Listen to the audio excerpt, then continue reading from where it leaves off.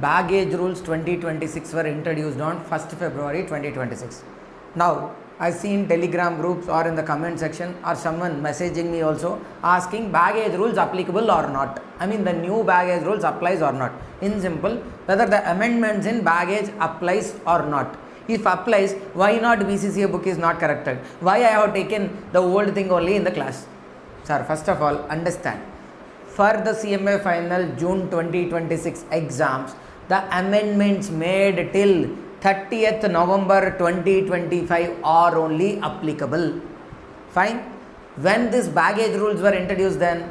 February 2026. February 2026. So you only tell whether the new baggage rules applies or not. Not applies, right? Then when it is not applies, why I have to tell it in the fast track batch for you? Why I have to tell it in the regular batch for June 2026 to you? Right? So that's why it's not covered. Okay. Then coming to the books, sir. Yes, books were printed like majorly focusing on June 2026 exam students, right? That's why the book consists of June 2026 related provisions only. Sir, I am a December attempt student, sir, but I purchased your books already, sir. What I have to do? Don't worry, I'll give a new baggage related that PDF for you. Okay, because our institute itself not yet updated that one. Okay, so even though our institute study material was reprinted in April 2026, it consists of still the old ones only. Okay, and even in the statutory updates also they not yet released. But in CA curriculum, in CA study material and all, they have updated. Okay, so I'll be releasing that new part in like August or sometime that one, if it all for December exams. So June attempt students, you need not to worry. Here in this marathon, I have covered baggage, everything. So you can completely rely on it. Okay. So what is this marathon? Sir, before going into the marathon, what is there, what I covered, everything before I'm explaining, don't forget to like this video.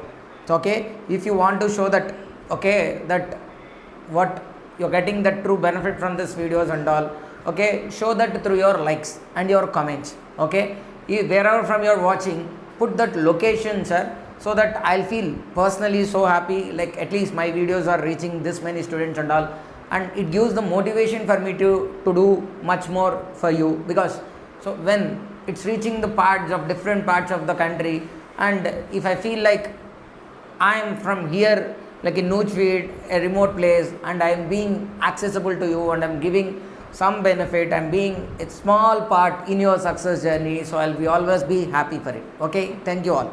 Then, sir, in this marathon, I covered FTP extensively. So question number 6, undoubtedly you can answer. Okay, some 2.5 hours, 2 hours 40 minutes I have taken, extensively covered. Then question number 7 related, 2 questions are being asked from customs. So both those questions related, okay, I have covered 4 chapters, sir, like types of duties, valuation, duty drawback and baggage. Yes, there are some miscellaneous topics still in customs, like warehousing is there, trade facilitation is there, refunds, customs refund is there. Okay, that part I didn't cover, sir.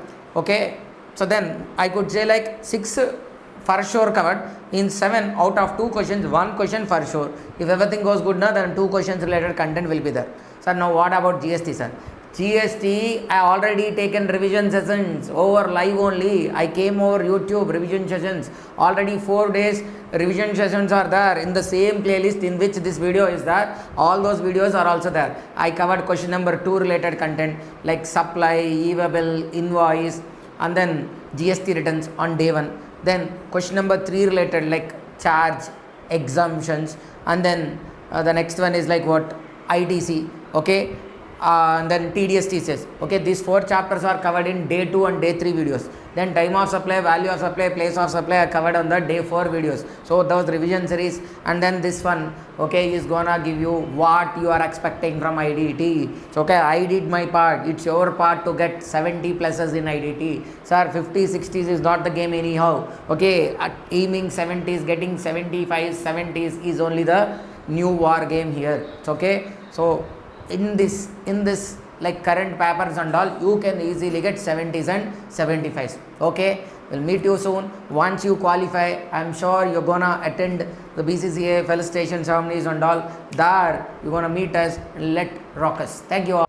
Again, why government only has to levy the taxes?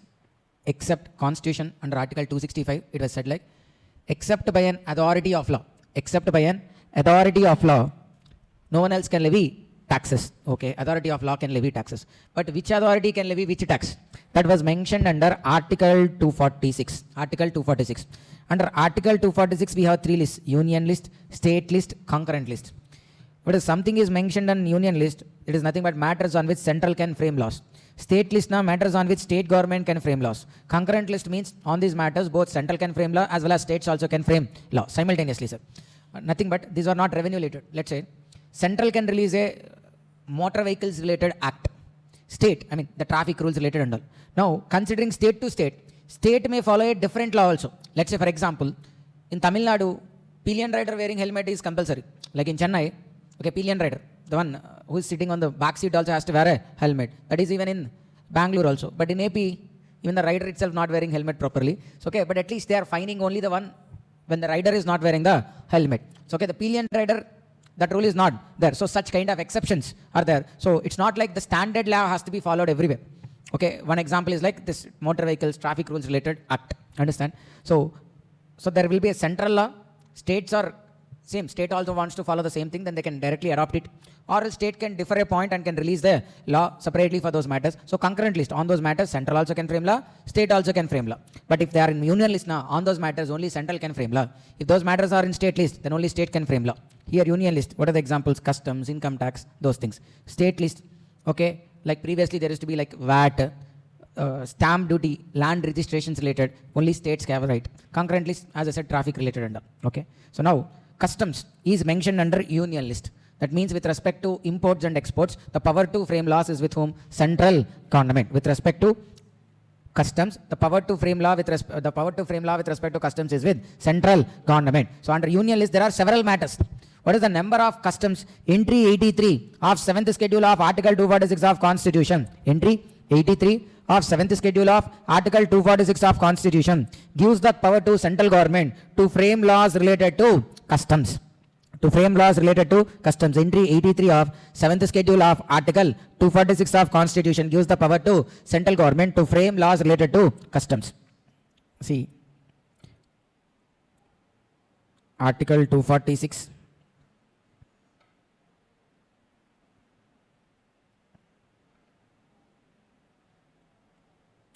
Seventh schedule. In that union list, in union list entry 83 will talk about customs. Okay, so this entry number may be asked as MCQ. So you might have a doubt. For GST also there should be entry number. Now what is the entry number? For GST there won't be entry number, sir. Why? GST is not under Article 246. The power to frame law with respect to GST is under Article 246A. Why 246A? Sir, this particular Article 246 itself does not fit GST requirement. In GST what happens? Central and state simultaneously frame law with respect to the same matter. Okay, but here what? Union list, separate matters, state list, separate matters. That's why 246 will not fit for GST requirement. Instead of disturbing the existing Article 246, for the sake of GST, they introduced a separate article called Article 246A. In that only GST will be there. That's why there is no need of entry numbers and all. But for customs, under union list, there are so many matters. So entry 83 of 7th schedule of Article 246 of Constitution gives the power to central government to frame laws related to customs.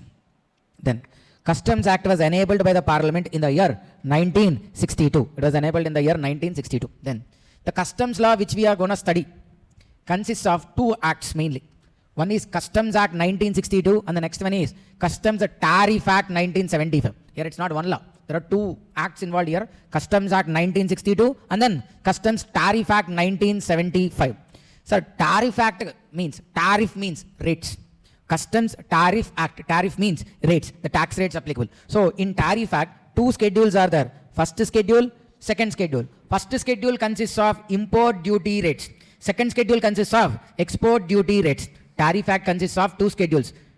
First schedule, second schedule. First schedule consists of import duties. Second schedule consists of export duties. Whereas Customs Act 1962 will consist of provisions related to charge, collection, assessment. Sir, charge, collection, assessment.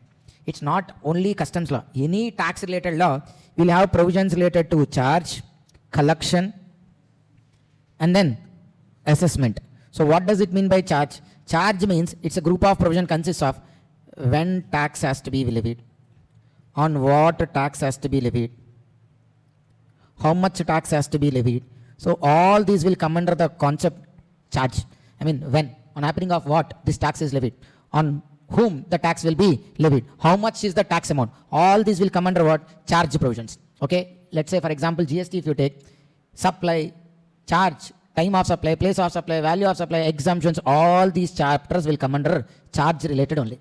Then collection, you levy tax, but how do you collect the tax? TDS, TCS, or else through advance tax, or through normal self-assessment tax. What is the mode of collection of such taxes? How do you collect those taxes? That comes under what? Collection. Then finally assessment. You computing the tax and then department again re-verifying them, recomputing them, and if there are any differences going for appeals, all those process will come under assessment. So it's not customs law. Even GST also has, if it has to be divided into three parts now, charge, collection, assessment. All the chargeability related provisions, one part. Collection, how the tax will be collected, another part. How they will be assessed, will be verified, is another part. So Customs Act consists of all the provisions related to charge of customs, collection of customs, assessment of customs. Okay, Customs Act was enabled in the year 1962. Customs Tariff Act consists of how many schedules, sir? 2 schedules. First schedule consists of what? Import duties. Second schedule consists of export duties. Then import. What is meant by import? Import means bringing goods from outside India to India. Bringing goods from outside India to India is called as import. Goods from India to outside India. Export means sending goods from India to outside India is called as what? Export. So import means bringing goods from outside India to India. Export means sending goods from India to outside India. Then India. India means again 28 states, 8 union territories. Okay. India not only includes this land, even the territorial waters also, which extends up to 12 nautical miles. If this is India,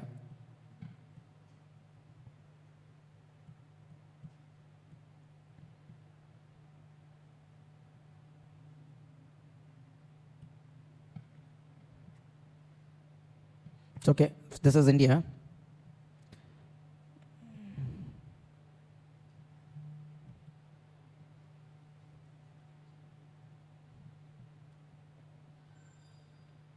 Let us take this as territorial waters. So this territorial waters extends up to how much? 12 nautical miles. And we have another line here, which is like exclusive economic zones, which extends up to 200 nautical miles. So within India means not only this land part, even this territorial waters is India, exclusive economic zone, nothing but we call them as customs waters. This is also part of what? India. Then what is the difference between territorial waters and exclusive economic zone? Okay, a simple example, sir. It's okay, which you can correlate. It's okay, let's say this is our house. So these are the walls and all. Okay, and you have a compound wall also. Okay, see, here there's a gate. Okay. So now exclusive economic zone is like compound wall. Territorial waters is like this, your house related waters. Sir, already you having the door, main door, house has walls now. Why again you are constructing compound walls? For house we are constructing compound walls now. Why? Sir, okay, let's say you wanted to grow some vegetables on your own. Will you do it on road? Huh? Okay, see, this one is like road. Where do you put plants, vegetables if you want to give now? In this garden area you will put. Okay, because this is your area only, you have the right to do economic activities, the farming, gardening and all. Here on the road you have a right. No right. Same way, this beyond exclusive economic zone, those are international waters. Okay, nobody has right. But this exclusive economic zone, that is the zone allocated for India to do economic activities. So till 200 nautical miles, India has the right to do economic activities. Okay, sir, but then we'll go and live here. Sir, usually where you live, you already have a house. You will not sleep in garden area. Okay, you'll sleep inside your house now, so that's why we'll be there in here only. But this exclusive economic zone is what? To generate economic activity. Okay, so now see, sir, which is more? Okay, if someone crosses into exclusive economic zone, yes, nobody without a proper approval or permissions, they cannot come inside the exclusive economic zones also. But sometimes it is okay. They come to exclusive economic zone also. But they cannot come where? They cannot come beyond territorial waters. Why? Same thing, sir. Postman may come, open the gate and he may come inside. Milk supplier, the delivery guys, all these people, they'll open the gate and they'll come inside. They'll come inside the bedroom also, no? No, right? Only here, right? So exclusive economic zone also, they should not come actually. but still it's fine, even if they come also in exceptional cases, okay? But this is like territorial waters, much more secured. It's okay, they cannot come. If they come, it's a violation, more imprisonment, more kind of, okay, this illegal entries, okay, is like more stringent or more penalties or like prosecution, imprisonment will be high when they breach the territorial waters. Understand, sir? Why territorial waters? Why exclusive economic zone? Okay, so this is all the area where you can do economic activities. You could put plants here, you could put a shop open, you can open a shop there, anything you can do, because this area you have the right to do. That is your zone. Okay, on road can we do on road if you put plantations and all, then they'll remove immediately because we don't have the right. This is only our exclusive economic zone. So in exclusive economic zone, India has the right to do economic activities. Territorial waters, na, that is for more for security purpose. Exclusive economic zone is more for economic purpose. It's okay. So beyond 200 nautical miles, it is what? High seas. Beyond 200 nautical miles, it is called as what? High seas. In high seas, every country has equal rights. They are international waters. Nobody can claim ownership of those waters. 28 states and 8 union territories. It includes territorial waters also extends up to 12 nautical miles. Customs waters extends up to 200 nautical miles. The seabed, subsoil, continental shelves, all those continental shelves, in between any small islands are there. They come under continental shelves. All those will become part of India only. Okay, beyond 200 nautical miles, it is called as what? High seas. Then goods definition. Goods means any other kind of mobile property. Here also goods means what? Mobile property only. But they didn't start the definition with mobile property. They start the definitions with includes. Goods includes what? Vessels, aircrafts and vehicles also goods. Sir, why? Because most of the aircrafts will buy from foreign countries only. We don't have, it's okay, that Boeing air jets. It's okay, all these are manufactured mostly in US or some other countries only. From there we are buying aircrafts. So when aircraft is purchased, that is also a good. On that also customs duty can be levied. But usually when to transport goods and passengers, when these aircrafts are moving, then we will not consider them as import or export. But when you are buying a aircraft newly and bringing to India, then it comes under what? Goods only. Vessels, you'll be buying ships from foreign countries. Vehicles, like imported cars, imported bikes, all this we'll be seeing. So goods includes vessels, aircrafts, vehicles. Stores. Stores means the fuel used in those aircrafts, spare parts used in a vessel. So what is the point here? Sir, if it is a bike, if suddenly the petrol cuts over, also, you'll park the bike aside, you'll go and get the petrol from the nearest petrol station. But in a ship, let's say you're in the middle of Indian Ocean, fuel got empty. So where you'll get, there will not be any petrol bunk also nearby to get the fuel and all. That's why they'll maintain so much of stock, like to cover 3 months, 4 months also. See now, in Strait of Hormuz, now because of this war, many ships got blocked there only. Almost from 40 days, they have been waiting there only. Now for all these days, those people will be there, crew will be there in those ships, right? So they have to have food, right? So we don't know how long the war will continue also. Maybe if it continues for another 2 months also, they should have proper food, okay, within the ship only. So that's why expecting all this, okay, they'll keep necessary food and all, this fuel and all, which may be sufficient for coming 6 months also, okay? That's why those stores are also part of what? Goods. Baggage. Baggage means the luggage carried by the passengers along with them. Currency and negotiable instruments. Sir, as per GST goods definition, currency is not a good. But here currency also has been included as good. Why currency included here? Understand? When you are going outside India and coming when you are going from India or coming from outside India, they wanted to have a track of how much currency you are carrying. Otherwise, simply what you'll do Binami transactions on your own only. You'll take this Indian currency outside and you'll bring dollars and also all the black money and all you themselves. There is no need of hawala also. You can only directly keep money in your suitcase and take there and there, give it there and again come back also. So that's why how much money you are taking outside India and bringing from outside India, they need to have a track. That's why even currency also has been kept under the definition of goods. Not to tax them. Money is not taxed here also. On money there won't be customs duty and all. But they want to track how much money in currency you are taking outside India and bringing to India. So goods includes, not means here, goods includes vessels, aircrafts, vehicles, stores, baggage, and then currency and negotiable instruments and any other kind of mobile property. So the definition is not limited to this. They just given certain examples or to make sure to confirm us these are also goods only. Don't need to have a second thought. But not only this, any other kind of mobile property is also called as good. Okay, mobiles came from outside India to India. Mobiles are goods or not? Yes, any other kind of mobile property, laptops, TVs, refrigerators, all these will fit into what? Any other kind of mobile property. So good includes vessels, aircrafts and vehicles, stores, baggage, currency and negotiable instruments and any other kind of movable property. Then case law, Associated Cement Companies Limited. What happened in this case law? So, okay, so let's say example, Charishma wants to start a cement factory here. Okay, now to start this factory, she need design. Okay, the technical design where one machine has to be fixed, how this machine will be connected to another machine, all this designing, engineering this service. Okay, so she has hired a consultant from Japan. Okay, from Japan. So this guy will give a detailed design layout how the plant should look like. Okay, machine A, how it has to be connected to B, B to C, C to D, all this, how it has to be constructed. The total design plus layout will be given by whom? A technician or an engineer in Japan. Okay. So now what he did, he drawn the whole design on a paper, on a chart, and he sent the chart to India. Okay. For this service, this Japan engineer has taken some, let's say, some $10,000 he has taken as his fees. $10,000, and then he given this design or layout. And then this design came to India. Now tell whether this design is good or service. This design, what is happening here? This Japan engineer is giving what? He is giving the layout, design for the plant, how the plant should look like. Okay, whether this design is a good or service. Okay, so the matter, sir, now here customs officer saying like what? This design is a good only. Whereas Charishma is arguing like what? No, these are intellectual properties. Okay, these need not to be called as goods. They are intangibles, so they cannot be called as goods. She is arguing. No, customs officer is saying like what? No, this paper is there, na? This is visible only. See the design and all. It was kept on a chart or paper, so it is a design only, it is a tangible only, it is a good. Customs officer arguing. So matter went to Supreme Court. Now what Supreme Court said?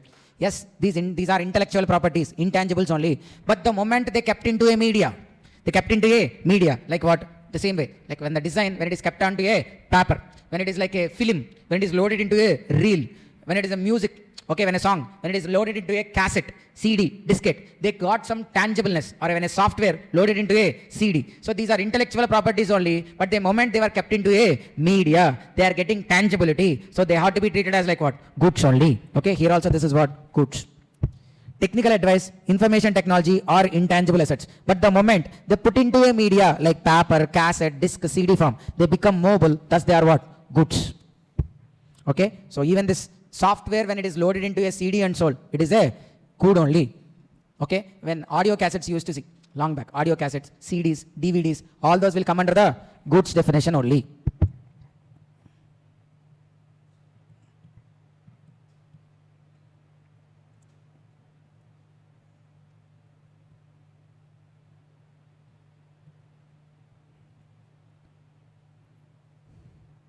Then sir, coastal goods.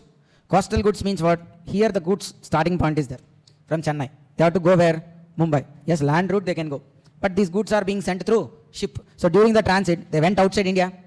200 nautical miles crossed.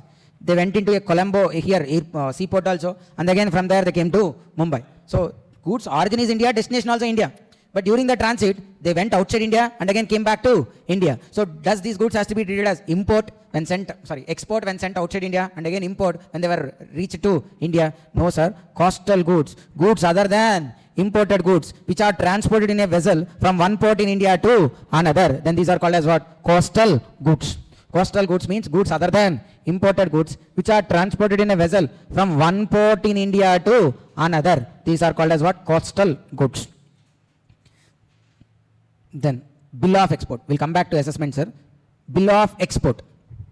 Sir, you want to export your goods. You need to take some approvals, right, from customs officer. How do you take approval? We'll WhatsApp him. Huh?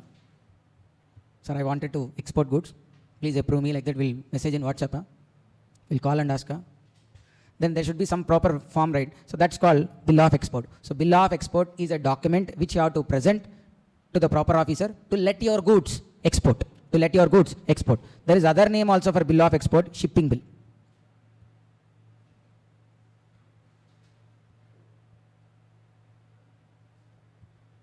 The other name for bill of export is what? Shipping bill. Bill of export or shipping bill. Okay, this is the form you have to present to the proper officer to let your goods export is called as what? Bill of export. To let your goods export, you need to take permission. How you will take? You will present bill of export, then you will get the permission to let your goods export. Okay. Same way, you imported goods.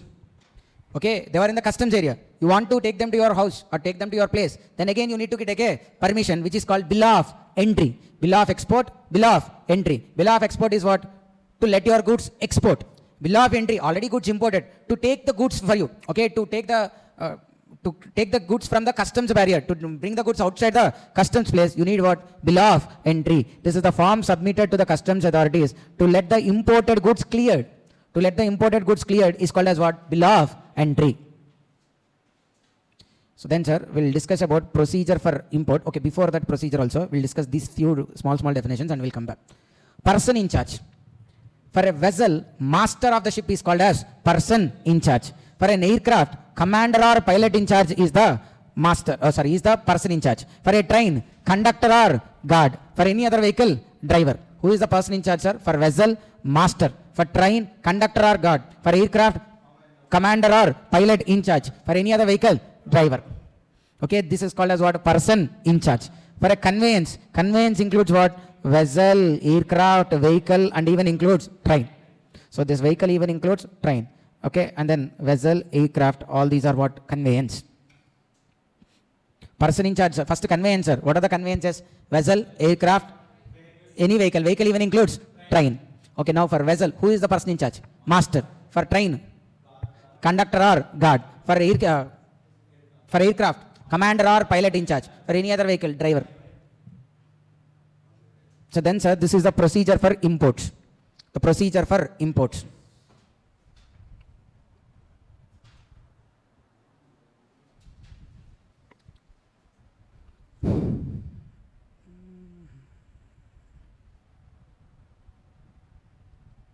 So let's say the goods coming from outside India, the ship is coming. It's about to reach India in the next 15-20 kilometers, nearby only, the port is there. Now, can they park the vehicle, just like as vehicle, can they take the ship to any coast and keep it there for 2 days, and then again they'll come back to the port? That's not possible, sir. A vessel or a aircraft can only be landed or called for only in the designated port. Otherwise, what happens, sir? When they keep there on a side for 2 days, then half of the goods will be unloaded there only, which is nothing but called as smuggling. Okay, in Devara movie, NTR will do. When the ship is coming, before the ship reaches only, they'll go, and bring certain goods. Nothing but what? Smuggling. In Chhatrapati movie, Prabhas will do. In Singham, Sahayam will do. Okay. Okay, in Chhatrapati movie, Prabhas will go and he'll fight with the shark. Why? He went to what? To do smuggling only. In most Tamil movies also, like Vada Chennai. In Lucky Bhaskar, they do smuggling initially. Okay, so smuggling is nothing but you without paying customs duty. If you bring the goods into India, without following the customs process, customs payment, and that is called as what? Smuggling. Okay, if they allow you to land anywhere, call for the ship anywhere, then obviously they do what? Smuggling only. Half of the goods will be unloaded there itself. That's why, what is the first point they are saying, sir? It shouldn't be called for at any place other than the airport or the seaport which has been designated. So only at that place it should go and land, or it should call for. Okay, second point. Before the ship comes into India, the person in charge of the vessel or conveyance, the person in charge. Person in charge means what, sir? Vessel master, aircraft commander or pilot in charge. So they have to file a import report. They have to file an import report, which can be even called as IGM, Import General Manifest. What will be there in this? This consists of the whole details of what goods are being there in that ship. Sir, we don't know whether that car, maybe that ship is carrying explosives, which we may not allow to come into India. That's why first itself, okay, don't come first file an IGM mentioning what goods you have been carrying in the ship. Okay, where you are taking them, how many goods are going to be loaded in, or sorry, unloaded in India, and for other goods, what is the destination? The total details they need to present. That document is only called as what? IGM, Import General Manifest. So first point is what? It should be called for or landed only within the designated port premises. Second one, before coming itself, okay, before they enter into territorial waters itself, they need to file what? Import report, which consists of the goods details, the goods which are going to be unloaded, goods which are going to be taken to other countries. All these details has to be mentioned in the Import General Manifest. Now, what customs officer will do? He'll verify, are there any prohibited goods in that particular import report? Prohibited goods, there may be explosives, okay, or there may be drugs kind of, okay. He'll check whether they are prohibited or allowed into India. If they are prohibited goods, then they may reject the entry there itself. If they believe like there's nothing there like prohibition, all those goods are allowed to be in India, then he'll grant what? Entry inwards. On receipt of IGM, proper officer verifies and grants entry inwards. Okay, then once the entry inward is granted, then the ship will be arriving into the port. Understand, sir? Once the ship arrives the port, unloading can be started. But understand, those goods which are mentioned in IGM can only be unloaded. And that also under the supervision of proper officer. Why? Because, sir, it's a big possibility of doing smuggling, sir. That's why first only they are asking, what goods are there in your ship? That is through our import report. Now, when they are unloading also, proper officer will be there. Okay, he'll be checking whether this good already mentioned in the report or not. If any other good comes, then they're trying to do smuggling for those kind of goods which are not mentioned in the import report. So understand simply, sir, the goods shall be unloaded only if the mentioned in IGM and at a approved place, that also under the supervision of proper officer on a working day during working hours. But currently, sir, majority of the ports were operating 24/7. So 24/7 customs clearance is available, but non-working hours, they need to pay extra charges to oversee the unloading process and all. To the customs officer, they need to pay extra charges, not bribe and all. Directly, legally only they have to pay extra charges, which is called merchant overtime charges, which is called merchant overtime charges. So goods shall be unloaded only if they are mentioned in IGM. That also at approved place under the supervision of customs officer on a working day during working hours. In certain ports, there is what 24/7 clearance allowed by paying merchant overtime charges. No, sorry, railway stations belongs to whom? Central government. Bus stations? State government. Like that, even seaports also has to belong to government, basically, or common sense. But airports also. But airports and seaports are not operated by government. Why? Because they require huge infrastructure cost. So much of investments has to be made. Government don't have that much money to build those highly infrastructural global level airports and ports. So what they are doing, they're giving it to private players. So okay, you can take a port, you develop, okay, you build the high infrastructure facilities and all, and you can collect fees. Whichever the ship coming there, okay, whichever the aircraft coming there, or whoever the passenger taking flight from there, from everyone you collect certain fees, and you will be getting that airport development fee, okay, seaport development fee, like that, you will be getting your money back. Okay, so now these are the ports, Adani. Let's say, sir, here there is like Chennai port. Now this port is controlled by whom? Government or Adani?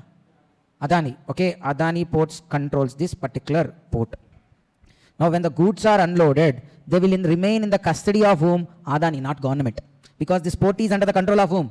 Adani ports. When the goods are unloaded and kept in the customs area, that port area itself is controlled by Adani. That's why this port area, whoever is operating, that guy is called as what? Custodian. So in India, the largest ports operators, or the business of port operators who are in more or significant business, Adani. Okay, so they are called as what? Custodians. Once your goods are unloaded, for your goods, they are not in your place, sir. If they are in your place, you only responsible. They are in the customs place. That's why who is responsible? Government also not responsible, because this whole area is not under the control of government, but under the control of custodian. Once the goods are unloaded, they will remain in the custody of custodian. So then how government will collect customs duty? Sir, government will just keep a small office here.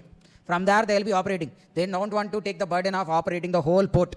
They just have their own office, and they will be from there. They'll be verifying those documents and all. Only when they give a clearance, then the custodian will allow your goods to go outside the customs premises. Okay, so now go back to the processor. Goods shall be unloaded only if they are mentioned in IGM. That also at an approved place under the supervision of customs officer on a working day during working hours. In certain ports now 24/7 clearance is allowed by paying merchant overtime charges. By paying merchant overtime charges. Okay, now once goods are unloaded, they remain in the custody of custodian. Once goods are unloaded, they remain in the custody of custodian. Okay, once goods are unloaded, they remain in the custody of custodian. For pilferage in port, custodian is only responsible. Pilferage means what? Small quantity theft. Now, sir, and again, sir, with custodian, we can keep our goods there maximum 30 days only. Why only 30 days, sir? Sir, more than 30 days means there is no proper place there. So, okay, the place won't be enough. The goods has to be cleared.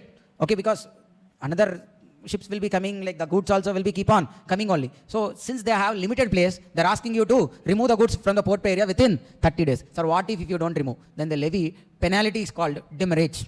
Demurrage charges will be levied, which will be so high. That's why immediately within 30 days you need to clear our goods from customs premises. Okay. Sir, clearing means what to do? You made an import of goods. Now if you want to take the goods to your place now, you need to file bill of entry. You need to file bill of entry. But here, sir, they are giving us two options. What are those two options? First option,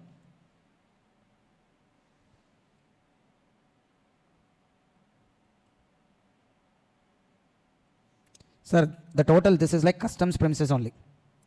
This is like customs area. which is under the control of whom? Custodian. Now your goods are kept here. Okay. Now you have two options. Here your factory is located. You want to take your goods from here. So what? First, to take the goods, you have to file bill of entry. But there are two types of bill of entry. Bill of entry for home consumption, bill of entry for warehousing. So what to do? If you file bill of entry for home consumption, then you need to pay the applicable duties and take the goods from here to your place. Then that is called as what? Bill of entry for home consumption. So home na, it doesn't mean directly you should take to your home. You can take it to your office, factory, or home. Anything, it is called as what? Home. Home consumption. Home means here domestic country. Okay, within the country, consumption related, you are taking the goods into India from port area. That's called bill of entry for home consumption. Second thing, sir, these goods you don't need immediately. You want after 4 months. Okay, but because of the price and all, since freight is less or the prices are less, you already purchased and kept in the port. But you cannot keep the goods within the port only for 4 months. Why? Beyond 30 days, they will be levying demurrage charges. And you don't need them until another 4 months also. You can pay duty and take them to your factory. That one option is there. But you don't want to pay tax now itself because you have need of after what? 4 months. Why to pay 3 months advance tax only? That's why you have next option is what? You can warehouse them. So within the customs areas itself, there may be warehouses. So from here, you can remove your goods and keep them in the warehouse. That is, for that, what you have to file? Bill of entry for warehousing has to be filed. Okay. So these are called as public warehouses. Public warehouses. So any person goods can be deposited in these warehouses. You, instead of taking your goods to your home, you can just keep them in the warehouse. Okay. When you keep them in the warehouse, demurrage charges will not come. And second one, your customs duty can be deferred until you remove the goods from warehouse. So you have two options. Immediately file bill of entry, paid duties and take with you, which is called as home consumption. You can defer payment of customs duty, keep them in warehouse. Afterwards, whenever you have the need, then you can remove the goods from warehouse. Then that is called as what? Bill of entry for warehousing. Then subsequently, sir, you want to remove from warehouse. Then what to do? Another bill of entry for home consumption. So total, first bill of entry for home consumption. Second one, bill of entry for warehousing. Bill of entry from removal from warehousing. Okay. But sir, you kept your goods in warehouse na. That time, government is asking you to execute a bond. Why? You are not paying duty na. You should undertake yourself, like even afterwards also, I will pay the duty. Don't worry about the duty payment and all. Like that, you have to execute a bond. And on removal of goods from warehouse, the bond will be again returned. Okay. So bill of entry for home consumption, no bond needed. But bill of entry for warehousing, you are not paying duty immediately. That's why what you have to do? You have to execute a bond also. Bank guarantee may also be needed. Okay. When you are again removing the goods from warehouse, then the bill of entry, the bond you executed will be returned. Okay. So in simple, sir, this is warehouse. When you are keeping the goods in warehouse, you need to execute a bond. Okay. The goods are going in and you are executing a bond. So this is called in bond bill of entry. This bill of entry is called as what? In bond bill of entry. In bond bill of entry is nothing but when you are warehousing the goods, then there will be in bond bill of entry. Then when you are removing the goods from warehouse, removing the goods are being exited. That's why ex bond bill of entry. In bond bill of entry when you are warehousing the goods. Ex bond bill of entry when you are removing from the warehouse. So total 3 bill of entries. Bill of entry for home consumption, in bond bill of entry, ex bond bill of entry. So importer of goods shall file bill of entry electronically for clearance of goods. We have bill of entry for home consumption, bill of entry for warehousing, which we call it as in bond bill of entry. We have ex bond bill of entry, which is nothing but bill of entry for removal of goods from warehouse. Total 3 bill of entries are there. Then seventh one, bill of entry. When this bill of entry can be filed? Before the arrival of conveyance also you can file. After arrival also you can file. Before how many days? Before 30 days. I mean within 30 days before the arrival of conveyance. Let's say, sir, conveyance arrived on 1st May 2026. So before 30 days. Before 30 days. That means from April 2nd, any day they can file bill of entry. Okay, they are expecting the vessel reach India when 1st May. Then from April 2nd, any day they can file bill of entry. Sir, already this conveyance reached on 1st May. Bill of entry not filed. Then it has to be filed within next day to following day. Next day to following day. Next day is what? 2nd. Following day is what? 3rd. Okay, by 3rd the bill of entry has to be filed, assuming all these are working days. If any public holiday is there, then it extends by another day. Okay, so bill of entry has to be, can be filed before arrival of conveyance and even after arrival of conveyance also. Before arrival of conveyance within 30 days from expected arrival days. After arrival also, within next day to the following day of work arrival, consider working days only. Then, within 30 days from unloading, goods has to be cleared for warehousing or home consumption or for transshipment. Post 30 days, custodian will levy demurrage charges. So what is the total import process, sir? The goods coming shouldn't be landed or called for at any place other than customs port. Second one, before they reach India, they enter into Indian waters, they need to file what? Person in charge has to file IGM, Import General Manifest or Import Report. It consists of details of goods which are being carried by that particular conveyance. Out of them again, breakup, which are going to be unloaded in India, which are going to be taken to other countries. All that details has to be provided. Third, proper officer now verifies, and if he is satisfied, then he will grant entry inwards. Once entry inward is granted, then the conveyance or the aircraft will come into the port, and then only those goods which are mentioned in IGM can be unloaded. Which are mentioned in IGM can be unloaded. That also under the supervision of customs officer on a working day, working hour. But these days, sir, 24/7 clearance is there. So non-working hours also they can be unloaded, but on payment of merchant overtime charges. Once the goods are unloaded, they remain in the custody of whom? Custodian. At that time, if any pilferage happened, what is called pilferage? Small quantity theft. If any pilferage happened, for pilferage, who is responsible? Custodian is responsible. Okay. Now you want to clear the goods from the customs place.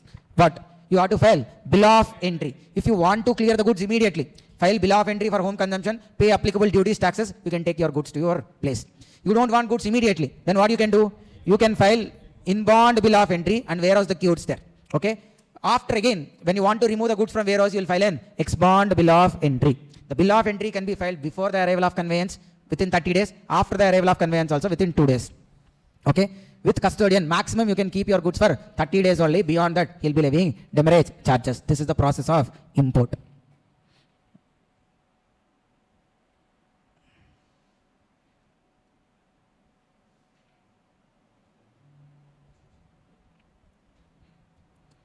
Then, sir, charging section, section 12 of Customs Act 1962.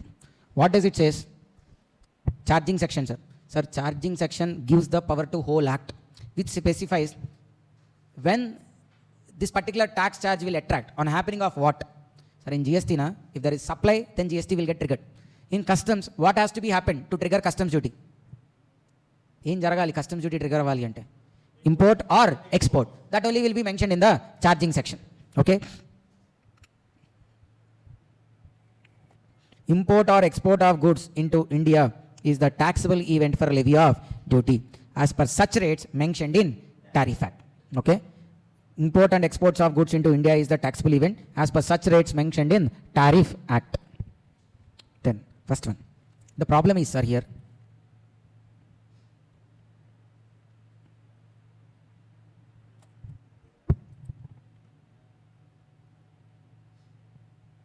Territorial waters. Let's say this red dotted line has exclusive economic zone. Now a ship coming here.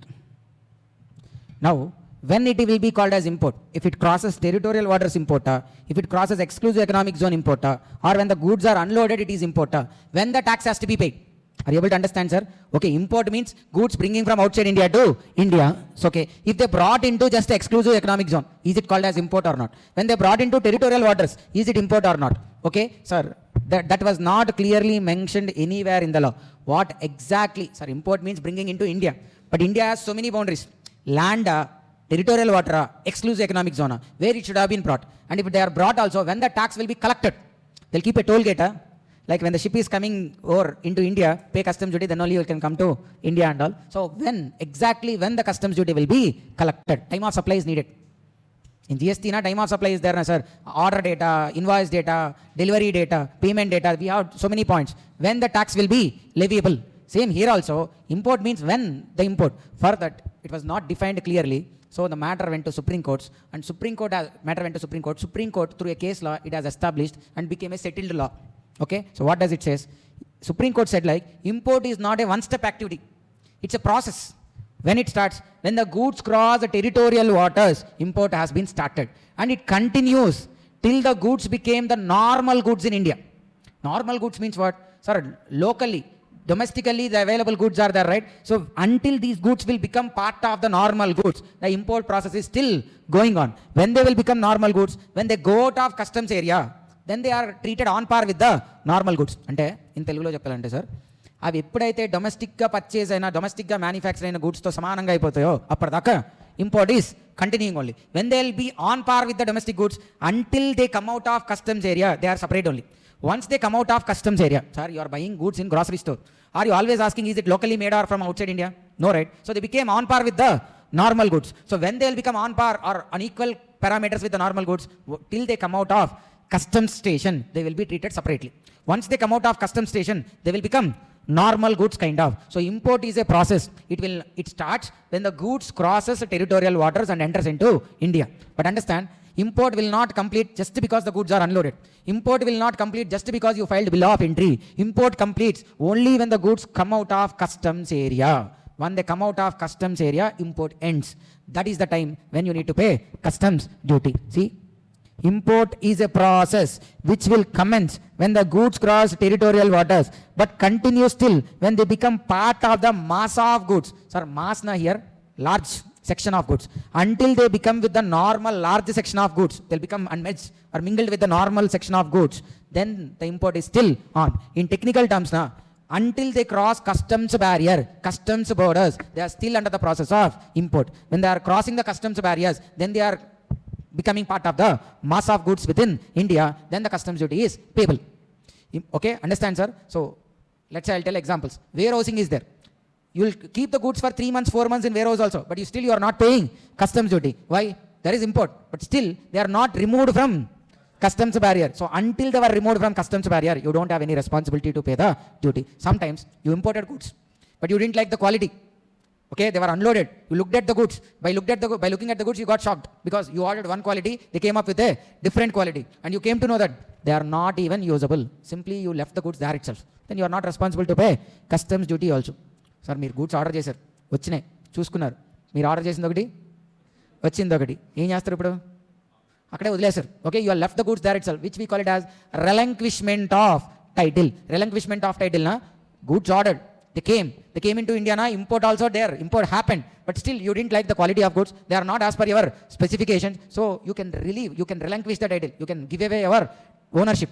Then in such case you are not responsible to pay the customs duty. So that's why import, if only import you need to pay customs duty na, even in case of relinquishment of title also there is import, but the duty payable need or the need to pay customs duty will come only when you are taking the goods outside the customs premises. Okay, then Abban Lloyd Chills Offshore Limited versus Union of India. What does they said? Exclusive economic zones also deemed to be part of Indian territory. What happened in this case law means? So this is India na. So okay, this is exclusive economic zone. Of course, this is what? Territorial waters. Okay. Here there is an oil rig. Oil extraction is being happened here. Oil rig. Now that person imported machines and all. He imported directly to where?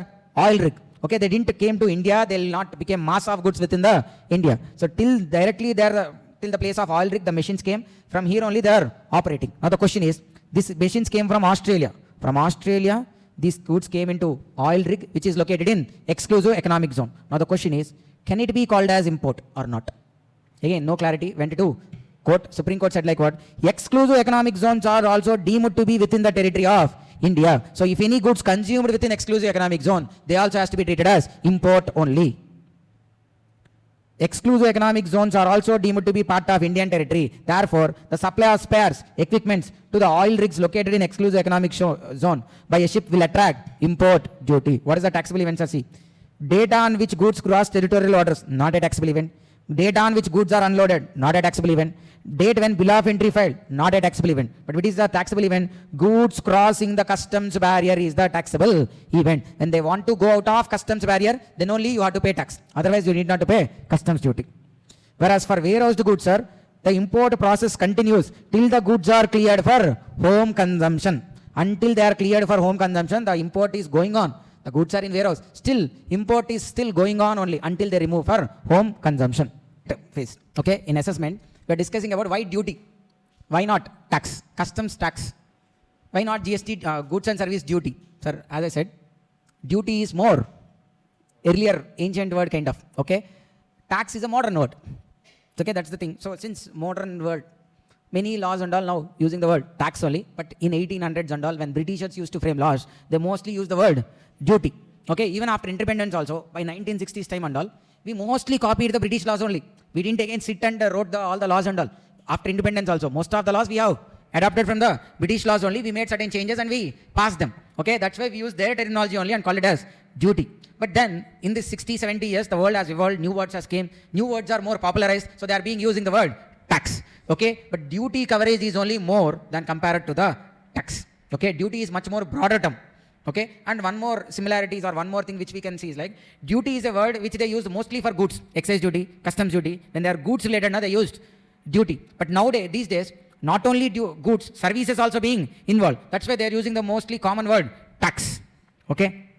So assessment means determination of taxability. The first thing is like whether a particular good is taxable or not, you need to find out. Okay, it is taxable. Then what to be done? Then calculate the tax. That is called assessment. Find out whether they are taxable or not. If they are taxable, calculate the tax. That is called assessment.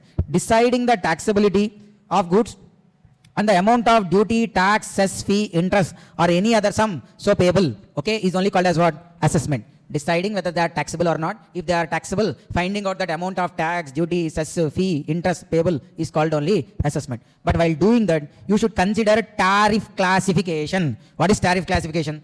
Tariff Act. You remember Tariff Act? 1975. How many schedules are there? 2 schedules. First schedule consists of import duties. Second schedule consists of export duties. So Tariff Act will be like this. There will be a tariff item. An item will have 8 digits, which only we call it as HSN, Harmonized System of Nomenclature. For this 8 digits, for everything, sir, for this water bottle, there might be a 8-digit HSN code. This is a plastic water bottle, but these days, there are several, there's a steel metal water bottle, copper water bottle is there, there could be a silver water bottle is there, glass water bottles are there, wooden water bottles are there, clay water bottles are there. Now, for all these will come under different tariff items. Water bottle only, but depending on the material used, they will come under 6 different tariff items. Description will be there, whether it is a clay water bottle. Sir, you know, even with clay made water bottles also available in the online. Glass bottles, these are like the basic plastic bottles, steel, copper, silver anyhow will be there. Okay, so tariff item and the description, then units of measurement. How that particular good has to be measured. Petrol, how do we measure, sir? Kgs, huh? Petrol now will measure in liters. Gas again into kgs. Okay, then paddy and all kgs, sometimes quintals also. Quintals. Okay, then cloth meters. So considering the type of good, what kind of measurement you will be using? Units of measurement. Meters are, centimeters are, then liters are, kgs are, quintals are, grams are. Okay, those are the measurements. So gold now usually won't measure in kgs. They'll measure in grams. That's right. BCD rate, the rate applicable, and preferential rate. Preferential rate means what? Sir, if the goods are coming from a normal country, you will apply BCD rate. When they are coming from a preferential rate, then they will be living what? Preferential rate. Sir, US forced us and entered into a preferential treaty.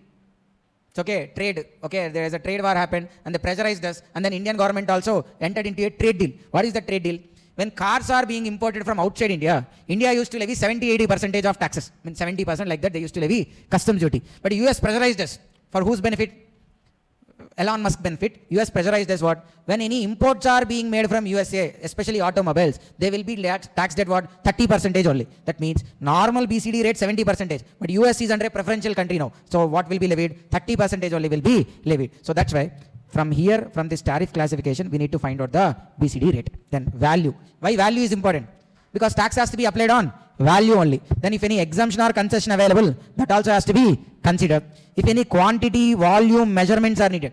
Sir, in India, crude oil is not taxed based on value. On crude oil, central government will levy customs duty based on its quantity, not based on its cost or value. Why? Because, sir, crude oil prices will go up and down. When they volatile, there is a lot of volatility with respect to crude oil. But if they levy based on value, already the crude oil prices increase.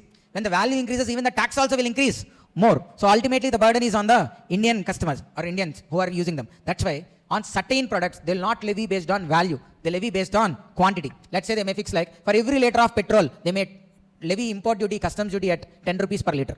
Okay, then how much ever is the value? They'll charge only 10 rupees. So for certain goods, they levy based on quantity, volume, measurement. Even cigarettes also. Based on the length of the cigarette, on import of cigarettes, length of the cigarettes, they will be levying customs duty. And origin. Origin also important, sir. I already said, if the car coming from Korea, one particular tax rate. If they are coming from USA, another tax rate, preferential rate. So all these has to be considered while doing assessment. Assessment means what? Nothing but finding out whether those goods are taxable or not. If they are taxable, calculate that amount of tax, duty, cess fee, interest payable by considering tariff classification, value of such goods, if any exemption concession available, consider them, quantity, volume measurements, and even origin of such goods. By doing that, if you do the tax computation, that is called as what? Assessment. Then charging section 12 of Customs Act 1962. What does charging section says? Import or export of goods into India is the taxable event for levy of duty. To levy customs duty, what should have happened? Import or export. Okay, sir, what rate? What customs duty rate? As per the rates mentioned in Tariff Act. Then, here, sir, in customs framing, they said like on import customs duty can be levied. But what is exactly import? Okay, we go back to import definition. Bringing goods from outside India to India. India means exclusive economic zone, territorial waters, or Indian land, or it should cause customs barrier. Sir, import starts when the goods cross the territorial waters, and it is still continuing only until the goods cross the customs barrier. Only when the goods customs barrier, the taxability will attract. Till then, even though it's an import, you need not to pay tax. When you have to pay tax, when you are removing the goods from customs barrier, you are taking out of the customs premises, then you are responsible to pay the tax. Understand, sir? Okay. For warehoused goods, the import process continues even when the goods are, sir, sometimes, understand, warehousing means it need not to be necessarily to be within the port premises also. Sometimes warehouses can be outside the port premises. Still, that warehousing area will be deemed to be considered as what? Customs area only. So, okay, so until the goods are removed from warehouse, the import is still on. When the goods are kept in a warehouse, until the goods are removed from warehouse, the warehouse procedure or the warehouse process is continuing only, it is on. Then, this is what, right? Yesterday we have discussed. Now we are going into types of duties.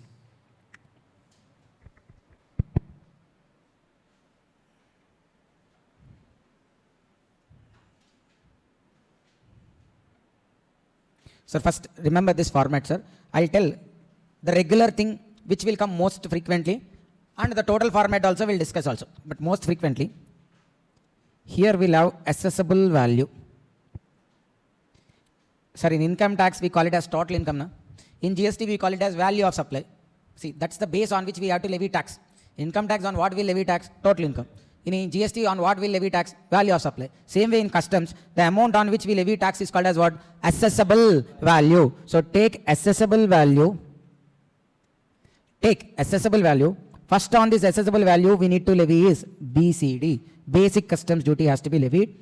As a percentage, it will be there. So BCD as a percentage leviable on assessable value. BCD as a percentage leviable on what? Assessable value. Then on BCD, regular points I am saying, sir, first, which will come regularly in a problem. Then on BCD, there will be what? Social welfare surcharge. And it is mostly 10% only. And this social welfare surcharge has to be levied on BCD. Assessable value. On assessable value, we levy BCD. BCD means basic customs duty. On that again, we should levy what? Social welfare surcharge. Then we'll get a total here. Right. Then, in some cases, there may be protective duties. Protective duties like safeguard duty. Safeguard duty or anti-dumping duty. These two may come, safeguard duty or anti-dumping duty. Sir, how these two has to be calculated? Sir, these two will not be like a percentage kind of. When safeguard duty made applicable, in that only clearly they'll tell how the duty has to be calculated. So if in question also, they'll tell how safeguard duty has to be calculated, how anti-dumping duty has to be calculated. Okay, calculated. Then you get again a total, which we call it as like subtotal. So this is the amount on which we need to levy IGST. Sir, why IGST has to be levied? First, understand, locally manufactured goods are chargeable to GST, na? But these goods coming from outside India, these also manufactured. But local goods, when they are attracting IGST, the outside goods cannot attract from GST. So on these goods also, how the local goods are being taxed, the same rate has to be levied even on the imported goods. Okay, fine, agree. Local goods are taxing, these goods also has to be taxed to make them on par. Same treatment, to give same treatment. Fine. But why only IGST? Why not CGST and SGST? Sir, if you go, okay, afterwards you'll understand, sir, when we go to place of supply chapter, there it will be mentioned, interstate supply means imports are also interstate. Imports are also interstate. So if it is an interstate supply, what tax has to be levied? IGST. That's why we are levying IGST. Understand, sir? If it is an import of good or import of service, it is also an interstate supply. That's why IGST will be levied. So here IGST on what? On subtotal. Okay. Then there may be compensation cess also. GST compensation cess. That also has to be levied on what? Subtotal only. Okay. So now they'll ask the total customs duty payable. What is the total customs duty payable? A, this B, this C, this D, this E, this F. So all these items if you add, you'll get what? Total of customs duty payable. So simply I can do total here now. That's wrong. Okay, because why? Here in this assessable value also included. So that total is wrong. We should only what? The total of taxes to be paid. BCD, SWS, safeguard duty, anti-dumping duty, IGST, compensation cess. Okay, if you add all this, then you'll get the total duty payable. Understand? Hello. So first we'll be starting with what? Assessable value. On that we have to levy what? BCD. BCD means basic customs duty on assessable value. Then immediately we'll get what? Social welfare surcharge, which has to be levied on BCD. Okay, done. If then we'll bring any protective duties are like safeguard duty, anti-dumping duty, levy them. For them, the question itself will tell how the safeguard duty has to be levied, how the anti-dumping duty has to be levied. Like that you will be calculating. You will do a subtotal. On that subtotal, we have to levy IGST or GST compensation cess. It's the most regular format we'll see. Okay. There are other taxes also, but they will not come regularly. So this is what standardly we'll see most of the questions also. Okay. Assessable value, BCD, SWS. And SWS, they will not give in the question sometimes. But still, you should remember that SWS has to be levied. How much? 10% on BCD, not on assessable value. Then we have protective duties like what? Safeguard duty, anti-dumping duty. Then you do subtotal.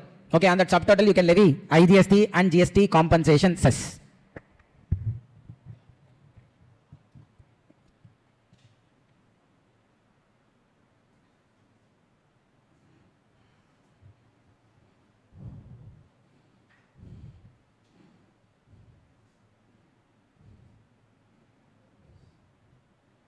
Done, sir, till here? Okay, now see. Revenue duties, we have what? BCD. Reason for import and export. But okay, first before going further, what are revenue duties? What are protective duties? Why two different types? Revenue duties, the intention itself is to generate revenue. Protective duties means incidentally they'll get revenue, but their intention is not to generate revenue. Example, sir. Sir, a person is overspeeding. There's a speed limit of 100. He's overspeeding, he's going at 130, 140. A challan has been raised, 1000 rupees challan has been raised. Now, if you pay that 1000 rupees challan, government will get income or not? But is it to generate income they are levying challans? Then for what purpose they are levying challans? Safety. To improve road safety, they are doing that. Okay, but incidentally they are getting even revenue also. Let's say a person is not wearing a helmet. 500 rupees has been levied as fine. Then what is the penalty? Okay, sorry. 500 rupees has been levied as fine when without wearing a helmet. Sir, now that 500 rupees is for revenue generation.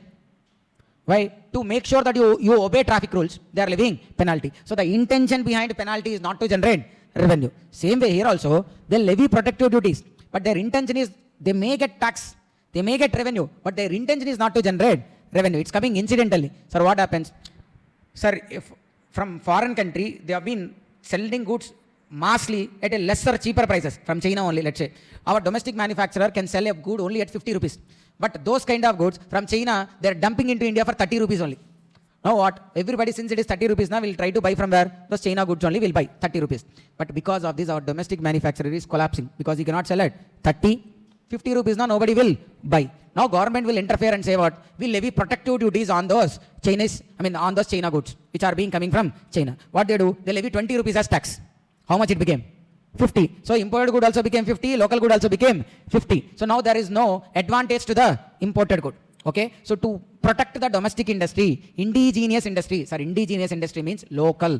The domestic companies, domestic industries are called as indigenous industries. To protect indigenous industries, local industries, these protective duties are levied. The intention is not to generate revenue.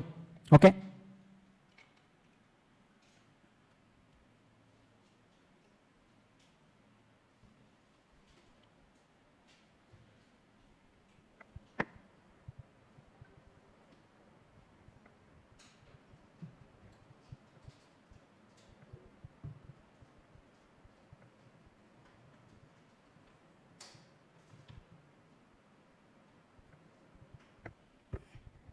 Okay, now let me write down little detail.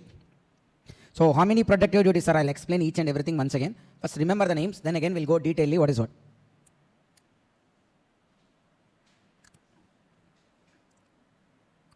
We have three types of productive duties. What are those? SGD means safeguard duty. We have ADD, anti-dumping duty, and we have countervailing duty. So three protective duties are there. What are those three? Safeguard duty, anti-dumping duty, countervailing duty. So like this we have three duties which are protective duties then.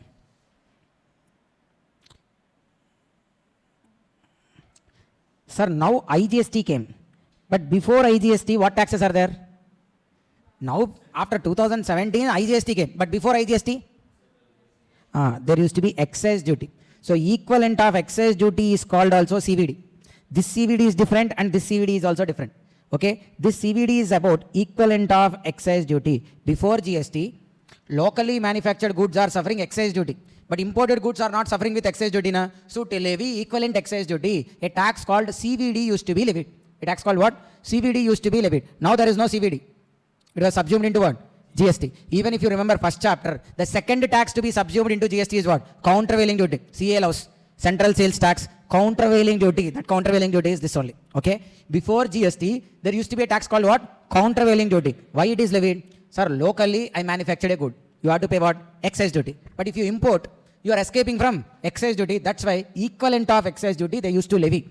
Let's say a mobile in manufactured in India, excise duty rate is 10%. So even if you import, same excise duty has to be levied on that also. What is the rate? 10%. The same 10% has to be levied. Okay, so be sure, sir. Let me tell you clearly.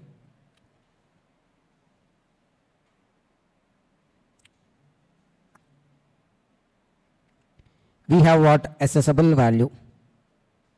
Assessable value. On this, we should levy first what? BCD as a percentage. On what? Then, first one this. Then we, previously I said what? Social welfare. But actually, in between there is something called AIDC. Agriculture Infrastructure Development Cess. AIDC. It is also given as a percentage. And it is also leviable on assessable value only. AIDC. But it will not come frequently in our problems. But there is something called what? AIDC. Which is called what? Agriculture Infrastructure Development Cess. Levied as a percentage on assessable value. Now next one we should levy is what? Social welfare surcharge. At what rate? 10%. Sir, previously 10% I said on what? Only on BCD. But here AIDC also there. So it has to be levied 10% on BCD plus AIDC. So social welfare surcharge is not just leviable on BCD. If AIDC is there, it has to be levied on total of BCD plus AIDC.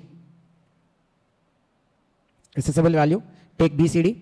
Then if AIDC is there, take AIDC also. Then levy social welfare surcharge at a rate of 10% on AIDC. Then we'll go to protective duties. How many protective duties we are having? 3. What are those? Safeguard duty, anti-dumping duty, and then CVD. CVD. Okay. So total you add.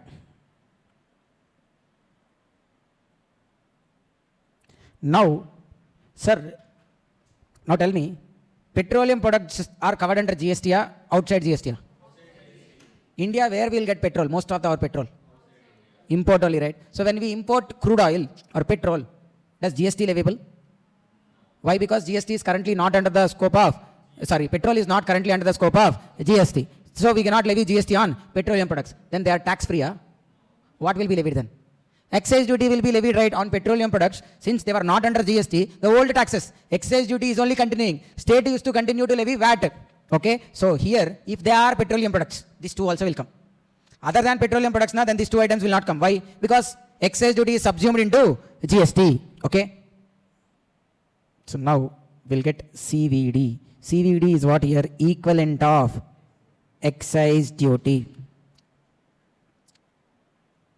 Here, I'll make it as like A, this total. Okay. So then CVD is leviable equivalent of excise duty on this A. Okay. Then special CVD. Special CVD also there. What is special CVD? It is equivalent of VAT. CVD is equivalent of excise duty, special CVD is equivalent of VAT. This is leviable on A plus CVD, not on A. It is leviable on what? A plus CVD. I mean, till here, whatever is the total is there, on that special CVD has to be levied. Okay. Then you will get subtotal. Then you will get subtotal. On this subtotal, what has to be levied? IGST. And then GST compensation cess. Then you will get the total of these tax payables. You will get the total duty payable. Understand, sir? So now these are all the taxes which we are having. What are the taxes we are having, sir, now? BCD, AIDC. Sir, first try to by heart the format, no issues. I'll explain each and every point also once again. Assessable value. First to be levied is what? BCD. As a percentage given in the question on assessable value. If AIDC also there, take that percentage, apply it on what? Add that. Now SWS is there, social welfare surcharge. What is the rate? On what? BCD plus AIDC. Okay. Then if you have protective duties like safeguard duty, anti-dumping duty, countervailing duty, levy them. Sir, what percentage for them? That will be given in the question only. How to calculate that one? Okay, because those are specific cases. The government will release a notification. There is no general case for safeguard duty and anti-dumping duty. Case to case, they'll change. Okay, case to case, they'll be changing safeguard duty, anti-dumping duty and all. That's why we'll not be discussing. Based on question only, we'll be doing that. SGD, anti-dumping duty, countervailing duty. Now did the total. If at all, they are petroleum products. If the good imported is like petroleum products or any non-taxable supply on which GST will not applicable, but old taxes are applicable, then first will come what? CVD. CVD is nothing but equivalent of excise duty that has to be levied on the total you made till then. I mean, assessable value plus BCD, SWS plus protective duties, on that total you should levy CVD.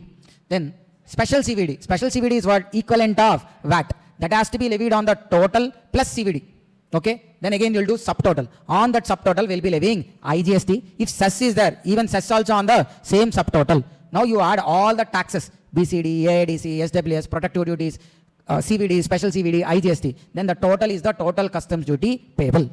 Okay. Now we'll go step by step each point. See, this is the format, sir. You can see.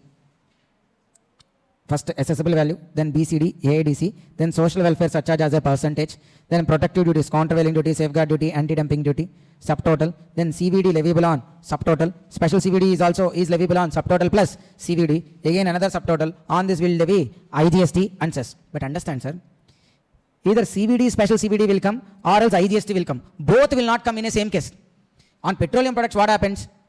CVD, special CVD will be there, IGST will not be there. Let's say you imported a laptop. CVD, special CVD will not be there. IGST will come. There is only one product on which both will come. Tobacco. Tobacco. If you remember the basics first chapter, even after introduction of GST also, central government has retained the power to levy excess duty on tobacco. That's why on tobacco imports, there will be CVD. And again, special CVD will not be there because special CVD is VAT related. That won't be there. Okay. CVD will be there and even IGST also will be there. But don't think that much. Then nowhere asking this CVD points for us. Straight away, we'll be going toward IGST only. Just I am saying whatever is there as per the format and what taxes are there. But in our exam requirement, they are not touching this CVD, special CVD points and all. If you have protective duties, add, you'll get subtotal. On that subtotal directly you can do what? That's why first thing. These only the most frequently we see in exams or in any question. Assessable value, BCD, SWS, you'll get a total. Then again, protective duties levy, you'll get subtotal on that IGST and then GST compensation cess on such subtotal. Okay. We are having BCD. On BCD, there can be two rates. One is standard rate. Second one is what? Preferential rate. Okay. Sir, if you want, preferential rate means what? Import must be from a preferential area notified by government. Not just you will love New Zealand, New Zealand will not become your preferential country. If that area is notified by government, then only it is called as preferential area. From there, the goods should be produced or manufactured within that area. They should be manufactured or produced in that area and then they should come to India. Understand, sir? Preferential rate. Import of goods should be from a preferential area and, area notified by government, and the actual production, manufacturing of goods also shall be made within the preferential area. Why? Son, let's say, from South Korea, let's say India is having preferential treatment. Now what China is doing? China produced goods within China and then they send to Korea, and from Korea they are sending to India. Why they are doing? Because to get the preferential treatment, as if we think like the goods are coming from Korea. But the rules clearly says like what? It's not just from where they are coming. It's even important where they have been produced and manufactured. If they are manufactured in Korea, then fine. If they are manufactured in China, then again, there won't be this preferential duty. So preferential rate, if you want, that area should be notified by government as preferential area. The goods should be produced or manufactured within that preferential area. Third one, sir, it's your responsibility to check whether for you preferential rate applicable or not. You have to make a claim that for me preferential rate has to be applied, not the general rate. So specific claim for a preferential rate has to be made by importer. And the fourth one, origin of such goods can be determined as per rules. Origin, okay, that origin also can be proved. If these four conditions are satisfied, then preferential rate. Otherwise, standard rate only. What is preferential rate, sir? A concessional rate, nothing but. That applies only when the goods are coming from a preferential area notified by government. It's not just coming from preferential area. They should be produced and manufactured within the preferential area. And you, being an importer, only have to make a claim that for me, not the standard rate, preferential rate has to be made applicable. Fourth one, if they want to verify also, you should have proper records and all to prove that the goods are actually coming from preferential area only. If all these are satisfied, then preferential rate done.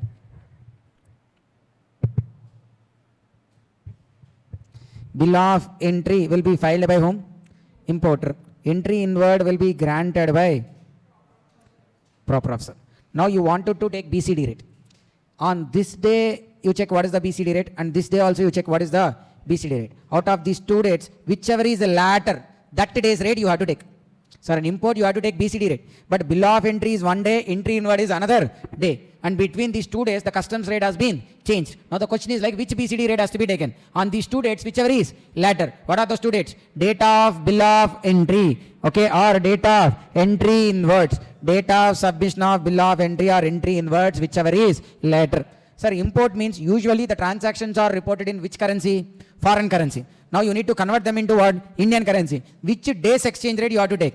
Exchange rate has to be taken as on the date of bill of entry. So bill of entry is for what?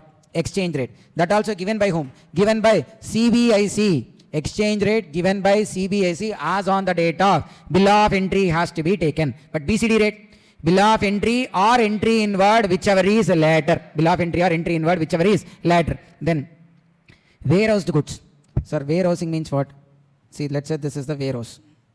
So at the time of warehousing, you will file which bill of entry?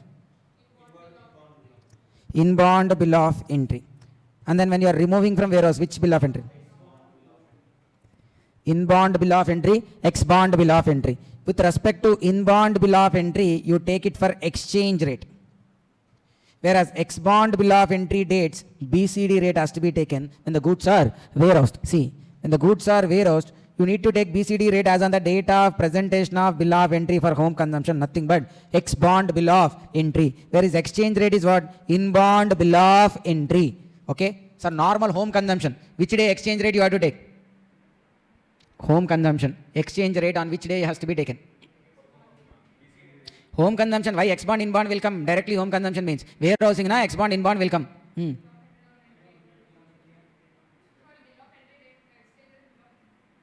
Bill of exchange rate as on the date of bill of entry. Whereas BCD rate as on which bill of entry or entry inward, whichever is later. Exchange rate given by CBIC as on the date of bill of entry. Then warehousing. Exchange rate on which days? Inbound bill of entry. Whereas BCD rate as on the date of ex-bond bill of entry. Ex-bond bill of entry means the bill of entry you present to remove the goods from warehouse. Inbound bill of entry means the bill of entry you file to take the goods from custodian and to keep them in the warehouse. It's inbound bill of entry. To remove from warehouse and to take them for home consumption, ex-bond bill of entry. Sir, everybody understood? These are very basic points, sir. Everybody. Exchange rate has to be taken in case of home consumption. On which day exchange rate has to be taken? Bill of entry. Given by RBI, FEMA, SBI, CBIC. Given by CBIC as on the date of bill of entry. BCD rate. Bill of entry or entry inward, whichever is later. If it is warehousing, on inbound bill of entry is relevant for exchange rate. Ex-bond bill of entry is relevant for BCD rate. Okay, so with this we completed what? BCD point. Then look at AIDC. AIDC is leviable on import of specified goods at notified rates. It is leviable only on import of specified goods, that also at what rate? Notified rates. What are called specified goods? Apples, gold, silver, alcohol, petroleum products. On them additionally, sir, gold, silver, alcohol, okay, why apples na? there is lot of domestic cultivation of apples also. We wanted to discourage import of apples. That's why extra on them AIDC also being levied. Okay, AIDC is nothing but the revenue comes from this. This cess will be used only for agriculture infrastructure development in India. So AIDC leviable on import of specified goods at notified rates being apples, gold, silver, alcohol, petroleum products. Remember, no AIDC on export. Then social welfare surcharge. Even remember, sir, social welfare surcharge is also not applicable on exports. AIDC and SWS will come only on imports. They will not come on exports. What is the social welfare surcharge? By default, 10%. But on gold, silver, platinum, petrol, high-speed diesel oil, on them the the SWS rate is 3%. 3% on what, sir? Gold, silver, platinum, petrol, high-speed diesel oil. On them the rate is 3%. Then safeguard duty. When safeguard duty is leviable? Safeguard duty is leviable if on inquiry central government is satisfied that there are increased imports into India. There are increased imports into India, and such increased imports are causing or threatening to cause serious injury or damage to the domestic industry. Sir, safeguard duty to levy, first there should be increased imports. Okay, there should be increased imports. So many imports are being made with respect to that product, and such increased imports is causing or threatening to cause to the domestic industry. Sir, petrol we are having increased imports only, but it's not causing damage to the domestic industry. That's why there is no safeguard duty. But any product, let's say China mobiles are coming so much and they are damaging the domestic mobile manufacturing units or domestic industries, then they can do what? Safeguard duty. There should be increased imports, first condition. Second condition is what? That increased imports are causing or threatening to cause serious damage or injury to the domestic industry. Increased imports, and such increased imports are causing or threatening to cause serious damage or injury to the domestic industry. How long safeguard duty will be leviable? Safeguard duty shall be in force for a period of 4 years. Once levied, it will be there for 4 years and can be extended up to a period of 10 years. Safeguard duty, once levied, it will be there for 4 years and can be extended for another 10 years. Sorry, up to overall 10 years, not extra 10 years. Then, sir, there are increased imports. There have been increased imports, but it's not sure how much is the impact they are creating on domestic market. Sir, what is the problem?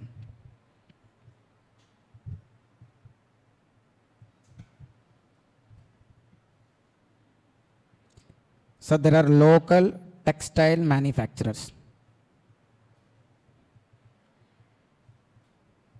Local textile manufacturers. From outside India also, the textiles are being, the cloth garments are being imported.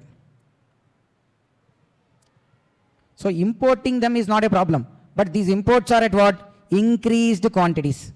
Okay, so much in bulk volumes they have been importing, and because of this increased quantities, they are making a threat to the domestic industry. So this domestic industry cannot survive because of the increased imports of these countries. Now, India, to protect these local industries, what they have to do? They need to put a control on the imports. How do we control them? We levy extra tax. Once we levy extra duty, extra tax, they'll become costlier. Sir, US always threatening these days what? We'll levy 100% tariff, we'll levy 50% tariff. What? Nothing but it's a safeguard duty. Okay, Donald Trump will say, on China he levied 200% tariff. Nothing but what? It's a protective duty. So what he'll say? Those people are, bringing those goods to India at a lower price. Because of them, our domestic industry is losing. So he'll levy 200% on them, tariff.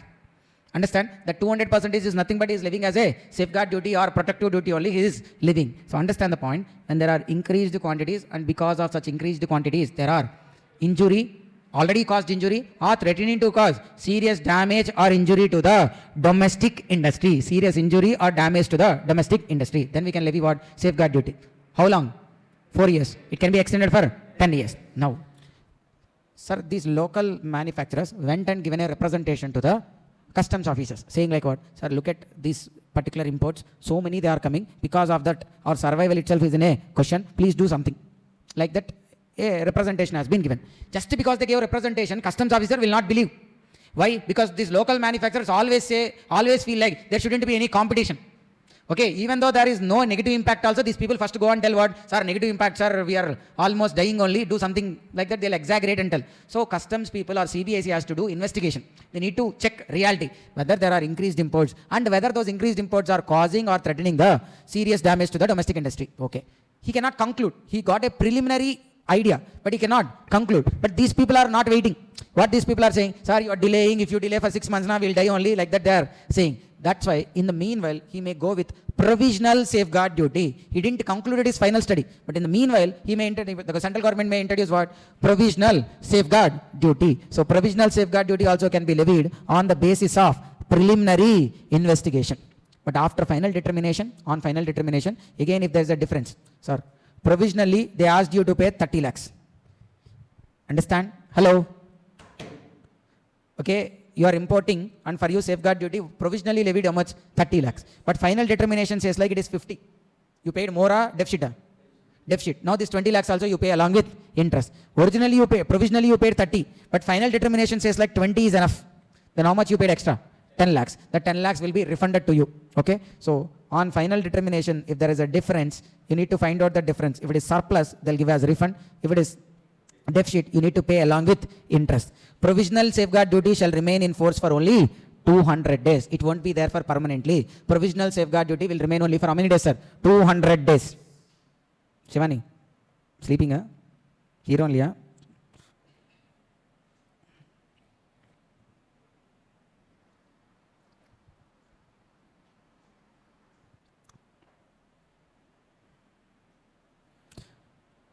So now, cases where safeguard duty cannot be imposed. Safeguard duty is not imposable in the following cases. When the articles are imported by a 100% EOU or SEZ.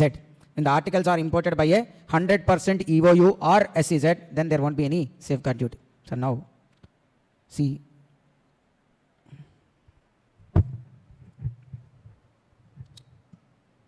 World Trade Organization, World Customs, all this, a World for Economic Affairs with them.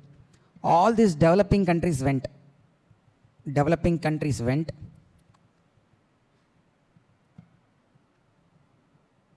and made a complaint about, all these developing countries went and made a complaint about developed countries.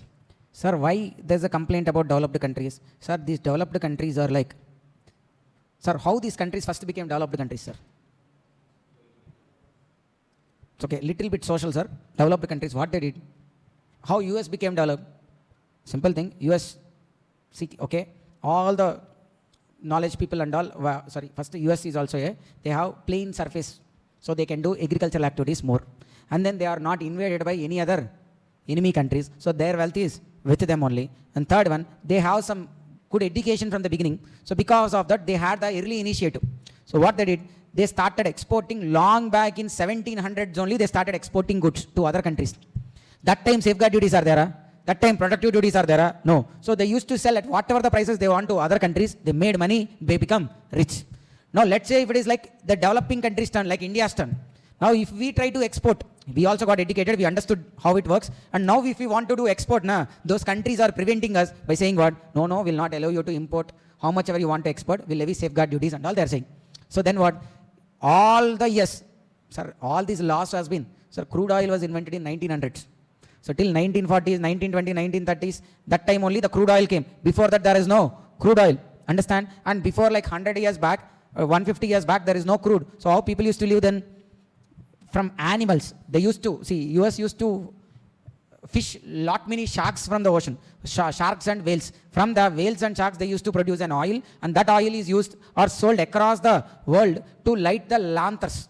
So in lanterns, they used to use an oil. That oil is produced from these whales and all. From whales, sharks, they used to collect the fat. From that, they used to produce oil. They killed lot many sharks and whales that time. Then they found out first this crude oil. Then this finding the sharks and all has been reduced. So now all those days, they didn't thought of environmental damage. They didn't thought of all these things. They sold goods to us. They made money. That time we people So, or the government don't know about these protective duties and all. They sold, they made money, they became rich. When these developing countries want to become developed, then all the countries are putting these kind of restrictions and imposing safeguard duty, not even giving an opportunity to develop. Are you able to understand my point, sir? That's why there is a flexibility in safeguard duty. You cannot directly levy safeguard duty on developing countries. Check how much imports are being made from that developing country to your country. Let's say US only, take example, or India. India also, we can levy safeguard duty. But if the goods are coming from developing countries, you need to check certain parameters, then only you can levy safeguard duty. What is that one? If the share of that particular country among all the products, let's say, sir, mobile imports into India are like 1,000 crores. Let's say Vietnam is a developing country. From Vietnam to India, total mobiles to India are how much, sir? 1,000 crores value. But from Vietnam, it is only 30 crores. Sir, not even 30 crores imports, sir. There is only 25 crores imports. Now, on mobiles, there can be safeguard duty, no problem. But from Vietnam, how much percentage they are coming? 25 out of 1,000. What is the percentage?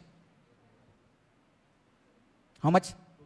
2.5%. So from a developing country, the share of imports are even less than 3%. From a developing country, the share of imports are less than 3%. In such case, we cannot levy safeguard duty.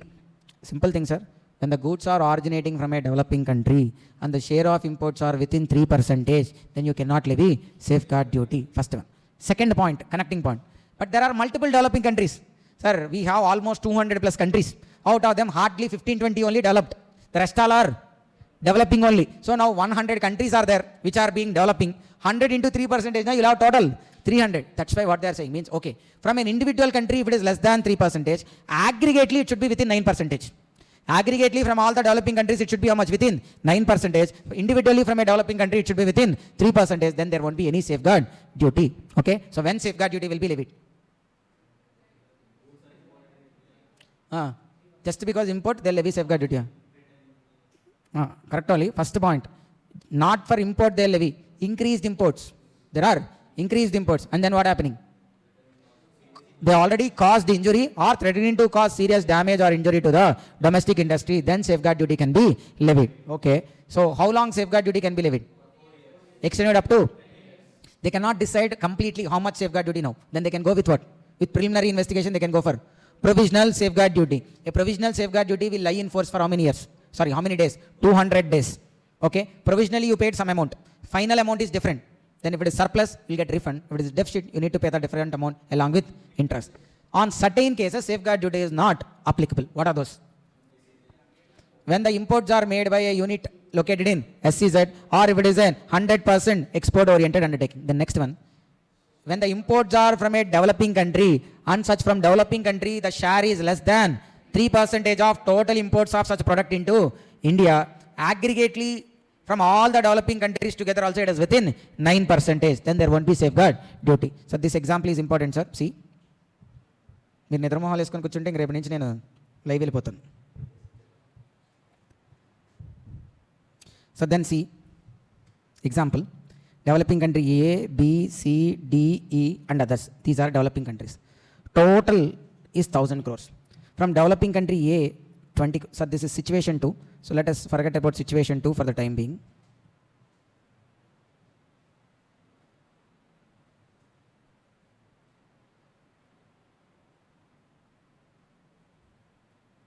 So we'll think of only situation 1.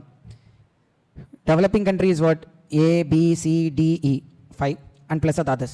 Total imports of that product into India are how much? 1,000. From each developing country, we'll check how much? 20, 25, 20, 15, 20. Share. Individually from A, 2%, from B, 2.5, from C, 2%, from D, 1.5, from E, 2. Tell safeguard duty applicable or not applicable? Individually less than 3%, but aggregately? Aggregately it is how much? 10%. So safeguard duty applies or not applies? Applies. Why? Individually also it should be within 3%, aggregately within. So here even though individually within 3%, aggregately they are more than 9%. So on all the countries safeguard duty is applicable. This point clear? Okay, now. So look about situation 2. From developing country A, B, C, D, E and others. Total how much? 1,000 only. From country A how much? 35. Country B 10, C 15, D 25, E. What are the percentage? 3.5, 1, 1.5, 2.5, 1.5. Sir, any country share exceeded 3%? Yes, A. So on country A, safeguard duty applicable.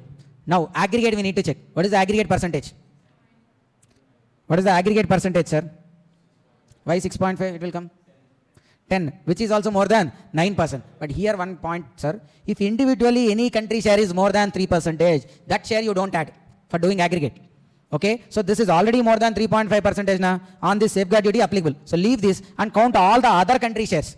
All the other na B, C, D, E. What is that total together? 6.5, which is not more than 9%. So on B, C, D, E there is no safeguard duty. Only on A there will be safeguard duty. So see here, aggregate imports from developing countries, excluding share of imports from developing countries, which is more than 3%. So if it is already more than 3%, safeguard duty applicable. Don't check those countries for aggregate calculation. So in aggregate calculation, 9%, you'll check only the developing country shares which are individually less than 3%. Their total, if it is within 9%, then safeguard duty is not applicable. Got it, sir? Cumulatively, excluding developing country share is within 9%. Hence, cumulatively excluding developing country shares which is within 3%. Individually within 3% has to be added, and their total should be within 9%. Then safeguard duty not applies. Okay, na? Okay. In customs, the points which we have discussed till now, the basic important points for us. Import is a process. It starts when goods cross territorial waters, the import process starts. And it continues till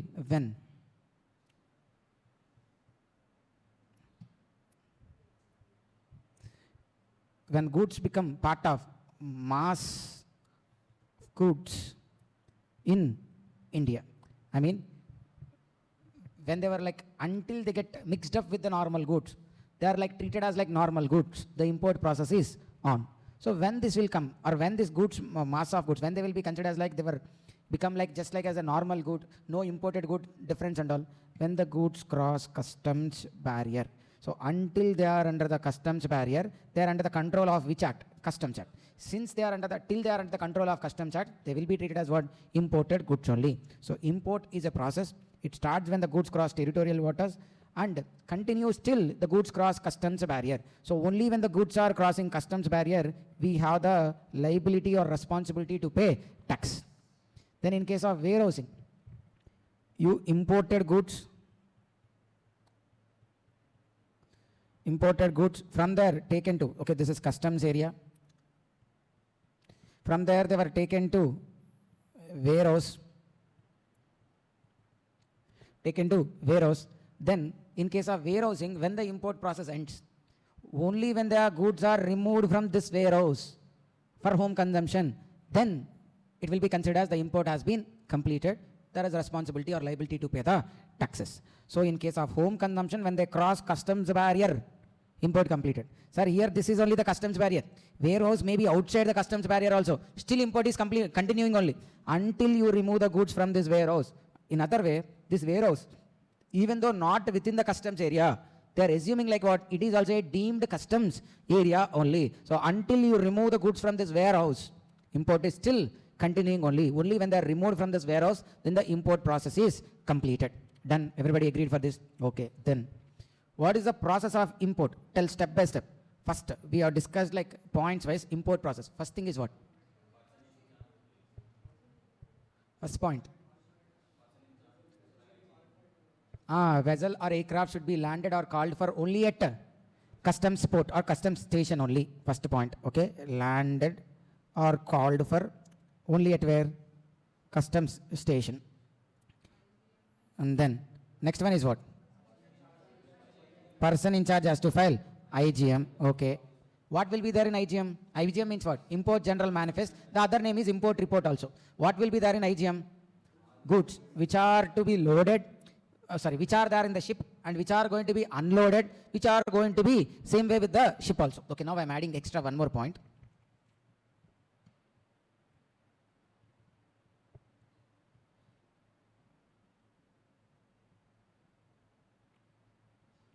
This is ship.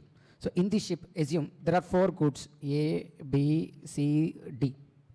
Now all, okay, now here in this port, A, B, C are unloaded. A, B, C are unloaded. Which is not unloaded? D. D is not unloaded. D remains to be there only. Then from there, the ship will go to Australia. Okay. Now the D good came to India, but without unloading from the ship only, again along with the ship it went to Australia. So this D is there now here. This D good is called as a transit good. Okay, it came to India. It is also import, but it came as like what? Transit good. Transit goods are not imported goods. On transit goods, we will not levy customs duty. So on this D, we cannot levy customs duty because in the process of transit, it came to India. Its destination is not India. So directly it went to where? Australia. So it is transit good. It is not dutiable in India. Fine, clearly understood, sir. What is called transit good? It came in the ship, not even unloaded, and along with the ship, it went to some other country or some other port, to a port which is in the some other country. Now, out of ABC, C was unloaded, right? Now from there, she was loaded into another ship and taken to Sri Lanka.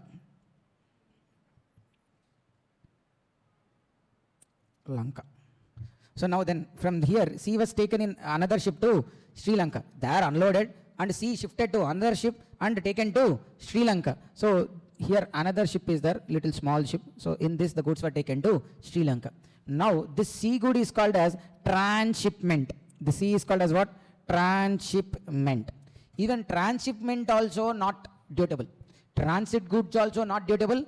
Transshipment also not dutiable. Now tell me, sir, what is the difference between transit and transshipment?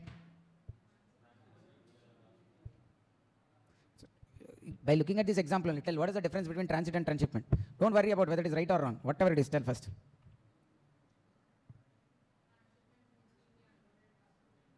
Huh?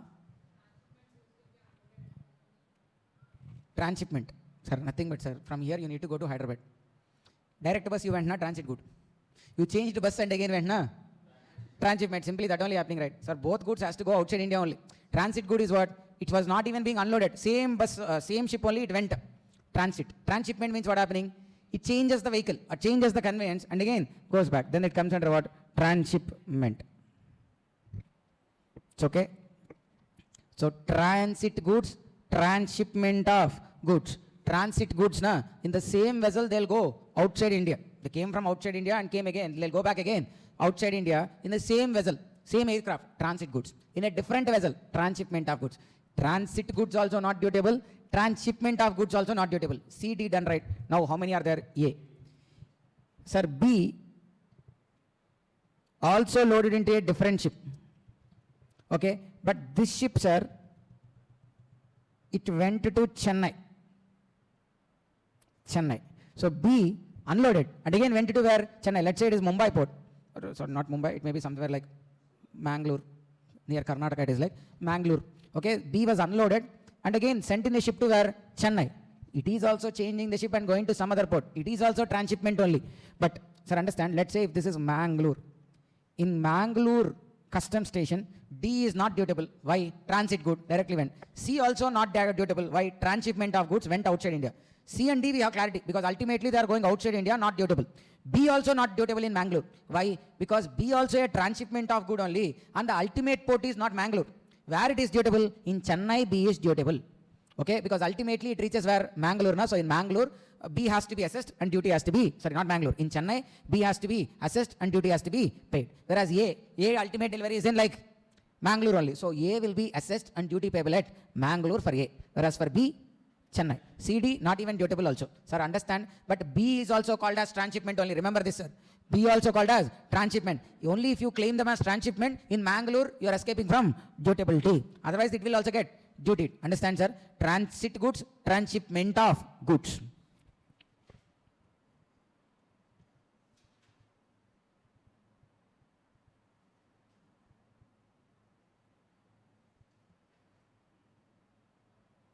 Then again,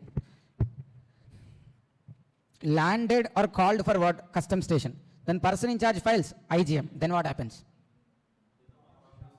Proper officer verifies, grants what? Entry inwards and grants entry inwards. Then what is next thing? Entry inward granted. Then what happens? Vessel reaches the port. Goods which are mentioned in IGM can only be unloaded. Unloading can be done under the supervision of whom? Unloading supervision of proper officer. That also in a working hour, working day. Non-working hours also it can be done. But what? Merchant overtime charges has to be paid. Then fourth one. What is next one? Once the goods are unloaded, they'll remain with whom? Once the goods are unloaded, they remain with custodian. Custodian. For any pilferage, who is responsible? Custodian is only responsible. This is also done. Then fifth one, what happens? Importer has to file bill of entry. How many bill of entries are there? 3. Bill of entry for home consumption, bill of entry for warehousing, bill of entry for removal from warehouse. Okay, this is normal bill of entry. Warehousing na inbound bill of entry. Removal from warehouse na ex-bond bill of entry. Then bill of entry has to be filed when?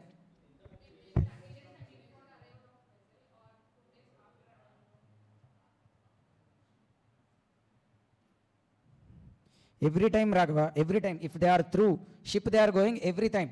The ship guy, okay, the vessel person will be submitting IGM, not the importer, right? So every time the vessel coming to Indian port has to submit IGM.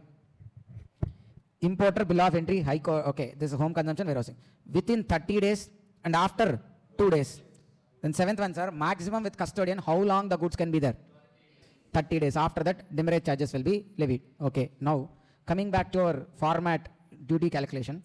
First we'll take what? Assessable value.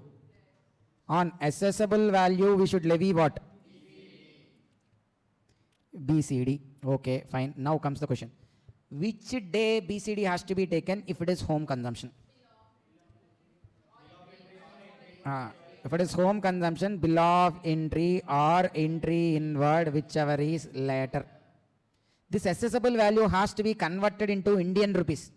If it is in foreign currency, which exchange rate has to be taken if it is direct home consumption? As on the date of bill of entry. Here if it is like warehousing, then BCD rate as on the date of ex-bond bill of entry has to be taken, and exchange rate for converting this as on the date of in-bond bill of entry has to be taken. Are you able to understand, sir? Okay, BCD as a percentage has to be levied on what? Assessable value. Done. AIDC. AIDC means Agricultural Infrastructure Development. It is not levied on every product like on apples, gold, silver, okay, diamonds and petroleum products. Okay, only on those certain items this AIDC is levied. Okay, AIDC is also levied as a percentage on assessable value only. Then social welfare surcharge. Mostly 10%. In certain exceptional cases 3% on what? Gold, silver and all. High speed diesel, oil, petrol on them 3%. Okay, social welfare surcharge on BCD plus AIDC. Then we'll go to what? Protective duties. In protective duties, we already completed one. What is what? Safeguard duty. Why or when safeguard duty will be levied? When there are increased imports, and such increased imports are causing or threatening to cause serious damage or injury to the domestic industry. Causing or threatening to cause serious damage or injury to the domestic industry, then we can levy safeguard duty. Okay. Safeguard duty once levied, it will be in force for 4 years. It can be extended for overall 10 years. On preliminary investigation, they can even decide provisional safeguard duty also, which will be in force for 200 days. Okay. On final determination, if there is any difference, surplus now you'll get refund, deficit now you need to pay along with interest. Then certain cases safeguard duty is not applicable. First one, when the importer is in a SEZ unit or 100% EOU, then this SGD is not applicable. Second one, when the imports are from a developing country and the total share of imports from such developing country compared to the total imports of that product is within 3%, then not applicable. Then second one, aggregately the total share of imports of all the developing countries together, excluding the developing country share whose individual share is more than 3%. If it is more than 3%, don't count them. The rest only has to be counted. If their aggregate is within 9%, then also safeguard duty is not applicable. Okay, so safeguard duty also done. Anti-dumping duty, we need to discuss it. What is anti-dumping duty? Then CVD, then you'll get a total. Then it's okay. Before IGST, there used to be something called CVD again, equivalent of excise duty, and special CVD. Okay, CVD will be levied on this total. Special CVD is on this. Okay, A I take A plus CVD on this special CVD has to be levied. Then you'll get what? Subtotal. On this subtotal, we have to levy what? IGST and then compensation cess. This is the overall format. Okay, here CVD, special CVD, whatever we discuss, that is only enough. CVD means what? Countervailing duty. Okay, it is equivalent of excise duty. But since now excise duty is subsumed into GST, CVD also subsumed into GST. But on petroleum products, tobacco, still this CVD is continuing. Special CVD is also continuing. Understand, sir? So IGST, we need not to discuss anything. Why only IGST? Na? Imports are also to be treated as what? Interstate only. That's why IGST. Cess also has to be levied. If they are demerit goods, luxury goods, then compensation cess also has to be levied. Fine, done. Then our discussion is pending with what? Anti-dumping duty and countervailing duty. Before going that, we'll discuss even export process.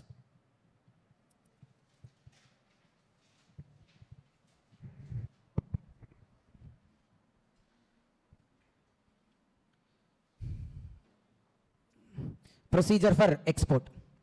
Exporter is required to present electronically to the proper officer a shipping bill or bill of export. So if you are an exporter, if you want to export goods, what do you have to do? You need to file a shipping bill or bill of export. You need to file a shipping bill or bill of export. The exporter is required to present electronically to the proper officer a shipping bill or bill of export. Understand, sir? When shipping bill, when you are exporting through vessel or aircraft, then that is called as shipping bill. When you are exporting through bill of export, when you are exporting through vehicle, then it is called as bill of export. The exporter is required to present electronically to the proper officer a shipping bill or bill of export. Okay, so you presented from your side. Then what proper officer will do? He'll verify. So okay, you may be in Jailer movie, villain name is what, sir? You remember? So that song also trending that time. You watched Jailer movie, Rajnikant Jailer. Okay, you know, you watch the movie, you know that villain, right? What he will be exporting, he will be doing exporting in that movie.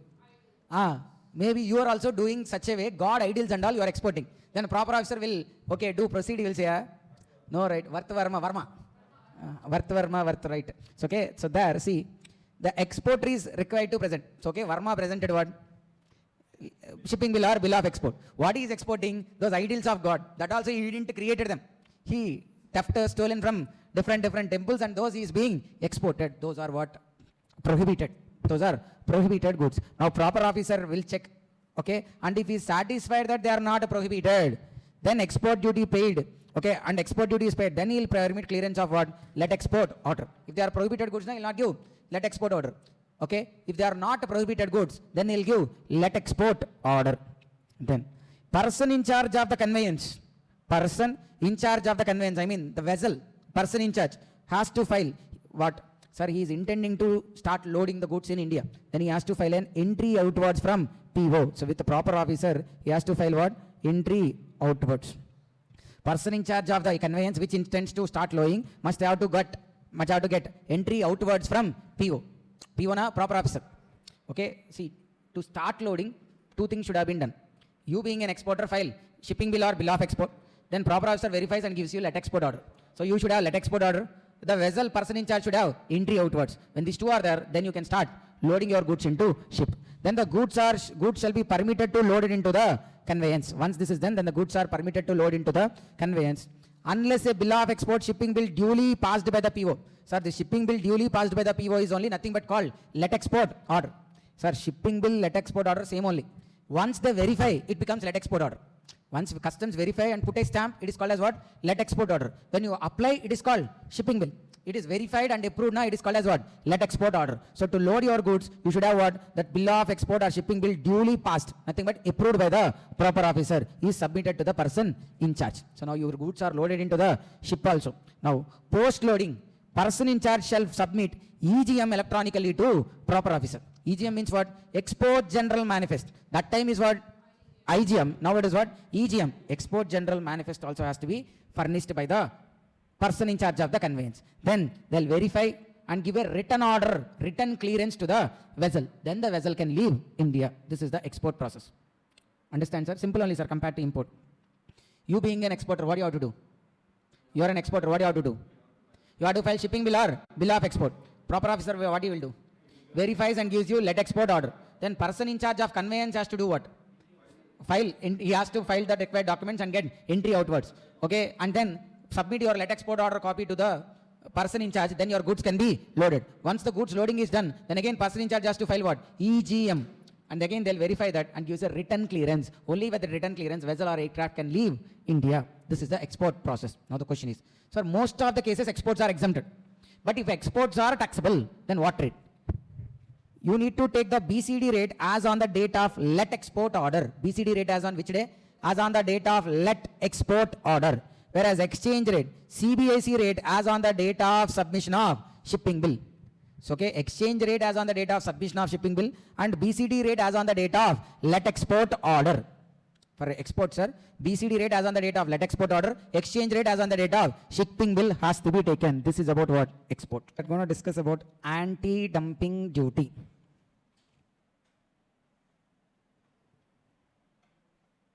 So there's a Chinese mobile manufacturer. So now to the Chinese mobile manufacturer, Shivani joined their company and explaining them what. Sir, that mobile manufacturing is having 1 lakh, he has 1 lakh units demand in China. And he is producing 1 lakh units. Demand in China 1 lakh units, producing also 1 lakh units. His cost is 12,000 per unit, selling price 15,000 per unit. Per unit is getting how much? 3,000. So total 3,000 into 1 lakh is the Chinese company profit. Now Shivani went and said like what? Sir, you produce 2 lakh units, then you'll get double the profits. Okay, but the Chinese guy said like what? If I double the production, my demand will not change. Then all the other produced goods will become waste stock only. So that I'll not be in profits, I'll be into losses, he said. But what Shivani said, na, sir, if you double the production, your cost will come down to how much? 9,000. Still that person said the same thing. Yes, my cost may come down, agree, but I don't have demand. So the other extra 1 lakh units will go for waste. So which will eat away my total profits also. Then again, Shivani sold another plan. What? Sir, you sell in China for the same price. 1 lakh units you sell. What is your selling price previously? 15,000. Your cost is how much? 9,000. Now your profit doubled, right, already. Previously you used to get how much? 3,000 per unit. Now you will get how much? 6,000 per unit. So your profit got doubled. But again, the manufacturer is asking like what? What I will do with the other 1 lakh units? If I cannot sell the other 1 lakh units now, the total 1 lakh into 9,000 is a loss. Then what Shivani said means, sir, send them to India. Normally price is 15,000. In India, sell them for 9,000 only. You will get break even for those 1 lakh units. Okay? In India, sir, okay, again, the manufacturer may say like, in India also I don't have market.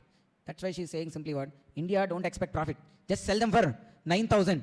Normally, he'll buy at what price? 15,000. But in India, he'll sell at 9,000 only, which is more cheaper. Indian manufacturers cannot survive in such case. Because for them, it would be some 12,000, 13,000 cost. But this fellow coming and selling at what? 9,000 only. Why he is selling at 9,000? Because he don't want any profit.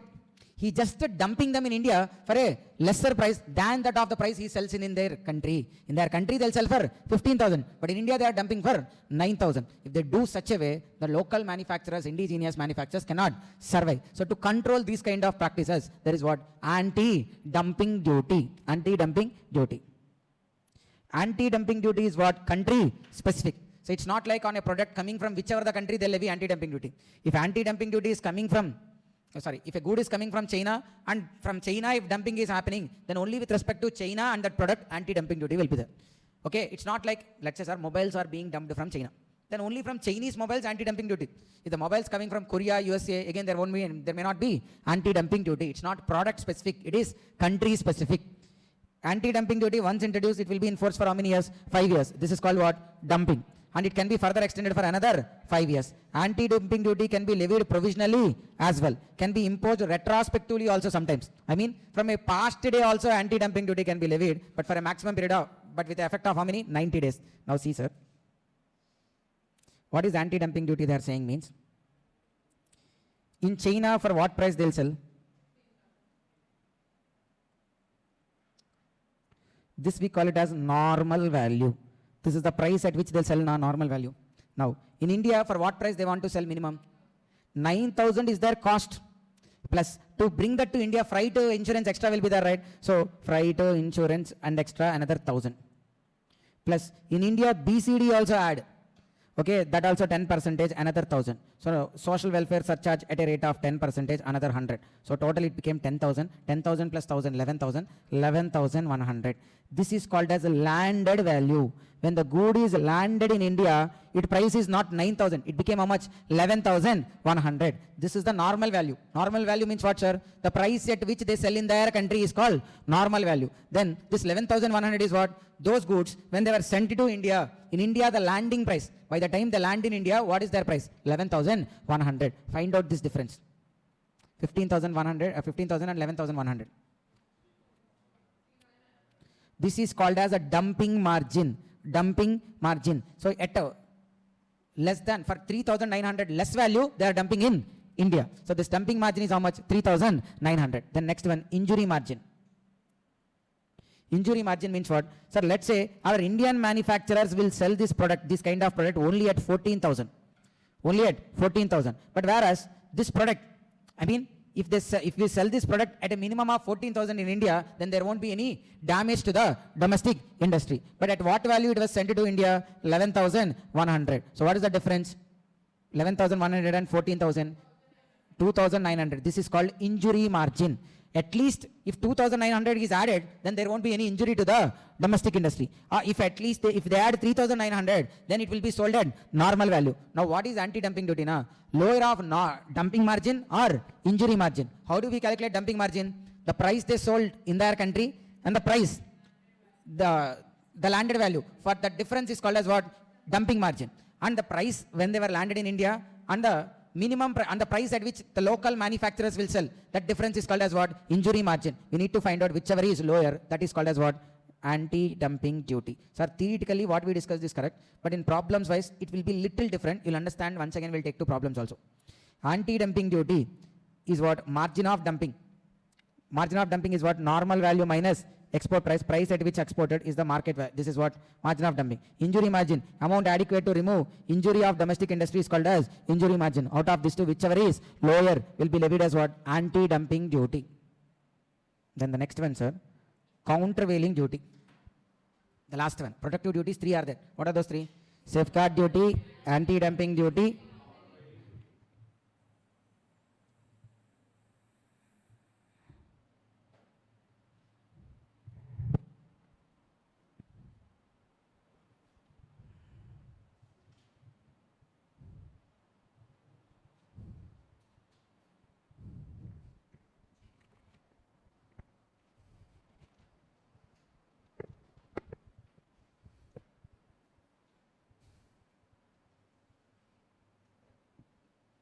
Sir, these goods are getting subsidies in their country. Let's say you are getting imports from China. China government encouraging them by giving subsidies. Since they are getting subsidies, I mean raw material, let's say kg 100 rupees, but their government giving them subsidy and they are getting it only 50 rupees. So because of that subsidies, they can produce at lower cost. And then they are exporting those goods to India. Okay, sir, they are getting subsidies. That's why they can produce goods at lower price. But our Indian manufacturers are not getting subsidies. So our production cost will be high. Obviously, when they bring those goods to India, their cost only will be less. If we allow them to sell such a way, then our domestic industry will get collapsed. To prevent them, how much ever is the equivalent of subsidy they got, that much amount will levy as what? Countervailing duty. Duty levied if the articles imported into India by getting subsidies from other countries. The amount of CVD shall not exceed the amount of subsidy paid. CVD and anti-dumping duty both cannot be levied simultaneously on an article. You can levy either this or that. You cannot levy both. Subsidy provided should be linked to, sir, why they given subsidy in China? They said like if you export, we'll give subsidy. And that also, you should use only domestic raw materials only. So understand their plan. They should buy within their country, but they should sell to other countries. So with those conditions, if any subsidies are given, then to counter those subsidies, how much ever is the subsidy they got, that much amount will levy as what? Countervailing duty. CVD also can be levied on provisional basis and shall be enforced for 5 years and extendable for another 5 years. Understand, sir? Okay. Do we cover this point in GST or not? Read this thing and think whether we covered this or not. Sorry, you understood? Huh? What is here? Goods were warehoused. During the warehousing period, the goods are sold also. Goods continues to be warehoused only. But initially warehoused by A, but that A is sold to B. Such sale is not a supply. And even B may sell it to C. That is also not a supply. Where it is mentioned, Schedule 3, negative list. Today morning we have discussed that one. There is a relevant amendment also. Not only just in a normal warehouse, even in a warehouse in SEZ or free trade warehousing zone, there if it is kept, that time if it is sold also, it is not a supply until they have been removed for clearance. Until they have been removed for clearance. Okay. So now the point is, look at this one. Originally imported by whom? A. When he imported, the import value is how much? 1 lakh. But he sold to B for 1 lakh 40. Sold to C for 1 lakh 50,000. Now assessable value 1 lakh only. Because the import value of goods is how much? 1 lakh only. So on 1 lakh only we should levy BCD SWS subtotal 1 lakh 22. Technically IGST has to be levied on the what? This subtotal 1 lakh 22,000. But if this case happens, like what? In the warehousing period, the goods were sold by original importer to another person. Okay. This is even called as simply bond to bond transfer. Why bond to bond? A initially executed bond. Now A's bond is replaced with what? B's bond. Now B sold to C. Again B's bond is replaced with C. This is called bond to bond transfer. If bond to bond transfer happened, then IGST shall not be directly levied on this 1,22,000. Either on this 1,20,000 or the last transaction related value. How much? 1,50,000. Whichever is higher, on that IGST has to be levied. So, okay, for levying IGST subtotal 1,20,000 or value of last transaction when goods sold multiple times in warehouse before removal of home consumption. The last transaction related value or the subtotal, whichever is higher you should take. Whichever is higher now, which is higher? 1,50,000. On that levy IGST 27,000. Cess also on the 20%. So total customs duty payable you will get. Okay. Sir, BCD also I levy on 1,50,000. No, that is wrong. BCD is leviable on what? Assessable value only. Only IGST, instead of levying on the subtotal 1,22,000, you take the last transaction value when they were sold within the warehouse. How much? 1,50,000. That amount or the subtotal, whichever is higher, on that we should levy GST. Starting with the definition of related person. Who are called related person? They shall be deemed to be related if they are officers or directors of one another's business. Same as GST point. They are legally recognized partners. This is also same. They are employer and employee, same. Where any person holds directly or indirectly more than or equal to how much? In GST? 25% of voting power. When one of them directly or indirectly controls the other. Even without 5% voting power also sometimes control can be made. If they can control, then they are also called as what? Related persons.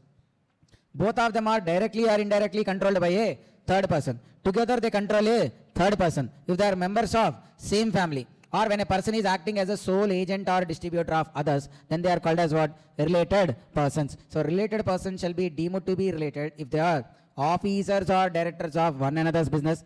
They are legally recognized partners in business. They are employer and employee, or any person voting directly or indirectly holds greater than or equal to 5% of voting power. One of them directly or indirectly controls the other.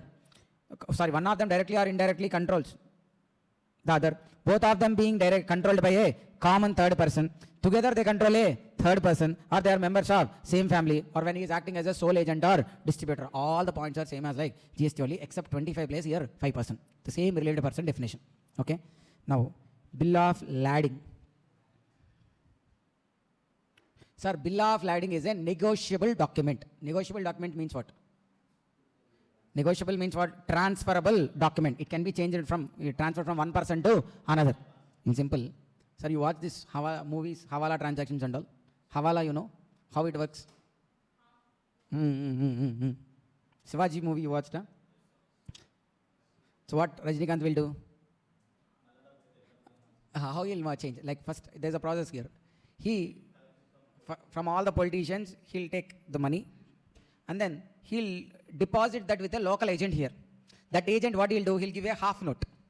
That half note, Rajinikanth again will go to abroad and gives that half note there. There they will give it in dollars. Okay. So now rupee converted into dollars, not converted into white, converted into dollars. Understand?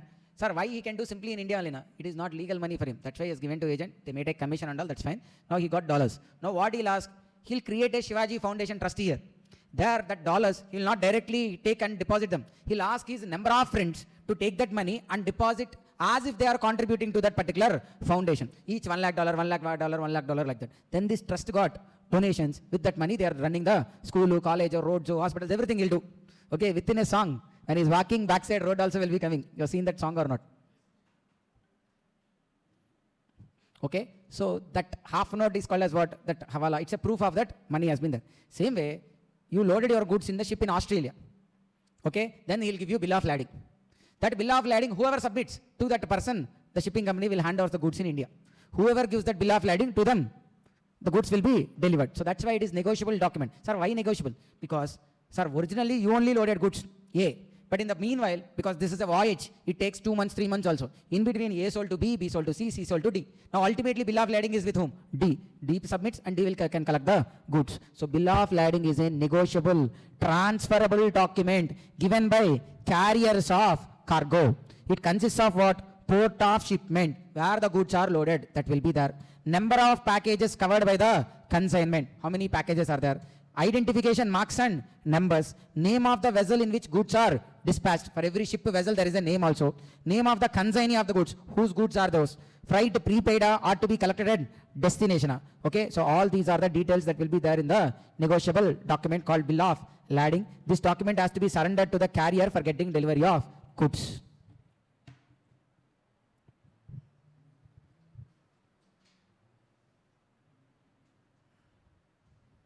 Then, sir, here we are talking about what? Boat lighterage charges. Boat charges, lighterage charges. What are called boat charges or lighterage charges? Sir, this is a big ship coming to India.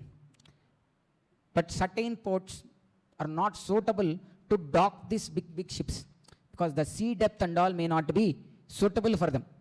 It's okay, sir. The ship can be docked easily when the depth is high. Otherwise, the ship will come and get stuck in the sand and all. Again, it's a problem. That's why sometimes big ships will not come near the port. Okay. Then what they do? They will use this kind of small boats to transport the goods. Sir, will these small boats will come freely? Huh? We need to pay some freight rate. So the charges paid for the small boats is only called as boat charges or lighterage charges. Sometimes a vessel is unable to get a berth. Then the goods are transported from the ship to the shore by boats or lighters. Okay, the charges for paid for them are called as what? Lighterage charges or boat charges. Understand, sir? The charges paid to the small boats is called as boat charges or lighterage charges. Now, sir, this rules point and all will again go detailedly tomorrow. So today we'll try to remember the format. Again, in first chapter, assessable value, how to calculate duty will end. Now here the process is like, what is assessable value? How do we determine assessable value? That's the key.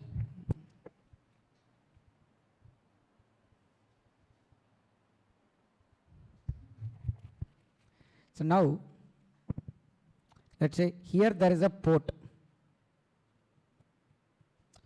Here there is a factory located. Here the factory of exporter is located here. Okay, this is what? Port. Port in which country? This is Australia. Nothing but export country port. Because Australia is a export country, India is what? Importing country. And this here, the coming here, this is the port in import country. Understand? Now, the seller is saying like, the exporter is saying like, I will deliver the goods at my factory gate. At his factory gate, he gonna deliver the goods. From the factory gate, sir, where factory gate? At Australia factory gate, he gonna go give the goods to you. From there, you only have to bring the goods to port, load them in the port. Okay, here let's say this is a ship. Ship image also I can bring for you. So don't worry, I'll bring.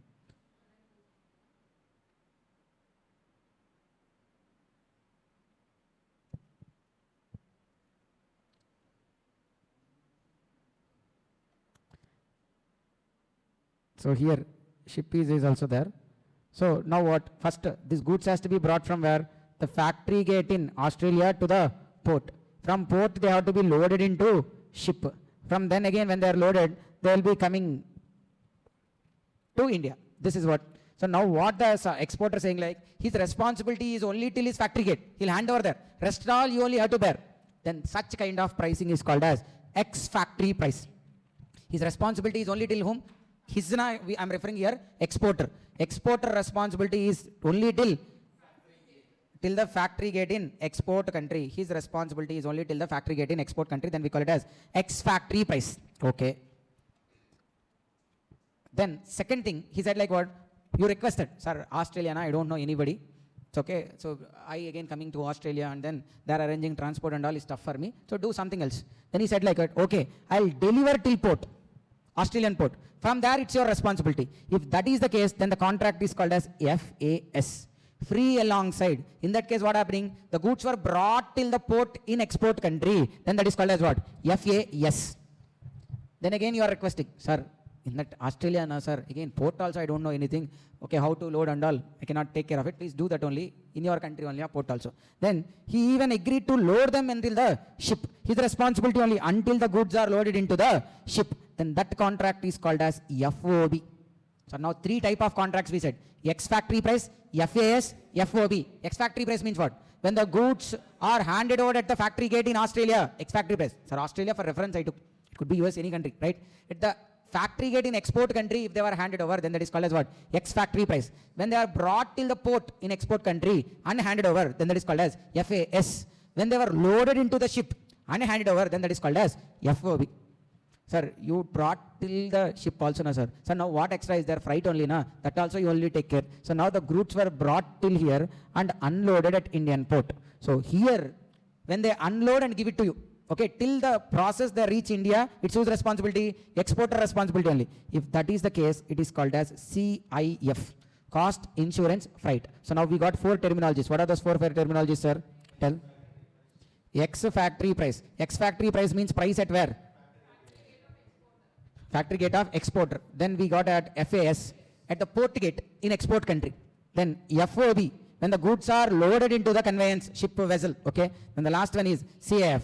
Okay, then you incur to the FOB value, you incurred even insurance, you added even insurance and freight. Okay, now, sir, ex factory price to FAS, what is the difference? Extra what you'll incur? This local transport cost. That's it, right? Here local transport cost plus insurance if anything is taken, and if any local taxes, like there also something like GST will be there, such local taxes. So to the ex factory price, if you add the export country transportation cost, export country insurance, and there any local taxes are there, if you add, you'll get what? FAS. Okay. Sir, from FAS to FOB, what is the difference? Here loading charges plus if any customs duty applicable in that country, if you add, you'll get what? FOB. To FOB, what you need to add? Freight and insurance if you add, then you'll get what? CAF value. Okay? You're getting the formats sir now. The same thing you need to tell me now. You're almost done. So first we are starting with what? Ex factory price. To ex factory price, what we have to add?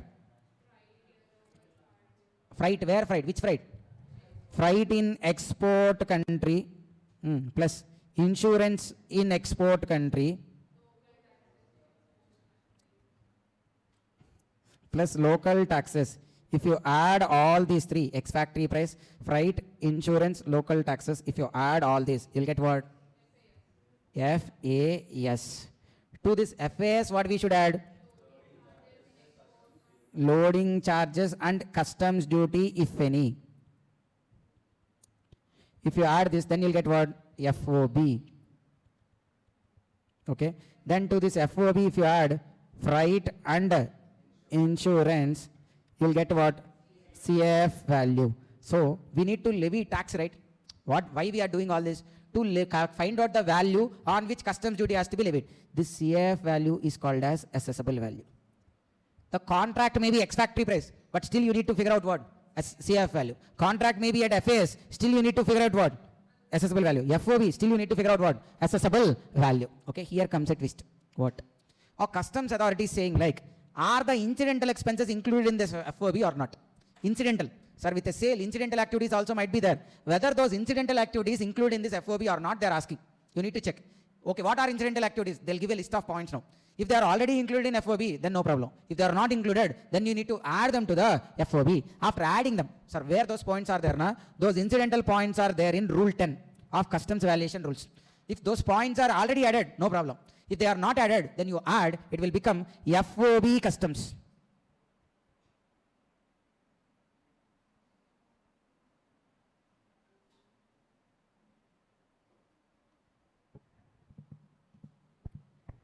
See, ex factory price means what? Factory.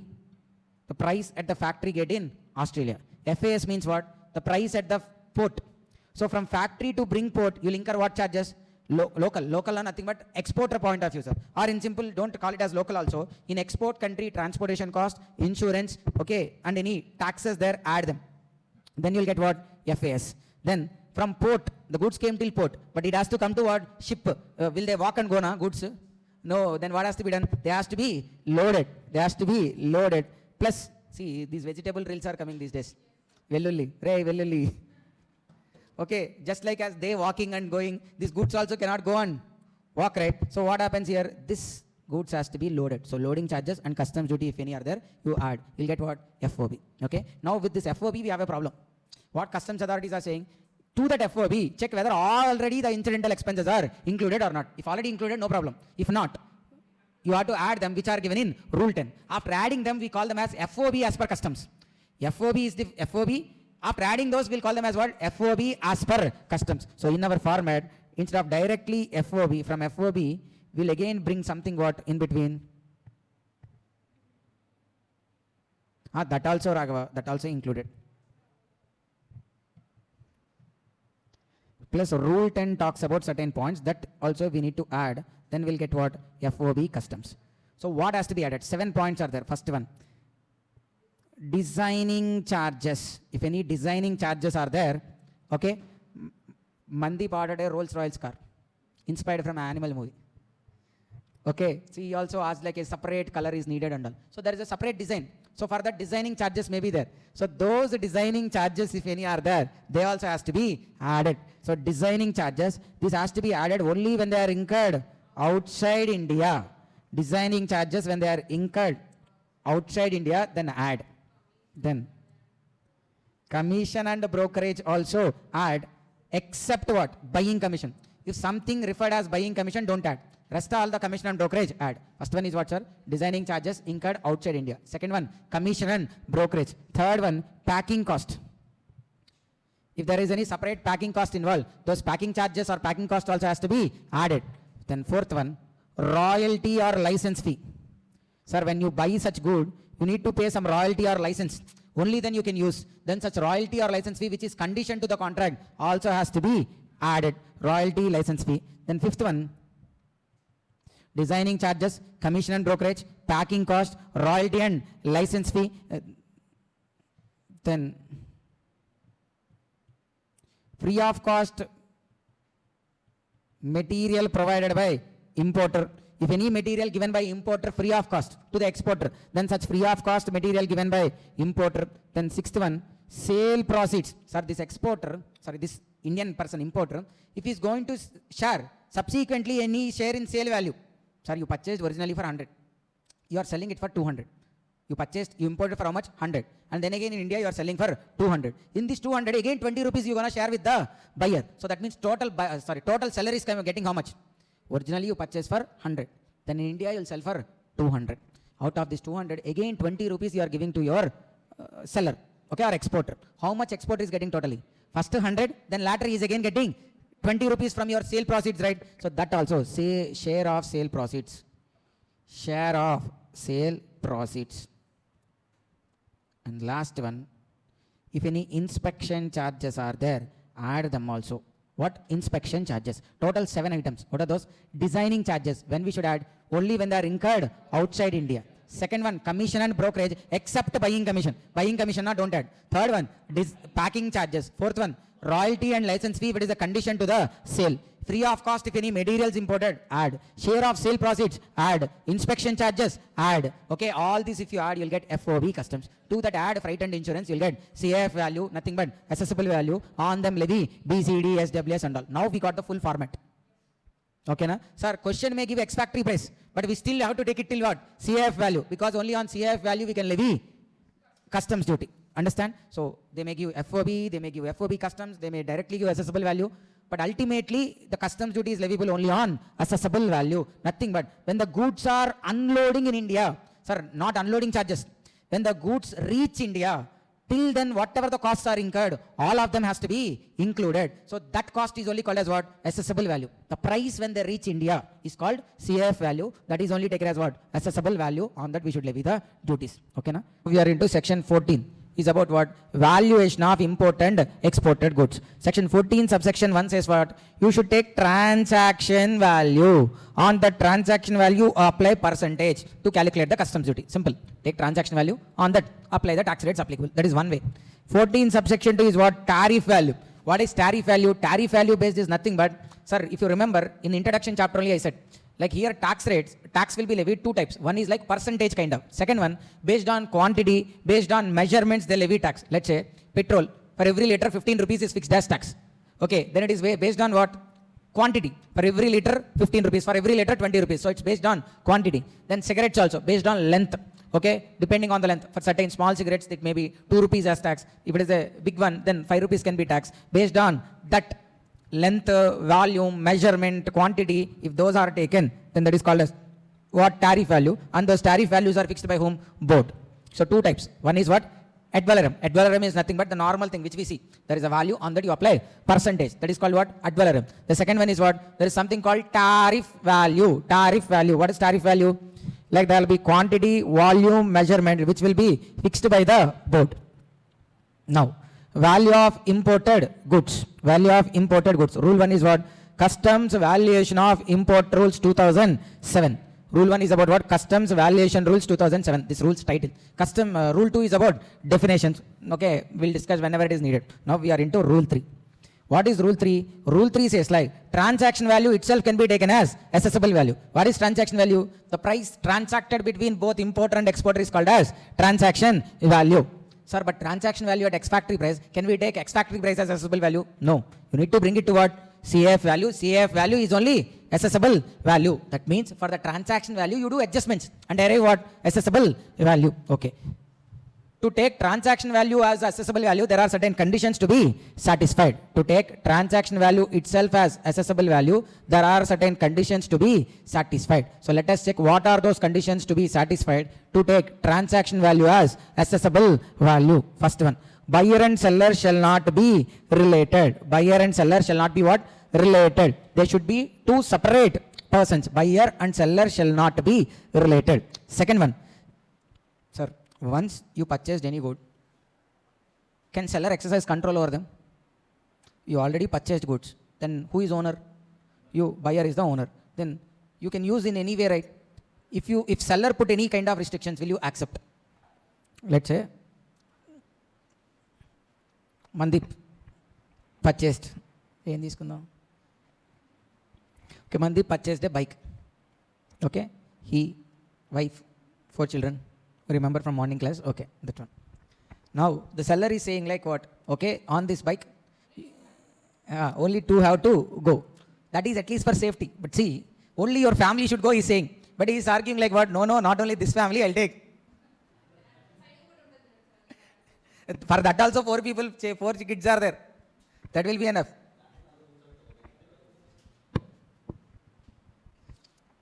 It's okay, understand. See, seller put a control like what? You should only use this for specific purpose. Okay, you only use for your family purpose only, like that seller said condition.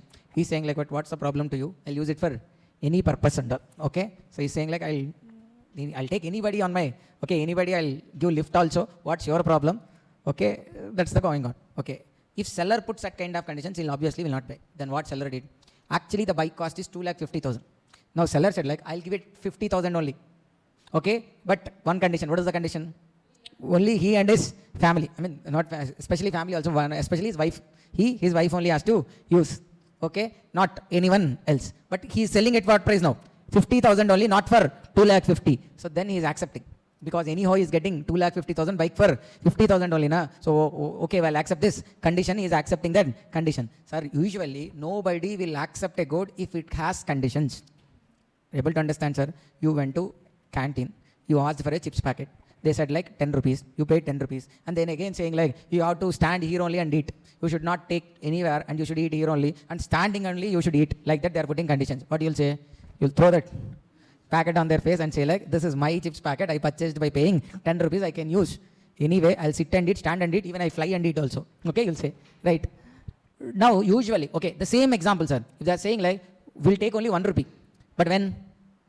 If you stand there only and eat, they'll give it for 1 rupee. So anyhow getting it for 1 rupee only, na, then majority will do what? There only they'll stand and eat. Okay. So usually when there are any conditions are attached, price will compromise.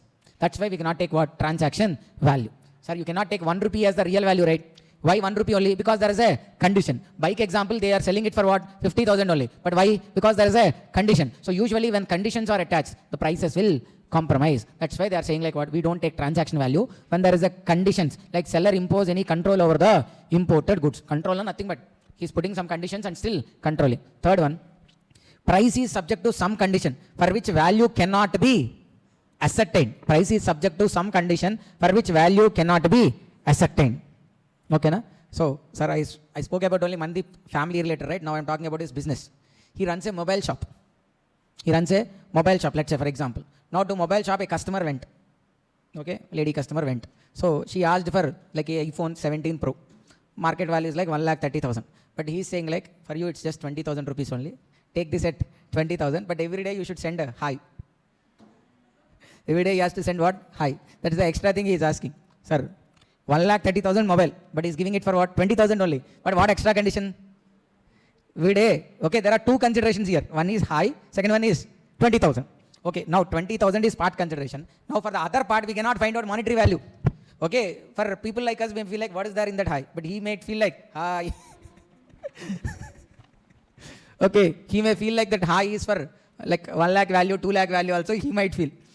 Okay, so that's why for that value cannot be ascertained. If value cannot be ascertained, then also you cannot take transaction value. Sir, understand, if they are paying like 20,000 cash and one gold coin also, then you can find out monetary value, because gold market value you can know, you can find out monetary value.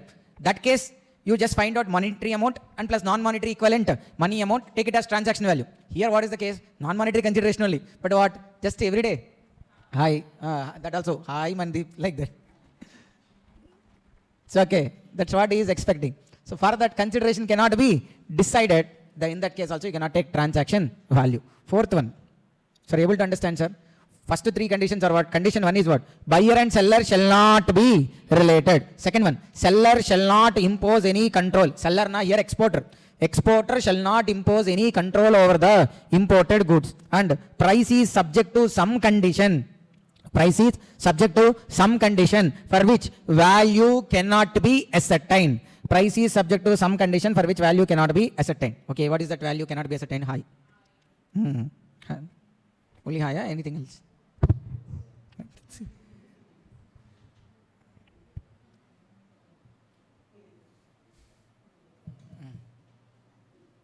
I thought you are good. Slowly, lately I understood.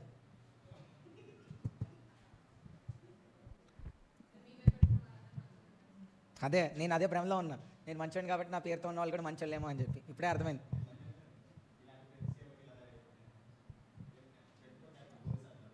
అమ్మో చూడు.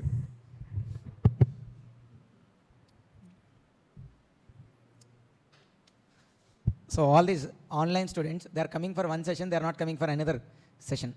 So maybe they are thinking like, okay, we'll see GST only. Some people are like, we'll only continue customs. So tomorrow morning for them, need to take class. Pavan alone is coming for all the classes. Yes, Pavan? వాళ్ళ ఇక్కడ ఉన్న వాళ్ళకే అవుతుంది, వాళ్ళు అయితే 2 రోజులు పట్టిద్ది.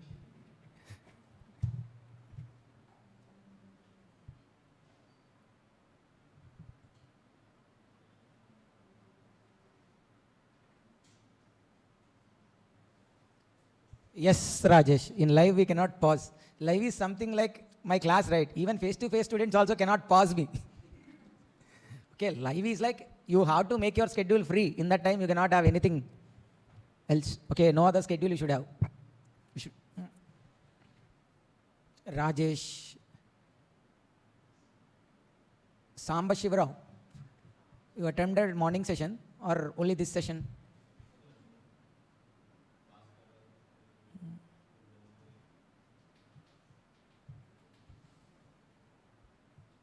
Okay. So next, fourth condition. 3 conditions set. What are those? Unrelated. Second one, no control. Seller shall not exercise any control. First one, unrelated. Second one, no control by seller. Third one, for which we cannot find out the monetary value. Consideration is in a way for which we cannot find out monetary value. And fourth one, sale proceeds shall not be shared with the exporter. Sir, if you remember the format, we already saying what? Add the sale proceeds to be shared with the exporter. Here what they are saying, if you are sharing sale proceeds with the exporter, you can't even follow the transaction value based method. Understand much more clearly if you see. If the sale proceeds they are going to be shared are ascertainable exactly on the date of importation. On the date of importation itself, you know. Okay, let's say, sir, there's a contract is like what? You originally import for 100. You sell for how much? 200. And on this 200, 10% again you're going to share with whom? Importer. Then you know clearly first itself how much you're going to pay afterwards also. First you will pay 100, then afterwards how much? 200 into 10%. That means how much? 20. So total exporter will get how much? First you imported for how much? 100. Okay, then that good you're going to sell in domestic market for how much? 200. You clearly said in the contract like what? You'll sell only for 200. On 200 selling price, 10% you're going to share again with the importer. How much you going to share then? 200 into 10% means 20. Okay, so total exporter will get how much money? 120. So this is clearly known at the time of importation itself. So add this 20 rupees and take 120 as what? Transaction value, accessible value. Now the problem is what? You don't know clearly how much you're going to share. Sir, how? You import for 100. For what price you sell, you itself don't know. Based on demand, you may sell it for 200, 250, 120 also, 150 also. Based on demand, you will sell. And then the contract says like profit on profit, 20% has to be given to the importer. Sir, first you don't even know your sale price. So you cannot ascertain now itself how much profit you will get. Okay, on that profit if you get, you need to pay how much? 20% extra to the exporter. But is it ascertainable today at the time of importation? Neeku, are you able to follow? Hello? What price you have imported? 100 rupees. What price you are going to sell? You don't know. Okay, you may sell it for 120, 150, 200 also, based on the demand and supply. Okay, what agreed is like, on your profit, 20% has to be given to the exporter. How much? 20% has to be given to the exporter. But today, at the time of importation, do you know how much profit you're gonna get? No, right? Why? Because you don't know for what price you will sell also. When you don't know what price you'll sell, you can't even know how much is your profit. On the 20% means how much you cannot find out. Since share, how much is the share to be given to the exporter is not ascertainable, don't follow transaction value.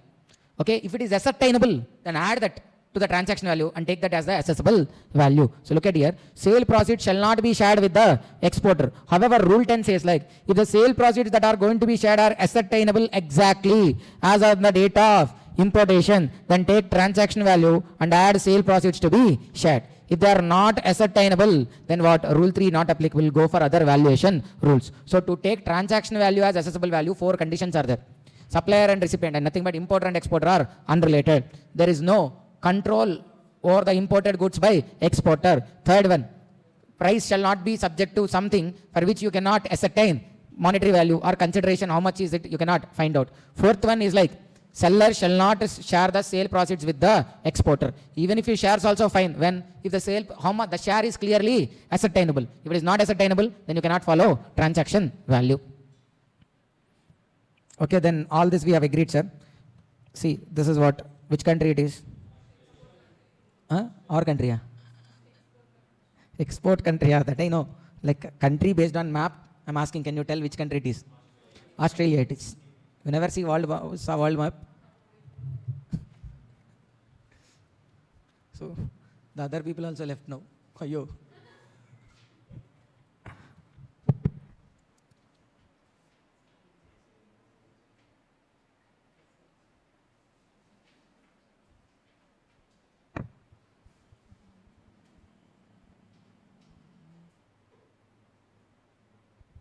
So see what happened.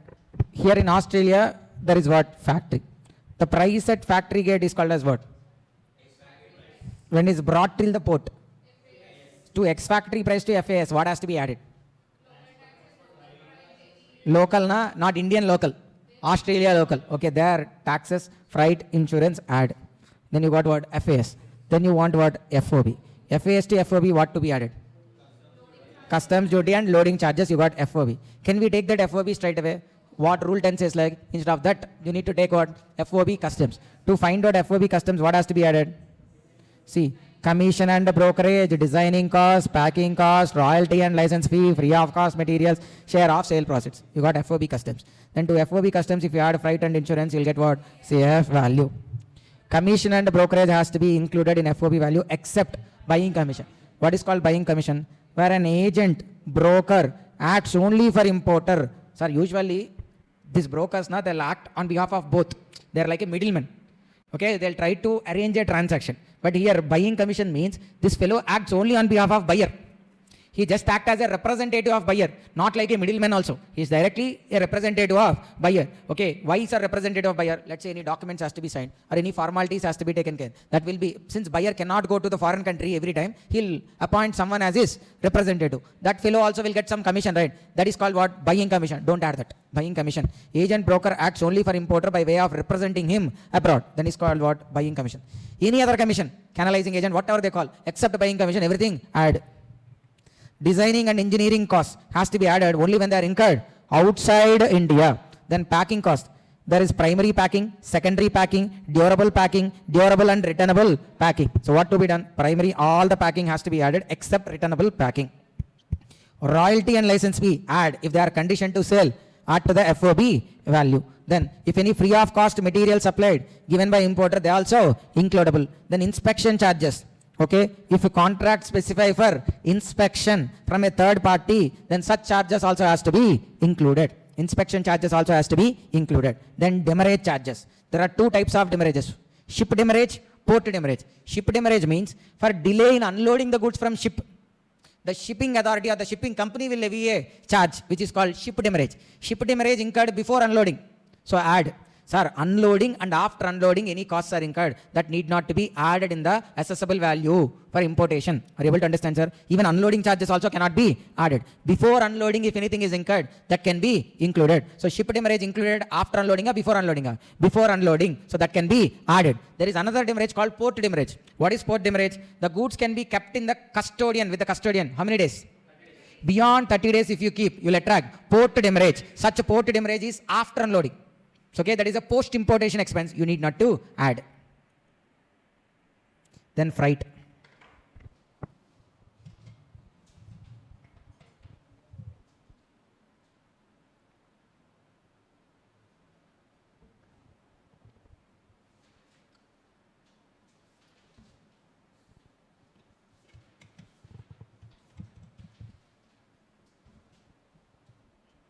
Freight, we have two things.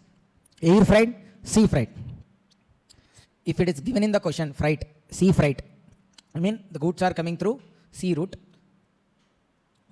and the freight is given in the question. Then sea freight, take actual.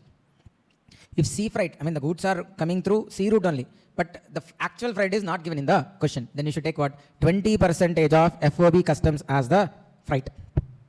Sea freight, available, given in the question. Take what? Actual. If not given, take 20% of FOB customs. Air freight, if it is given, air freight, if it is given, sorry, if it is not given, first we'll talk about, if it is not given, then take what? 20% of FOB customs. Air freight, even though given in the question, take actual or 20% of FOB customs, whichever is lower. Freight, two types, sea freight, air freight. Both the cases not given in the question. What you should take? 20% of FOB customs. Sea freight given in the question, take actual.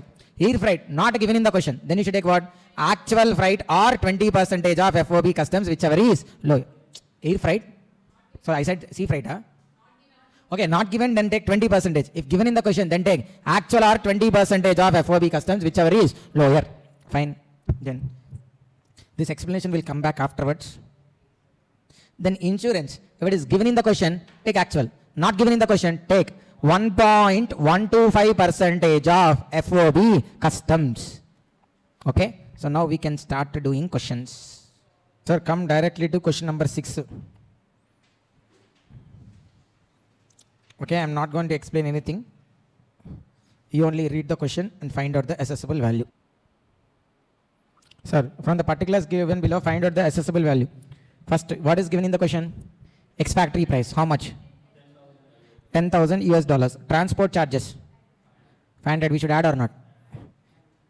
First, but we should add. Okay, transport charges incurred where this is factory to the port of shipment. So, ex-factory price and then handling charges 50. If you add here what you got FOB, how much? 10,550. Buying commission, don't add. Freight charges only there. Are there any other expenses, sir, like rule 10 related? No. Rule 10 related. Nothing is there. Rule 10, 7 items are there. What are those?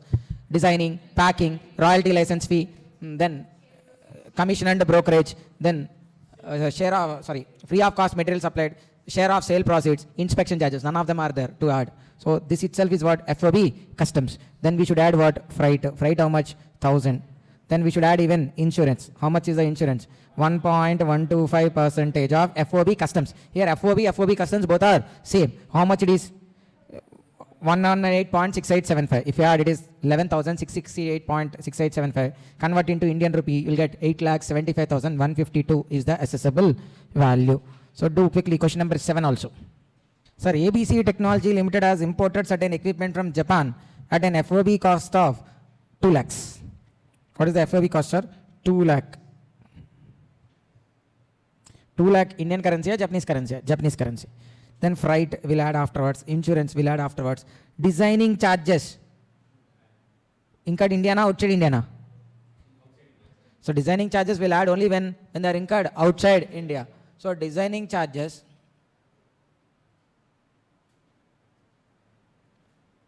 when they are incurred outside India, we should add how much? 30,000 yen. Then we should add what?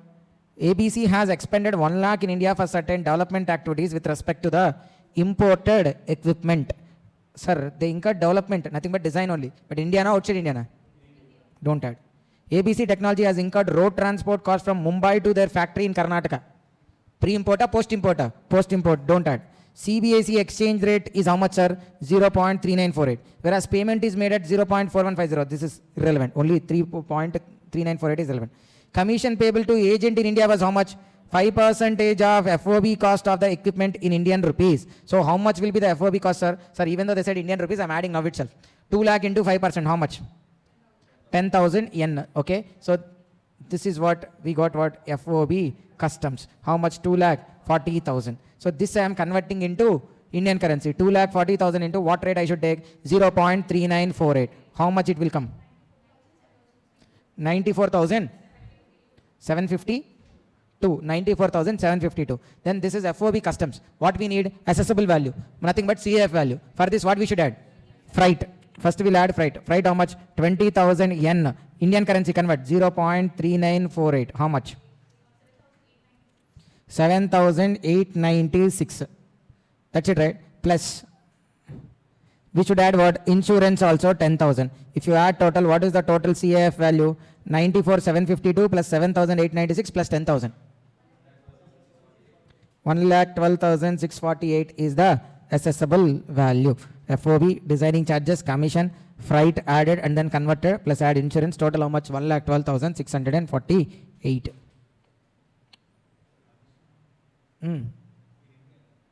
Indian currency add chesna em kadu, ala add chesna em kadu. No problem with it. Okay.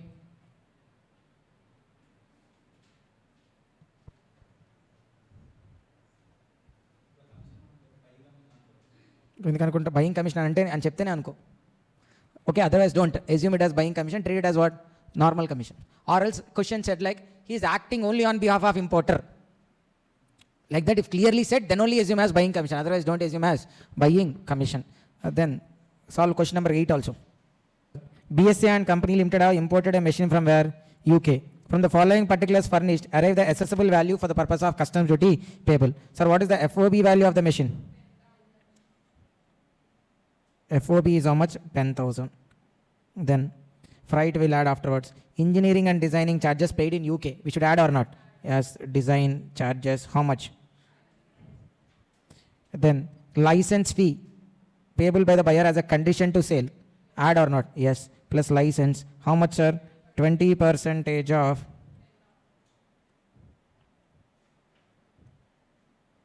20% of FOB, which equals to how much? 2,000. So this is also done. Insurance will add afterwards. Buying commission. Need to add or ignore? Ignore. So okay. So then importer paid 5,000 towards demurrage charges for delay in clearing the machine from airport. Port demurrage or ship demurrage? Port demurrage, ignore. So we have what? How much is the FOB customs here? 12,500. What exchange rate we should take? Interbank exchange rate 72.5, CBIC is 70.25. 70.25.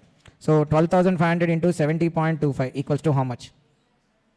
8,70,125 is FOB customs. Then we should add what? Freight. Freight also, which freight? Air freight. Okay, air freight now we should take what? Actual or 20% of FOB customs. So 3,000 into 70.25 or 8,78,125 into 20%, whichever is. Oh, sorry. Then free of cost materials and components supplied is how much? 20,000. Free of cost material. How much? 20,000. If we add, it become how much? 8,98,125. This is FOB customs. Then you add what? Freight. How much? 8,98,125 into 20%. Then 3,000. 3,000 UK pounds into 70.25, whichever is lower. Okay, how much? Which is lower? How much? 625 plus insurance given in the question. Indian rupees or dollars, pounds. Indian rupees insurance given 6,000. So if you add, then you will get what? CF value, which we call it as what? Assessable value. Total how much, sir? 10,82,750 is the assessable value. Okay, done. Question number 15. ABC Industries Limited of Mumbai imported one machine through vessel from Japan in the month of November. The following particulars are made available for computation of customs duty. First, cost up to port of exportation incurred by exporter. Port of exportation are nothing but what? FAS, 6 lakhs. Then we should add loading charges. Then we'll get what? FOB, 6,25,000. Okay, FOB is how much, sir? 6,25,000. Okay, let me redo it once again. So the question given as what values are? FAS. Because price till the port gate is called as what? FAS. How much it is? 6 lakhs. Then we should add what? Loading charges. How much is the loading charges? Then we got what? FOB, which equals to how much? 6,25,000. Okay. So here, first point done, second point done. Freight, afterwards will come. Designing charges for the machine paid in Delhi. Don't add, sir, because designing charges only when incurred outside India, so ignore. Commission paid to the local agent of exporter. Sir, since commission is paid to local agent, we'll assume it as what? In Indian rupees. Okay, see, for the additional amounts, they didn't set like whether they are Indian rupees and all. So this commission paid, we'll assume like what? It is paid in Indian rupees only. Then landing charges. Sir, landing charges, nothing but unloading charges will not include, ignore. Actual insurance charges paid to the place of importation is not ascertainable. How much you should take, sir? Actual insurance charges. Insurance charges you should take 1.125% of FOB customs. Then light rate charges. Light rate, small boats, that also has to be included, sir, because that is before import completion only. Okay, so 20,000. So what total? 6,25,000. For this we should add what? Commission. Commission, okay, that is given in Indian currency. So first 6,25,000 we should convert. What is the exchange rate, sir? 0.71. How much? 4,43,750. Then commission. How much is the commission? They given 1,25,000. Okay, that alone is there, sir. Okay, from rule 10. So we'll get what? FOB customs. How much is the FOB customs? 5,68,750 is what? FOB customs. To that we should add what? Freight. Freight given in the question. Yes, sir. Freight from port of export to port of import. 1 lakh yen. So 1 lakh into how much? 0.71. How much it is? 71,000. They said like freight is, insurance is not ascertainable. So insurance is how much, sir? 5,68,750 into 1.125%. How much? 6,398 plus light rate charges or boat charges. Give light rate, how much? 20,000. If you add all this, you'll get what? CF value, which only we call it as what? Assessable value. How much? 6,66,148. Okay, then we should levy what? BCD. What is the BCD rate, sir? 10%. How much? 66,615. Plus SWS at a rate of 10%. 6,661. Okay, then we should do what? Subtotal. How much is the subtotal, sir? 6,66,148 plus 66,615, 6,661. 424 plus IGST at a rate of 18%. How much? How much? Why the total is needed for us? That is irrelevant, na, the total. We want only IGST. How much? 1,32,096. The total, even if you do, what's the point of doing the total? Okay, it's not relevant. You are not going to pay that to anyone. So here the total tax to be paid is what? BCD, social welfare surcharge, IGST. So total customs duty payable, how much? A plus B plus C. 2,372. Okay, the 2 rupees is like the points decimals difference. A non-resident Indian from USA donated food processing machine to Sri Ram Charitable Trust. Okay, however, paid commission to local agent in India. Sir, paid to local agent, it need not be assumed as buying commission. Assistant commissioner determined FOB value as how much? 18,500. So what is FOB here, sir? FOB determined by commissioner is how much? 18,500 is FOB. Okay. Then including designing and development charges, the trust accepted the value determined. Air freight is 5,000, insurance 2,000. Commission paid to local agent is how much, sir? $3,100. So for FOB, what we should add? We should add what? Commission. We should add what first? Commission. For FOB, you add first what? Commission. How much is the commission? $3,100. If you add, you'll get what? FOB customs. How much? 21,600. Plus, we should add what? Freight. Freight is how much, sir? 21,600 into 20%. Why? Because they said the freight as what? Air freight or 5,000, whichever is lower. Which is lower? $4,320. Then plus insurance. How much is the insurance given, sir? Insurance given in the question is 2,500. Add the 2,500. Then we'll get what? CAF value, which is nothing but what? Assessable value. How much? 20. What is the exchange rate to be taken? Here, bill of entry presented on 25th March. On this day, BCD is 10%. CBSE rate is 75. And the same way, date of arrival of the aircraft is like 5th April. On this day, BCD is 15. Exchange rate is like how much? 74. Okay, which exchange rate? On which day exchange rate we should take? Bill of entry. Bill of entry filed on 25th March. On that day it is 75. So 28,420 into 75. How much? 21,31,500. Now on this we should levy BCD. Which BCD rate has to be taken? Bill of entry or entry inwards, whichever is later. Okay, which is later there?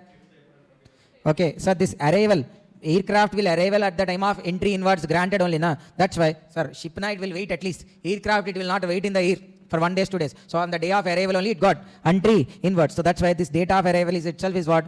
Entry inward. But it is later means what? 5th April. On this day, what is the BCD rate? 15%. So BCD at a rate of 15%. How much? How much? 725. Plus on this social welfare surcharge at a rate of 10%. How much? 31,973.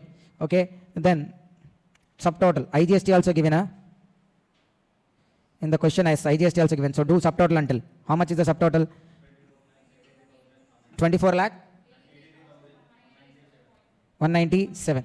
So on that IGST at a rate of 18%. How much?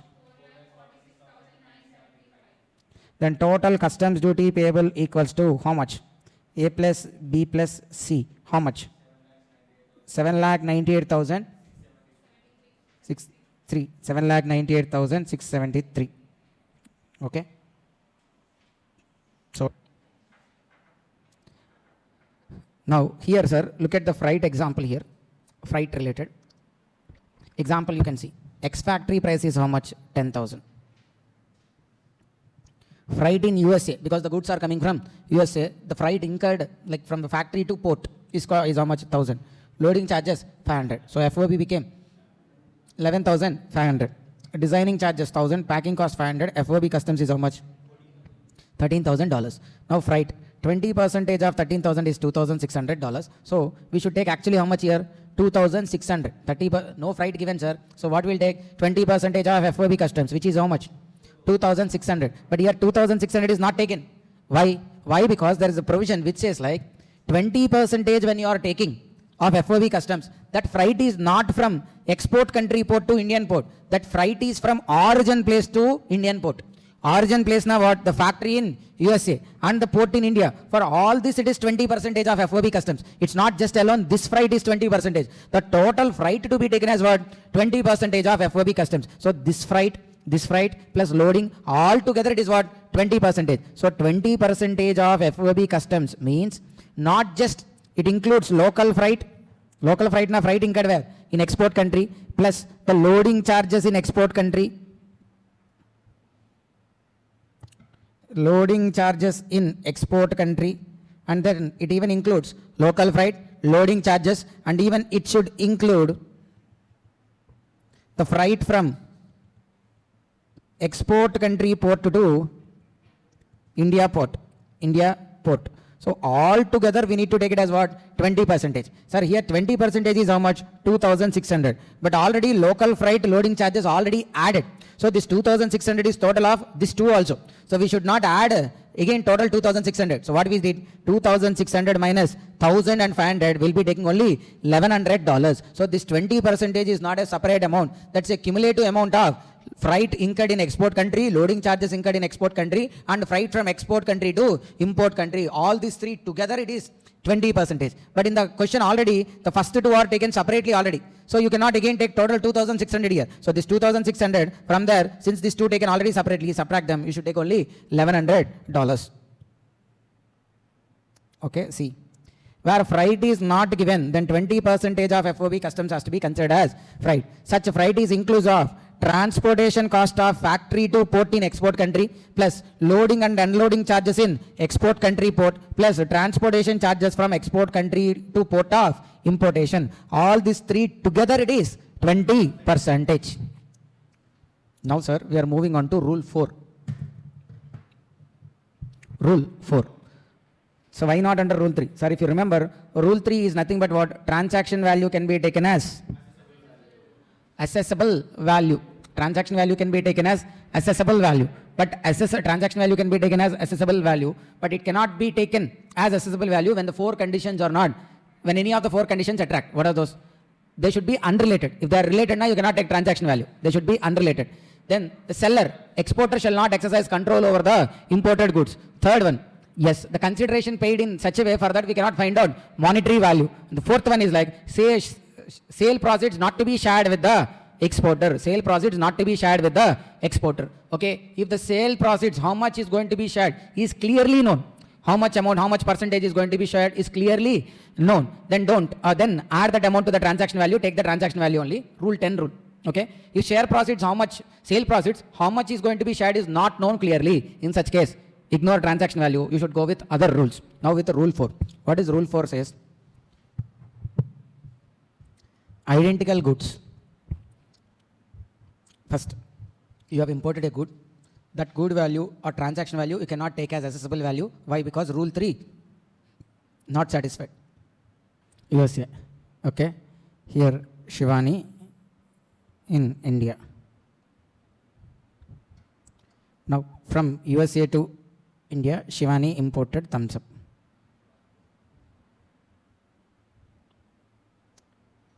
For this transaction value should be accessible value, but you cannot take because rule 3 not satisfied, you cannot take this.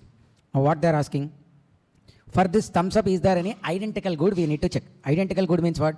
It's almost like same. It looks like same, performs same kind of functions and all. Then they are called as identical goods. Sir, AC owned by two different brands, Blue Star AC, IFB AC, identical goods. Then Crompton fan, Bajaj fan, identical goods. Samsung TV, LG TV. Identical goods. Okay, they look like same. They perform same kind of functions. Then they are called as what? Identical goods. What? Identical goods. Now, we need to check, does Bhavya being supplying any other identical good? Yes. She supplies Coca-Cola to Manjunath. Sir, actually we need to decide value for what? We need accessible value of thumbs up. But thumbs up transaction value we cannot take. For thumbs up, is there any identical good? Yes. Identical good is being sold by whom? The same manufacturer is only selling another identical good. Or, sir, identical good na, it need not be Coke also. Or she may be supplying thumbs up only to other customer. Then also it is called as what? Identical good only. Okay. So then we need to find out this value. If this value is, let's say, 100, then accessible value of thumbs up also will take it as what? 100. So identical good na, they look like same. But Bhavya will supply only to Shivani. No other transaction is there. Then from US only, is there any other supplier who is into supply of same goods or identical goods? Yes, Mandeep is there. He also from where? USA. He is supplying to Bharadwaj. In India, what? Thumbs up he is supplying. Or Coke is also what? Identical good. That he is supplying. Now take this price. Again, this price is like 120. Then take it as what? Accessible value. So identical good na, first preference if the same manufacturer, same exporter is supplying to some other person, that take as what? Identical good value. If that is not available, from the same country, export country only, from USA only, the same kind of product, if it is sent to some other person, that price you have to take it as what? Identical good value. Okay. See, identical goods means goods which are same in all aspects, including physical quantity, produced in the same country in which goods are being valued, were produced, and if available from the same manufacturer. Okay, so same manufacturer, same country. If same manufacturer not available, then different manufacturer also okay, but not different country.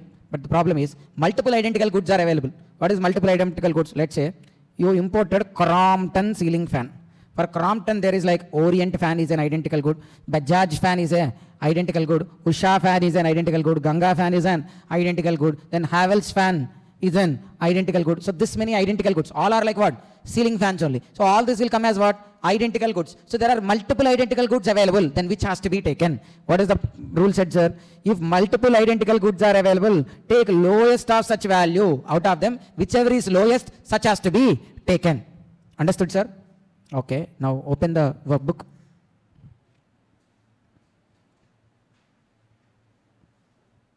Question number 21.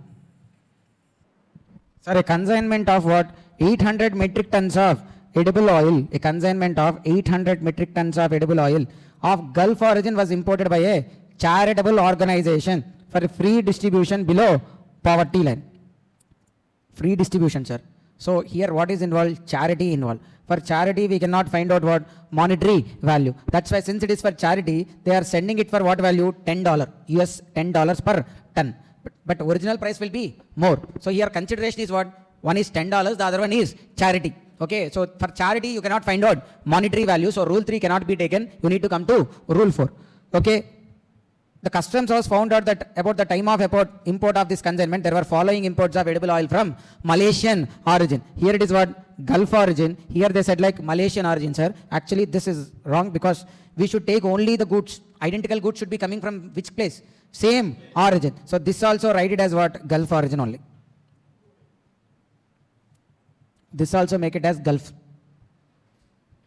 A consignment of 800 metric tons of edible oil of Gulf origin was imported by a charitable organization in India for free distribution to below poverty line citizens in a backward area. Okay. So now what? This also Gulf origin, this also Gulf origin. This is being a special transaction. Rule 3 cannot be applied. So we came to what? Rule 4. How many identical goods are there here? Okay. Which has to be taken? Which value has to be taken? Which is lowest? 160 is the lowest. So take that one. Okay. So now we'll take the value as how much, sir? $160 per ton as the value. How many tons we imported actually?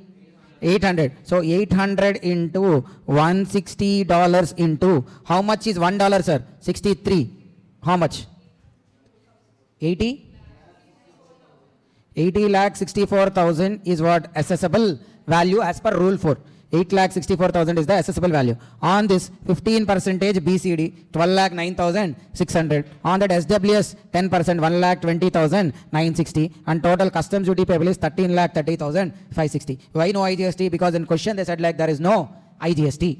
In question only they said like there is no IGST. That's why we didn't took IGST and all. Total customs duty is how much? 13,30,560. Okay, done. Question number 22, sir. You try. So what is this? Gujarat Dry Fruit Limited imported dry fruits. Declared the value as under what? January they imported 250. Declared value 25,000 from which country? Egypt. Okay, January they imported 150. Declared value 25,000 from Egypt. It was found that import were also made by some other dealers as indicated below. Like what? September, October. Okay.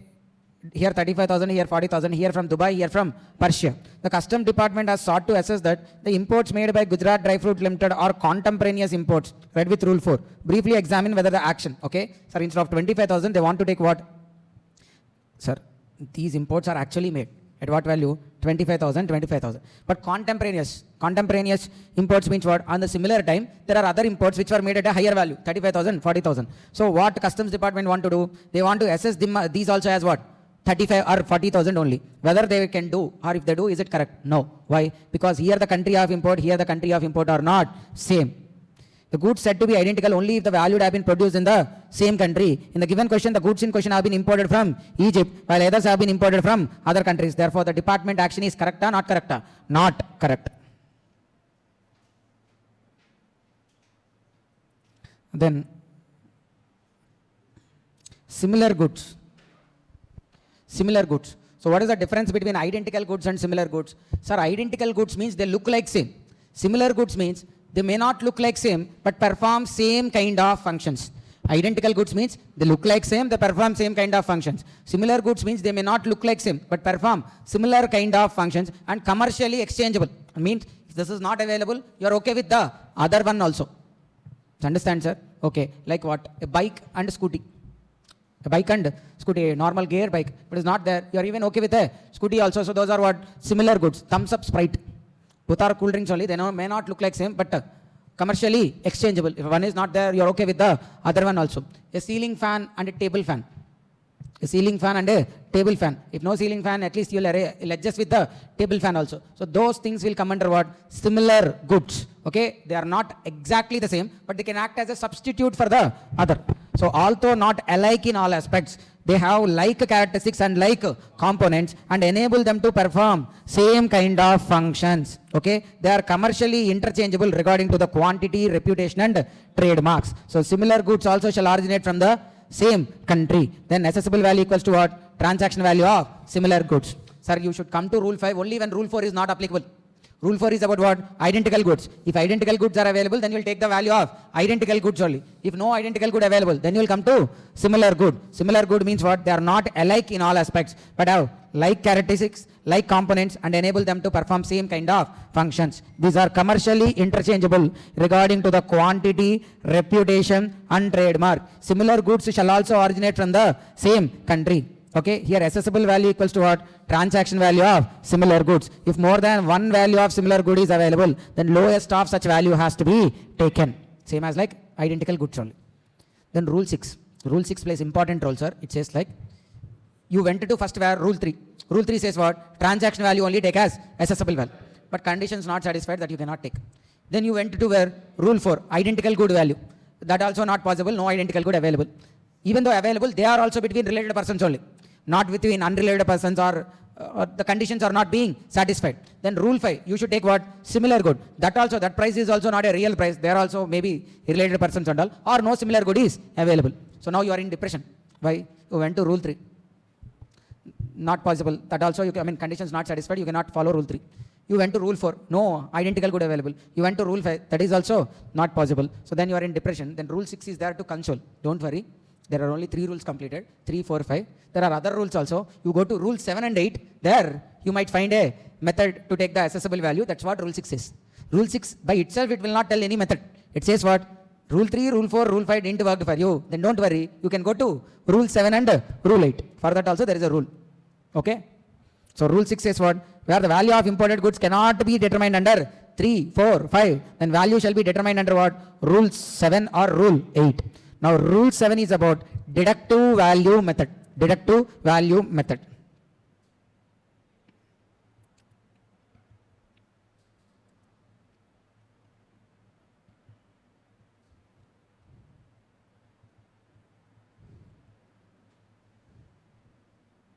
Shivani from Japan. Then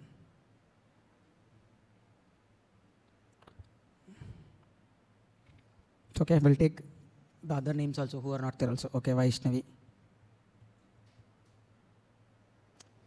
from India. There is an import of goods. Transaction value equals to $15,000. But this transaction value we cannot take because rule 3 conditions not satisfied. Okay. But Vaishnavi will sell this good again in India, right? She imported, that imported good she is selling in India.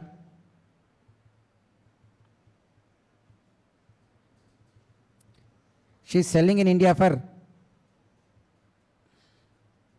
25 lakhs. Okay, 25 lakhs or else. There is an identical good also for it. Identical good transaction value is there. Identical good transaction value equals to $16,000. Then you can take identical good value now. That also can't be taken. Why? Here also supplier and recipient are related, or price is not the sole consideration, or else seller is exercising control. So because of that, this is also not a fair price. You cannot take that also. But this identical good is imported by whom? A exported and B imported. Now B will be selling that in India, right? He's the resale price. That imported good, B is selling in India for 27 lakhs. 27 lakhs. Okay. If identical good is also not there, then what will be there? Similar good. Let's say there is an X importer, X is an exporter, Y is an importer. There is what? There is a similar good. Again, similar good transaction value is like $14,000. But that also we cannot take. Why? Again, those 4 conditions didn't satisfied between those 2 people also. That's why this is also not a fair price. So you cannot take rule 3. If rule 3 now, you might have taken $15,000 only. Rule 3 failed, you cannot take 15,000. Rule 4 failed, you cannot take 16,000. Rule 5 also not suitable, then you cannot take 14,000 also. Okay, but this Y also sells in India. For what price he sells in India? 23 lakhs he sells in India. Okay, now we are under which rule? Deductive value method. Deductive value method will start from the resale price in India. We start with what? Resale price in India. What is the resale price of this in India? 25 lakhs. Okay, if the actual imported good only resold in India, take that resale price 25 lakhs. If this is not available, this 25 lakhs not available. Sir, why not available? Because you will not sell those goods as such. You'll use it as a raw material and produce a different component. You'll not sell as this. So this sale value not available. Then take identical good sale value. How much? 27 lakhs. If identical good sale value also not available, then take what? Similar good sale value. So you will take sale value in India and do back calculations. Okay, you will be subtracting all the post importation costs. Sir, actually what we did till now, we took the export country price. From there we add expenses till they reach India. Now we are having what? Indian sale price. So from this, we'll subtract all the expenses that are incurred after import. All the post importation costs are included in the selling price. So now if you subtract them, then you'll take back it to the import value. Understand? So to take back to the import value, you'll start with what? Sale price of the original imported good, not available. Sale price of the identical good, not available. Sale price of the similar good. So from that amount, you will be deducting the post importation expenses. Since without adding, you are deducting here, this method is called as deductive value method. So what has to be deducted? Sir, you imported goods and then you are selling in India. From import to selling in India, what are the expenses incurred? From the time they landed in India for import to sell them, what else will be incurred? Unloading charges. Freight insurance where? Which freight insurance? Freight and insurance incurred in India from port to your place. That freight and insurance might be incurred. Then most importantly, your profit margin. Customs duty if any paid. All these are included, right? Sir, మీరు import చేసిన దగ్గర నుంచి sale చేసేదాకా ఇవన్నీ add అవుతాయా లేదా? Yes or no? Or else if you imported for 10,000, you sell for 10,000 only, yeah? No, right? You have extra unloading charges. Then you need to take them to your place. Transportation charges, insurance charges, customs duty you have to pay. Customs duty, then even profit margin. All these are included and it became what? 25 lakhs. Now you wanted to take back to import value. Then what you should do? From 25 lakhs, subtract profit margin, subtract transit and insurance within India, subtract the loading charges if any are there in India. So if you subtract all that, you'll get the import price again, or the assessable value. See, original value of imported good, identical good, similar good, selling price you take. Then from there subtract profit, selling expenses or commission, cost of transportation or insurance, customs duty and any other taxes payable. If you subtract them, you'll get again what? Assessable value. Here, where there are multiple identical or similar goods are available, then which price has to be taken? When there are multiple identical or similar goods available, then you should take the price at which highest number of units are sold, greatest aggregate quantity is sold. At which price highest number of in aggregate units are sold, that price has to be taken. Okay, so deductive value method means what? You have a sale price in India. From there, you'll do reverse calculation and go back to assessable value. Understand? If multiple identical goods or similar goods available, what to do? Greatest quantity, the price at which greatest aggregate quantity sold has to be taken. Okay, now see question number 23. Question number 23. Find out the total. Tell me the assessable value, sir. Straight away tell me the assessable value in question number 23. What price to be taken? How much? 90 has to be taken, huh? Pakka? 95, huh? 90 or 95? 90 only. Why 90? Because if you do aggregately, see here 90, 2 places is there, total how much? 650. Okay, so we need to check what? Greatest aggregate quantity. At 100 if you take, how many places 100 is there? 3 places. 400, 150, 50. So at 100 rupees, how many units are there? 600 units are there. Then at 90 rupees, how many units are there? Here 300 and here 350. Total 650 units are there. Then at 95 rupees, 500 units are there. Then at 105 rupees, you have 250 units are there. So which price has to be taken? 90 has to be taken because this is the highest aggregate quantity. Now tell assessable value also. How much is the assessable value? How much is the assessable value? How much? So first we'll take that sale price.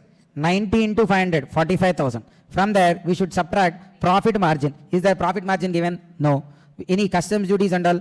No, because selling price exclusive of duties and taxes. So freight is included. What we should do? Insurance. Sir, this freight and insurance are like incurred in India. Post importation cost. So that's why we have been subtracting. How much is the assessable value? 30 is the assessable value on that duty calculation. Now solve even question number 24 also. Sir, what price? What price to be taken? 90? Sir, at 100, how many units are sold? 10 into 5, 50. 5 into 3, 15. Total 65 units. At 95, 55 units. Whereas at 90, 80 units. So we'll take what? 90. How many actually imported, sir? How many? 5,000 into 90, how much? 4,50,000. From there we should subtract freight and insurance 30,000. So how much is the assessable value? 4,20,000 is the assessable value. On that, if you levy BCD and SWS, you'll get the total customs duty payable. Okay.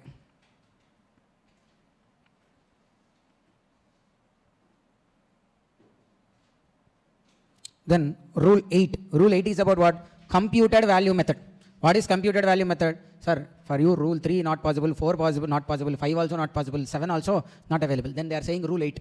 What? They are asking you to find out the cost of that good. But why importer will tell you the cost of his good? Sorry, you are importer. Why exporter will tell his cost breakup? Will he tell her? He is your seller. Sir, does any of our seller will tell his cost breakup? If he tell his cost breakup, now we'll say like what? If for him 100 rupees cost, now we'll ask for 90 only. Every seller will say tell the same thing. Now, వాడికే cost 100 రూపాయలు అంటాడు కానీ 90 రూపీస్కి sale చేస్తాడు. That means what? His actual cost is not 100, something else. So he will not disclose the actual cost. So understand here, if exporter is supplying goods to you, importer, this rule asking you like, find out the cost of exporter. Okay, and add some margin. That is they taken as the assessable value. But unless you both are related person, that is your holding company, in no case, the exporter will be sharing his cost breakup. So in this case, if it is okay, only in case of related party transactions only, this rule might work because related parties only will share their cost details and all. If they are shared, what to be done? Take the cost of materials and general expenses for producing the imported good as per CS4 and add usual profit margin. Sir, if you, in GST also this kind of similar rule will come, but there will add 10% as margin. Here they are not saying like 10%. They are saying like what? Add usual profit margin and any expenditures as per rule 10. What are rule 10 expenses? Designing charges, packing cost, those things. Okay, you add. Then you'll get what? Assessable value. Then rule 9. Rule 9 is what? Residual method. If any of these methods are not possible, then you only decide whichever the method suitable for you, then any other new and reasonable method, that also you can follow. But for that you should show why that method only is suitable for you also. Okay, you need to explain. That is best judgment method. Rule 10 we already discussed. Rule 11 is what? Every importer has to give a declaration stating what? That full and accurate details of the imported goods has been provided. Has to give a declaration stating that full and accurate details. So what are the documents he submitted, invoices he provided or what? Full and accurate. Then rule 12, rejection. Sir, you took some value. That value could be rejected by whom? Customs officer. Where proper officer has a reason to doubt the truth and accuracy. Okay, he has doubt that the values you are showing are not correct. So when he has reason to doubt that there is truth and accuracy, he may ask further information. When you don't give any response or even after furnishing information also he has a reasonable doubt, then the transaction value cannot be determined under rule 3. He may go to any other rule. Okay, he may go to rule 4, rule 5 or rule 7. Like that he can determine. Okay, then sir, importer, at the request of importer, the proper officer has to tell what? Proper officer shall even intimate the importer the grounds for doubting. He cannot simply say like by looking at your face only I doubt. He has to tell the grounds also, because of what reason he is doubting. Usually what will be the grounds? On a similar day, some other person imported at 40,000, but you are showing your value as only 20,000. Then that's a doubt. So such doubts can be raised. Grounds for doubting the truth and accuracy and provide reasonable opportunity of being heard. Sir, under 12, they didn't prescribe any method. They are just talking about when it can be rejected. If rejected, what to be done? Then go to rule 4. If that also don't apply, rule 5. Not applies, rule 7. Not applies, go to rule 8. That also not applies, go to rule 9. Best judgment method. Okay, this rule will not suggest any method. This rule will talk about only rejection. When the proper officer is having a reasonable doubt that you are not declaring the, you are not declaring the value truly or accurately. Then declared value can be accepted if an inquiry, if proper officer is satisfied. Okay, then this point, sir. Sir, usually when insurance is not given in the question, what will take? 1.125% of FOB customs. But FOB customs also not there. If FOB customs, see in question, freight not available individually. FOB customs not available individually. Insurance not available individually. What you have is like FOB plus freight total you are having. FOB plus freight you are having. Freight you don't know how much individually. FOB you don't know how much individually. Insurance also you don't know how much individually. What you have is only what? FOB plus freight together you are having. So usually insurance has to be applied on what? FOB customs into 1.125%. But you don't know insurance separately, FOB separately, freight also separately. What you know is what? FOB plus freight together. Then the provision says like, okay, no worries. Apply 1.125% on this. FOB plus freight. Okay, na? So you need not to wait for, or you need not to do breakup and all and find FOB alone or FOB customs alone. If FOB plus freight total is only available, insurance not available, freight individually not available, only this total is available, then what you will do? Take the total and add insurance as 1.125% on FOB plus freight. See, regarding freight and insurance, okay, here, FOB plus freight combined value is available. Either FOB or freight or insurance, individual values are not available. Then what to be done? In such cases, insurance to be taken is 1.125% of FOB plus freight. Same way, FOB plus insurance total available. FOB plus insurance total is available. You don't have separately FOB, you don't have insurance, you don't have freight separately. Then take 20% on what? FOB plus insurance together amount also you can take 20%. Okay. So come to question number.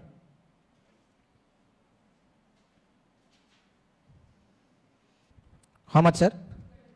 1210. See, FOB available individually.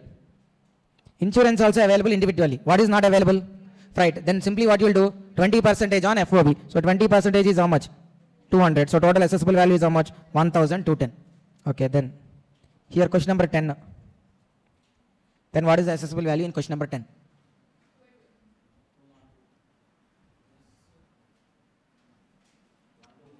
1 to 1, 2. Why? You have total of FOB plus insurance only. You don't have FOB separately, insurance separately, freight separately. Then what you will do, freight? Directly on FOB plus insurance. So 1010 into 20%. How much? 1010 into 20% is how much? So it is like 1212. Then question number 11.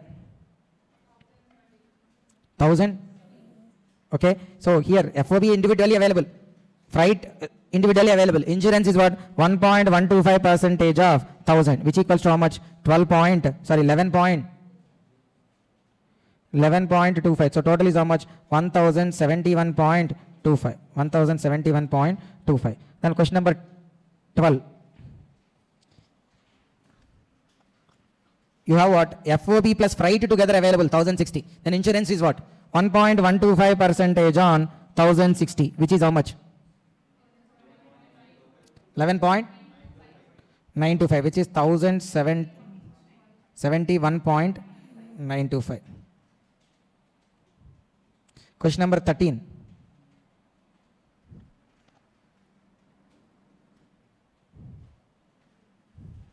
How much? 1260. 1210. Why? Because this is air freight. Restricted to what? 20% of FOB customs, which equals to 200 only. So total 1210. Okay. So okay, done. So with this valuation, we completed all the questions, sir. So now understand. So there are many goods as a part of your luggage you are bringing along with you. Now understand. See. So that passenger need not to be a CA or CMA, right, to know about baggage rules. He's a normal guy who went on tour or trip and again coming back. When he's coming back, he's bringing gifts to his friends and family and his personal belongings. So everything is bringing. Now, if you know, for every good there is a HSN code, and their import duty rates will be there in the Customs Tariff Act Schedule 1 import duties. I opened the Schedule 1 once in the class and we have seen within the meat related itself there are several categories. Okay, I have shown different things also where within that also separate categories are there. You went for a Dubai trip, coming back with you there are some 30-40 items are there. Now you need to read through the whole tariff act and identify each and every good customs duty rate and self-assess it and pay duty. In airport only you should sleep for 4 days. Because to do all that, to finding out that particular rate and all, is it practically possible? You are not bringing them in bulk also. You are bringing one perfume bottle. It's okay, accessible. Okay, you might be, it's okay, girls now, like, it's within their cosmetics itself, 10 items might be there.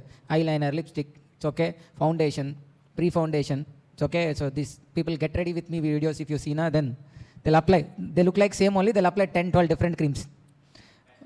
Primer is there in that also, applicator is there. Okay, class notes is only missing there. Okay, so like that, different things are there. So for all of them, individually identifying that customs duty rate and assessing them is practically not possible. That's why, what that it means, for baggage, they given one schedule. Okay, so if it is part of baggage, you need not to worry about which good it is. On all the baggage, one tax rate only. It might be mobile, it might be, it might be anything within the part of your baggage. On all the baggage, you levy one customs duty rate only. You need not to follow specific HSN code and that particular rate and all. Okay. For convenience, this has been introduced. Okay. So now what is that rate? Rate of duty on baggage. Sir, and again, there won't be social welfare, there won't be again extra safeguard duty, anti-dumping duty, IGST and all will not be there. Only one duty, BCD will be levied. Okay. Basic customs duty will be levied at a rate of 100%. On that social welfare surcharge at a rate of 10%. So what is the customs duty rates are on baggage? Total 110%. 100%. Tarun. BCD rate 10%. Social welfare surcharge. Then it's okay.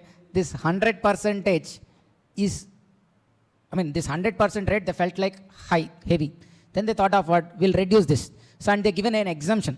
After exemption, the rate decreased to 35% plus on that social welfare surcharge 38.5. So currently two baggage related customs duty rates are applicable. One is 110%, the other one is 38.5. Have you got 110?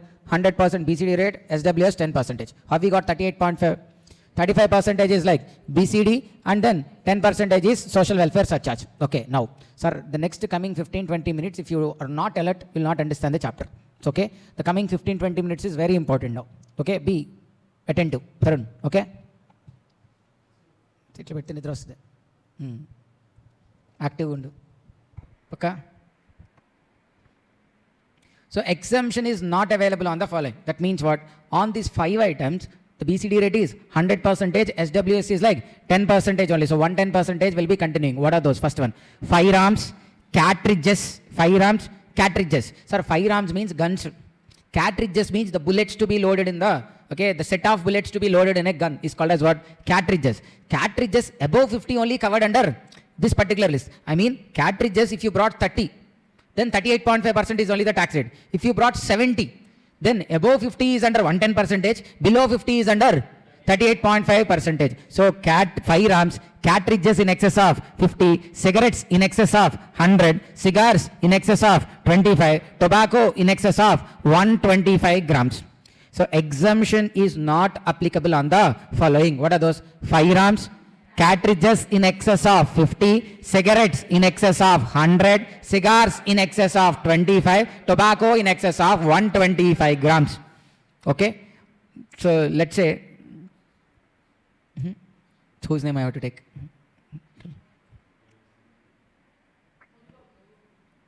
Who? Manju. Huh? Bhuvana, okay. So Bhuvan is bringing some 300 grams of tobacco with him. Sir, why tobacco? So you know, like the elderly people, like they'll take this tobacco leaves from there, they'll do this chutta. They'll roll chutta. It's okay. So Bhuvan is also for his grandfather chutta. He brought 300 grams, not him. Decent guy, he's not like Tarun. It's okay. So he brought 300 grams. So 300 grams, sir, above 125 grams. So above 125 grams, see 300 grams tobacco, it is like 3,000 rupees, let's say. 300 grams, 3,000 rupees. So 125 grams night is 1,250. Above 125 grams, another 1,750 is there. So first 1,250 is taxable at 38.5%. The above 125 grams is there now, 175 grams. That equivalent is how much? 1,750. That is taxable at 110%. Okay, so this list very important, sir. Firearms, 100%. I mean 110%. Cartridges above 50, 110%. Cigarettes in excess of 100, 110%. Cigars. Sir, what is the difference between cigarettes and cigars? Cigarettes lo? Experience, huh? Then, Bharadwaj, you know? Cigars you don't know?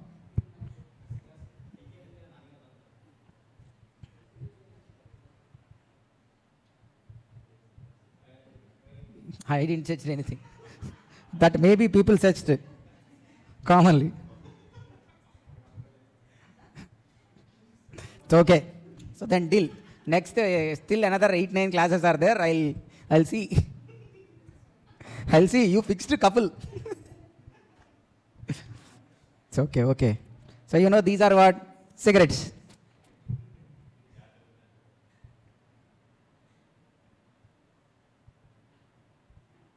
So okay, these are what? Cigars. Okay, that is cigarettes and this is cigars. The Che Guevara photo, if you see standardly, he'll be holding one thing. So in every Che Guevara, you know Che Guevara? Oh, you don't know? Okay, here only Che Guevara. By looking at that only, I also remembered him. Okay, the name itself is Che Guevara. He's Che Guevara. Famous, like there used to be t-shirts and all, like people were revolutionarist. He's like, it's okay, many people will get inspired from him. He was assassinated by US. So but now he took shift and he went to the Sanatani. It's okay, because this is like communism. He's like more of communalism point. Okay, but US is like a democratic and more of socialistic country, but they believe in communism. So these are what? Cigars, not Che Guevara. Okay, firearms, cartridges in excess of 50, cigarettes in excess of 100. So cigarettes in excess of 100, na, not boxes, Bharadwaj. Sticks. Okay, na? Cigars in excess of 25, tobacco in excess of 125 grams is taxable at 110% within 38.5%. Then annexure 1. Sir, annexure 1 purpose is different. But first by heart, what is annexure 1? Okay, na? In annexure 1, the items which we referred, like these 5 items will be there in annexure 1 also. But annexure 1 and this are not same. Annexure 1 purpose is altogether different. I'll explain why annexure 1 also afterwards. Annexure 1 consists of firearms, cartridges in excess of 50, cigarettes in excess of 100, cigars in excess of 25, tobacco in excess of 125 grams. Sir, now till here, these are covered in Annexure 1. Fine. Their tax rate is how much? 110%. The rest all, if you see, what are the others in Annexure 1? Alcohol in excess of 2 liters. Alcohol or wine in excess of 2 liters. Gold, silver in any form other than ornament. Sir, gold, silver in any form other than ornament. Now what form then? Gold, silver in any form other than ornament. Other than ornament means what? Biscuits, bars, bullion, coins. Okay, those are other than ornament form. Then LCD, LED, plasma TVs. Okay, these three are also covered under Annexure 1. But these three tax rate 110%. No. So because here I didn't said like the tax rate as 110%. These 5 items only taxable at what rate? 110. Okay. So these 4 maybe in Annexure 1 those items and additionally these items may be commonly there. But most students will confuse with this 110% tax rate and Annexure 1. Annexure 1 consists of firearms, cartridges, cigarettes and all. And even consists of wine in excess of 2 liters, gold, silver in any form other than ornament, LCD, LED, plasma TV. Just because all these are at one place, you cannot assume these last 3 items like LCD, LED TVs, wine in excess of 2 liters and gold, silver in any form other than ornament also at 110%. These 3 are not mentioned at a tax rate. That's why these 3 are taxable at what rate? 38.5% only. Are you able to understand, sir? Yes, they may be commonly there in Annexure 1, but the rest, these 3 are taxable at 38.5% only. Now, we are talking about general free allowance. So, depending on the place where you are coming, whether you are Indian resident or foreigner, there are some exemptions given to you. Like your total baggage is not taxable. I mean, your total luggage won't be taxable. Some exemptions will be given. 3 categories. First one, you are an Indian resident only, or a foreigner but resides in India only. Okay, either you are Indian resident or a foreigner residing in India. You went outside India and coming back. You went outside India and coming back. Okay. So let's say for example, Tarun married a Russian girl. Okay. Girl only. Okay. It's okay. Currently girl only. We don't know about past and all. Tarun married a girl.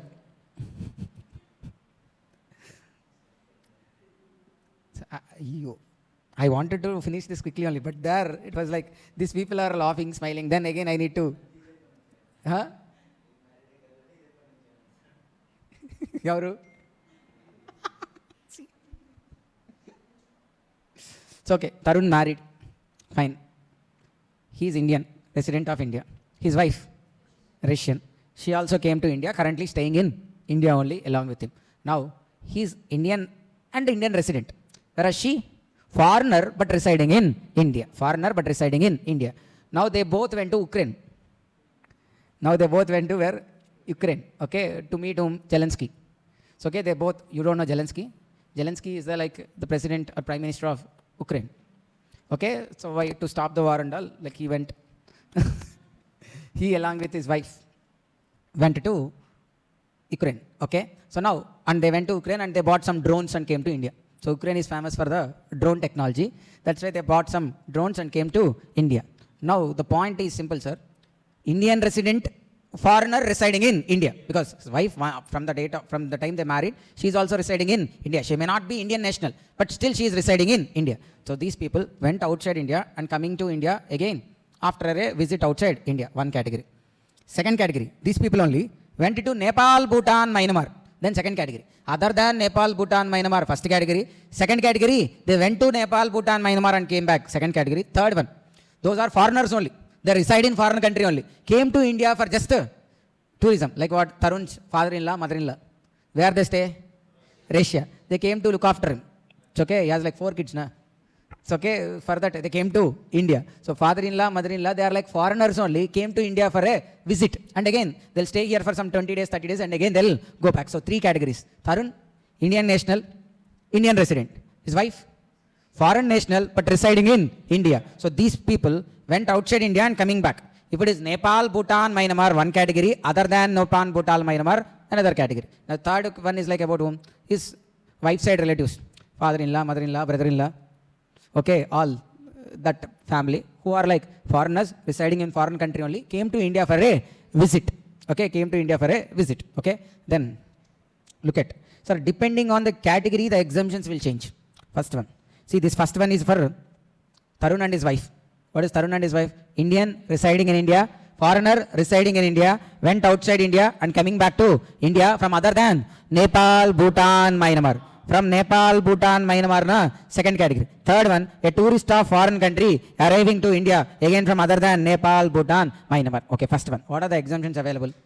GFA. So it is like general free allowance. I mean, out of your baggage, certain amount or certain extent of baggage is allowed freely. They are not taxable. So, okay, what is that one? First one, any personal belongings. Personal belongings. What are personal belongings?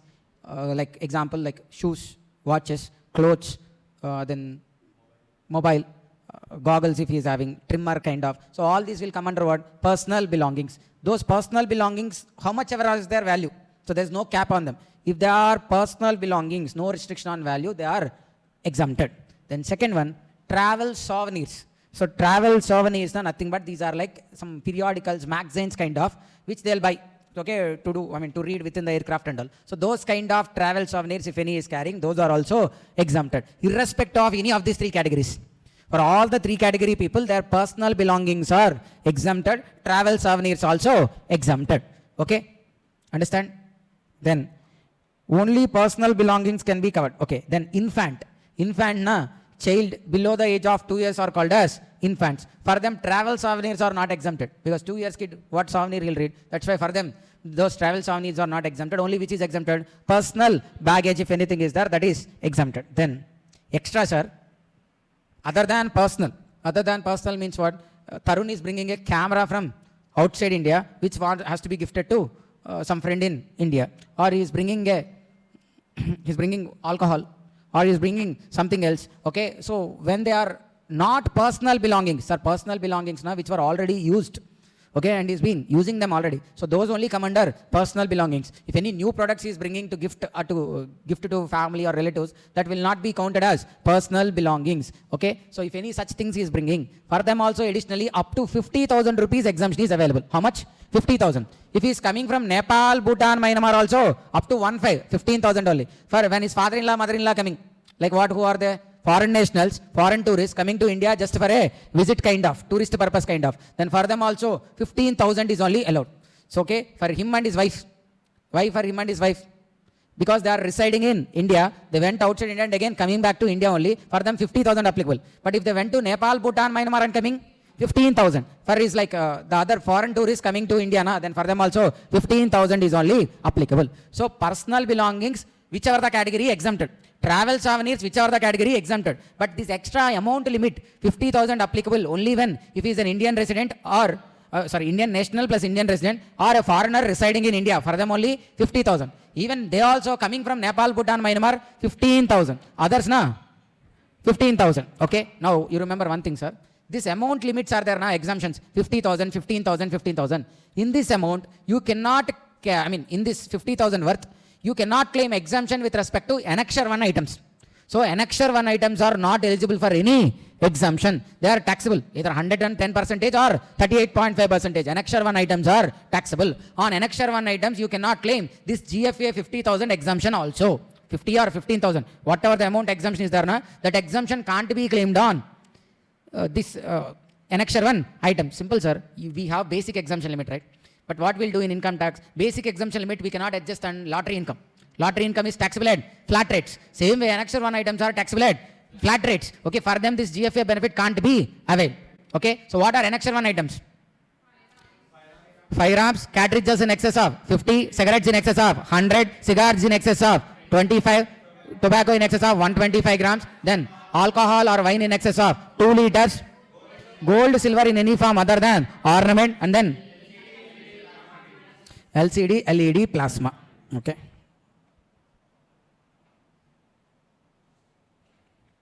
Personal effects means things required for satisfying daily needs other than jewelry. Personal effects means things required for satisfying daily needs other than jewelry. Jewelry will not come under personal belongings then. The free allowance of one person cannot be clubbed with another person. So for every person you need to count separately. Then extra, sir. This one general. extra allowances are also there. I mean, nothing but some other exemptions are also there, specific exemptions. If you are a person of age more than or equal to 18, you may fall under any of these three categories. Okay? But if you are a person of age more than or equal to 18 years, then you can bring one laptop. Only laptops are not computer.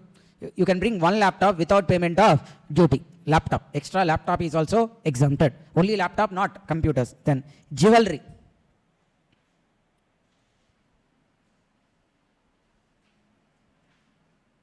Jewelry, sir. Jewelry exemption not available to the third category. Who are third category?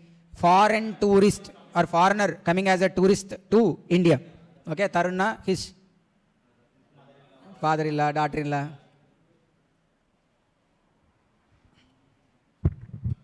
Sigging. Little sigging.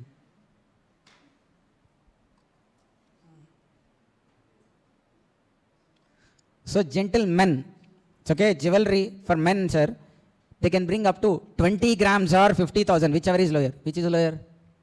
50,000 is only lower. Now it's irrelevant also to remember 20 grams. So 20 grams, it's almost 3 lakhs. So okay, that's why. How much, sir? For male passenger, 50,000. Female passenger, up to 1 lakh. Okay, but remember, grams also, 20 grams. For female passenger, 40 grams. 20 grams or 50,000, whichever is lower. For female passenger, 40 grams or 1 lakh passenger. Okay, but here they said like gentleman, not gentle lady. Normal lady they kept. All ladies are gentle. That's why they are not specifying it as gentle. Okay, in men, separate will be there. Gentlemen, normal men, no men, abnormal men.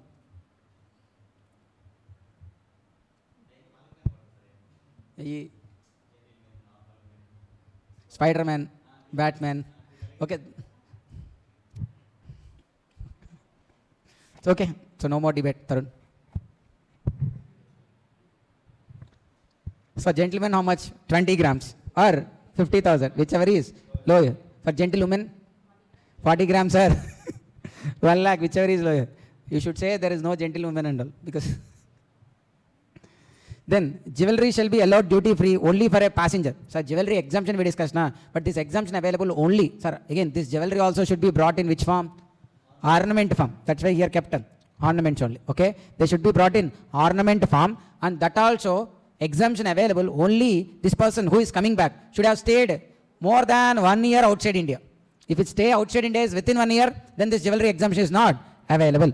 Understood, sir? So now look after the exemptions. Almost 90% of the chapter completed, sir. Okay, the baggage chapter 90% completed. Only this part only questions will come. Okay, so GFA, general free allowance. 3 categories are there. Indian national or foreigner residing in India, went outside India and coming back. Okay, other than from Nepal, Bhutan, Myanmar, Nepal, Bhutan, Myanmar, foreign tourist. 3 categories. For all the 3, personal belongings exempted. Then travel souvenirs exempted.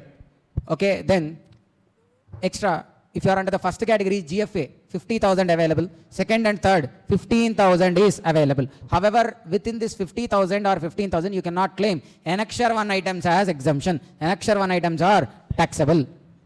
Okay, na? Then laptop is a specific duty-free allowance. I mean, again, this is also a DFA, duty-free allowance. Okay, how much, sir? How many laptops? 1 laptop. And again, that person age should be minimum 18 years, any of the 3 categories. Then extra jewelry also will be given as exemption. But when for male passenger, 20 grams or 50,000, whichever is lower. Female passenger, 40 grams or 1 lakh, whichever is lower. Okay, but their minimum period of stay outside India should be more than 1 year. Only if more than 1 year, then that exemption is available. So the problem is, Annexure 1 items you see. What are Annexure 1 items? Firearm. Firearms related, no issue, because firearms always Annexure 1. But cartridges, when they are covered under Annexure 1? Above 50 only covered under Annexure 1. So below 50, you can adjust exemption. Are you able to get my point, sir? Annexure 1, cartridges above 50 only Annexure 1. So that means up to 50, you can claim exemption.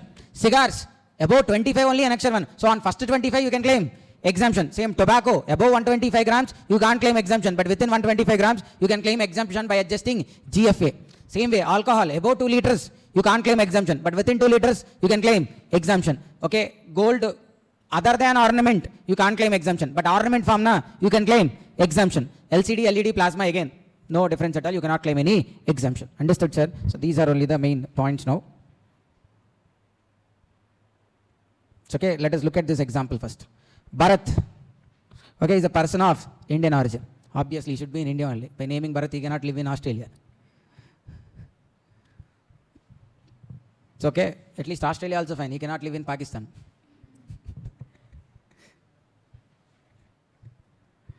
Bharat, a person of Indian origin, coming to India from USA for a short visit. While his visit, he is carrying following goods as a part of his baggage. Compute the customs duty available. Okay, so now you take your time and just try to identify the customs duty rates on each and every point. Okay, don't look at the notes, sir, because you will get tempted to look at the answer. So only look at the screen and then find out. Take rough page and the rough paper you take and pen. Then identify. It's okay, if you could do this one properly, then any question in baggage chapter you can do properly. Okay, identify how much can be claimed as exemption, how much cannot be claimed as exemption, and which tax rates applicable. So all that part if you could make. So it's worth spending time on this example also. It's like 10 minutes, 15 minutes also fine. But if you learn this example properly, the whole baggage chapter you almost learnt.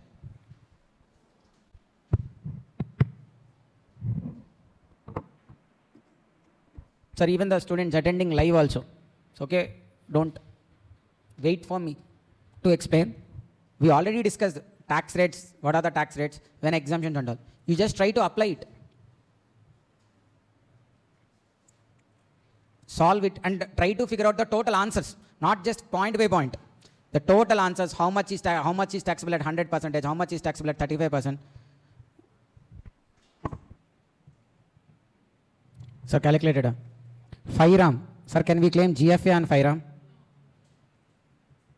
So how much is the tax rate? 110%. But cartridges we need to separate. Okay, so see how it has been solved. Computation of customs duty. We have taken two columns, 35% column, 100% column. First we took again items eligible to set off with GFA, not eligible to set off with GFA afterwards. First. Cartridges, sir, 5 RAM is not eligible to set off with GFA, so 5 RAM ignored. Then cartridges up to 50, 35% tax rate and eligible for GFA because not covered by annexure 1. When it is covered by annexure 1, above 50. Cigarettes up to 100, here taken. Cigars up to 25. Sir, alcohol within 2 liters, again taken here. Why? Alcohol above 2 liters only, annexure 1. Then camera, not covered by annexure 1. Laptop and personal effects, anyhow they are straight away exempted. So total is how much? 1,09,000.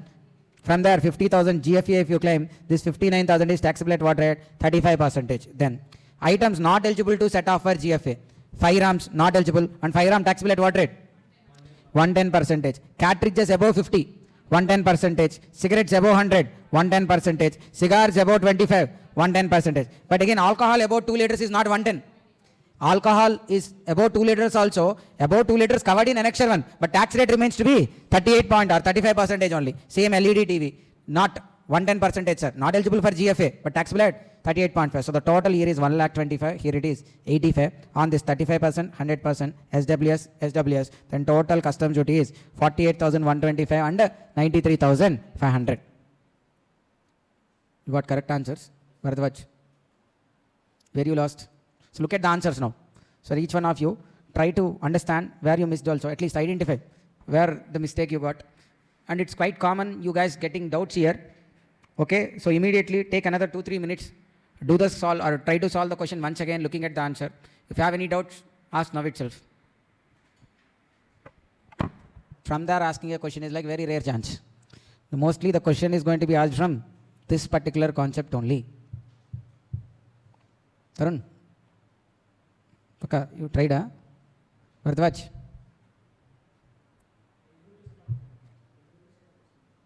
Eligible? So here, where your doubt specifically?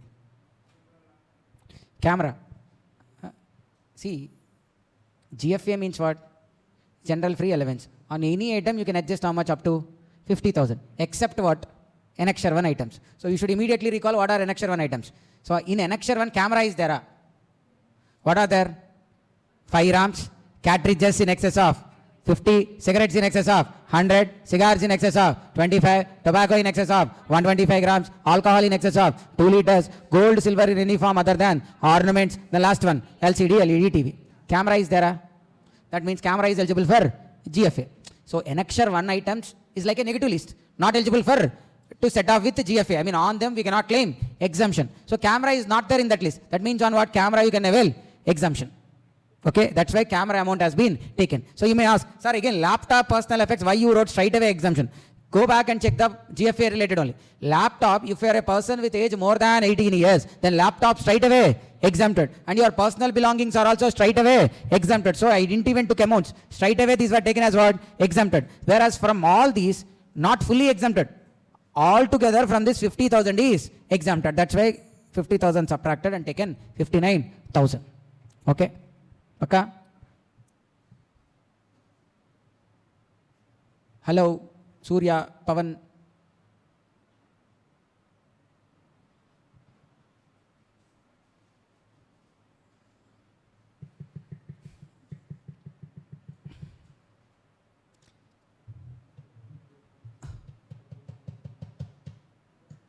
So baggage is an easy chapter, but still many students will get confused here and have doubts. Okay, and once again, sir, one more point I am clarifying everybody.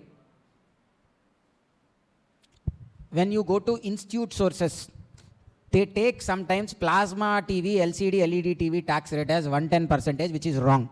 It should be how much?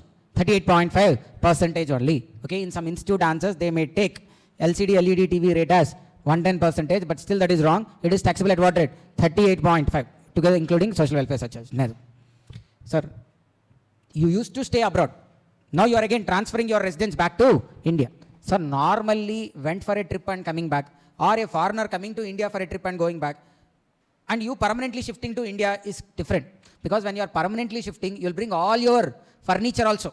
So which and all you want to bring. Okay. So that's why there much more extra amount of exemption has to be given when you are shifting your residence. That's why here in case of transfer of residence, extra exemptions are given. What is that? A person who is engaged in profession. Profession means even employment outside. He is transferring his residence to India. Then in addition to bona fide baggage, the first baggage exemptions. Other than that, he can claim extra this exemptions also. Okay, how much? It depends on how much period he stayed outside India.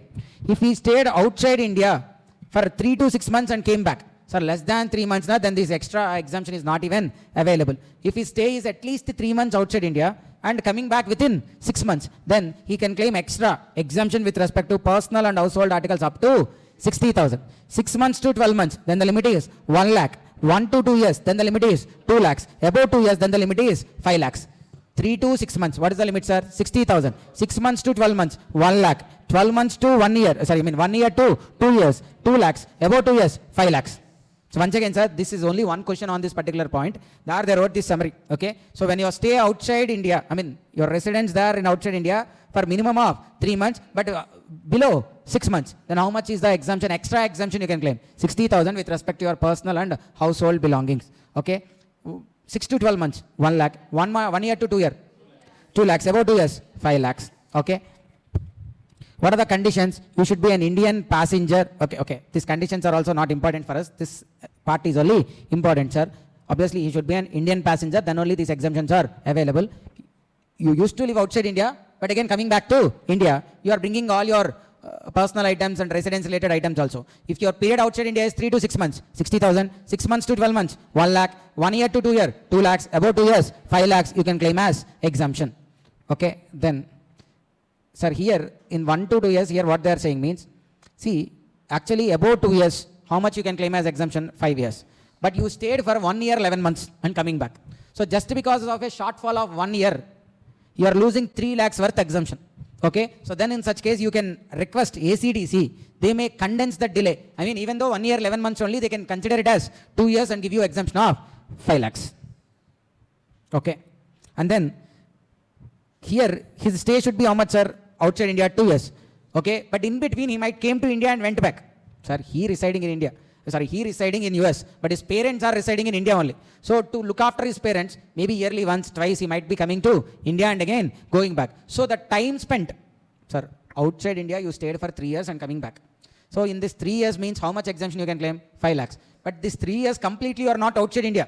In between you came to India and again went to your place again. So now the total time spent in India shouldn't be more than 6 months. Even though it is more than 6 months, condonation is possible. It shouldn't be more than 6 months in India, but if it is more than 6 months also, condonation is possible. Sir, simple rule, sir. మీరు US వెళ్ళిపోయారు, అక్కడే 3 years ఉండండి. ఈ మధ్యలో కాకపోతే India వచ్చి వెళ్తున్నారు. ఈ మొత్తం ఇండియాలో స్పెండ్ చేసిన టైం ఎంత ఉండాలి? 6 months లోపే ఉండాలి. ఒకవేళ ఎక్సీడ్ అయినా కండోనేషన్ అడగొచ్చు. Okay, the total stay in India during short visit should be more than 6 months. However, on application to commissioner, then they can, excess of 6 months can be what? Condensed. So now, here these exemptions are there, na? These exemptions are available only, this exemption, this extra 60,000, 1 lakh, 2 lakh, 5 lakh exemption also cannot be claimed on Annexure 1 items, and additionally can't even be claimed on Annexure 2 items also. Annexure 1 items you can't claim, and even additionally on Annexure 2 items also you cannot claim. So what are Annexure 2 items? See, these are called Annexure 2 items. What are Annexure 2 items? Color TV, video home theater, dishwasher. Color TV, video, sir, 1960 Act, sir, this is. Okay, not reframed, this and all. That's why they are still at what? Color TV. Now, which fellow will bring color TV? The first it is not even if you want to buy also, no color TV available. So, but they are talking about color TV, video home theater, dishwasher, domestic refrigerator greater than or equal to 300 liters, deep freezer. That was back then. Deep freezers used to be separate, refrigerators used to be separate. Then video camera, cinematographic films. To shoot these films and all, that reel will be there, 35 reel and all. That reel, gold, silver in any form other than ornament. So these Annexure 2 items are also not eligible for claiming exemption from the 60,000, 1 lakh, 2 lakh, 5 lakh limits are there. Na? These are also not available. But Annexure 3 you can claim. Okay, Annexure 3 items, no restriction, you can claim exemption. What are Annexure 3 items? VCR, CD players. Next one, DVD players, music system, air conditioner, micro oven, word processing machine, fax machine, LPG cooking range, laptop computer, domestic refrigerator within 300 liters.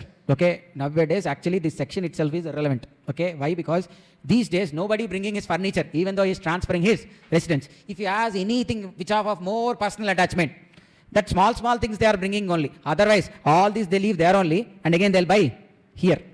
Okay, otherwise the transportation cost itself will be more than that of buying them again. Okay, so Annexure 2 items not eligible for exemption. What are Annexure 2 items?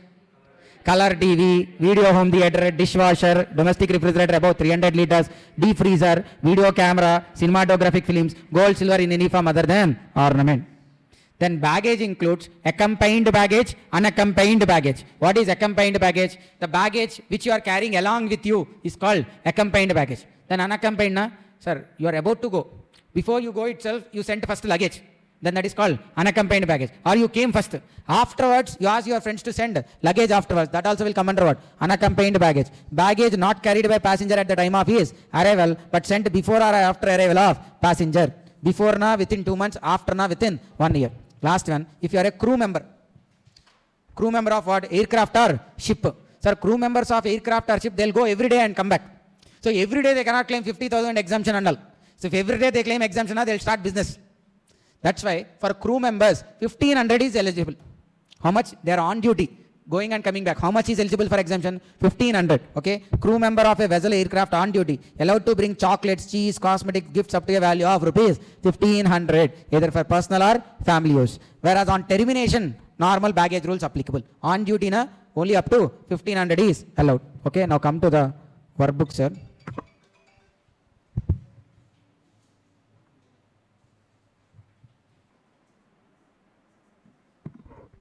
Sir, how much exemption available to Jagridhar?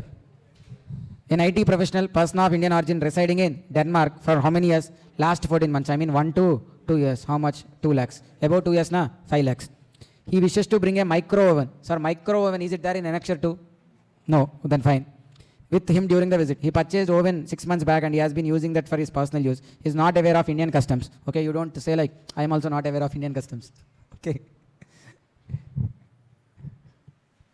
Could you please provide him some advice on this regard? How much? A person who is engaged in profession abroad and is transferring his residence to India, bringing used household items. So the simple question asked for how much, sir? 7 marks. Again, travel souvenir. exempted. Other articles are 2,37,000. Okay, take it. Then cigarettes 146 of 147 each. So 100 into 147, 14,700. Okay, balance how much is there? How much? 5,880. 5 RAM, sir, with 100 cartridges. Then total cartridge value only, na, it is? It should be 1 lakh, na, actually. 3 to 6 months, 60,000. 6 to 12 months, 1 lakh. 1 to 2 years, 2 lakh. Above 2 years, 5 lakhs. How much? 1,24,200 is free. Because up to 2 lakhs, you can bring duty free. Then it's okay. All these are like simple. Question number 6, sir. Try question number 6. Question number 6.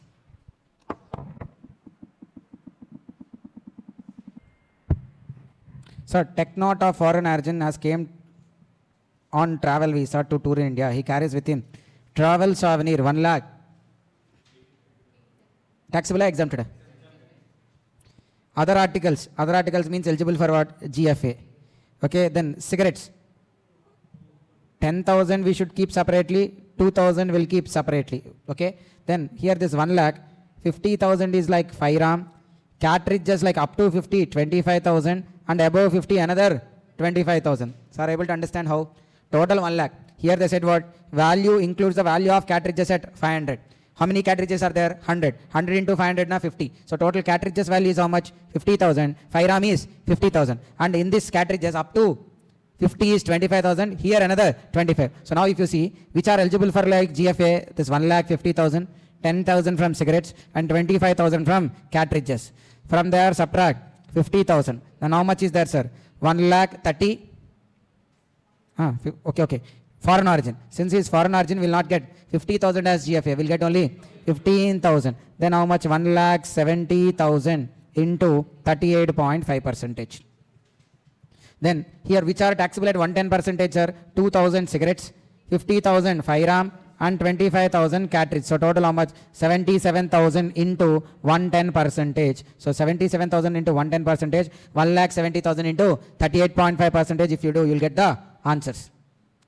Manjunath, Paka?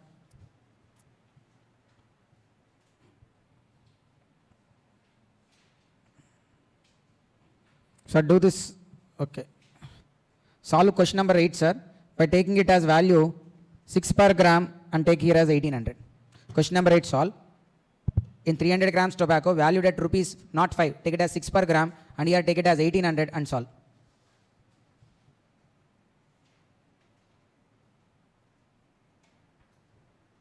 Question number 8. Sir, okay. Akinodo, age 56, tourist of Japan origin. So that means GFA will be how much? 15,000. Okay. Personal effects exempted. Travel souvenirs exempted. Laptop exempted. Now 300 grams of tobacco, 6 gram each. So 125 into 6 how much? 750. 1050. Okay, 750 is eligible for what?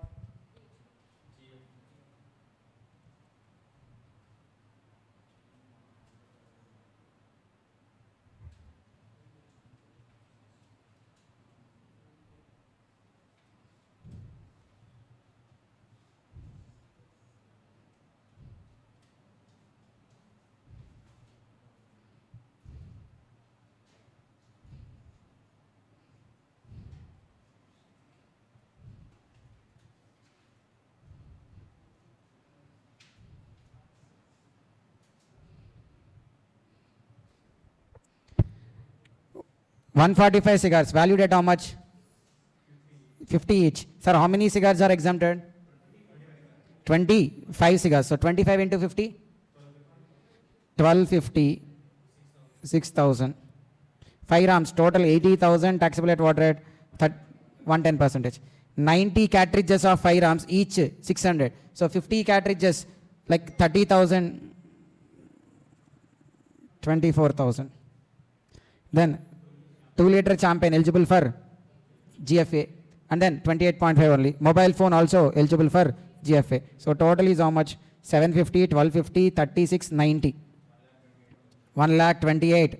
thousand. From there you can claim 15,000. So how much is there? 1 lakh. 13,000 taxable at what rate? 38.5 percentage. Whereas this one, how much is this? 1,11,050. This 1,11,050 is taxable at what rate? 110 percentage.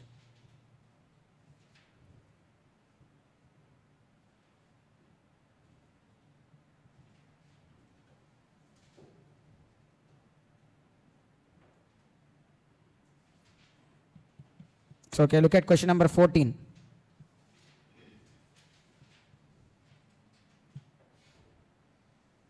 Question number 14. This is asked in June 2025 exam.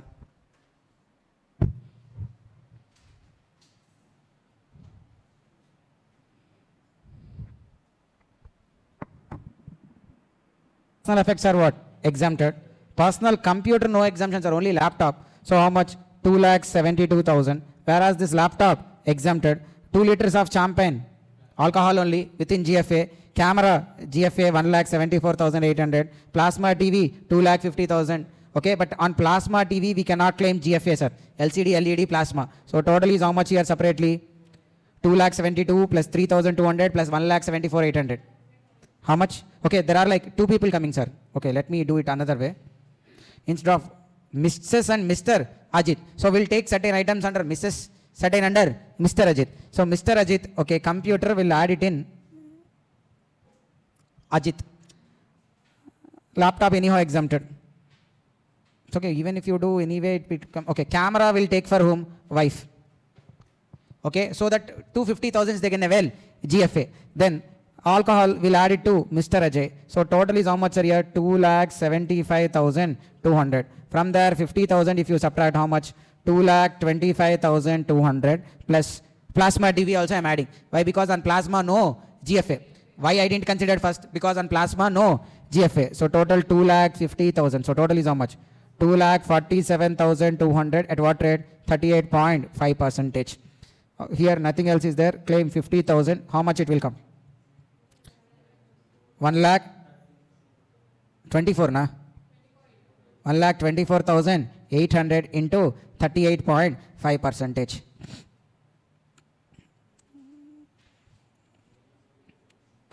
So okay, plasma, they took 2 alternatives, consuming plasma at 100 percentage and even at 38.5. So okay, but this one is wrong, sir. Taking 38.5 percentage is only correct. This is a sized answer, but still 38.5 percentage is only correct. Okay, now solve question number 15 also, sir, then we can leave. This is the recent December 25 exam question. We solved same question, a similar question we solved, right? Okay, but again try this once again.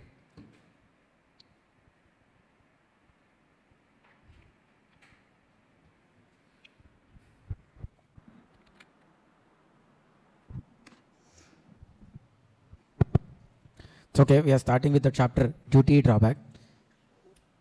So duty drawback, duty means taxes, and drawback means giving it back. So nothing but duty drawback means in simple refund. Duty drawback means in simple it is called what? Refund. So the duty paid will be given back. That's why it is called as what? Duty drawback, nothing but refund. It is an export promotional measure. Duty drawback is an export promotional measure to encourage people to do exports. Okay, the taxes paid will be given back as refund. So what happens if it is given as refund? When their taxes paid are being refunded, so they don't have tax cost. So I mean the tax element will not be there. So the cost of the goods will come down. So in international market, Indian goods will be available at a competitive price. So more exports can be made on all. That's why to encourage exports, on exports there won't be there won't be taxes. But here what they are saying, like first even though you paid taxes, the taxes will be again given as duty drawback, which is nothing but refund. Okay, here 2 sections are there for duty drawback. 74, 75. 74 is what?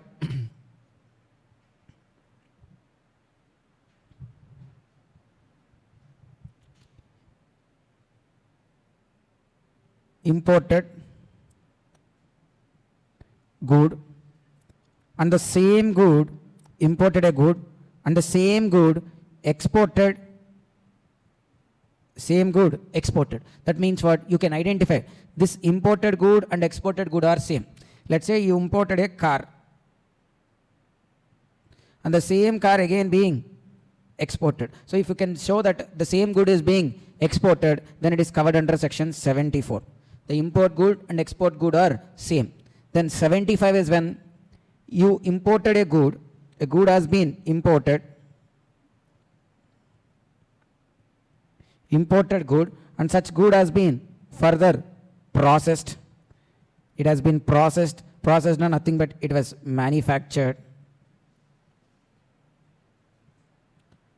or any production has been happened, and then such good is again being exported. So there is an imported good which was further processed and again being exported. So here what? Imported good and exported good are not the same.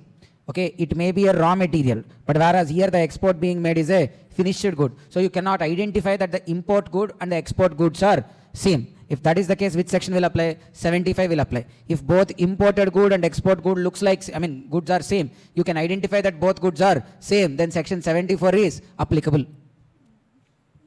It's okay. Sit in class only when you are alert.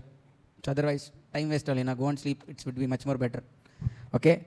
Section 74 applies when, sir? When the imported good and exported good are same. 75 applies into picture what? You imported a good that was manufactured, processed and all, and then again you are exporting. Okay. So now, I'm saying what? Refund you will get. Duty drawback is nothing but what? Refund. See, when this good is imported on this BCD, SWS, all customs duties has been paid, right? Here also on this import there will be customs duties, right? So these customs duties paid will be given as duty drawback on subsequent export. So you imported goods, they are used for manufacturing an export good, or such good only again being exported as same. Okay, then the taxes you paid on import will be given as refund to you again on subsequent export. Okay, there are two sections. When 74 comes into picture, when the import good and export good are same and that can be proved to the satisfaction of officer, customs officer, then 74 will come into picture. When the imported good was processed, manufactured and it undergone changes, so the import and the export good and imported good, we cannot show that both are like same only, then which section applicable? Section 75 is applicable. Okay, so now 74, sir, duty drawback on re-export. What duties will be given as a drawback? Refunds. The duties that are eligible for duty drawback are like BCD, any tax, IGST and cess, safeguard duty, anti-dumping duty, CVD, all this will be given as refund under section 74. All the customs duties paid will be given as refund under section 74. Okay, look at the conditions. On import of original goods, originally when you imported this good, customs duty should have been paid. Only if it is paid, then you are eligible for refund. So the point is what? On import of original goods, customs duty might have been paid.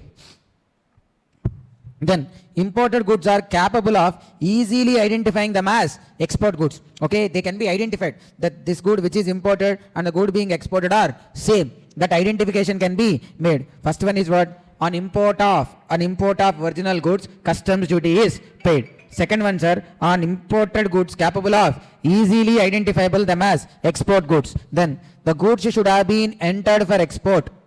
The goods should have been entered for export with a shipping bill. A shipping bill is presented. Sir, if you remember the export process, when you are exporting, a bill of export or shipping bill has to be presented. So these were sent for export based on a shipping bill or bill of export. Fourth one, the goods should be identified. Sir, second point, fourth point related only. Second point, what we said, imported goods should be easily identifiable them as export goods. What does fourth point says? Like, they should be identifiable, not for our satisfaction, to the satisfaction of ACDC. ACDC means Assistant Commissioner and Deputy Commissioner. Okay, and the goods should be entered for export within 24 months. Extension by CBIC.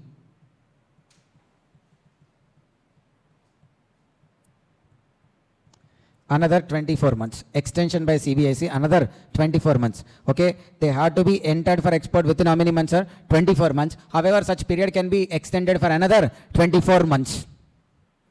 Understood, sir? 74, duty drawback. When under section 74, duty drawback will come? When the same good is being imported and the same good is being exported. There are conditions. First what? First, originally when you imported, you might have paid customs duty. Second one, this imported good are like and the exported good are same, that could be easily identifiable to the satisfaction of ACDC. Third one, export goods should be presented for export by way of presenting a shipping bill. And fourth one, the goods should be sent for export within 24 months. However, with the approval of CBIC, up to 48 months also it's fine. 24 plus 24. Okay. Now we're going to discuss about how much is the, okay, it is already there. 2 years from date of payment of duty on import. This period can be extended up to 2 years by CBIC. Then re-export of duty paid on imported goods. How much is the duty drawback that will be given? So an import here, they paid total 5 lakhs as BCD on import. Whether the total 5 lakhs will be given as duty drawback or how much will be given, that we're gonna discuss now. See, re-export of duty paid imported goods. So we need to check whether those goods are imported for business purpose, personal purpose. Sir, motor car imported, it may be business or personal, still it is counted here only as personal. Motor car imported for business purpose, still treat it as like what? Personal purpose only. Any other good, if it is imported for business purpose, different way, personal purpose, different way. Motor car alone, business or personal, like treat like as personal only. So how much is the duty drawback allowed? Sir, you imported a good for business purpose only. Okay, without use only, you thought like it is not suitable for your requirement or you didn't like the good and you immediately re-exported. Okay, without use, you imported a good, you didn't like it, without use you have been re-exporting it. Then in such case, 98% of the duties paid will be given as duty drawback. How much, sir? 98%. And this export has to be made within 2 years from the date of import. 2 years. Understood, sir? So you imported for what purpose? Business purpose. And you are re-exporting or exporting back without use. Then how much is the duty drawback allowed? 98%. Then the goods are imported for business purpose with use. Imported for business purpose with use. Then how much is the duty drawback? When they are re-exported within 3 months, 98%. 3 to 6 months, 95. 6 to 9, say 85. Sorry, within 3 months, na 95. Then 3 to 6 months, na 85. Then 6 to 9, na 75. 95, 85, 75 for every 3 months period. Then it falls to 70, 65, 60 and then nil. It's okay. See, I mean, here if it is imported for business purpose, maximum duty drawback is allowed up to only how many months? 18 months. 18 months, 15 to 18. Above 18 months now you will not get any duty drawback. So within 3 months only 95%, 3 to 6, 85, 6 to 9, 75, thereafter 70, 65, 60. Okay, so 75 when, 75 when it is like 6 to 9 months. 9 to 12 months na 70. 12 to 15 months na 65. 15 to 18 months means 60. Above 18 months, no duty drawback will be allowed. So, okay, you have used them, you brought them for what purpose? Business purpose. You used them. After using for a period, again you are exporting back. How much duty drawback is allowed? 95, 85, 75, 70, 65, 60. Okay, once again, sir. 95, 85, 75, 70, 65, 60. First 3 months, 95. Like 3 to 6 months, 85. 6 to 9 months, 75. Then 9 to 12, 70. 12 to 15, 65. 15 to 18, 60. Okay. Then, if the goods are imported for personal purpose,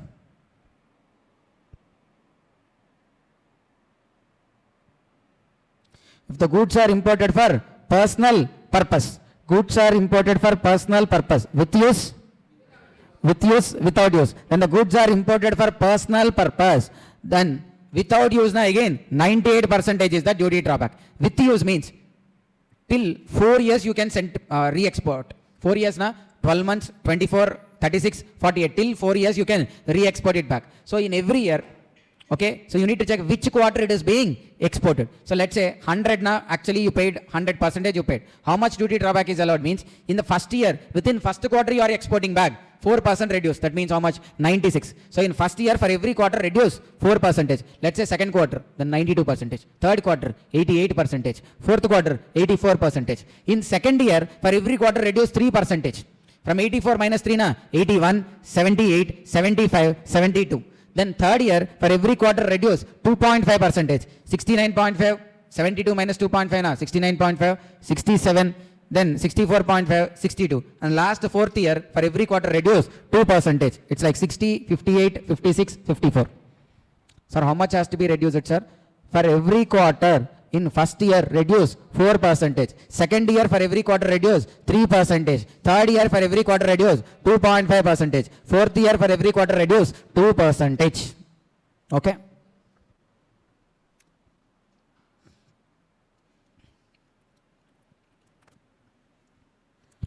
Duty drawback on re-export not allowed on the following.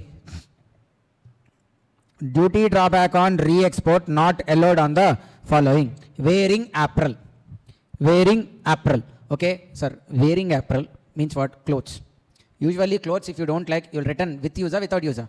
Without use. That's why wearing apparel, you'll get duty drawback only when they are sent without use. After use, now you'll not get any duty drawback. Wearing apparel after being used. Same way teachers, tea bags. Once you already use them, even if you return them, no use, right? That's why without use, if you are returning teachers, then you'll get duty drawback. After use, now you'll not get any duty drawback. Wearing apparel, tea bags. Next, exposed cinematographic films. Sir, exposed na already film shooted. Okay, the film got already loaded with a content. Okay, that was sent to India. Sir, why it is sent to India? Because it's a Hollywood movie. Shooted there. Okay, recorded in that particular reel there. Now it was sent to India for what? Exhibiting it in India. So such exposed cinematographic film, which was passed by censor board, has telecasted or else has been projected in the theaters. Once it's run completed, again those original reels will be sent back to the origin production house. Okay, sir, how this movie distribution, now satellite connection, sir. From there directly they are playing the movie. But previously how it used to work? They'll, like, let's say they'll make prints. Like what? Let's say in 500 theaters movie has to be released. So then they'll prepare 500 prints. Okay, each such reel will be sent to theater. Let's say it's a Hollywood movie. Okay, so there they have shooted a film. There itself they'll make prints. Let's say to India, 50 theaters they are going to release in India. So 50 prints they'll do, and those 50 prints are what? Exposed cinematographic film. Since already film is printed on it, it is called what? Exposed cinematographic film. So that film will be projected here. Sir, once projection is done, once audience watch that movie, the purpose is completed. So since the purpose is completed, after returning of those goods, again you are not eligible for any duty drawback. మీకు అర్థమవుతుందండి cinema వచ్చి cinema వేసాక మళ్ళీ reel వెనక్కి తీసుకెళ్తే ఇంకేముంది అయిపోయింది కదా purpose. Are able to understand? So cinematographic film sent to India for exhibiting it in India. It was exhibited, run completed. Now again they are sending back that reel to the production house. So then already the usable purpose has been done within India. Now even if you return back, you will not get any duty drawback. Sir, car ankonde, let's say talk about car. You used for 2 months and you are returning back. You are sending it back. Still it is what? Usable. You didn't use it the total car value within 2 months itself. But movie na, it was already exhibited in the theaters. So its complete purpose has been served. So you will not get any duty drawback. Same, unexposed photo films. Sir, first one is what? Exposed. Next one is what now? Third point, unexposed photographic films. Okay, so in previously in camera and all, there is to be a reel kind of. Before this digital cameras, there used to be the black and Kodak cameras will be there. Okay, which they used to do this reels kind of and all. Even the films also will be shooted by using those reels only. So unexposed photographic film. So once a reel has been imported to India and used that reel, I mean a film has been shooted, a photograph has been taken, then again its purpose is completed. So when it is again sending back, no duty drawback. So in these cases, duty drawback is not allowable on re-export. What are those? Wearing apparel, teachers, exposed cinematographic films came to India and completed their censor. Fourth one, unexposed photographic films, X-rays, paper plates, all these are not eligible for duty drawback. Understand, sir? Sir, how much duty drawback is allowed when goods are imported for business purpose, subsequently re-exported? Without use, na 98. With use, 95, 85, 75. Then 70, 65, 60. That means beyond 18 months it is nil. Okay, personal use. Without use, 98%. With use, first year for every quarter reduced by 4%. Second year reduced by 3%. Third year 2.5%. Fourth year reduced by 2%. Reduce it by 2%. Then documents to be filed along with duty drawback claim. What are the documents to be filed along with the duty drawback claim? A triplicate copy of shipping bill. A third copy of shipping bill. Sir, shipping bill is what? Bill which you present at the time of export. Then copy of bill of entry. Bill of entry is presented when? At the time of import. So shipping bill also submit. Bill of entry. Originally when you imported that bill of entry also submit. Import invoice. Proof that duty has been paid. Permission of RBI to re-export if needed. Copy of bill of lading. Sir, bill of lading will be given by conveyance person. Okay, the conveyance, the shipping authority or whoever is the conveyance person, that person will give the bill of lading. In valuation chapter, first we have discussed the bill of lading. Then export invoice come, packing list or any other document specified in the deficiency memo. Deficiency memo means you made an application for duty drawback. and they felt like certain documents are missing or certain extra information is required. So then they'll communicate to you through deficiency memo. So for duty drawback, these documents has to be submitted. What are those? Triplicate copy of shipping bill, copy of bill of entry, import invoice, proof of the duty paid, permission from RBI if needed, copy of bill of lading, export invoice, or any other documents mentioned in the duty drawback, deficiency memo.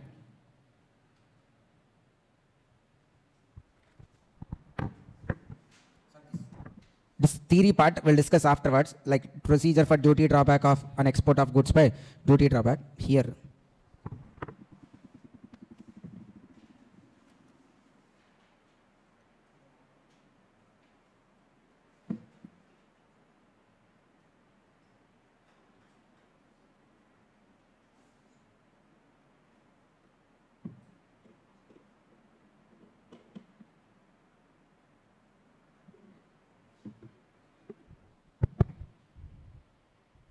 $75. Sir, when duty drawback under section 75 will come? Imported goods were processed or manufactured and then being exported. Can we identify them as like same? We can't identify them as same. Then it comes under section 75. Drawback of imported goods, materials used in the manufacture of export goods. So here what is drawback? I mean, what will be given as refund?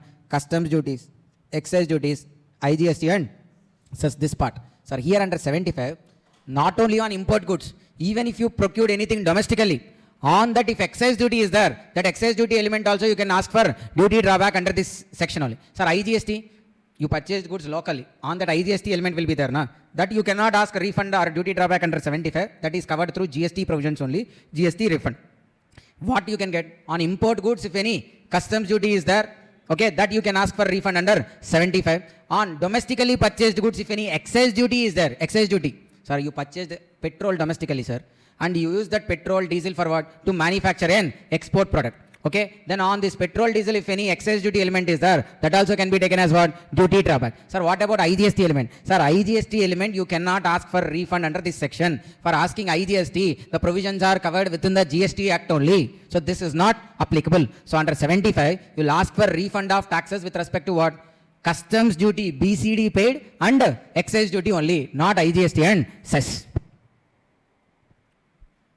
Here there are certain conditions, sir. What? The goods exported are entirely different from inputs. What you imported and what you are exporting are not same. They are entirely different. The input could be either imported or indigenous goods on which excise duty has been paid. These goods either you imported or on which indigenous procured goods also, if any excise duty element is there, that also eligible for duty drawback here. Input can be either imported or indigenous goods on which excise duty has been paid. Next. The goods might have undergone changes in physical shape, property, etc. Sir, why both are not identifiable? Focus here only. Okay. The goods might have undergone changes in physical shape, property, etc. That's why you cannot identify them as same. Sir, raw material, it may get expanded in the production process, or it may get shrinked, or it may change its shape, characteristics also. So we cannot easily identify like what? Not easily. We can't even identify them as like same. The import good and the export good. Okay. The quantity of inputs per piece of final product may not be uniform. How much raw material? Sir, if one raw material, it may not necessarily be one finished good should be there. Okay, there may be 3 or 4 raw materials together, one finished good may be formed, or one unit of raw material may be divided into 5, 6 finished goods also. So the quantity of input you took and the quantity of output that is going to be made need not to be same also. In these cases, section 75 is applicable. Okay, when 75 is applicable, sir, the imported good and exported good are not same, entirely different. Okay, and they need not to be imported. Even domestic purchases also, on them excise duty element is there, that also eligible for duty drawback. The goods might have undergone changes in physical shape, property, etc. The quantity of inputs per piece of final product may not be uniform and may not also be capable of verification at the time of exportation. Okay, now how much is the duty drawback? Sir, goods which are exported, we should check whether the exported goods are named in all industry duty drawback list. So what is all industry duty drawback list? Let me tell you. Sir, government will form a board. This board will study how much inputs are needed to process it into an output, nothing but CON, standard input and output norms. So let's say if output is 5 kg, then how much input is needed, they will tell. Okay, or if input is 10 kg, how much output will come, that they will be fixing. Okay, based on all these parameters, they'll identify in the process any joint and byproducts will be there, normal loss, abnormal loss will be there. All those will be considered. Are you able to understand, sir? All those will be studied by whom? This board. Okay, you imported a good or domestically purchased a good. By using that good, you are producing something else. And that finished good you are exporting. Now what they are going to do means, they'll analyze your whole production process, not you alone, the whole industry. You are into automobile business, not your company alone. So in general, automobile business related and all, they do a study. And they will only fix a percentage. Let's say they'll fix a percentage of 40%. 40%. Now what you have to do with this 40%? This output exported na? So that export good take FOB value. That export good take what? FOB value. On that FOB value, apply that percentage which they have said. Okay, that amount you will get as duty drawback. In simple, in all industry duty drawback rate, they have analyzed the production system processes of each and every industry, and for that industry, they already given a duty drawback rate. It could be 25%, 30%, 10%, 5%, 6%. Like that, they already given a duty drawback rate. So what we have to do, take that duty drawback rate and apply it on export goods FOB value. Export goods FOB. FOB means what? Free on board. On that value, apply this duty drawback rate. How much ever amount comes, that you will be getting as duty drawback. See, exported goods, you need to check whether they are in all industry duty drawback list or not. If they are in all industry duty drawback list, what you have to do? Whatever is the percentage mentioned there, that amount you're going to get as duty drawback. If it is not mentioned there, what to do? Sorry, your particular industry is like a small industry for which they didn't decided all industry duty drawback rate. That means you'll forego duty drawback. No. What you can do, you can make an application asking them to fix the duty drawback rate. So when you, sir, first government itself, there's a board which will analyze or which do the review of each and every industry, and they will only fix a certain duty drawback rates, which we call it as what? All industry duty drawback rates. First point done. Second point is what? You are exporting a good, you have made imports also, on them duties also paid. But for your particular business or for the industry which you are, there is no all industry duty drawback rate has been suggested. Then what to do? You make an application. Then they'll again review your process and fix a specific duty drawback rate, which we call it as brand rate. Which we call it as what? Brand rate. If you have the generally you are covered, then what is what? All industry duty drawback rate. You are not covered there. Then you will apply for fixing a duty drawback rate, which is called as what? Brand rate. Understand, sir? How many rates are there? All industry duty drawback rate, and next one is what? Brand rate. Okay, so now Shivani imported raw material. On this raw material, the total taxes, the total customs duties paid is of 8 lakhs. How much is the customs duty paid by Shivani? 8 lakhs. Now, Shivani processed them and then exporting finished good. Exports finished good. That finished good FOB value equals to 40 lakhs. That exported good FOB value is how much? 40 lakhs. Now, duty drawback Shivani can apply. Why? Because she has imported raw material, processed it, and again exported. She can apply for duty drawback. How much duty drawback she is eligible is the question. Okay. Now, let's say all industry duty drawback rate is there. All industry duty drawback rate is there, and it was fixed as 12%. All industry duty drawback rate is how much? 12%. That means how much duty drawback she'll get? 40 lakhs FOB value into 12% if you do. How much is the duty drawback she's getting? 4.8 lakhs. But originally, how much is the tax she paid on import? 8 lakhs she paid. But how much she is getting? What is the percentage of duty drawback she got out of the tax paid? 4.8 by 8 lakhs into 100. 60%. So she got refund of how much percentage are total? 60% of the tax paid only she got as refund, which is less than 80%. Which is less than 80%. Since it is short by 80%, what she can do? She can apply for a special brand rate. She can apply for a special brand rate. Sir, why? Because she may explain like what? Sir, this all industry duty drawback rate was fixed considering average of the industry. But this rate, if she follow, she is not even getting 80% of the duty paid also as duty drawback. Then she can explain the situation and provide required documents and apply for what? Special brand rate. Then whatever is the rate fixed in special brand rate, through that she can claim duty drawback. Let's say, sir, special brand rate was fixed. The special brand rate is fixed as 18%. Special brand rate is how much? 18%. So how much she'll get as duty drawback now? 40 lakhs into 18% now 7 lakh 20,000. Understand, sir? So there are three rates here. All industry duty drawback rate, brand rate, special brand rate. When all industry duty drawback rate? Fixed by a government for majority of industries, they already fixed what? All industry duty drawback rate. When brand rate? If that ADDP rate is not available, then you will apply for what? Brand rate. When special brand rate? ADDP rate is there, but it does not cover at least 80% of the duties paid as refund. Then that particular importer or exporter can apply for special brand rate.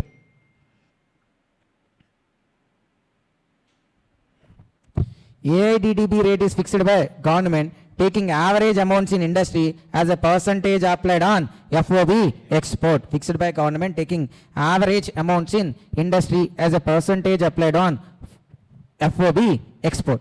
Then brand rate. If ADDBR is not fixed for a product, then apply to principal commissioner or commissioner for fixation of duty drawback rate, which is only called as what? Brand rate, within 3 months from let export order. Okay, once the export is completed, from there within 3 months you should apply for what? Brand rate. Okay, if ADDBR rate does not cover 80% of duties suffered, then apply to PC or commissioner for what? Fixation of special brand rate within 3 months from let export order. Okay, within what time they have to apply, sir, for brand rate or special brand rate? Within 3 months from let export order. So 3 months he is in sleep, sir. No Kumbhakarna. 6 months he'll sleep, 6 months only he'll be awake. Okay, na? So is 3 months he is in sleep only. After 3 months he woke up. Now he is asking like, sir, I'll apply for brand rate and all. Possible? Yes.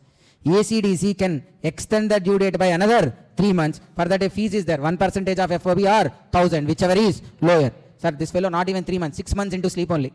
Then after 6 months he woke up like Kumbhakarna only. Then what? Principal commissioner or commissioner has to can extend it for another 6 months. 2% of FOB or 2000, whichever is lower. Sir, 1 year he is into sleep only, sir. Then die. Okay, no, nothing, no other option is there.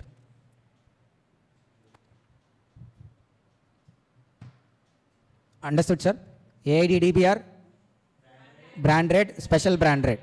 Okay, normally brand rate and special brand rate has to be applied within 3 months from let export order. But the 3 months period can be extended by another 3 months. Can be extended for another 3 months by whom? ACDC. What is the fee? 1000 rupees or 1% of FOB, whichever is lower. That can be further extended by another 6 months by principal commissioner or commissioner. What is the fee? 2% of FOB or 2000, whichever is lower. Okay, this provisional drawback and all we'll discuss afterwards. Come to section 76. Negative list of duty drawback. So till now we discussed how much drawback, how much percentage will be available. So this 76 talks about negative list. What does it mean by negative list? In these cases, no duty drawback is not allowed or restricted. First one. When the amount is less than 50. The amount of duty drawback you're asking is what? Less than 50. Sir, these are important points, sir, for problems. Okay, only if you can remember all these points, then you can solve problems. Each and every point is important only from the 76 negative list. How much is the amount of duty drawback allowed, sir? The amount of duty drawback allowed is only 50. The amount of duty drawback is less than 50. Okay, and in case of negative sale, what is negative sale? Sir, first, why an exporter has to be encouraged? See, to encourage exports, why he has to be encouraged? Because he'll bring more foreign currency. This fellow purchased for 100 rupees from outside India. That means spent foreign currency how much? 100. And sold for 90. This fellow has to be encouraged. Okay, because of him 10 rupees loss also. 10, I mean, foreign currency loss only. Okay, that's why in case of negative sale, no duty drawback is allowed. So he should be a positive earner, not negative sales he can do. Okay, that means what? He might have purchased for $100, then he should sold minimum for $110, $120. Now then above 100% if you do, then positive sale you are eligible for duty drawback. Negative sale, na, not even a rupee also will be given as duty drawback. Then if already ITC availed on such taxes, whatever the tax you paid, the tax already availed as what? ITC. Then again, duty drawback is not allowed. Such amount which is offered as credit is not allowed as duty drawback. So 3 points. First one is what? The amount is less than 50. Second one, if it is a negative sale. What is called negative sale? Import value is only higher than export price. Sir, import will take CIF value. Export now we should take FOB. So the import CIF value is only higher than export FOB value. Then also no duty drawback. Third one, if already the taxes which you want to claim for refund availed as ITC, then again no duty drawback is allowed. Fourth one, where the duty drawback amount is more than 1/3 of the market value of export good, then in excess of 1/3 is not allowed as duty drawback. Sir, you are asking duty drawback. The amount you asked is more than 1/3 of the market value of the export good. More than 1/3 of the market value of the export good. Then it is allowed only to the extent of 1/3. See, FOB value is how much? $10,000. Market value is like $11,000. And the duty drawback asked is how much? 3 lakh. See, exchange rate $1 equals to 80. Then market value in Indian rupees. Sir, what is the market value? $11,000. Multiplied with 80. So total how much? 8,80,000. Okay, 8,80,000. How much you can claim maximum as duty drawback? 1/3. Into 1/3 now how much? 2,93,333. But whereas you are asking how much? 3 lakhs. So it is allowed only to the extent of 2,93,333. So okay, the duty drawback amount allowed is restricted to 1/3 of the market value of export goods.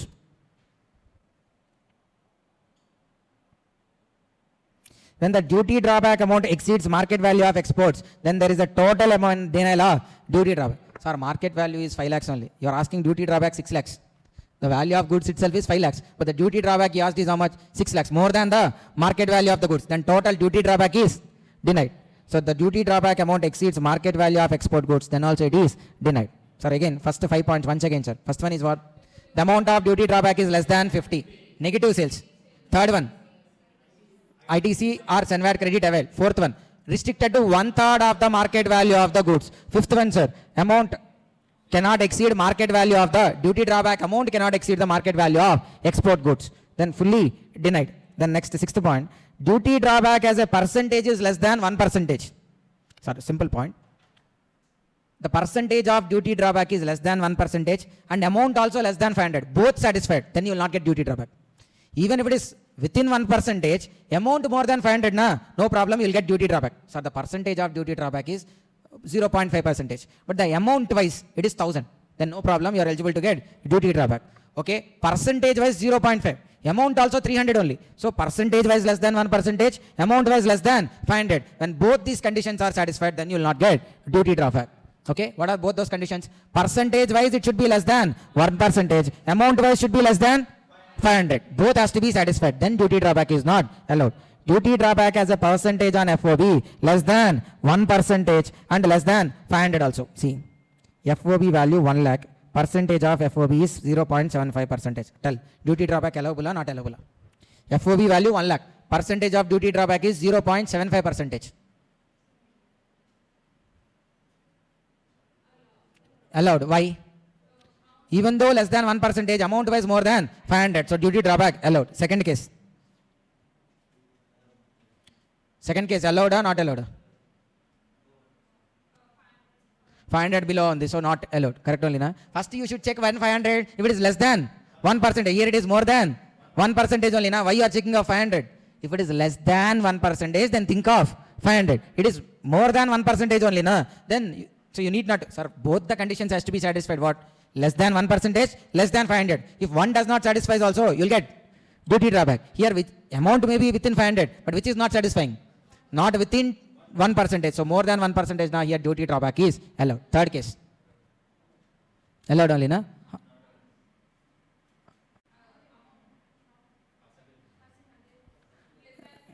First condition, less than 50. Percentage wise, okay, more than 1%. But the problem is what? Less than 50, na? Then you need not to check anything. Directly it is what? Not allowed. So here, percentage wise, yes, it is more than 1%. It should be given as duty drawback. But amount wise, minimum, only if it is 50 rupees, duty drawback will be processed. Otherwise, time waste for them. For this 20 rupees, 30 rupees, you filing an application and they spending time, all that time waste process. That's why they said what? No duty drawback will be processed where the amount is within.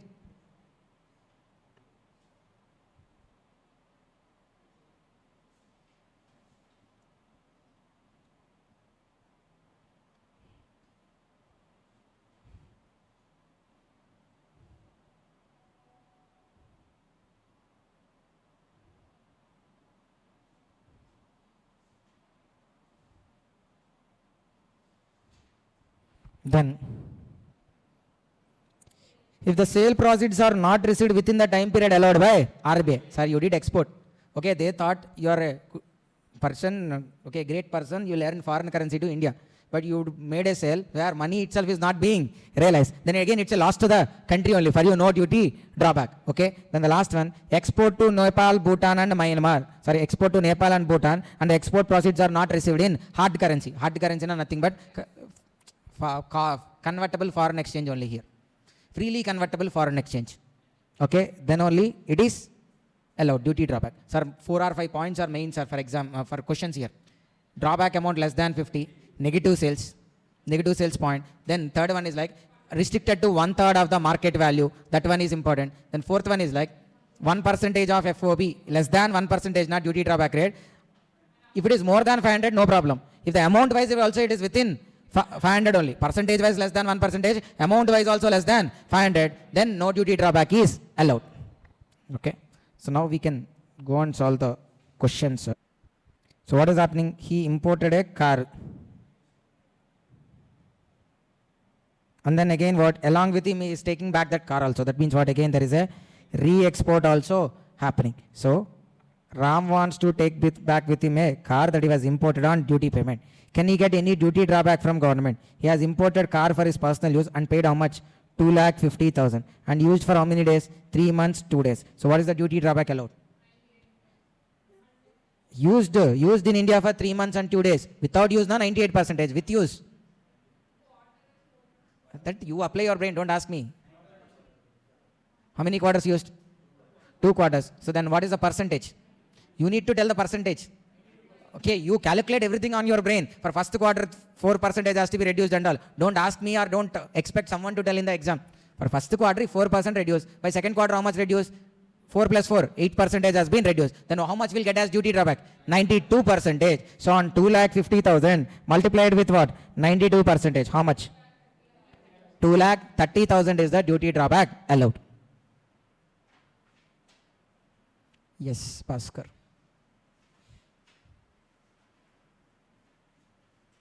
How much is the duty drawback allowed? 92% is the duty drawback allowed. Okay. Then second question, sir. Read second question and tell. An exporter exported how much? 2,000 pairs of leather shoes at 750 per pair.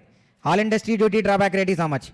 11% of FOB subject to 80 per pair. How much is the refund, sir, then duty drawback? 2,000 into 750 into 11%. How much? 5 lakh? 1,65,000. Are restricted to for every pair how much? 80. So 2,000 into 80. How much? 1,60,000. So the total duty drawback restricted to how much? 1,60,000. Okay, he is eligible for 1,60,000. Okay. The exporter found that actual duty paid is how much? 1,95,000. He was approached to you to ask whether he can go for special branded. When he can go for special branded? When the duty drawback he is getting is not even 80% minimum. Okay, so check how much percentage. 1,60,000 divided by 1,95,000 into 100. So you are getting more than 80% as refund or duty drawback. Hence you don't have the option to go for special brand rate. So, okay, 3 important questions only, sir, but we'll do afterwards that one. Okay, come to question number 4. Question number 4.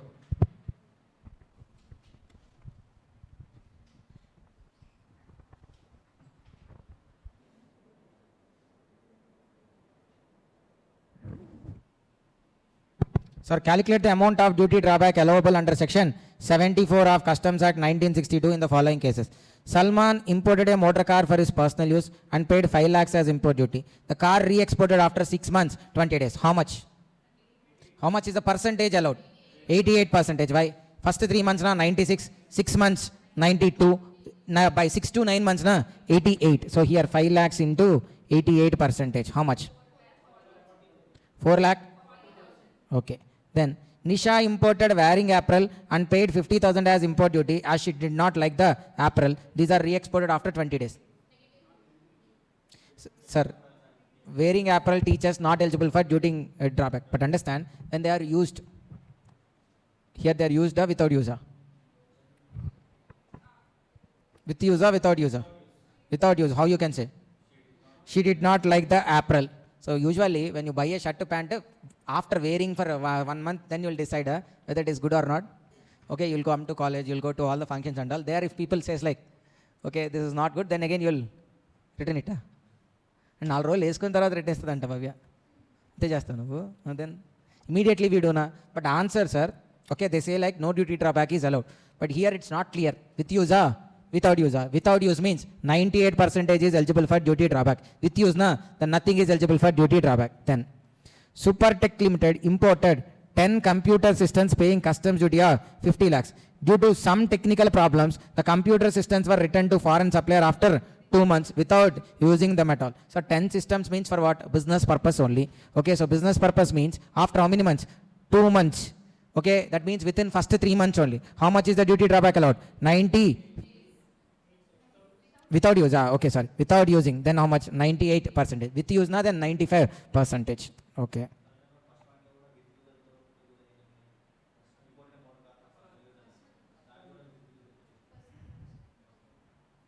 See, if we use na, they will not specify. Without use means they will specify. Okay, this B1 na.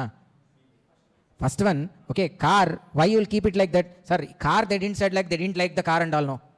For clothes, usually you think if you didn't like the clothes, will you wear it? No, right? You will be returning them without wearing them only. For car, they didn't made a sentence, right? He didn't like the car and all. That's why you don't have a question about with user, without user. So generally, when you buy a car, you will keep it in museum. You will use it, right? So that's a regular thing. Even clothes also, normally if you buy, we might have assumed like they were used only. But here they specified like what? She didn't like the apparel. Since she didn't like the apparel, we have a question. Used without user. In first point, there is no such question, right? Okay, so we are not asking like with use or without use. Then question number 7, sir.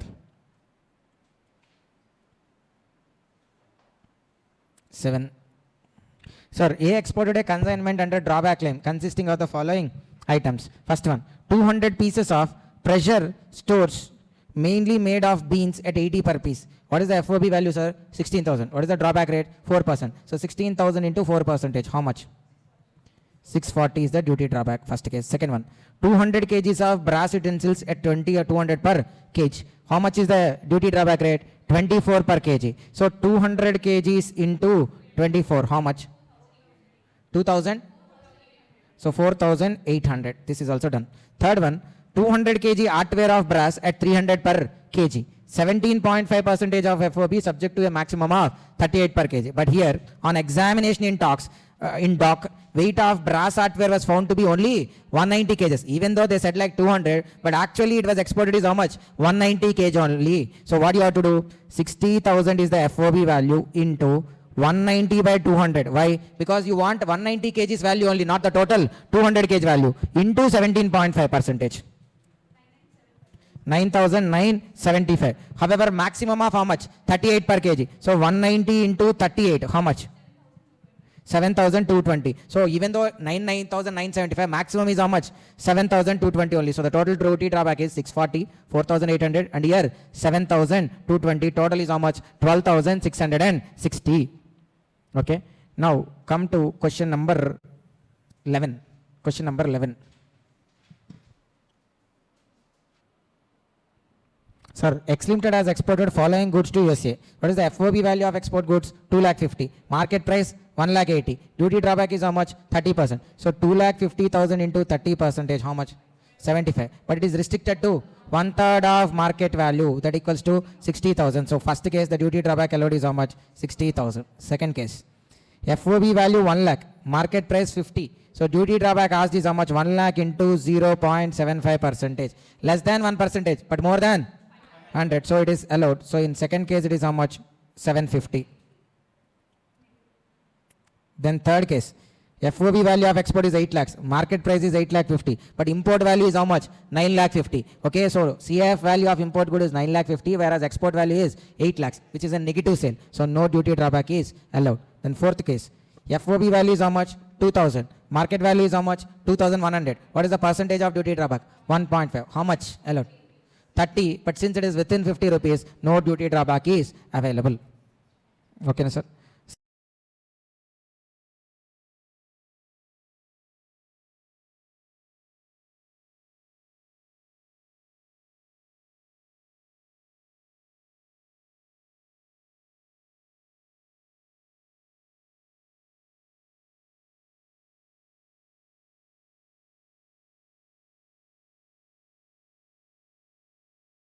Then they are imported for originally business purpose and then being re-exported. If they are exported without use, how much? 98%. With use, then again, sir, for every 3 months this rate will change. 95, 85, 75. Then 70, 65, 60. 95, 85, 75. Then 70, 65, 60. Okay, these are the rates of duty drawback. Then duty drawback on re-export under section 74 is not allowed on the following. First one is what? Wearing apparel. Okay, if they are exported back after use. Without use, no problem. After use only, no duty drawback allowed. Same tea chests also, tea bags. Then exposed cinematographic films imported to India and they got censored in India. Now again they are being exported back. Then in that case also no duty drawback. Unexposed photographic films, X-rays or any paper, once they got exposed, okay, then on subsequent export you will not get any duty drawback as refund. Then that part, okay, this part we are, okay, this documents to be filed along with duty drawback claim. What are has to be filed, sir? Triplicate copy of shipping bill, copy of bill of entry, import invoice, proof of duty paid, permission of RBI to re-export if needed, copy of bill of lading, export invoice or any other documents as specified in the deficiency memo. Then 75. We came to 75. So what is section 75, sir? Duty drawback, okay, when the goods imported has been processed or manufactured and an entirely different product came into existence and such product is being exported. So we cannot easily or we cannot identify that the imported material and exported material are same because it already undergone so many changes. Okay, in that case the duty drawback is allowed under which section? Section 75. Okay, then how duty drawback is allowed here? Sir, for majority of products, already the board has given a rate, duty drawback rate, which we call it as all industry duty drawback rate. So what you will do, your export FOB value will take. On that export FOB value, that FOB value, you will apply this duty drawback rate mention. So that is called as that is the amount of duty drawback you gonna get. Okay, what is that, sir? All industry duty drawback rate. Let's say for your product, the product you are being exported, there is no all industry duty drawback rate suggested. So you don't have any duty drawback rate. Then what to do? Sit and cry, yeah? So we have an option to make an application to provide a special rate, to provide a specific rate which is called as what? Brand rate. So we have all industry rate.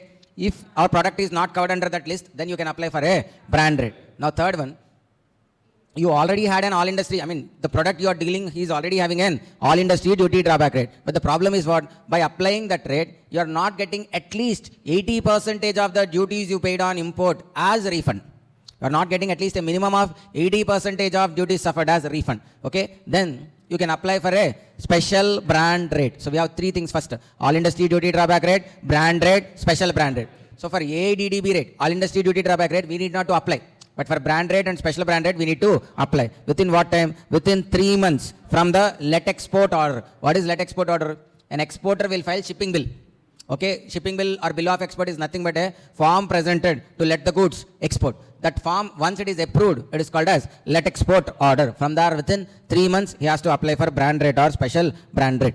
Okay, for this, there is a time limit of extension is also there. ACDC can extend it for another 3 months, okay, with a fees of 1% of FOB or 1000, whichever is lower. When it is taken to PC or commissioner, then it can be extended for 6 months with a fees of extra 6 months, sir. 3 plus originally 3, extension by ACDC 3, and additionally here another 6 by payment of fee how much? 2% of FOB or rupees 2000, whichever is lower.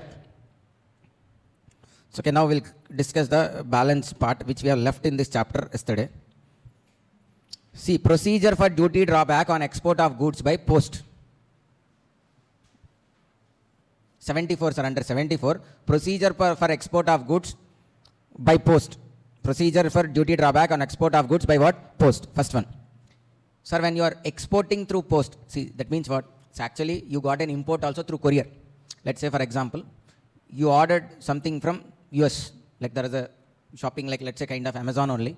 But the good will not be shipped from India, it came from US. Maybe it's not available in India, from US you got. Once it is coming from US, you not only pay the good price, you might have paid customs duty applicable, all the duties applicable. Now, let's say you paid total 35,000. Out of 35,000, 10,000 is tax only. This duty is only import duties. 25,000 only actually received by the original supplier. 10,000 was taken by the Indian customs authorities only. Now once you receive the good, you didn't like the quality. Or you didn't like the quality or fit something. So you have been returning them. Once you are returning them, again, what happens? You will again hand it over to the courier partner only. But this is not a usual export. This export is eligible for what? Duty drawback. Duty drawback. That's why the outer packing of this parcel should clearly mention as drawback export. The outer packing on the face, it should be written as what? Drawback export. The outer packing of the goods shall carry drawback export. Okay. Then to the competent postal authority. Okay. That postal guy, whoever is there, a claim has to be, for the duty drawback, a claim has to be filled in prescribed form, and such form has to be submitted to the postal authorities. Okay, so you will not go directly to the customs office. What you are doing? On the outer packing, it is mentioned as drawback export. And then you will fill a form, prescribed form, and give it to the postal officer, not to the customs officer. Then the date on which aforesaid claim form received by proper officer from the postal authorities, such day will be considered as date of filing of duty drawback claim. Okay, once you give it to the post office, okay, that particular concerned post officer, what he will do? He will again forward it to the, he'll take them and submit to the customs office, that parcel and the form. Which day the form has been received by the customs authorities, that day it is counted as the duty drawback claim has been made. Sir, on 5th March, you given it to the concerned post officer, but it was given to the proper officer on 12th March. So which day is considered as date of filing duty drawback claim? 12th March only. Okay, then. If in case, now customs officers will verify, if in case the aforesaid claim form is not complete, that form you didn't filled completely or any details is missing, then deficiency memo will be issued. Deficiency memo na, in the form, what are the defects? The defects will be identified, and for the defects, a deficiency memo will be issued within 15 days, and such claim shall not be considered as made. Understand, sir? A deficiency memo will be issued within how many days? 15 days, and such claim shall not be considered as made. Okay. Then, when exporter complied with all requirements in deficiency memo within 30 days, when all those defects, sir, once the proper officer received the claim form, within 15 days, what he has to do? If any defects are there, he has to raise a deficiency memo, and the original claim is not considered as made. Now, once the deficiency memo is issued, this person, this exporter, what he has to do? Within 30 days, okay, he has to fulfill the requirements. Once this is done, then an acknowledgement will be issued, which will be considered as the date of filing of duty drawback claim. Sir, originally you said na, that original date got lapsed. Why? Because there are defects. Once there are defects, the original claim form will not be considered as made. So, deficiency memo issued. From there, within 30 days again, you fulfill the requirements, an acknowledgement will be issued. That date of acknowledgement will be considered as what? Date of claiming of duty drawback claim. Okay, sir, why this date is important? Because later part of this chapter will get interest calculation also. For that, this date of making the claim is important. If it is other than by post, sir, through post, na, this is the format. If it is other than by post, what has to be done? Duty drawback claim has to be made within 3 months from the date on which order permitting clearance for export. It has to be made within how many months, sir? 3 months from the date on which order permitting clearance for export has been given. Order permitting clearance, na, nothing but what? Let export order. From there, within 3 months, duty drawback claim has to be made. Okay, extension possible here also. How much? 3 months by ACDC. Fees is how much? 1% of FOB or 1000, whichever is lower. PCR commissioner can extend it for furthermore 6 months. Okay, originally 3 plus additionally 3 by ACDC and extra 6 months by PCR commissioner. Here fees is how much? 2% of FOB value of export or rupees 2000, whichever is lower.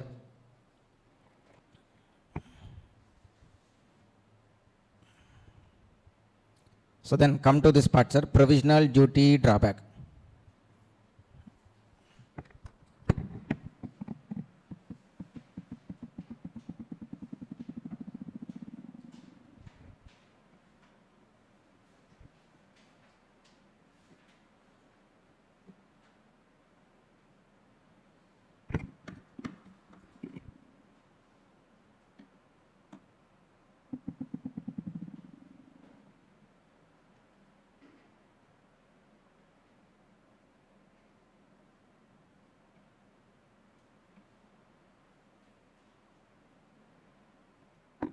Sir, in any case, provisional is common, sir. When we'll go for first provisional payment? What is provisional? The meaning of word provisional. Provisional means what? Original? Original late అవుతున్నప్పుడు అన్నాం. Okay. That's what you think provisional means? Provisional. There is so many things like provisional is not a word which is there in GST only. Provisional mark list will be there, provisional hall ticket will be there, provisional registration will be there. Huh? Not dummy. Think. మీకు ఎందుకు వచ్చిందో అంతా. So in general sense, where you are using the word provisional and what meaning it is giving? Temporary. Yes. So like what you said only, like when the original is being delayed, you will issue that. So okay, so that's why temporary kind of. Or any meaning is there?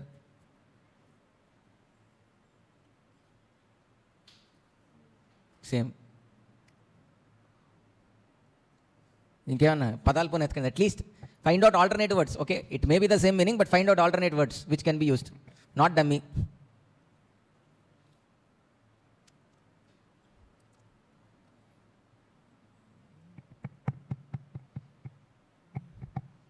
In DT came these words, GST came these words.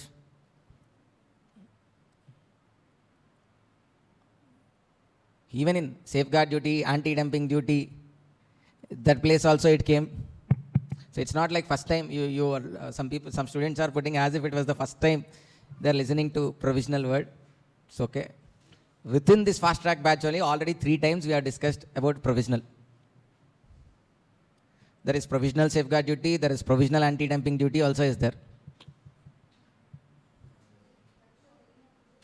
Yes, when you cannot decide exactly how much has to be paid, then you will go for what? Provisional. Okay, provisional rank list also will be issued by ICMAI Institute.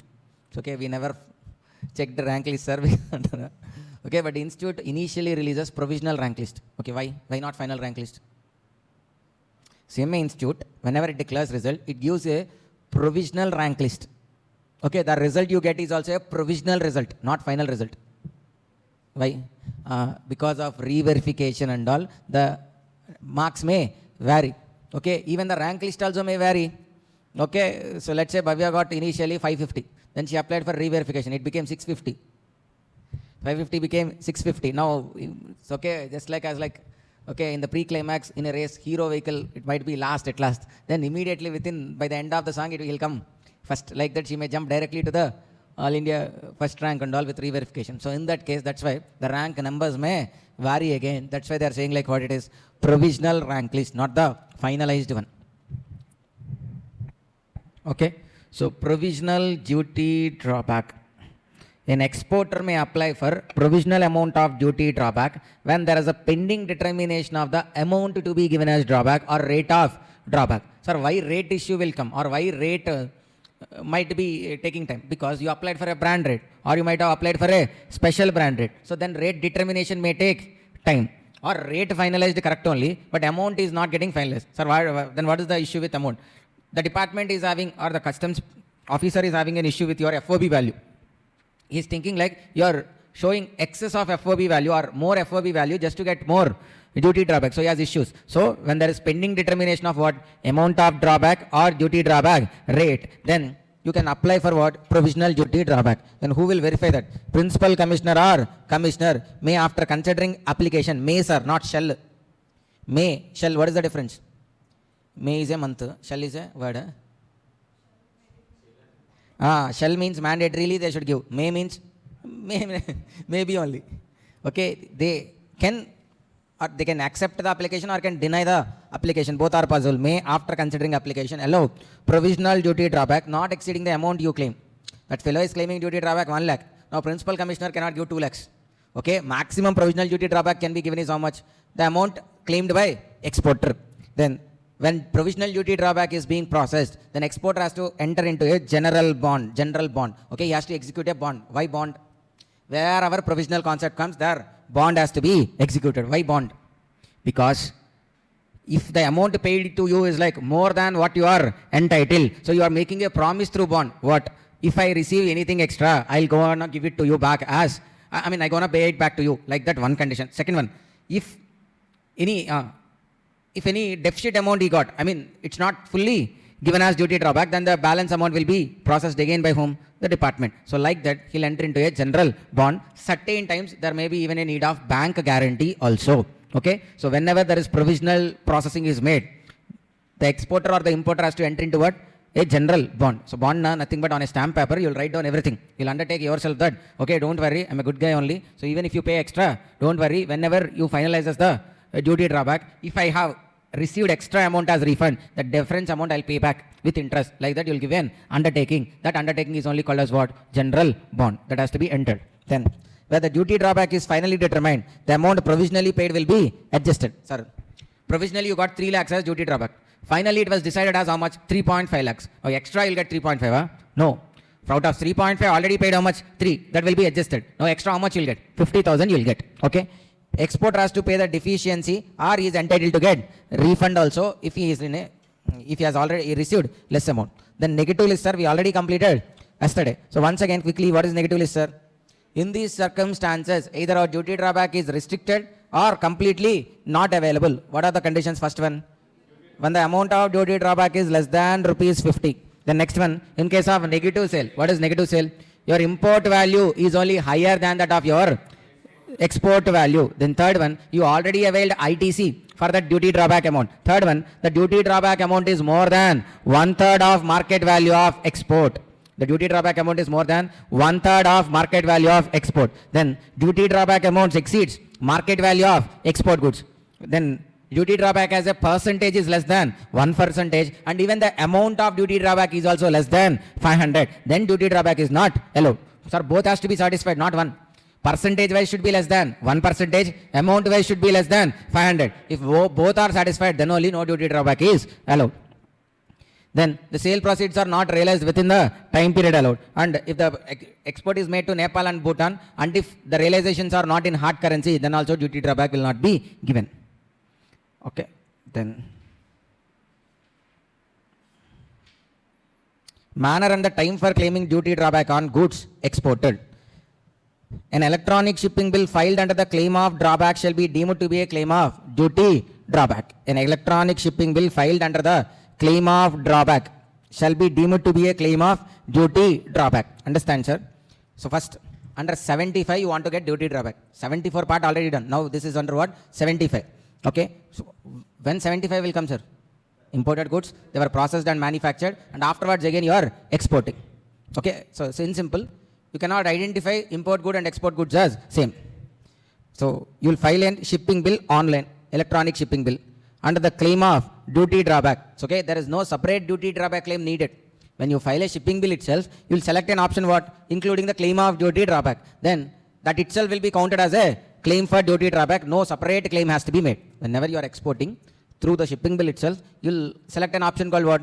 Drawback claim. Okay, select that drawback. Once you selected that, the shipping bill itself will be a deemed application for duty drawback. It is considered as filed. Okay, when the duty drawback is considered as filed on the date of order of permitting clearance. Date of order of permitting clearance, it is nothing but what? Let export order. Date of order permitting clearance is nothing but what? Let export order. So the date of let export order will be considered as what? Date of filing of duty drawback claim.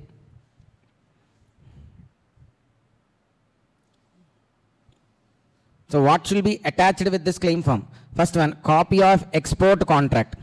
So if you are exporting means there should be a export contract, right? That export contract and then letter of credit. Claim shall be accompanied by export contract or even letter of credit. Okay, first one. Next one, ARE1. What is ARE1? ARE1 consists of details of raw materials, finished goods, the whole manufacturing stock details. How much raw material is there, how much input is there, how much is processed.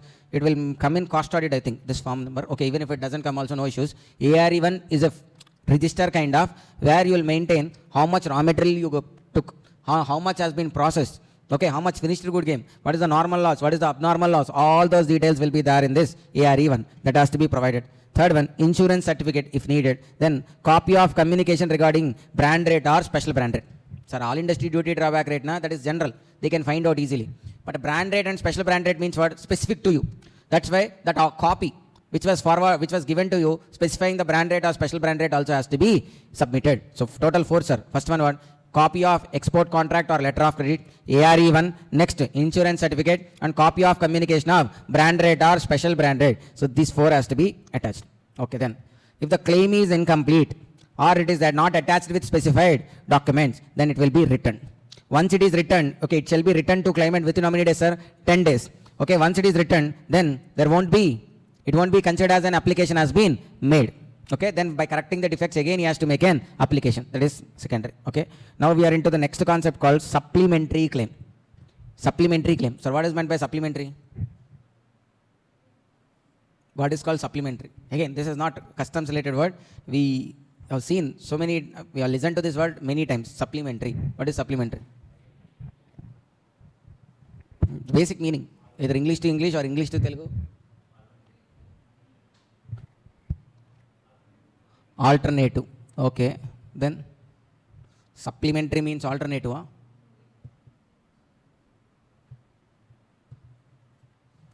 I am not asking anything tax. I am asking basic English words only. Supplementary means what?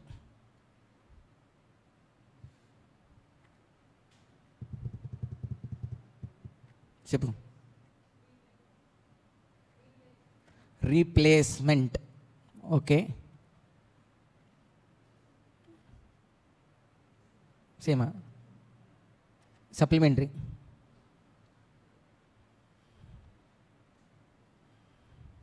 Supplements. Supplementary exams. Supplements. Okay, what is it?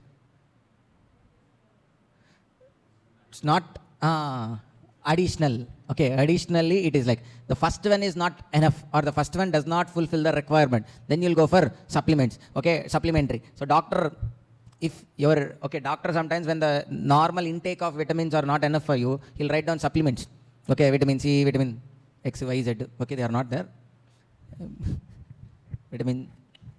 Okay, so now coming to the points here, supplementary claim means what? You already made a duty drawback claim. Okay, there the amount you got is less than what you are entitled. You are entitled to get 5 lakhs, sir, but the claim processed with only 3 lakhs. That means how much you didn't got? 2 lakhs. So now you want that 2 lakhs also. That's why you'll make a what?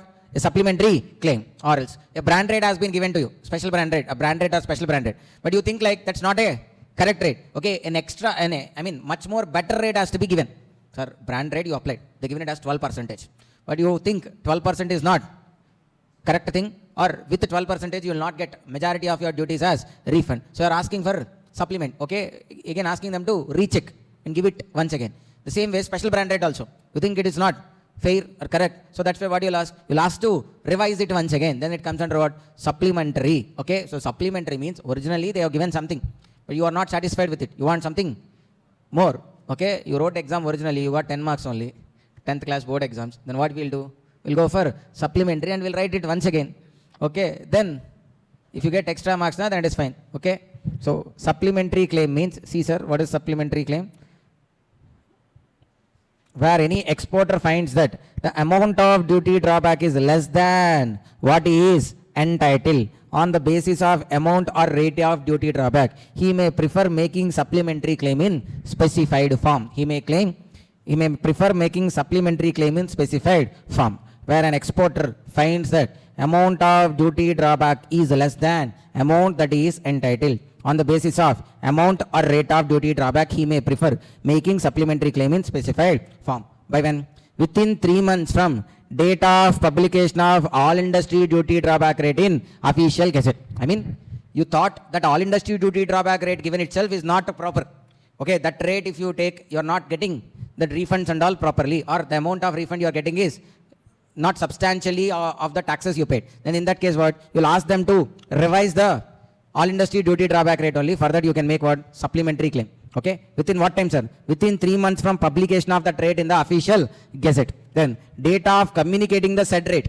Okay, which rate? If you are having the problem with what? Brand rate and special brand rate, from within 3 months from communicating such brand rate or special brand rate. Any other case now what? Okay, it's not about rate. amount wise, you asked for, you should have got 5 lakhs as duty drawback, but they processed only 3.5 lakhs, let's say. Then for the other 1,50,000, you'll ask for what? Supplementary claim within 3 months from date of payment or settlement of original duty drawback. When that 3.5 lakhs is paid or settled, from there, within 3 months, you should go for what? Supplementary claim. Understand, sir? Where an exporter finds that amount of duty drawback is less than what he is entitled, or on the basis of amount or rate of duty drawback, he may prefer making supplementary claim in specified form within 3 months from date of publication of all industry duty drawback rate in official gazette, date of communicating the said rate, brand or special brand rate, or date of payment or settlement of original duty drawback in any other cases. Then extension of time limit. Sir, originally, if you remember time limits, ACDC will extend for how much? 3 months. But for supplementary claims, sir, ACDC only can extend for 9 months. Fees same only, 1% of FOB or 1,000, whichever is lower. Then again, PC or commissioner, principal commissioner or commissioner can extend it for another 6 months. So original 3 months. Then ACDC for another 9 months. And then again by commissioner another 6 months. So what is the fee here? 2% of FOB or 2,000, whichever is lower. Then repayment of erroneous or excess payment of duty drawback. We got excess amount than we are entitled to. Then what we have to do? Sir, you are entitled to 1 lakh, sir. They given you 4 lakhs. What do you have to do? Stay silent, huh? Okay, we got 4 lakhs now. We'll stay silent like that. Okay, so most of them will do the same thing. But what is actually to be done?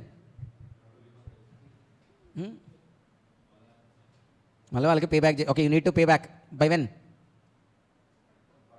Sir, you are not entitled. That's not your money. Then immediately you should pay back. Yes or no? Or you'll use it for some 2-3 weeks or 2-3 months temporary for purpose. Then afterwards you'll pay back. Huh? No. Since you are not entitled, on the immediate day, today you received and you know that you are not entitled, then the same day you have to pay back. Okay, shall pay the demand by proper officer. Okay, if not, then the amount shall be recovered in the manner specified under section 142. As if it is a tax due, they will recover it. Then recovery when the export proceeds are not realized. Sir, you made export, sir. Okay, as if you did something great to the country, you applied for what? Duty drawback. Duty drawback also processed. But okay, you got an export customer, you are an exporter, you got a customer. That customer, once he received goods, never answered your call. Not even a single dollar he has made as payment. Okay, you exported for $1 lakh. Now, how much is the loss to the country? $1 lakh is the loss. Okay, that much great export you did. Okay, now government will appreciate you and ask like what? You back our duty drawback. Okay, see, duty drawback has been paid on export, but sale proceeds have not been realized within the time allowed under FEMA Act 1999 or any other extended period. Okay, the exporter. Okay, you are saying like what? No, sir, actually I am received, sir. You are saying, maybe you are saying like department is of the view that you didn't receive. But you are saying like, no, sir, I am receiving. Then they'll ask like, okay, bring the proof that you have received. So what you are saying, you are failed to produce evidence of realization within the period allowed. Okay. Then what ACDC has to do? ACDC issue a notice to exporter to provide evidence within 30 days. If exporter failed, then ACDC pass an order to recover the duty drawback within 30 days from such order. Within 30 days from such order. Now 75 ways are interest on duty drawback. Interest on duty drawback. Duty drawback under section 73-74 not paid within a month from date of claim. Sir, when you make a duty drawback claim, within what time it has to be paid? Within a month. Within a month. From when? From the date of claim. If it is not paid, then how much is the interest, sir? Interest at a rate of 6% from date of expiry of 1 month to date of refund. Let's say if 1 month expires on 5th June, then from 6th June you should start counting interest. Claim day from there 1 month. Okay, so once 1 month ends, from the next day you need to calculate interest at a rate of 6% from that day to date of payment of the duty drawback. Sir, if paid erroneously, that means they processed more refund than you are entitled. Okay, so can you take that money? No. What you have to do? You should pay back immediately actually. If not, interest at a rate of how much? 15% per annum from the date of payment. From the day you got till the date of recovery, interest has to be paid at a rate of what? 15% per annum. Then important, sir. While counting number of days, leave date of payment. I mean, the day you received, don't count for interest calculation. Let's say, sir, you got excess amount on 5th January. Now, from when interest calculation will be started? 6th January.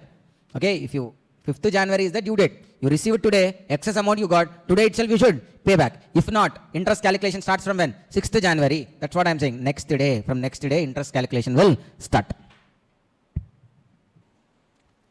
Question number 6. Question number 6, calculate the, read and find out the answer, sir.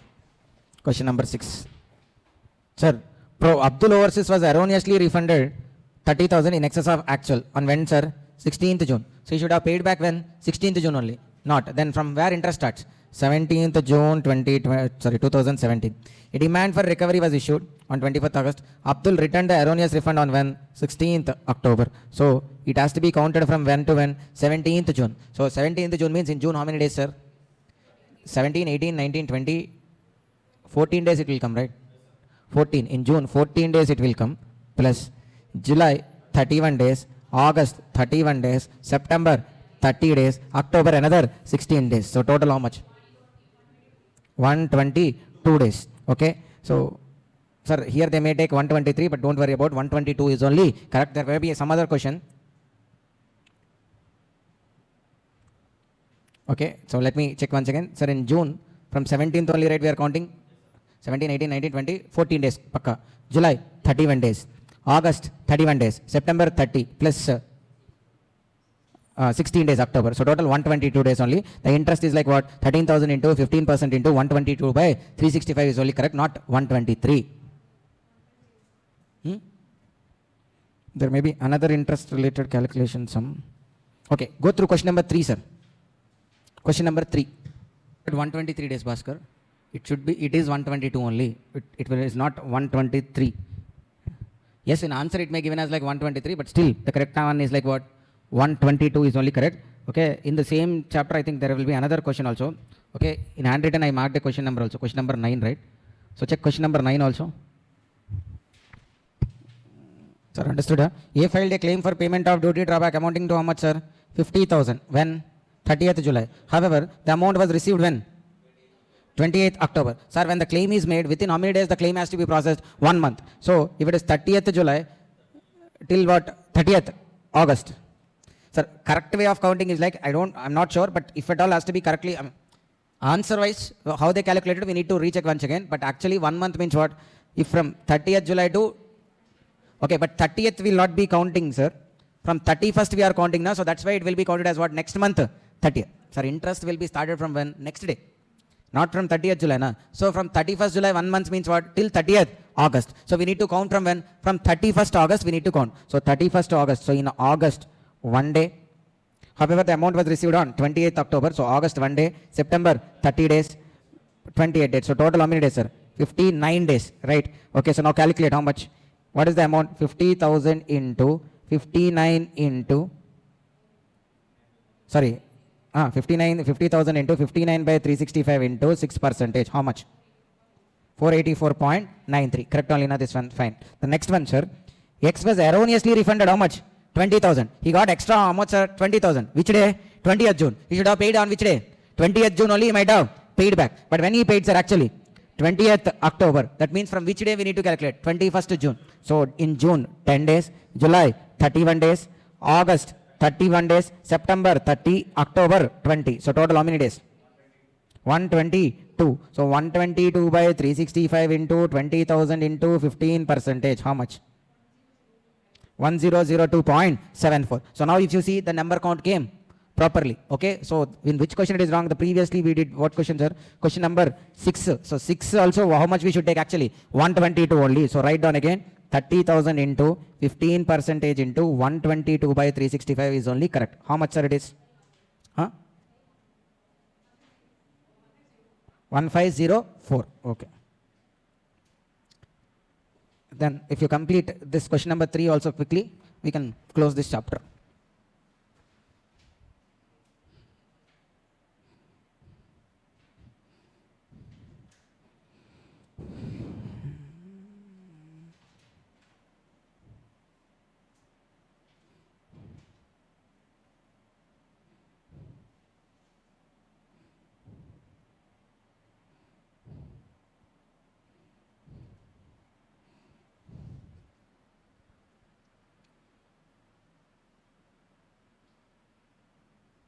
Yes, Sambashiro.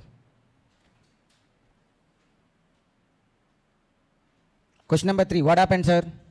He thought the amount of duty drawback he got is less than he is entitled to. Then what he has to do?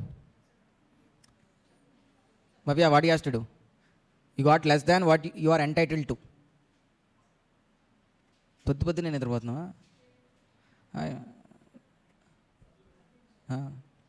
Tell, you didn't understood what?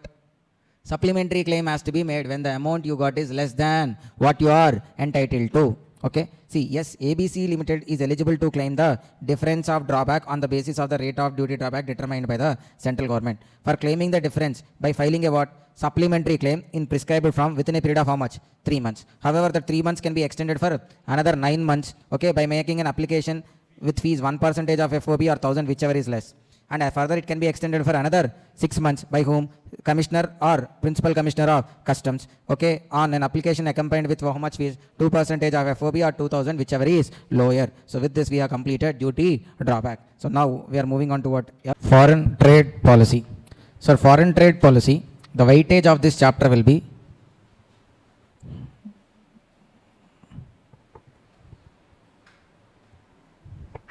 you will get 2 7 marks questions.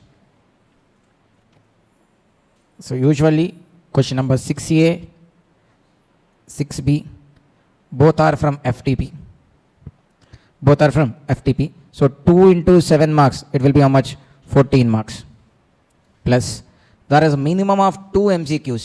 So 2 into 2 marks, another 4 marks. So total this chapter weighs for 18 marks. Okay, so if at all you are leaving this chapter as choice, then consider yourself as a fool. Okay, so only if you are full you leave this chapter, because you can look at the number of pages in the handwritten also. There are 22 pages and it's going to be straight theory question only. Okay, so from 22 pages you're going to get how many marks? 18 marks. It's almost like for every page you are getting 1 mark. Okay, so this is the most. So every chapter every page is getting you 1 mark. Okay, so that much relevant this chapter is. Okay, and once you learn, there is nothing there to trouble you here, because there is not a problem going to come where it may go wrong and all. Okay, this is pure sure shot questions here, and there are hardly, if you go to the workbook and see also, okay, or past examination papers, you download and see the question papers, model question papers, just 6 only. You need not to look at the whole question paper also. 6A, 6B, look from December 23 attempt start. Okay, December 23, June 24, December 24, June 25, December 25. Okay, all this, like how many are there, sir? 23 1 attempt, 24 2 attempts, 25 2 attempts. So total 5 question papers are there. 5 to 10 questions are there. Write down those 10. And then for all these attempts, model question papers also, questions also you write. Most of them will be duplication only. They may add extra 1 or 2 questions. So total you will get 12 questions. Out of those 12 questions only, they're going to ask 2 7 marks question. Even 10th class student also will not have that much certainty or probability that if we study 6 7 questions, there is 1 7 marks question. Even in inter and 10th also. But in final level, that also in a professional exam, there is a chance like what? How many questions you have to prepare? 12 13 questions if you prepare, you will get 2 7 marks questions, that too both under the same slot. So easily you're going to get, okay, I am saying like the words here are like, concept wise you can easily understand. But the words and all, you may not remember easily. So you may, dilute the answer. Okay, instead of framing it in a standard way, you may dilute the answer. Further, you may lose, like out of 7 marks, you may get only 5 marks. Still, it's a good take only. I'm saying like, okay, from 14 marks, if you get 10 marks, now you are doing extraordinarily well. Okay, so it doesn't mean every question will get 12 or 14 and all. Getting 14 for 14 marks, 10 is absolutely fine. Unless you're extremely bad in English, you don't even know the basic grammar to form a sentence also, then leave this chapter and focus on something like calculation is involved. Otherwise, if you could write down the normal sentence formation and all is good, then focus on this chapter. Okay, this chapter requires immediately 2-3 revisions, sir. It's not like you listen to class now and after like before exams and all, if you want to study now, then you never study. Now only, so today only, if you listening to the chapter, that day only. Okay, so take it as a task and write down those questions also. So by tomorrow, if you come to class, what you have to do? Open all the past 5 question papers. In Google, if you download, search for CMA final question papers also, you will get the question paper link. There, go there and look at the question number 6. What questions are there? Write down them. Okay, and again, go to model question papers and write down. Filter out. You will get hardly 11 to 12 questions. Those only going to be repeated. Okay, so first you write down and come to tomorrow. So what happens then?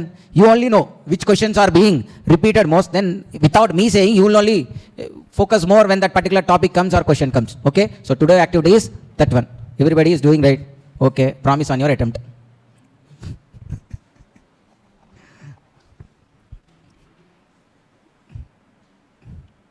Bharadwaj, promise, huh? Promise only, there is no other way. Okay, you cannot take back your promise and all. Promise means promise only.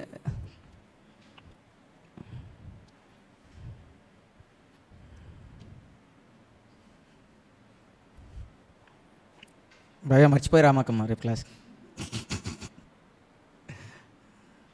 This promise don't have any exceptions and all. It's okay, once made, it can't be taken back. Like Ramavanam. Okay. So why foreign trade policy?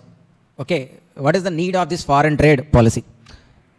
So, okay, back then, sir, okay, we have back to back 2 prime ministers has been assassinated. Okay, Indira Gandhi has been assassinated.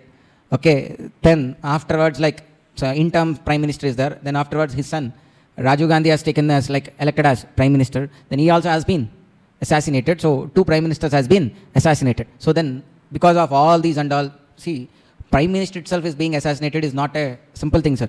So, okay, when that much level security, high level people itself are getting assassinated, then no foreign company will come into India. Nobody will try to invest in India. India was felt as like most unsecure. I mean, it doesn't feel it as like safe. That period only we are having a war with Pakistan, China war, Kargil war. So all these we are happening. So we are completely in deep shit. Okay. So that time, okay, so it has been taken over by P.V. Narasimha Rao. He's like the prime minister.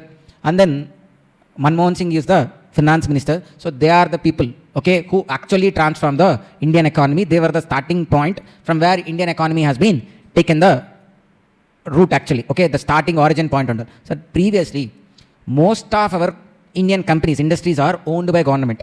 There was no foreign investment is allowed. Why foreign investment is not allowed? If you remember or not, there is something called Bhopal tragedy. Bhopal tragedy, if you know or not. Bhopal gas.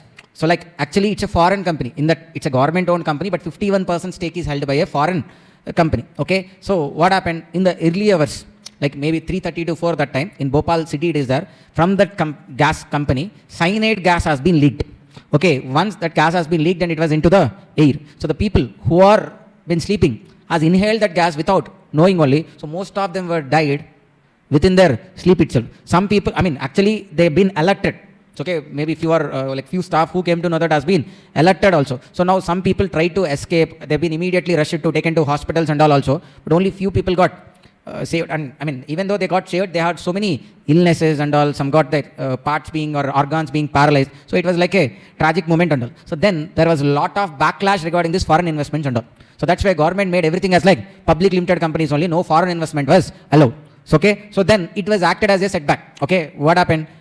When during the period where industries revolution is happening, we miss that industries revolution. So whatever the companies we are having, those are mostly by the government only, and the majority of the population is completely relied on agriculture land only. Okay, but coming to 91, 92, all this like US, UK, these companies, I mean these countries are advanced in their industries and all. They are doing exports. A lot of products are being exported. They are earning so much of money. So India also thought like we need to open gates for foreign investment, because then they realized like India we are having land.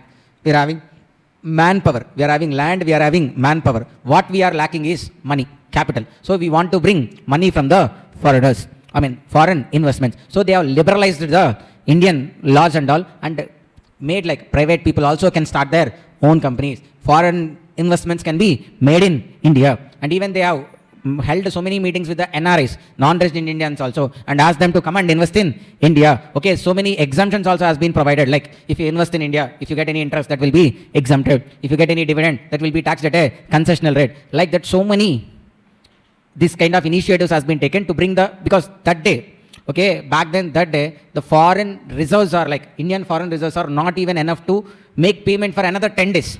Or Indian foreign reserves are like not enough to make the payment for our oil imports. If something happens now, they are enough only for 10 days of foreign reserves only there. Okay, we are almost in that bankrupt situation only. So then they made all this. They have introduced service tax. Okay, till then government used to tax only on goods. Then they have started levying tax on services also. We got again what service tax also has been introduced. So because of all these kind of things, Indian economy got again stabilized back to the track. So no one among the okay, this point is foreign trade policies. Like, see, the investments, ultimately, sir, if India has to grow or India has to have a proper foreign reserve, strong economic position, they understood what? India should be doing more exports than that of the imports we do. But we are what? We are mostly dependent on imports rather than what we do as exports. And our biggest import is like oil, and which we cannot do anything or which we cannot avoid by the time at least. Now there are alternate resources has been made. In petrol, our government is mixing 20% as ethanol. So across the globe, they will not mix ethanol in the petrol.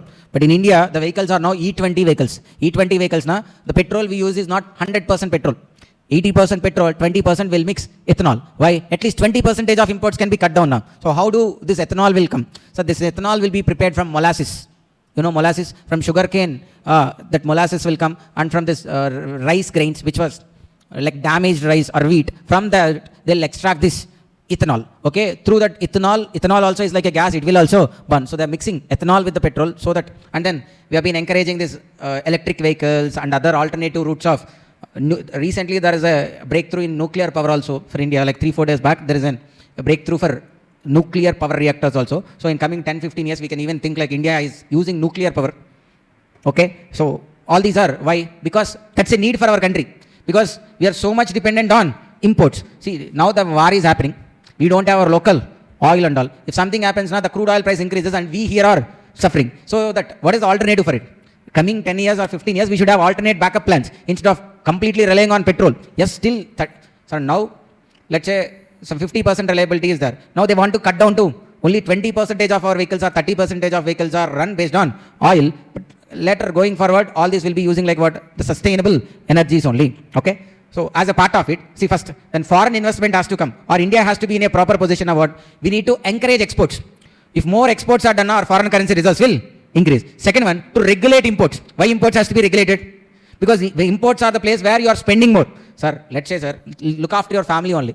You wanted to have a proper economic, okay, your family, let's say it was no proper structure at all. Proper structure, na, you don't know how much revenue comes, how much savings you are having, nothing is there. How much expenditure you made, no track at all. Okay, now you want to streamline everything, you want to keep it proper. What you will do? You need to maximize your revenues and then regulate your expenditures. There is a movie called, sir, Amma Okto Tarik.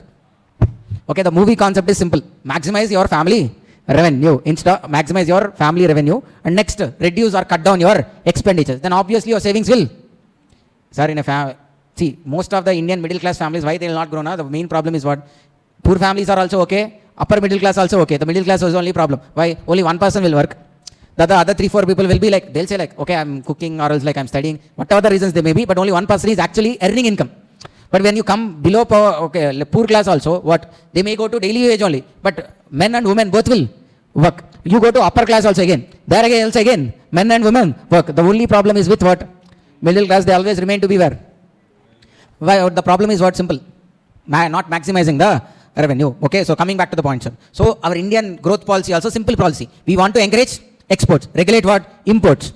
Okay, and then ease the processes and all. Instead of filing like fight and farms and all from different. Okay, again, that was the time where they brought single window clearances also for foreign investment. Previously, if you watch Shivaji movie, okay, to start a hospital, Rajnikant will be going from one office to another office and all. Okay, that was removed and made like single window. Okay, single window now, you need not to go to multiple offices. You will file an application here. All the approval will get it done from there only. Okay, so such kind of compliances has been eased. Okay, to attract what? Foreign investments and to encourage exports and to regulate imports. Okay, but the problem is like, sir, again, a general question. Income tax will come under which ministry? Ministry of Finance. Okay, GST will come under Ministry of Finance. Customs will come under Ministry of Finance. Then FTP also should come under Ministry of Finance. But their objectives, FTP objective is completely opposite.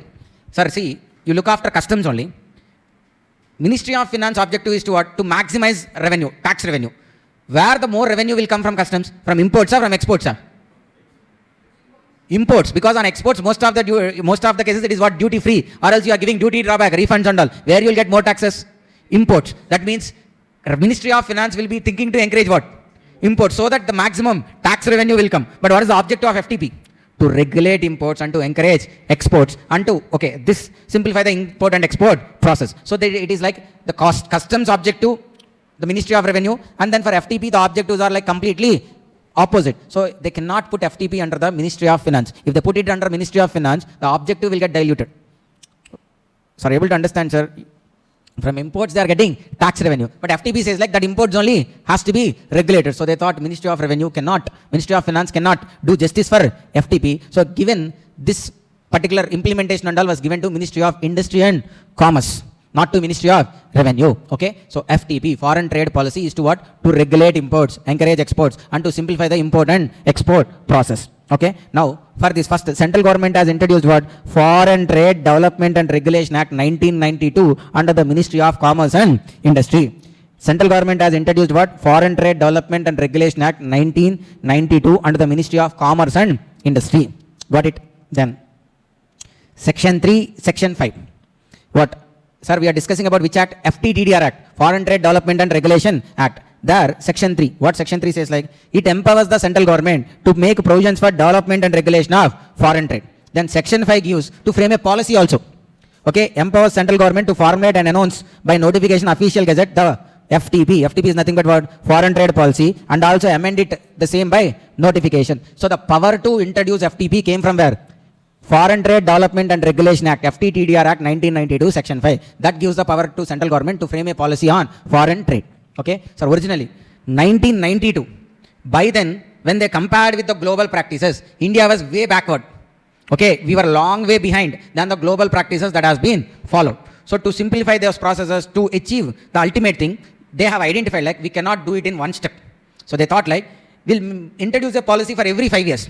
Instead of trying to achieve everything in a single go, we'll keep our targets for every 5 years. So every 5 years incrementally will improve. Okay, that's why FTP was originally formulated for 5 years.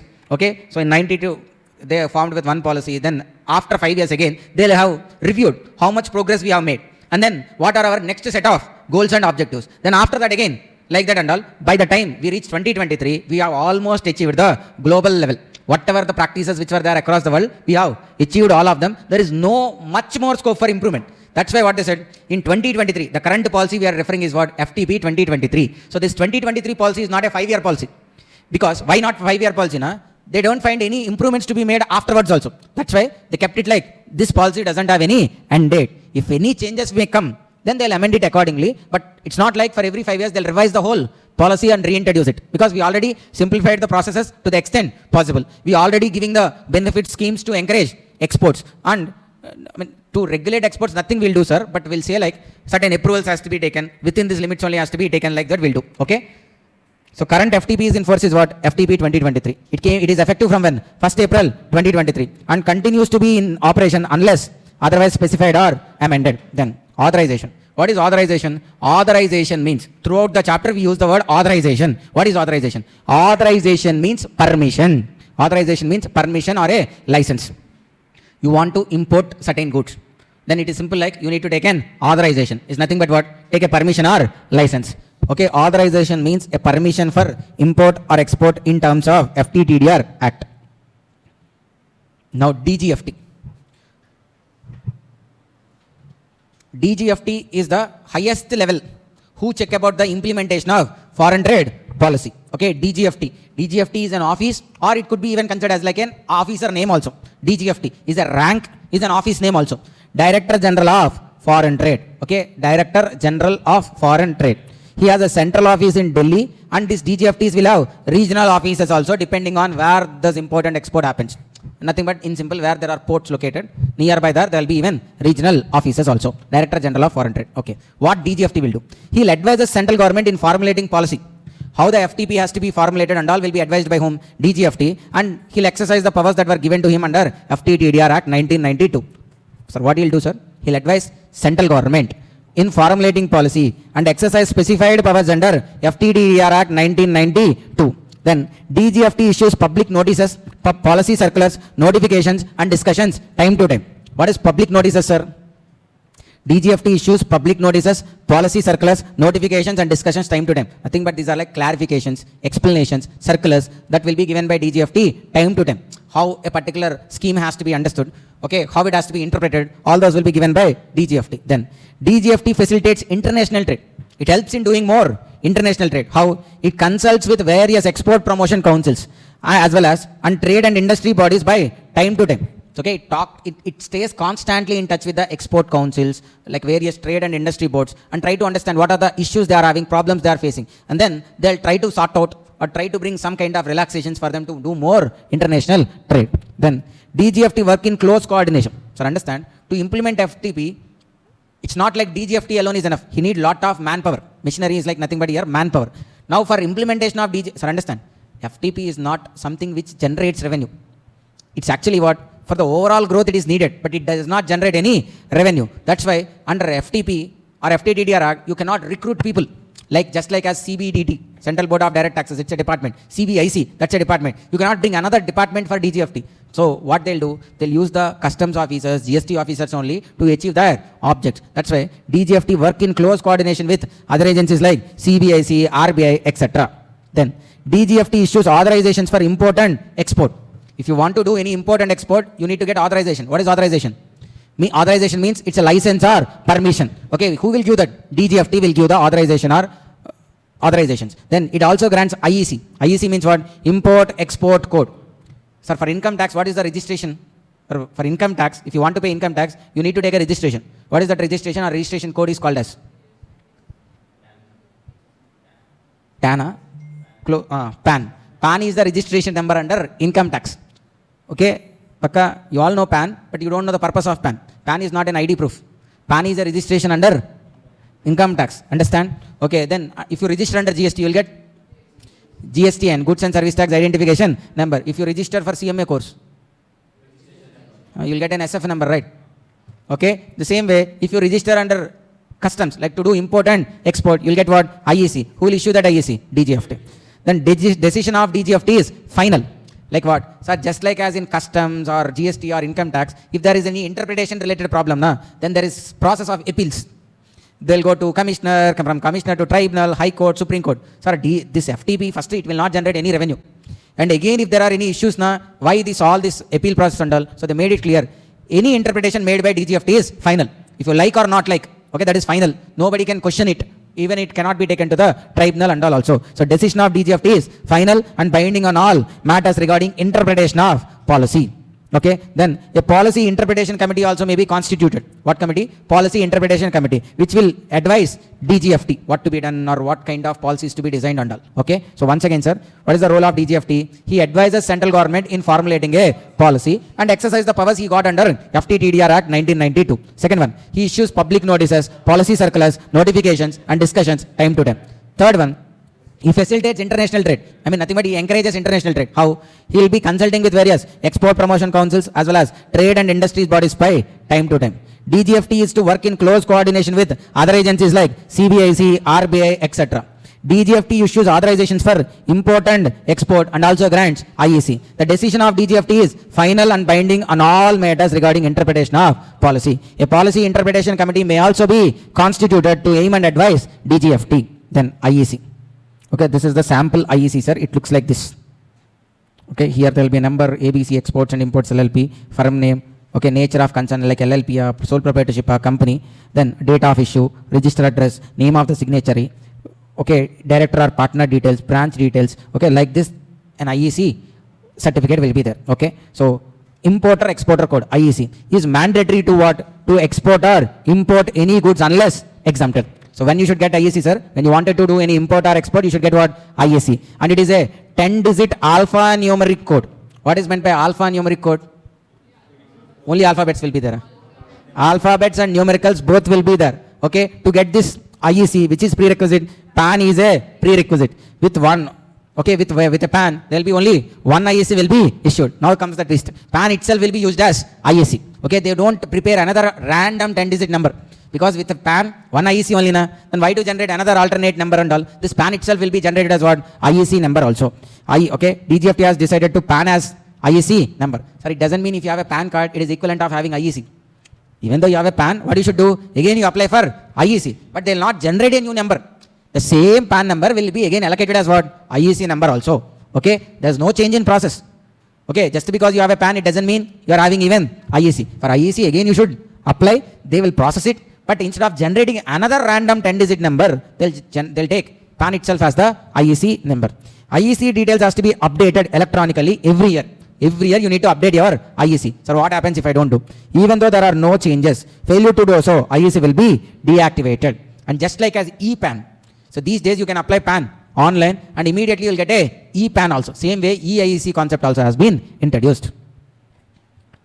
Okay, components of FTP. Okay, there is something called components of FTP, handbook of procedures. One more important point, sir. In FTP, don't do much research. Research, na? If any policy is said, okay, in Shankar Dada MBBS, like there is a dialogue. Okay, let me tell you. Let me tell you the scenario. Like, actually in that movie, Chiranjeevi is not a doctor. But since his parents are coming, he'll act like a doctor. Okay, so when he's acting like a doctor, like he'll be just looking at a random X-ray and he'll be talking something. Okay, sarcoma intestine, something he's saying like. Okay, then one person came and asked like, ante entanna. That means what? Okay, he'll tell you a dialogue. Naaku telisinde koncham nu అందులో ఇంకా ఎందుకని చెప్పి. Okay, the same concept even applies for FTP. Sir, FTP handbook of procedures is for a 1000-page booklet. Okay, I never dare to study the total 1000 pages handbook of procedures. Okay, so what we are having are like highlights. Certain highlights of FTP only our institute has given in our curriculum.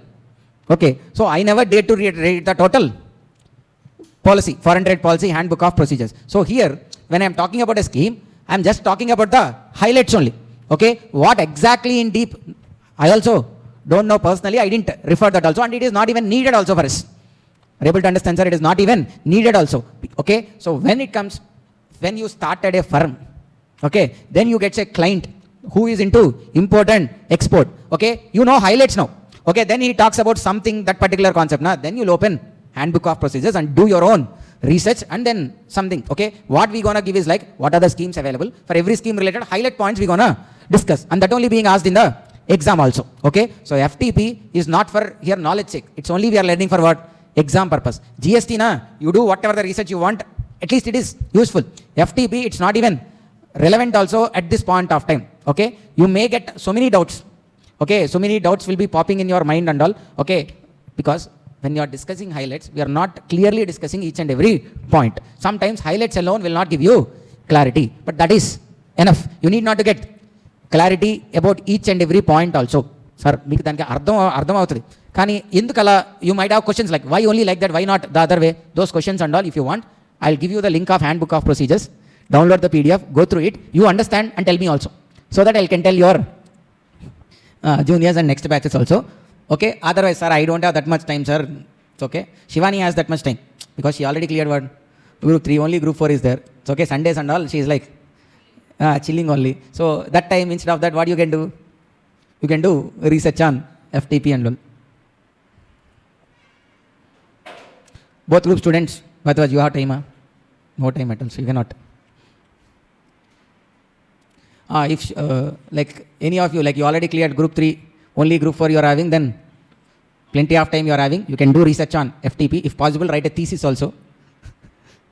Okay, so first one, sir, components of FTP, what? Handbook of procedures. It talks about detailedly every scheme.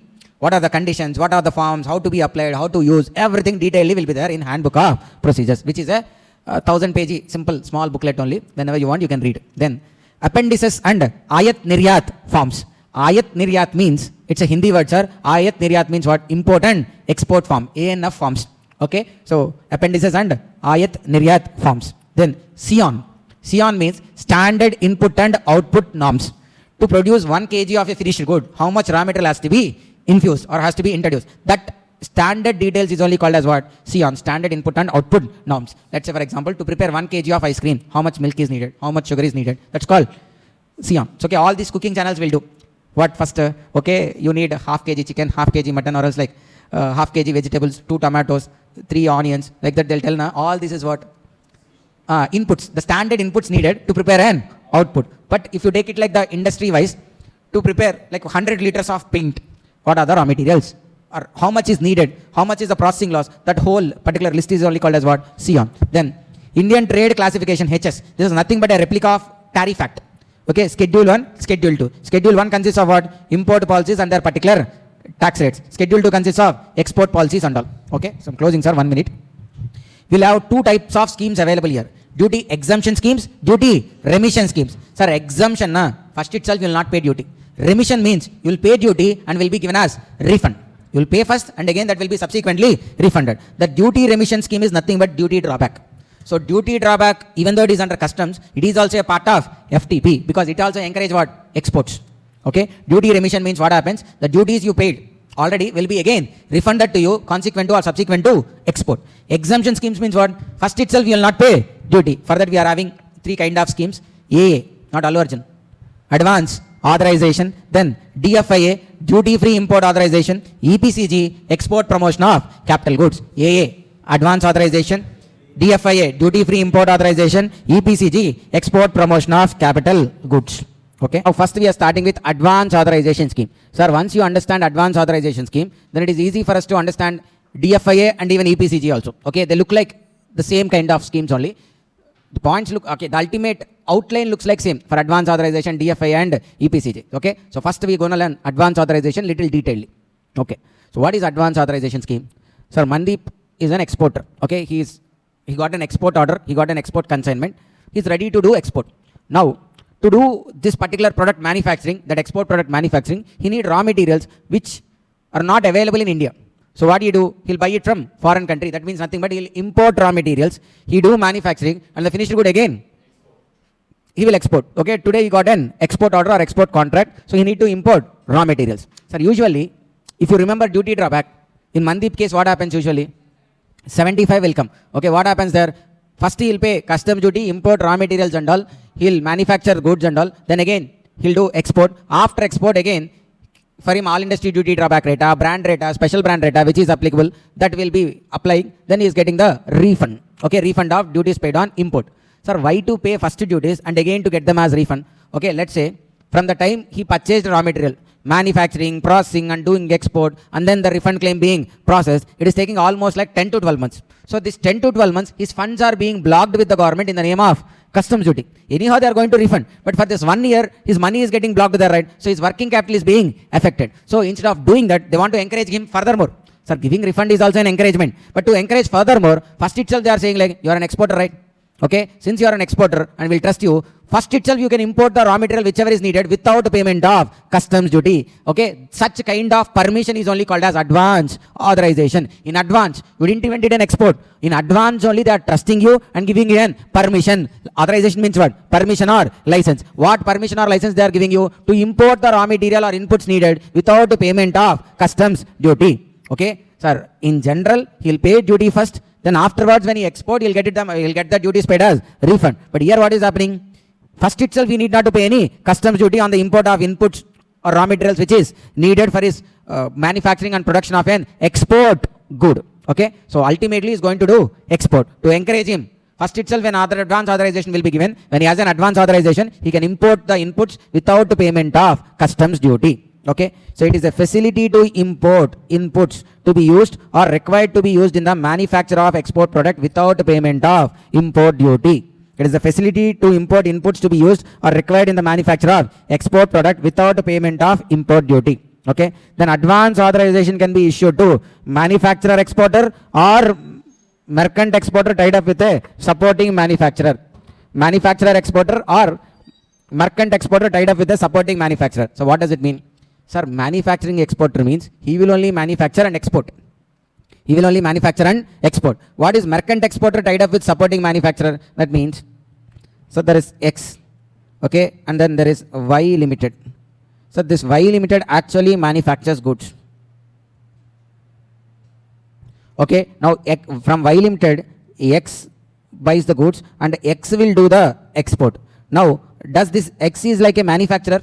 No, who is manufacturer, sir? Y limited is the manufacturer. X is not manufacturing, but X has tied up with Y limited, so he's called as what? Merchant exporter. He's a merchant. He buys and sells, so he's called as what? A merchant or merchant. So he's a merchant exporter tied up with whom? Supporting manufacturer. Supporting manufacturer. Okay, so he is also, then X is also eligible for what? Advance authorizations. I mean, both will be there.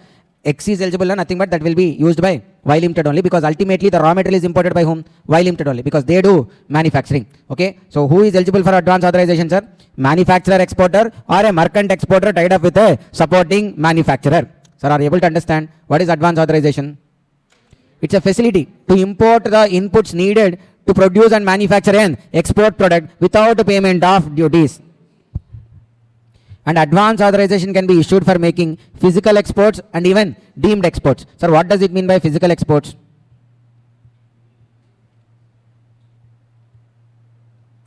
Okay, goods when they actually sent outside India, then it is called as what? Export. Okay, in case of deemed export, goods will not go outside India. Okay, but still, sir, why exports has to be encouraged? First reason. The goods are going outside India. Okay, why exports has to be encouraged? Foreign reserve. Okay, through exports we earn foreign reserves and foreign reserves will increase. This is one particular objective. Now what are deemed exports? Deemed exports na, they will not go outside India. The good will be supplied within India only. Then how foreign reserves are increasing? Why they have to be encouraged? Sir, they are not increasing foreign reserves, but they may save foreign reserves. Like what? Let's say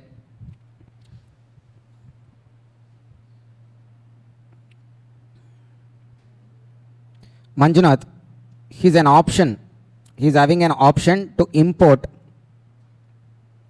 goods at a duty free. Okay, he has a option or he has some authorization available that he can import goods duty free. Okay, now there is a supplier A who is from India and there is another supplier B who is from Australia. Sir, if at all here customs duty is there, then he may prefer to A rather than to B, because from B if he import he'll have extra customs duty. That's why to avoid customs duty he might have purchased from A. But now Manjunath is having the option to what? To import goods at duty free. So from Australia if he buy also he'll not have any customs duty. From India if he buy also anyhow he'll not have customs duty. So customs duty is not a comparison anyhow. Okay. Now Manjunath has option to buy from locally A and from B from Australia. Even if he buy from other country also, he will not have any customs duty. Since he is not having any customs duty, mostly he may prefer from B, Australia. But in this situation also, if Manjunath purchases from A only, when it happens, if A provides the same quality of goods at a same kind of price or a better price, even when compared to a foreign supplier, that means nothing but A can outperform this B of Australia. Sir, what is happening? What good is happening to India now? If at all Manjunath has went to B of Australia, then he has to pay it in what? Dollars. Whereas when he purchased it from A, he is not buying, he is not purchasing from foreign currency, he just pay rupees, dollars is not spending. So in this case, no foreign currency is earned, but because of A, foreign currency is being saved. Are you able to understand, sir? Manjunath has option to buy or option to import goods freely without payment of customs duty. Still, he has an option to buy goods or option to import goods without payment of customs duty. So nothing but domestically he buy or from outside India he buy, there is no big difference. But still he is choosing from where? Domestic goods only. When he is choosing domestic goods, sir, simply nobody will choose from domestic goods. Na? We may talk like patriotism, India is my country, we'll buy only Indian goods and all. But ultimately business, what they do? If the local supplier provides quality goods, then only they'll buy from local supplier. Otherwise they may go to foreign supplier only, because from foreign supplier also Manjunath is not having any customs duty payment. Okay, but still he is buying from where? India. That means the local supplier is providing quality goods, and because of this local supplier supplying quality goods, Manjunath not going to a foreign supplier and no foreign currency is being spent. So this A has to be encouraged. Why? Because of him only now the foreign currency is saved. How do we encourage? How do we encourage? Claps, huh? Okay, so that's not enough, right? So how do we encourage? This fellow will also be considered as an exporter, but as what? Deemed exporter. So here the point is, a dollar earned is equivalent of dollar saved. Okay, we are earning foreign currency. Okay, but not just earning, even the savings made also has to be appreciated. That's why deemed export concept has been introduced. In all the deemed exports, I explained actually the basic plot line. Okay, the basic concept behind deemed export. There are situations which we're going to discuss detailedly once we go into that particular topic. But what is deemed export, sir? These are not like goods physically moving from India to outside India. They may be consumed within India only. But because of this supplier, instead of choosing to buy from a foreign supplier, from this supplier only the goods have been purchased. So that means this guy is providing quality goods which may be outperforming even the foreign suppliers also. So because of availability of this kind of supplier in India, we are not spending foreign currency and our foreign currency is getting saved. Since because of this person only the foreign currency is being saved, he also will be encouraged by recognizing him as a deemed exporter, Okay. So what is the benefit deemed exporter will have? He is also eligible for advance authorization. Okay, so first, what is advance authorization? The facility to import the inputs needed to produce or manufacture and export good duty free. Okay, who are eligible for advance authorization? Manufacturer exporter or merchant exporter tied up with a supporting manufacturer. So what are eligible for? Okay, advance authorization can be issued for making both physical exports and even deemed exports. In deemed exports, goods will not go outside India. Then validity of import authorization. Sorry, notes, check this point, sir. I think I have corrected it.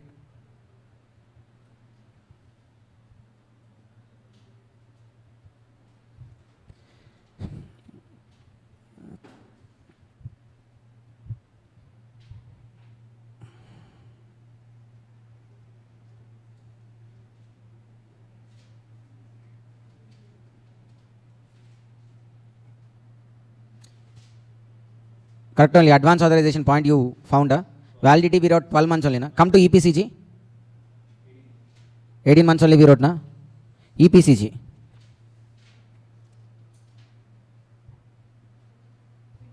Okay, here it has to be correct.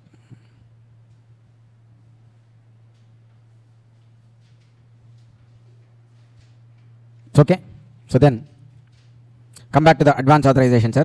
So advance authorization, validity is for 12 months only. That means you got an authorization now. What does it mean by authorization? You can import inputs duty free. That import has to be completed within 12 months from the date of authorization. The validity of import authorization shall be 12 months from date of authorization.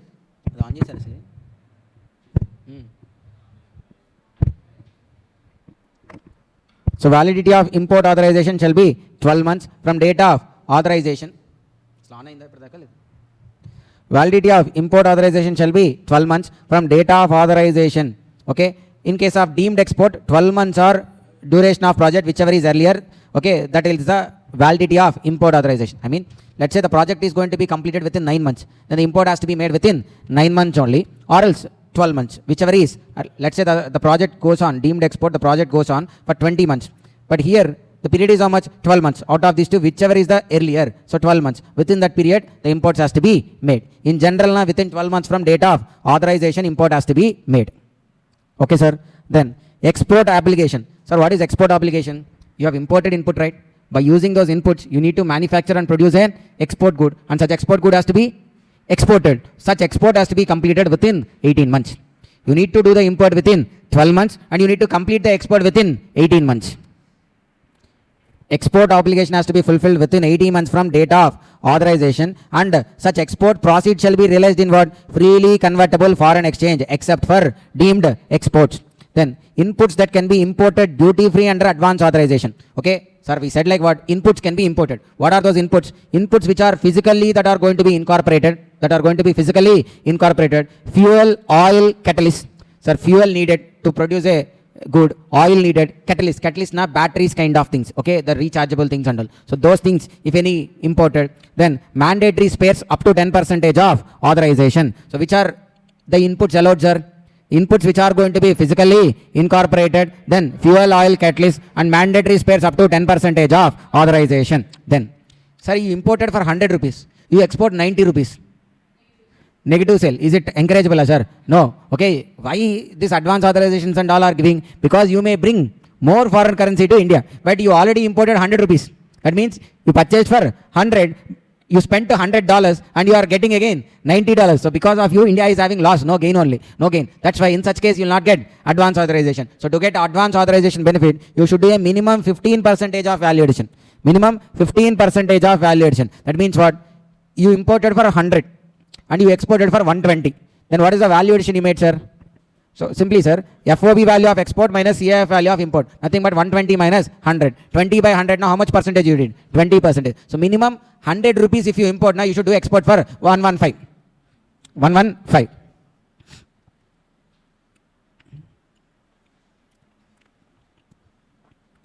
Sir, again, once again, advance authorization will be issued to him. Will be issued to whom? Manufacturer, exporter, or merchant exporter tied up with a supporting manufacturer. Okay, what is advance authorization? It is a facility to imports to be used or required to be used in the manufacture of export product without payment of import duty. Advance authorization can be used for making physical exports or doomed exports. Goods will not go outside India. Validity of import authorization shall be within 12 months. Okay, within 12 months you need to import. Whereas the export obligation is nothing but the export you have to do within how many months? 18 months from the date of authorization, and the proceeds shall be realized in convertible foreign exchange. Inputs that can be imported duty free. What you can import? The inputs which are going to be physically incorporated, fuel oil, catalyst, and mandatory spares. And they have to achieve a minimum valuation of how much? 15%. Okay, then Sir Mandeep went for what? Advance authorization. Okay, he went to the DGFT and said like, sir, I'm going to do so much of exports. Okay, to do, like, let's say for example, he's saying like, for doing $100 of export, I need $80 worth of raw material. Almost like if he export 100%, 80% he need to import, like that he said. Okay, just because he said DGFT will believe and give him the advance authorization, no. So they'll check based on CON. Okay, what is Mandeep's plan? Actually, to produce that 100% of output, 40% is only enough. But he's claiming how much? 80%. So what is his total plan? He'll use 40%. The other 40% he'll sell to someone, okay, for an extra rate. Why? Because he's having without custom duty. So okay, he'll add no custom duty, and with some margin he'll sell to some other persons and he'll get benefited. That's why advance authorization is basically issued based on what? CON. So they'll check CON for this particular standard output, how much input is needed. Based on that, they'll fix CON. However, if no CON is there, then even on self-declaration basis also it can be provided. So first priority is based on what? CON. But if no CON available, they'll trust the exporter and it will be given on self-declaration basis also. Then the materials imported under advance authorization will remain in actual user condition. That means what? Whatever he has imported by using this advance authorization has to be used only by him. Actual user condition, whoever has that authorization, only such person has to use. So the materials imported under advance authorization will remain in actual user condition. They cannot be transferred to another person. Okay. Now, sir, actually first what we said, like advance authorization is an option to import inputs duty free without payment of customs duty when they are intended or when they are going to be used for production or manufacture of a export good. Now here what we are saying, like not only the imports, even if we buy from indigenously also, on them if any excess duty element or GST element is there, that also is going to be exempted. Okay, he can avail advance authorization not only on the imports to be made, even when he buy from indigenous sources, local domestic sources, then also he can use advance authorization. But see sir, what happens? So there is here, we have Bharadwaj. He is a domestic manufacturer.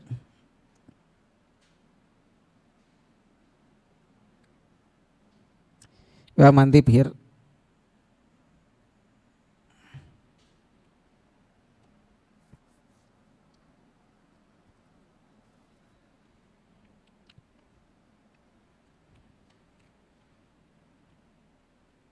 She is also where India only, but he is having what? Advance authorization. Now here we are having Bhavya. She is from foreign country. Which country will take? Okay. Okay. She is from Europe. Now what? Actually with the advance authorization he is having, he can buy goods from Europe also without payment of customs duty.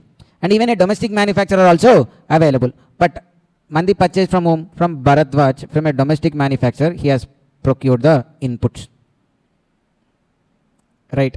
On these inputs also, if any excess duty, GST element, that also can be claimed as exemption. So okay, in that case, he will use this advance authorization and release an advance release order. He'll release a form called what? Advance release order.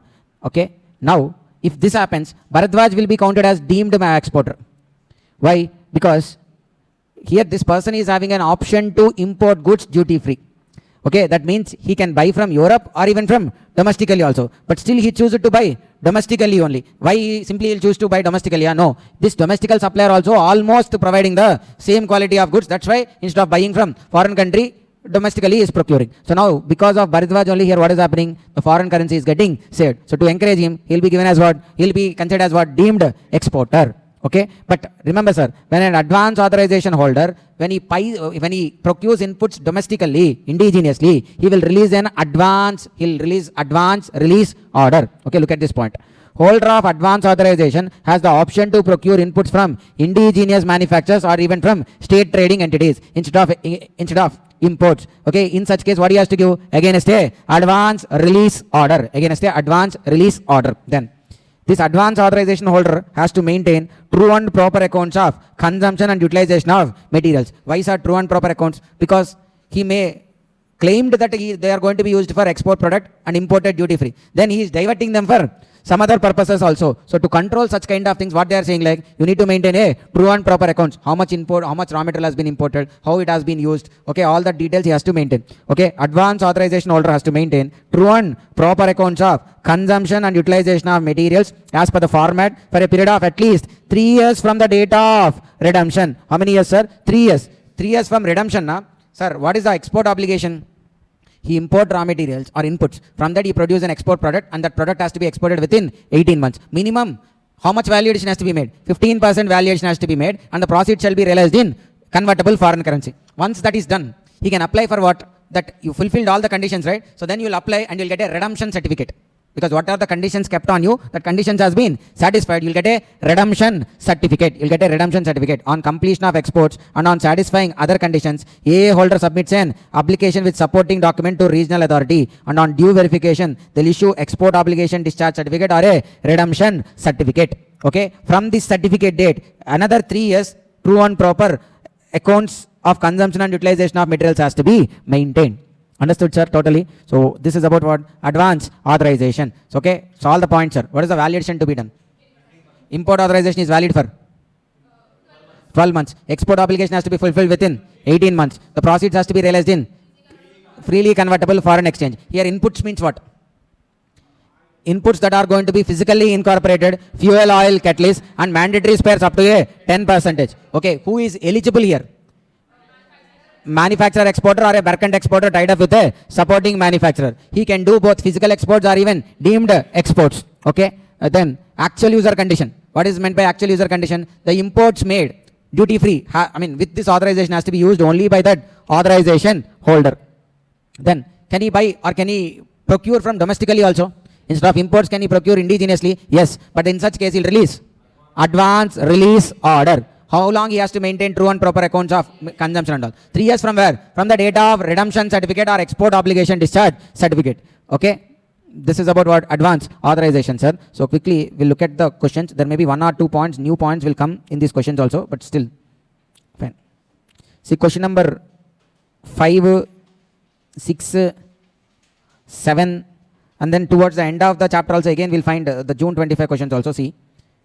First one, enumerate the duty-free importable items under the advance authorization scheme. Write a brief note on eligibility. Sir, what can be imported? Inputs. See, the following items can be imported without payment of duty. First one, inputs that are going to be physically incorporated in the product to be exported after making normal allowance for wastage. So, okay, there in notes we have summary. Here it is a detailed line. Then fuel, oil, catalyst which are consumed or utilized to obtain the export product. Mandatory spares that are required to be exported along with the export product up to 10% of value of authorization. Then any specified spices would be allowed to be imported only for activities like crushing, grinding, sterilization. Okay, to do those processes, if any specified spices are needed, that also can be imported. Then eligibility. The advance authorization scheme is available to either a manufacturer exporter or to a merchant exporter tied up with a supporting manufacturer. Okay, is available for the following: for doing physical exports or for doing deemed exports or even an intermediate supply also. Okay, sir, I wrote only these 2 points I have said. This third one, if you remember, this is enough. Intermediate supply. So, okay, it's not directly export. One step before the export you are doing. Then also. Then question number 6 is again. What is question number 6? With reference to advance authorization scheme under new FTP, discuss the following. Eligible applicant. Who is eligible, sir?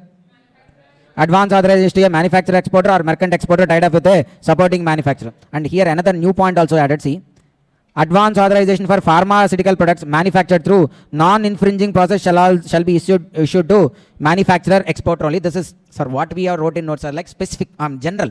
But this is like a specific industry wise. Okay. Advance authorization for pharmaceutical products manufactured through non-infringing process shall be issued to manufacturer, sir, usually manufacturer exporter, merchant exporter, both are eligible. But if it is like pharmaceutical products, that also having non-infringing process, non-infringing, now nobody can, sir, infringement means what?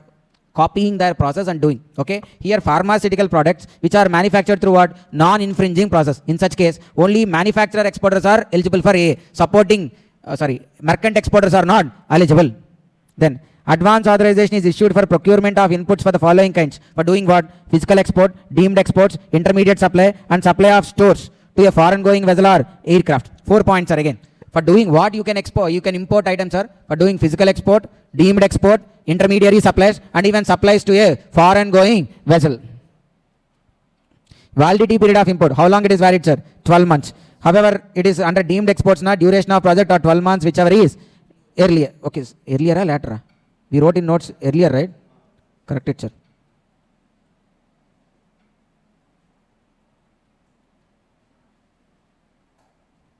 Later only is correct. Whichever is later. In notes corrected, sir. Whichever is later.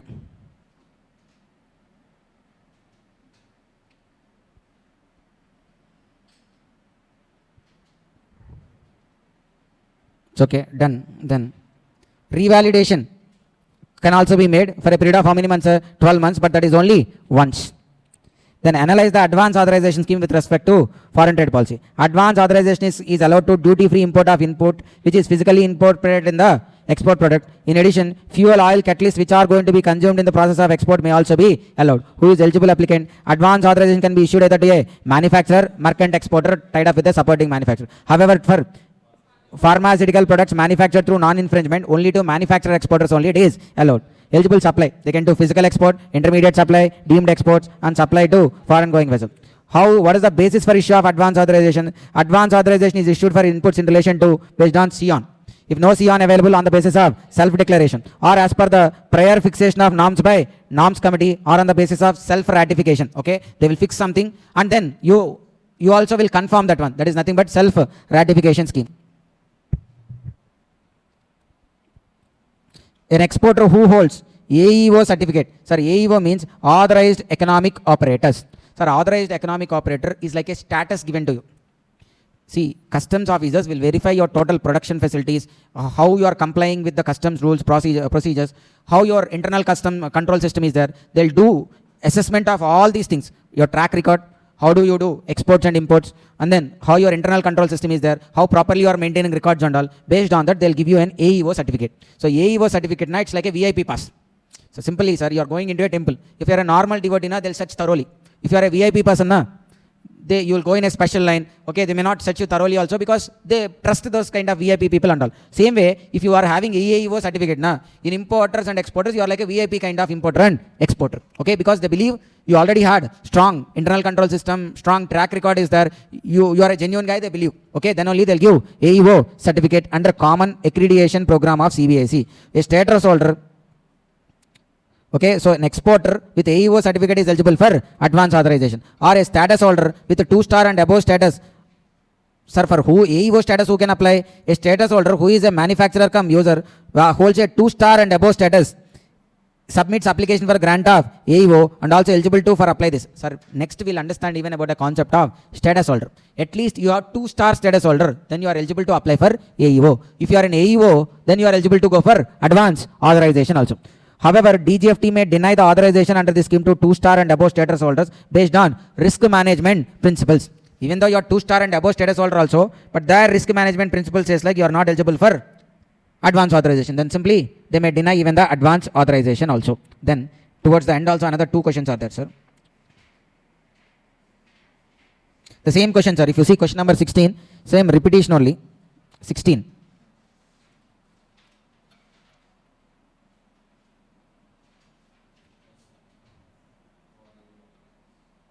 Is repetition only. Okay, so now we'll go back to the notes. So clearly you understood, right, what questions are being asked from advance authorization. So if advance authorization, again they'll test also, same kind of questions will come. Okay. Now DFIA. So this is there as a concept, but not much tested in exam. So DFIA is like duty-free import authorization. Okay. Advance authorization is like a pre-export facility, whereas DFIA is like a post-export facility. Like what? Sir, Mandeep got an export order. He went to DGFT. Okay, and explained like what? Sir, look at my track record and all. Okay, so I'm a genuine guy. Give me advance authorization so that I can import all the inputs needed without payment of customs duty. With that, what happens to him? Instead of blocking his money as customs duty paid and then again getting as refund, he'll get advance authorization. But then customs officers are like, look at your face. Okay, don't you have a mirror in your house? Okay, how can we guys trust you? Okay, so you look like a pakka. You look like a 420. Look like a 420. We cannot trust you. Okay, you may import the raw material or inputs based on advance authorization, but we feel like you can divert and all. So first case itself they rejected. Okay, but still he took it as a challenge. Even though they didn't give any advance authorization, he did export. Once he did export, then again went to the DGFT and shown like, you said, okay, so many things to me, but look at now, I already did export. Then the DGFT now realized like, so sorry sir, we thought, okay, we've been misleaded by some people, but now we'll understand your integrity, honesty, genuinity, okay, all those things, okay, all those auditor qualities like confidentiality, integrity, honesty, so all those, okay, they believe, and now they are saying like what? So now we'll give you the facility to import for the next consignment onwards. But sir, this is what, based on your past export, they are giving you a option to import materials without paying customs duty from now onwards. For the past, you paid duty and only. Advance authorization, from first itself, they'll trust you and give you advance authorization. But DFA, they'll look after your past exports, then based on that, they're going to give you a authorization to import inputs needed for future exports. Okay, for the future exports, not for the export to be made. Already export is done. So once the export is done, then they are giving you DFIA, which can be used for the future exports to be made. Understand, sir? So it is a post-export facility, whereas advance authorization is a pre-export facility. Understood? So DFIA is a post-export facility to import units to be used in manufacture of export product without payment of duty.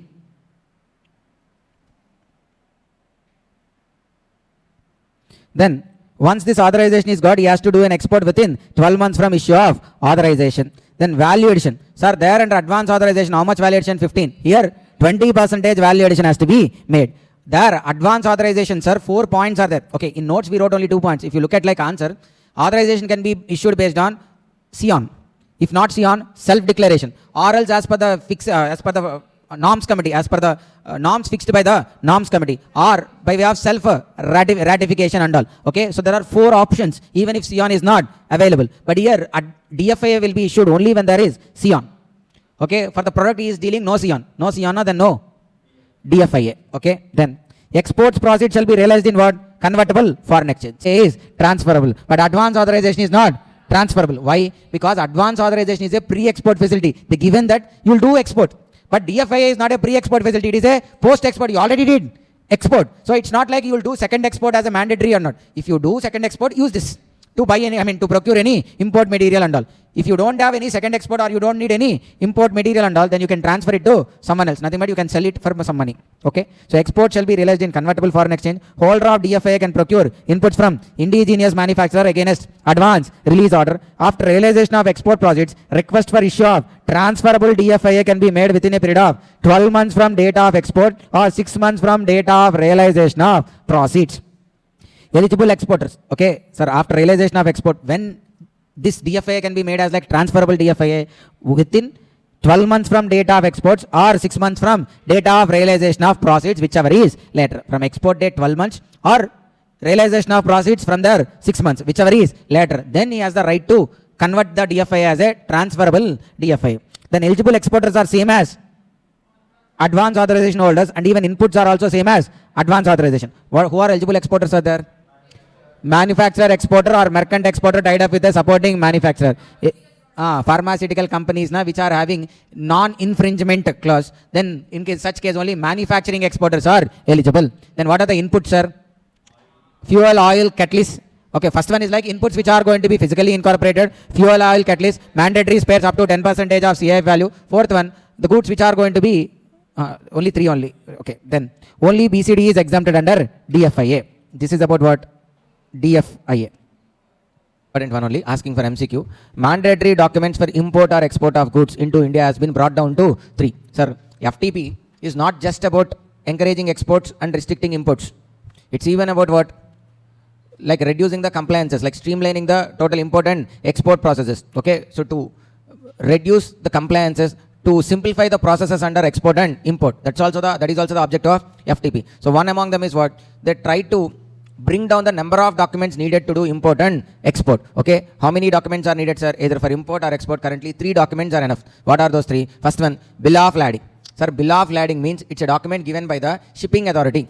Okay, whoever is the guy shipping, okay, that shipping person will give you a bill of lading. Whoever hand overs that bill of lading in the destination port, to him the goods will be handed over by the shipping company. Understand, sir? Bill of lading. But when the goods are being transported or being imported or exported in an aircraft, then airway bill. When they are through lorry bill, postal bill. So bill of lading is when the transportation is through ship, airway bill through airways, lorry bill through the trucks and lorries. Then the next one is like postal bill. Sir, all the 4 will not be there. Any one of them will be there for a particular product. Then commercial invoice come packing list. Commercial invoice come packing list. Then third one, shipping bill or commercial invoice. The invoice come packing list. These 2 are common for import and export. What are those 2? Bill of lading, invoice come packing list. Okay, in the place of bill of lading, there could be airway bill, lorry bill, or even postal bill also. Out of them, 1 document plus invoice come packing list. Now third document, sir, if it is export, then bill of export or shipping bill will be there. If it is import, bill of entry will be there. Sir, if you remember the basics also, the basic document, you take permission for clearing the goods, like imported goods clearance, you will get from which document? Bill of entry. And even if you want to export, you will present what? Bill of export or shipping bill. So those are the basic documents. For export, bill of export. For import, bill of entry. Okay, that document. Extra, what we are talking? Bill of lading, airway bill, postal bill or lorry bill. Any one of them. The next one, invoice come packing list. These are the 3 mandatory documents that are enough to do import and export. Then salient features of FTP. What are the salient features of FTP, sir? Export import is free. Sir, free now it doesn't mean like there won't be any money or there won't be any taxes. Free means here authorization is free. You need not to take every time a approval or permission to do import and export. You can do generally import and export unless they are specifically regulated. Okay, now these goods can be, for the purpose of export and import, goods are classified into 4 types. Free, restricted, prohibited, only through state trading enterprises. Free.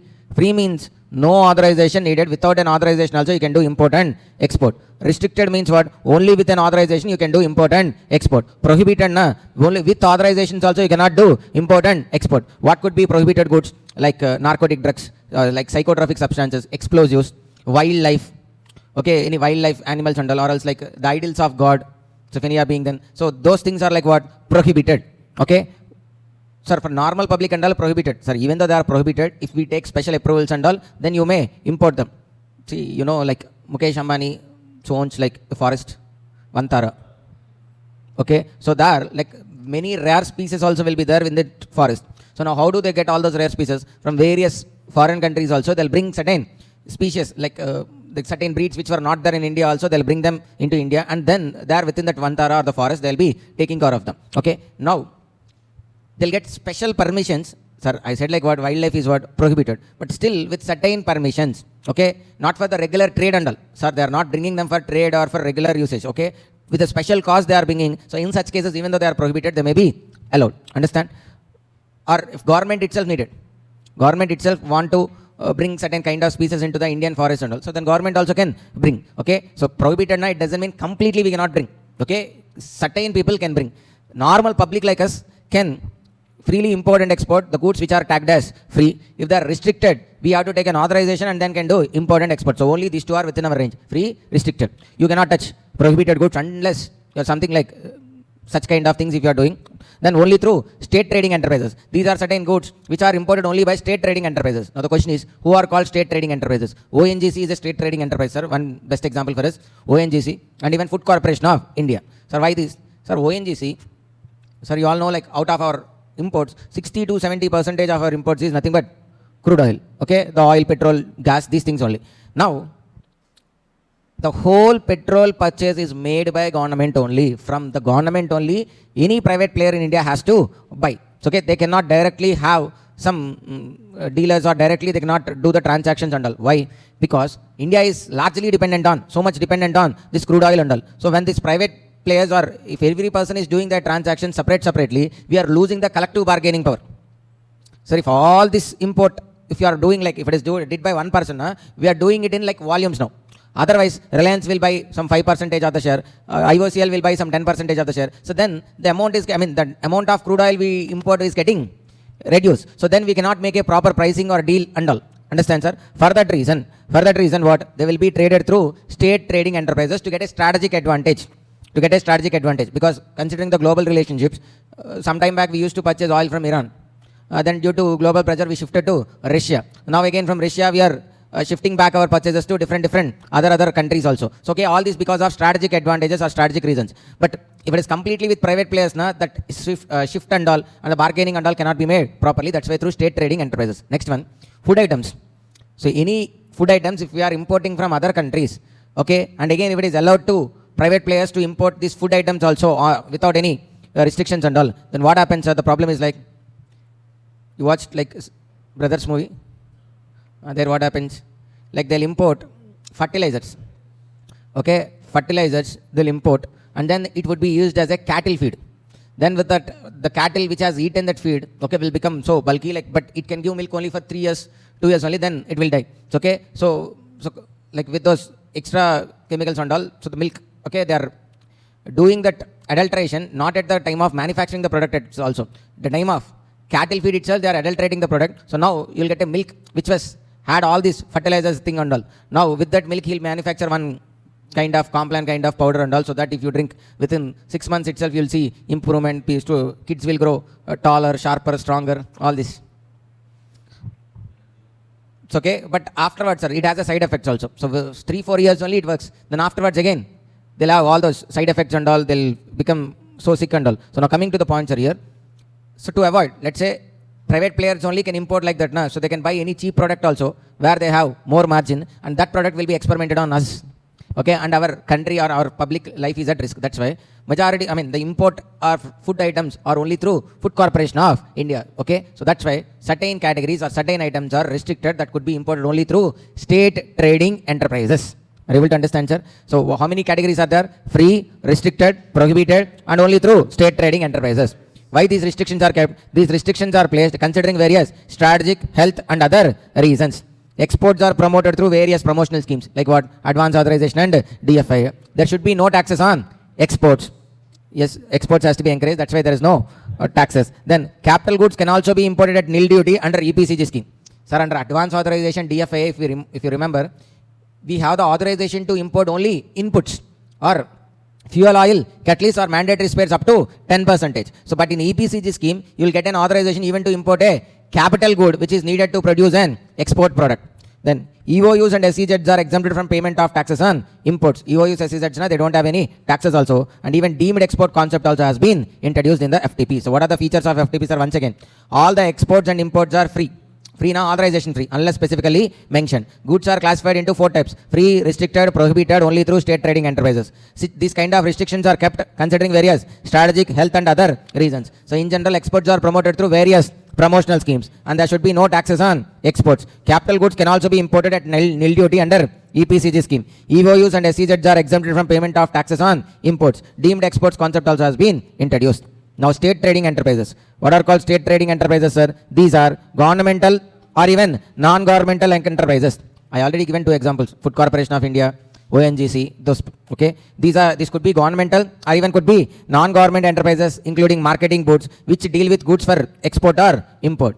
Now what? The next point is important. Any good, if import or export of which is granted to state trading enterprises, then such goods can be imported or exported only by the state trading enterprises. Example, ONGC, Food Corporation of India, NFL, National Fertilizers Limited. Okay, why NFL? Because we want to regulate what kind of fertilizers are coming into India. Okay, so these days, the enemy country may not attack us directly. They may attack us slowly by way of polluting these fertilizers. So okay, slowly our soil get polluted, our food we eat may get adulterated, so that instead of directly attacking, they may slowly attack us, or by using those kind of fertilizers, or fertile lands may become drought lands kind of, the crops may not grow properly. So all this, instead of attacking directly, so like that only happening now, cyber attacks will happen. then we have seen like so many Surya movies where so there's a movie called Bandobast where the foreigners will be, I mean, the enemy country will be attacking through some kind of bees. Okay, if those bees will come now, then they'll eat the whole crop and all. Okay, and there is in another movie called Seven Sins. So like what they'll be spreading or they'll introduce a virus into India. So okay, such kind of things. A normal general attack anyhow is there. Fourth one, this kind of adulteration of foods and all might have happened.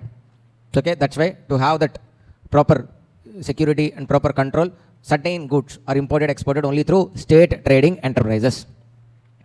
Then deemed exports. So important questions are deemed exports. In our list of 7 or 8 questions, deemed exports is also there.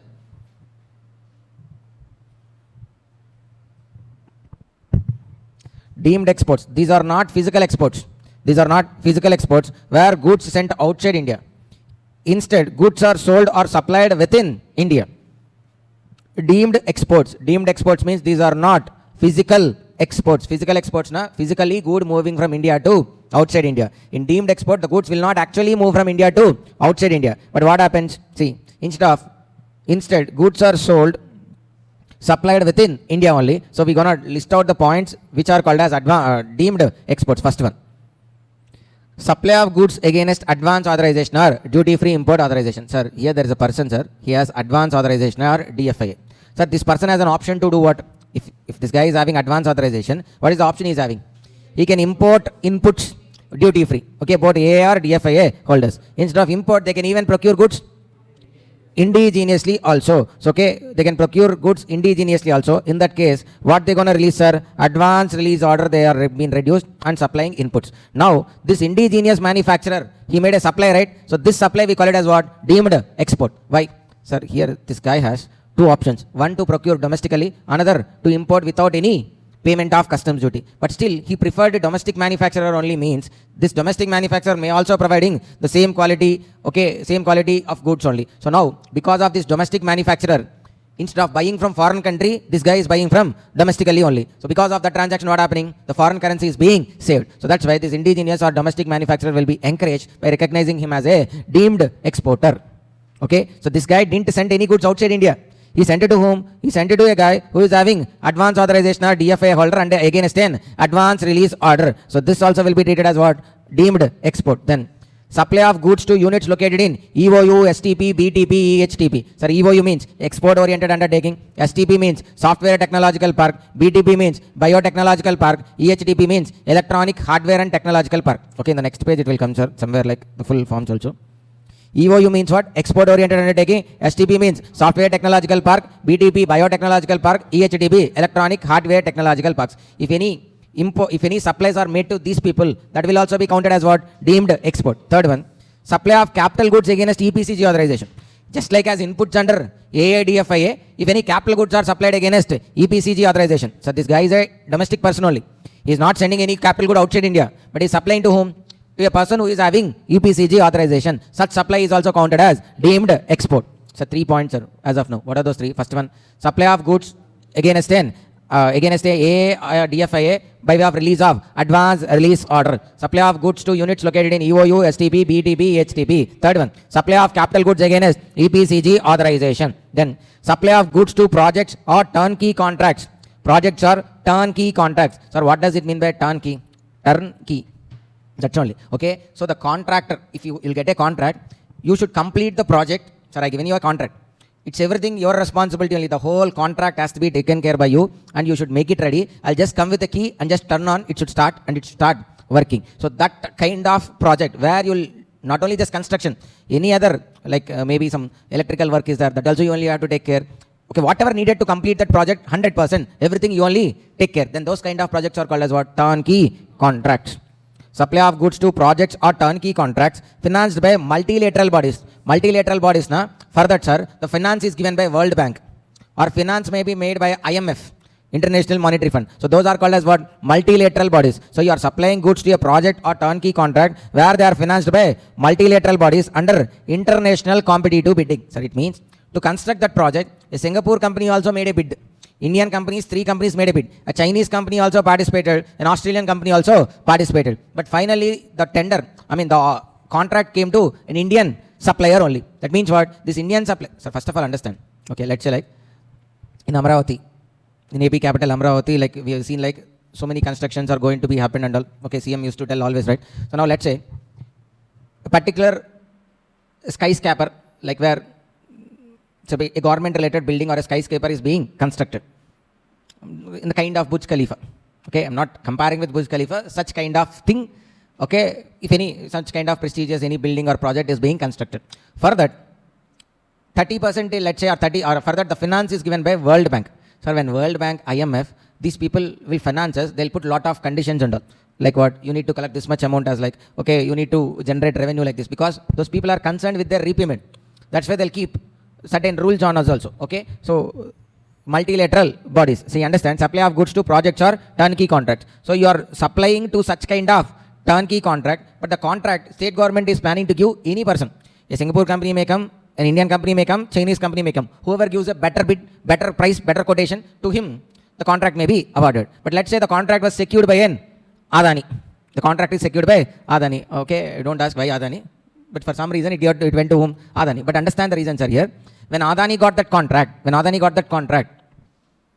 he outperformed the outside Indian companies, right? Sir, in the same tender process or in the same bid process, a foreign Singapore company participated, Chinese company participated, Australian company participated, and even Indian company Adani also participated. But ultimately, who got the bid? Who got the contract? Adani. That means instead of going to the other three, it came to Adani. Means what? He also provides the same quality of product. Are you able to understand, sir? That's why instead of taking the other three, we are chosen to this guy. And now by choosing this guy, we are saving foreign currency.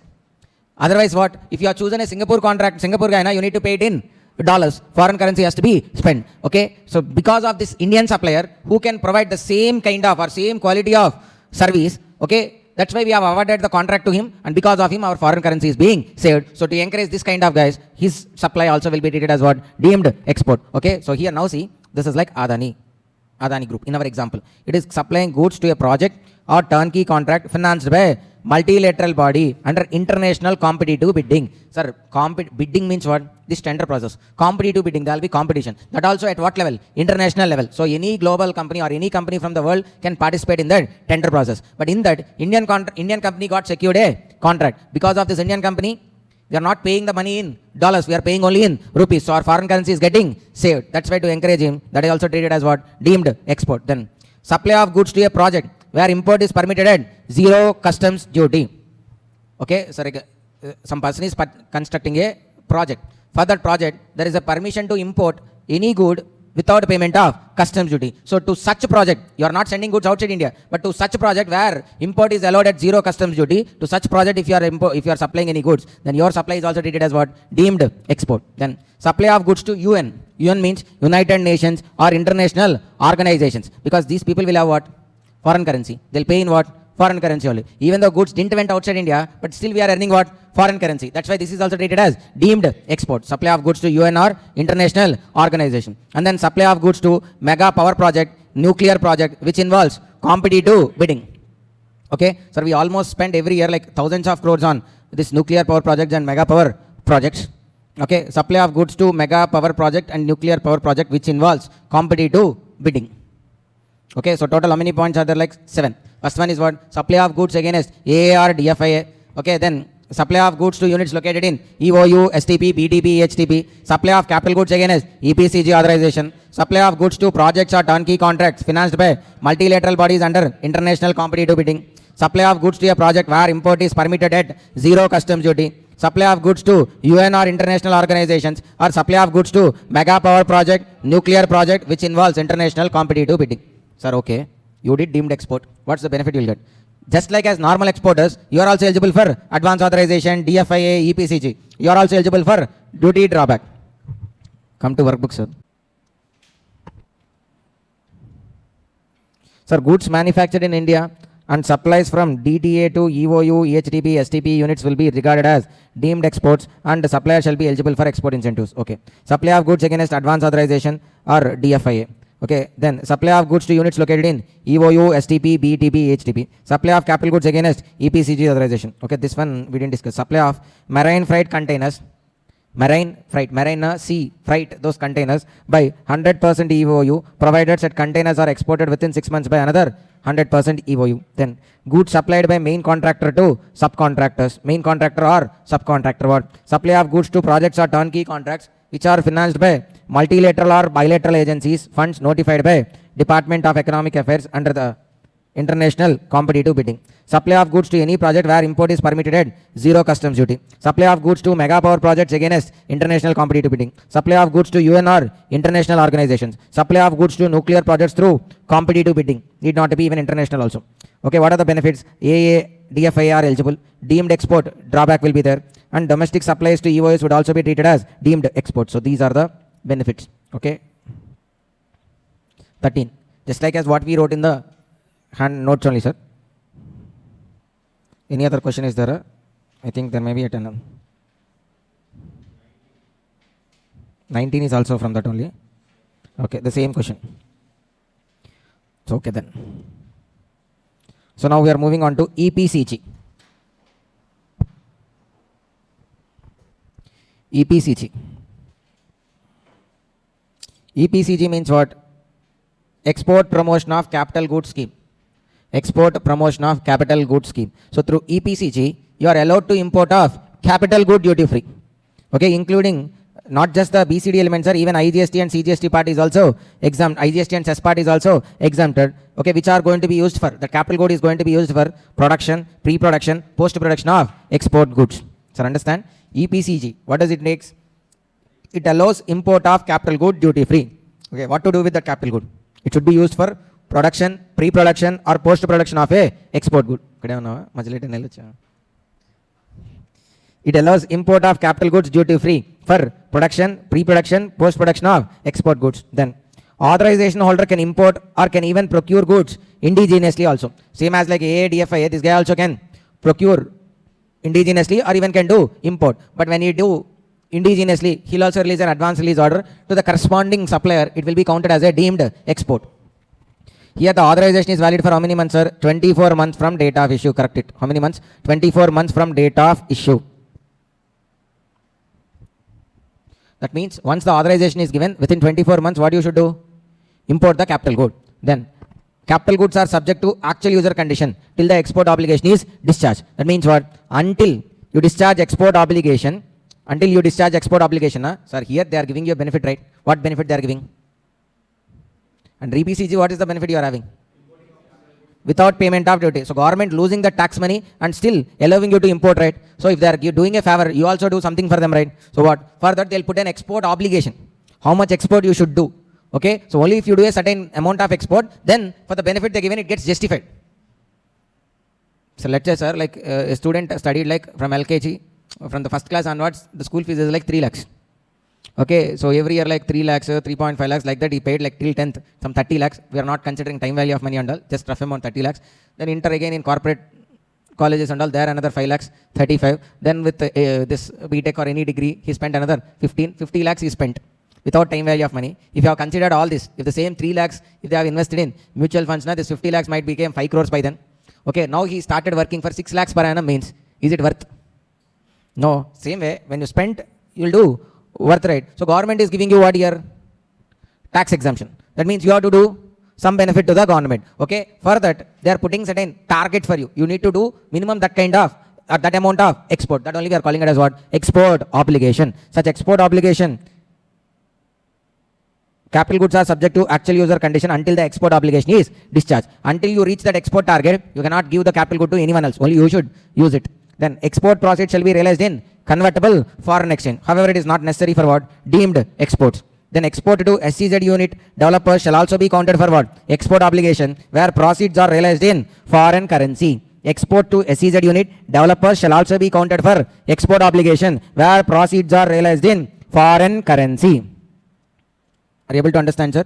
Export to SEZ units. If you do any supplies to SEZ unit or developers, that also will be counted for export obligation. But however, they should be realized in foreign currency. Okay. So once again, sir, EPCG means what? It allows import of capital goods duty free for production, pre-production, post-production of export goods. Authorization holder can import or can even procure goods indigenously as well. Authorization is valid for a period of 24 months from date of issue. Capital goods are subject to actual user condition till the export obligation is discharged. Export proceeds shall be realized in convertible foreign exchange. However, for deemed exports, it can be even in rupees. Whereas any export to SEZ unit or developers shall also be counted for reaching that or counting that export target or export obligation, provided they should be realized in convertible foreign currency. Exporters eligible are, who are the exporters eligible? Manufacturing exporter, merchant exporter tied up with a supporting manufacturer, and then service providers.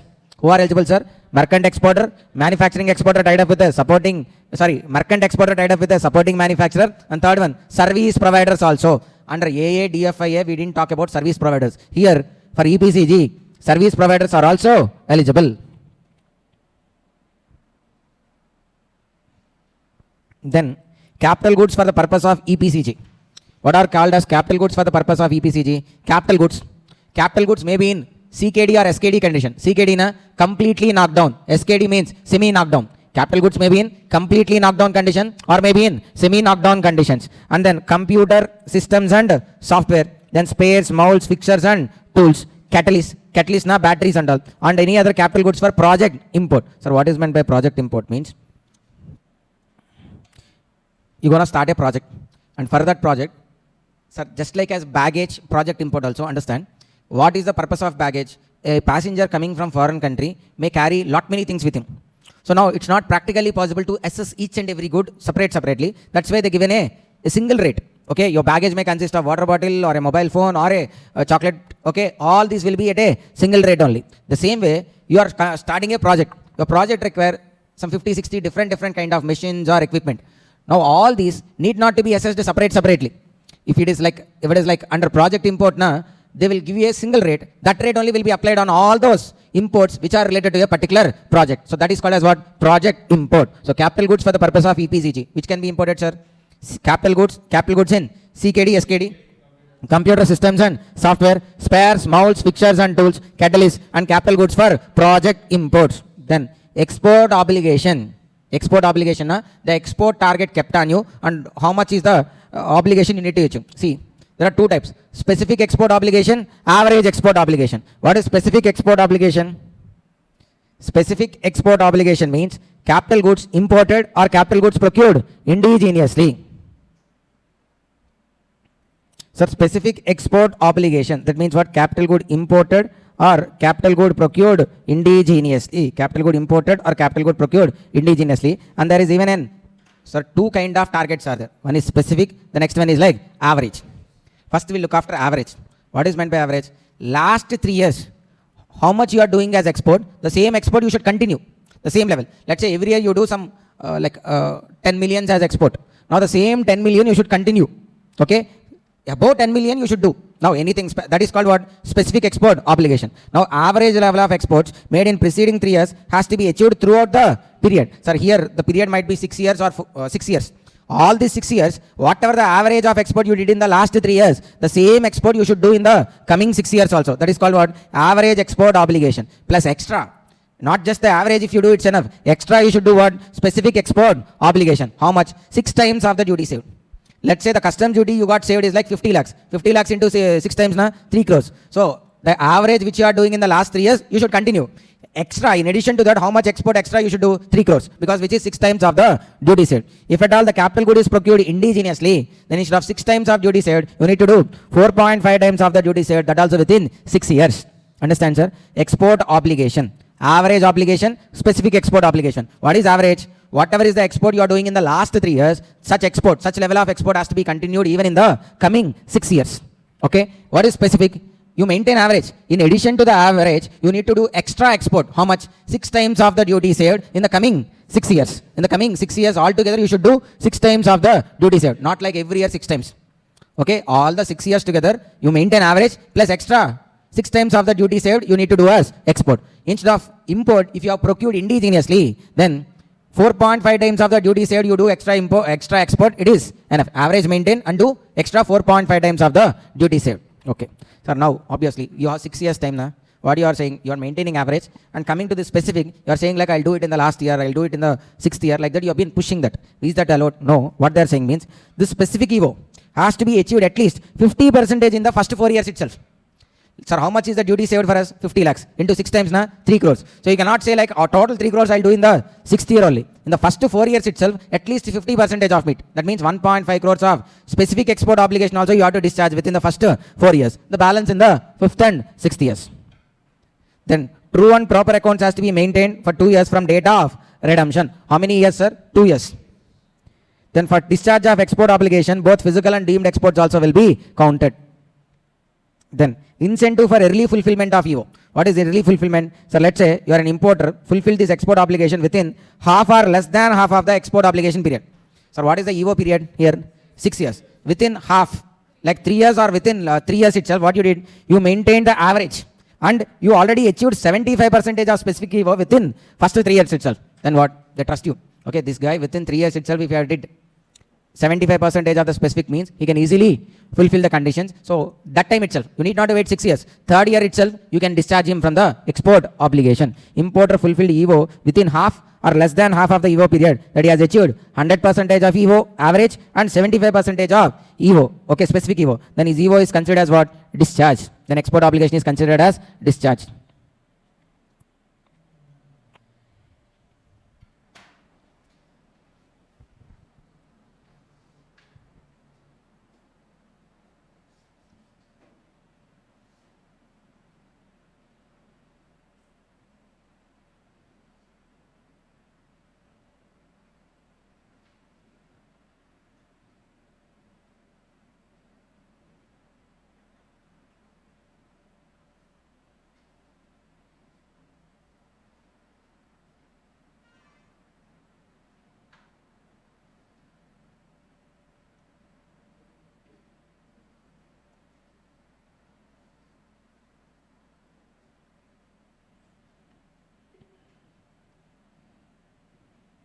So then in the workbook, sir, look after EPCG question also.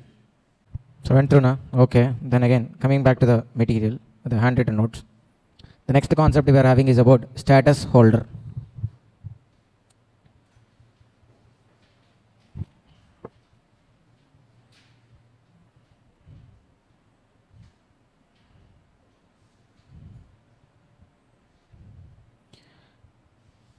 Sir, status holders. Status holders are like, these are business leaders. Business leaders, na, they already proved themselves what they are capable. They are doing already significant exports. Okay, they had an established track record also. So status holders are business leaders who have excelled in international trade. Excelled, na, proved. Okay, proved in international trade and successfully contributed to the Indian foreign trade. So status holders are the leaders in export who have already excelled in, proved themselves or made significant contributions in the international trade and to the Indian foreign trade. Now, to get a status holder, who is eligible? All exporters having IEC. IEC means import-export code are eligible. Okay, sir, how do you be decided as like you already made significant contribution and all? They'll count how much exports you made. Okay, based on the total of your exports, you'll be awarded with this stars. 1 star, 2 star, 3 star, 4 star, 5 star. Okay, when your star increases, then your privileges also increase. Like VIP, VVIP, VVVVIP, so like that. Okay. Status holders are business leaders who have excelled in international trade and successfully contributed to the Indian foreign trade. All exporters are having IECR eligible. Export performance of. So to check how much exports you made, to decide your star rating or star status holder status. Not just the current year exports. In this year you are applying for status holder. This year export and the past 3 years exports all together will be counted. Not just the single year. This year in which you are applying and past 3 years, all together in this 4 years, when your export performance of current and 3 preceding financial year together will be taken to determine status. So 3 years now for what? For jewelry and gems. Okay, instead of, okay, export performance of current and 3 preceding financial year together will be taken to determine stats. So here 3 na, normally 3 years, but jewelry and gem sectors are, they are like high value items. For them, current year and preceding 2 years alone will be checked. But for normal businesses and all, the year in which you are applying and preceding 3 financial years, all together the total exports will be checked to determine your status holder. And then, sir, here how many years we are checking totally? 4. In general, 4 years. Current year, last 3 years. Out of these 4 years, at least in 2 years you have did export.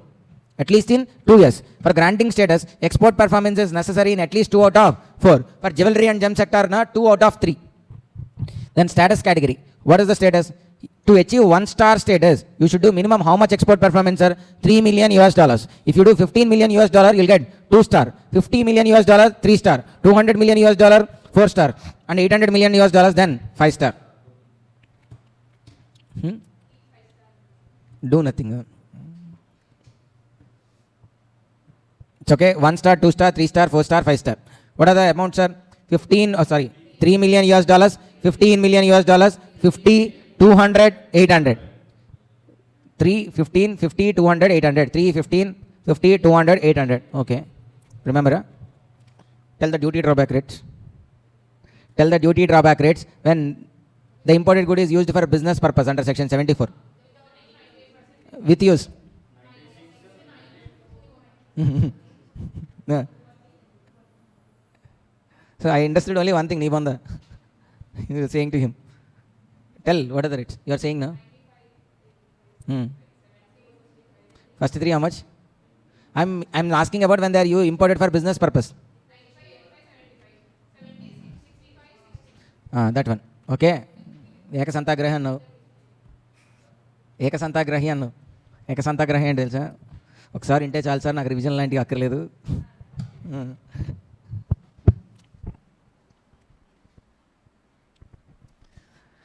Okay 95 85 75 then 70 65 60 they are under duty drawback okay now tell this room amounts 3 15 50 200 800 1 star 2 star 3 star 4 star 5 star I'll ask NR taxation tax rates.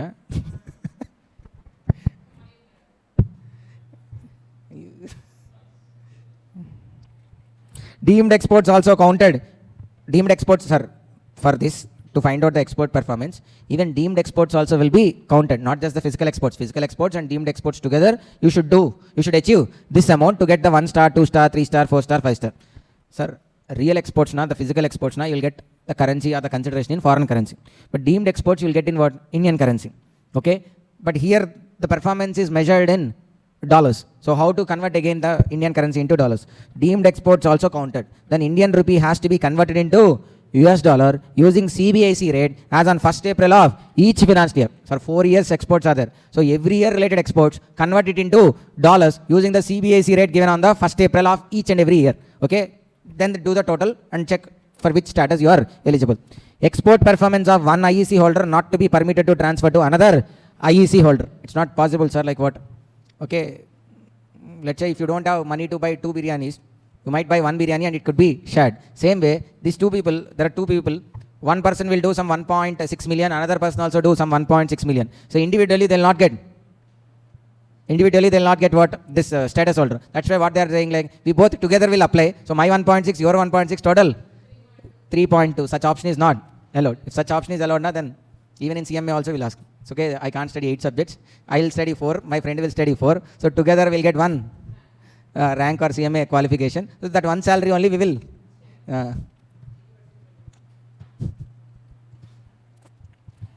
Export performance of one IEC holder not to be permitted to transfer to another IEC holder. For calculating 1 star status, double weightage has to be given. For what double weightage has to be given? Sir, these people, to encourage these people, okay, even though they achieved only 1.5 million US dollars, it would be counted as 3 million US dollars just to achieve 1 star.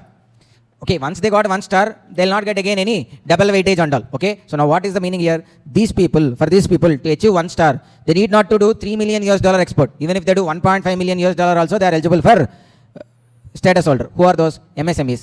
MSME means micro, small and medium enterprises. Manufacturing units which are having ISO or BAS marks.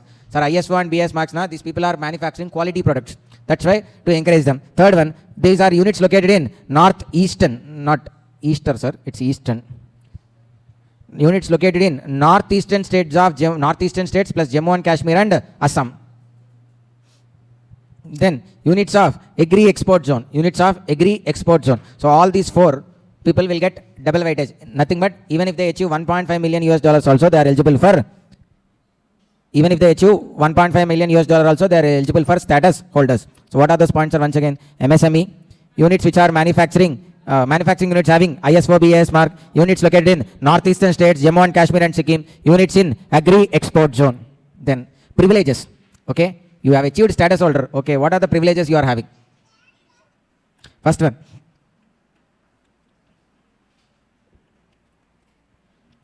Authorizations and customs clearances for both imports and exports are given on self-declaration basis. They'll trust you first. Instead of asking some external authority certificates and all, if you do or if you provide something on your self-certification also, since you have contributed already so much, they'll trust you and give authorizations instead of asking for some external party or external agencies related certifications and all. They believe you based on your self-certification and self-affidavits. Okay, so authorizations and customs clearances for both import and exports are given on self-declaration. If at all CIAN has to be fixed, what is CIAN? Standard input and output norms. Such CIAN will be fixed on priority.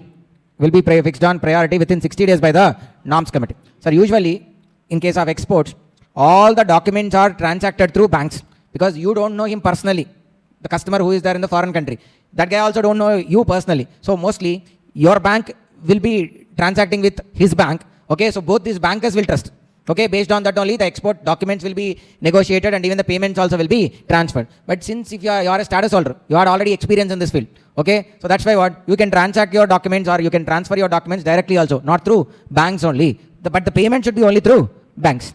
Okay, exemption from compulsory negotiation of documents through banks. However, remittances should be only through banks. Then exemption from furnishing bank guarantees in different schemes. Exemptions from furnishing bank guarantee. Since you are a status holder, they'll believe you, they trust you. That's why you are not again required to give bank guarantee also.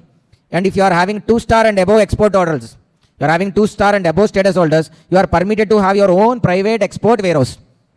Okay, to have your separate private warehouse, you should achieve what? At least 2-star or above status holder. Then manufacturers who are 3 or 4, 5-star will be enabled to self-certify their goods as like they are originating from India. Sir, just like as India is having preferential rate for the goods which are coming from certain foreign countries, India will have what? Preferential treatment and preferential rate will be there. For some countries, normal rate will be there. Just like as that, if Indian goods are going to foreign country, there also with certain countries, these goods may get preferential rate.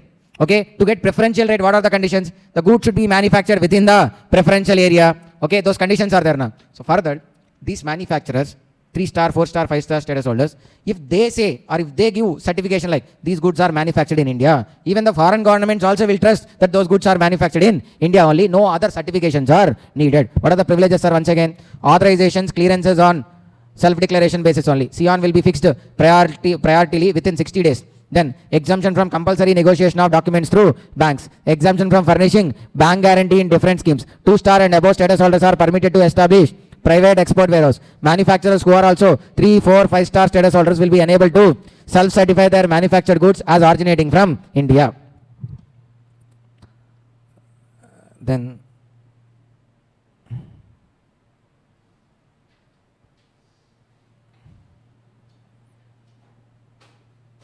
come to the last 2 pages, sir. We'll see RODTP.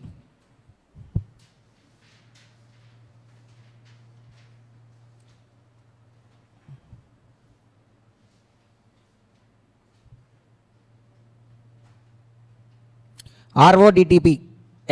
The scheme applicability is extended till 31st March 2026. Okay. RODTP replaces the MEIS scheme. So, okay, what is this RODTP? This is about. Sir, even though when you do export, they are giving refund of the taxes and all. But still, there are certain hidden taxes. Hidden taxes in the cost of goods. Like what? Sir, you have a factory. For that factory, you are paying property tax. Obviously, that amount also will be included in the cost of your good, right? May not be directly, but as an overhead, the property tax paid, the road tax paid, mandi tax paid, okay, electricity related cess paid, petrol related taxes if any paid, all those are not getting refunded. So, may not be directly, but indirectly, they are becoming the cost of the good. So when you are exporting the good, indirectly, some element of tax also you are including in the cost of the good, and the taxes are also being exported. We have to export only good, not the taxes also with the name of good. That's why the RODTP scheme objective itself is simple. To refund those hidden taxes, which are becoming cost of the good, such hidden taxes also has to be refunded. Okay, that's the objective. The objective of this scheme is to refund currently unrefunded duties and taxes. The scheme provides for rebate of all hidden central, state, local duties, taxes, namely mandi tax, municipal tax, property tax, VAT, coal cess, central excise on fuel, electricity duty on purchase of electricity, all these which are hidden and currently not being refunded. So that also has to be refunded by way of a rebate. That itself is the concept of RODTP, remission of duties, taxes on export product. Sir, how they will be refunded, sir? They will not refund the exact amount you paid. They will fix a percentage. Let's say 2% has been fixed. Now 2% you need to apply on your export value. That amount you will get as refund. Okay. So RODTP na for each and every product they have to identify a rate, percentage rate. That percentage you will get as refund, which has to be applied on your export good value. Not the exact property tax you paid will be given as refund, or not the coal cess you paid will be given as directly refund. They'll identify a percentage. That percentage you have to apply on your export good value. That amount will be given as rebate or refund. Okay. RODTP. Look at the objective, sir. The objective of this scheme is to what? To refund currently unrefunded duties and taxes. This scheme provides for rebate of all hidden central, state, local duties, taxes, namely mandi tax, municipal tax, property tax, VAT, coal cess, central excise on fuel, electricity duty on purchase of electricity. Then RODTP operating principles. What are the operating principles of RODTP? See, RODTP support will be available to eligible exporters. That also what? As a percentage of notified rate as on FOB. I mean, they'll give it as like a percentage. That percentage you have to apply on what? FOB value. Then you'll get the RODTP benefit. However, for the purpose of duty credit, value of export goods. So, an export value we need to apply percentage. Na? What is the export value they are saying? Like, you can take the actual FOB value or 1.5 times of the market value, whichever is lower. Export value need not to take straight away FOB value. FOB value of export goods or 1.5 times of the market value, whichever is lower. As of now, they have identified export sectors and rates under RODTP. It covers as of now how many items, sir? For 8,555 tariff items, currently RODTP rebate or refund related rate has been introduced. In addition, similar support is even provided to apparel and made-ups export under ROSCTL scheme also. What is ROSTL? Remission of state and central taxes levy scheme. Under this scheme, also there is being refund. So under RODTP, almost 8,555 tariff items related refund is or rebate is going on. Additionally, a similar scheme under ROSCTL for apparel and made-ups exports, the rebate is being provided. Rebate under this scheme shall not be available in respect of duties and taxes which were already exempted or already refunded or already given as credit. Okay, those taxes which are not having any benefit, from those taxes only you will get now what? The benefit and all. Okay, sorry, the rebate or refund and all. Then the determination of rates under this scheme will be done by a committee in the Department of Revenue. So how much percentage that has to be fixed? It won't be fixed easily. They do total industry research. How much is the usual property tax they suffer, coal cess they suffer, electricity duty they are paying. Okay, that amount they do a clear study and will come up with a percentage. That percentage has to be applied on the export value. What is export value? FOB or 1.5 times of the market value, whichever is lower. This scheme covers employee-oriented industries like marine, agriculture, leather, gems and jewelry sector, and even covers textile industries and even other sectors like automobiles, plastics and electronic. The scheme covers employee-oriented industries like marine, agriculture, leather, gems and jewelry, and even covers textiles industry and other sectors like automobiles, plastic and electronic. No problem for remission of arrears is permissible under this scheme to be carried forward to next financial year. No provision for remission of arrears is permissible under this scheme to be carried forward to next financial year. Then rebate is allowed subject to receipt of sale proceeds with the time allowed under FEMA. Okay, sir, rebate, whatever the rebate they are giving, right? Why? Because you did exports. If at all the export proceeds are not realized within the time in foreign currency, then the rebate given also will be taken back. Sir, why this rebate is given? Because you are doing exports and earning foreign currency. If you cannot realize the foreign currency within a specified time, then what happens? Rebate is allowed subject to receipt of sale proceeds within the time allowed under FEMA. Failing which rebate shall be deemed to be never have been allowed. That means what? You should again pay back that amount. Eligibility for RODTP. All the sectors are covered. Labor intensive sectors are having priority. Then both manufacturer and merchant exporter are also eligible for RODTP. There is no turnover limit for getting this benefit. SEZs and EOUs are also eligible. Scheme applies to goods exported through e-commerce operator or even through couriers also. The origin of goods exported should be within India. Re-export products are not eligible. So once again, what are eligible? All the sectors covered. Employee-oriented sectors are having priority. Manufacturer exporter, merchant exporter, both are eligible. To get this scheme, there is no limit like your turnover. You should have minimum this turnover, that much turnover. Everybody is eligible for this particular scheme. SEZs and EOUs are also eligible. This scheme applies even when you are exporting through courier or through e-commerce operators also. And origin should be in India only. Okay, because only when the origin is in India, there might be hidden taxes. The whole objective is what? To refund the currently unrefunded hidden taxes. Okay, so origin of goods exported should be in India. Re-export products are also not eligible. So this is about what? RODTEP. So come to the workbook, sir. You'll find questions on that. See, question number 8, 9, both are about RODTP only. So go through both quickly, sir.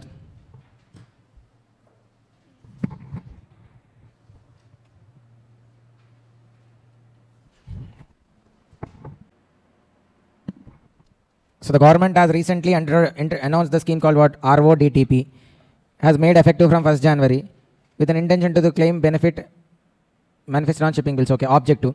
The scheme objective is to refund currently unrefunded duties and taxes. Scheme has been introduced with an objective to neutralize the taxes and duties suffered on exported goods which are otherwise not credited, remitted or refunded. The scheme provides for rebate of hidden central and state local duties, taxes, levies which have not been refunded. So they are like what? Mandi tax, municipal tax, property tax, VAT, coal cess, excise duty on fuel, electricity duty on purchase of electricity, stamp duty now will be refunded under this particular scheme. Okay. Now with reference to new FTP, briefly discuss the operating principles of RODTP. What are the operating principles, sir?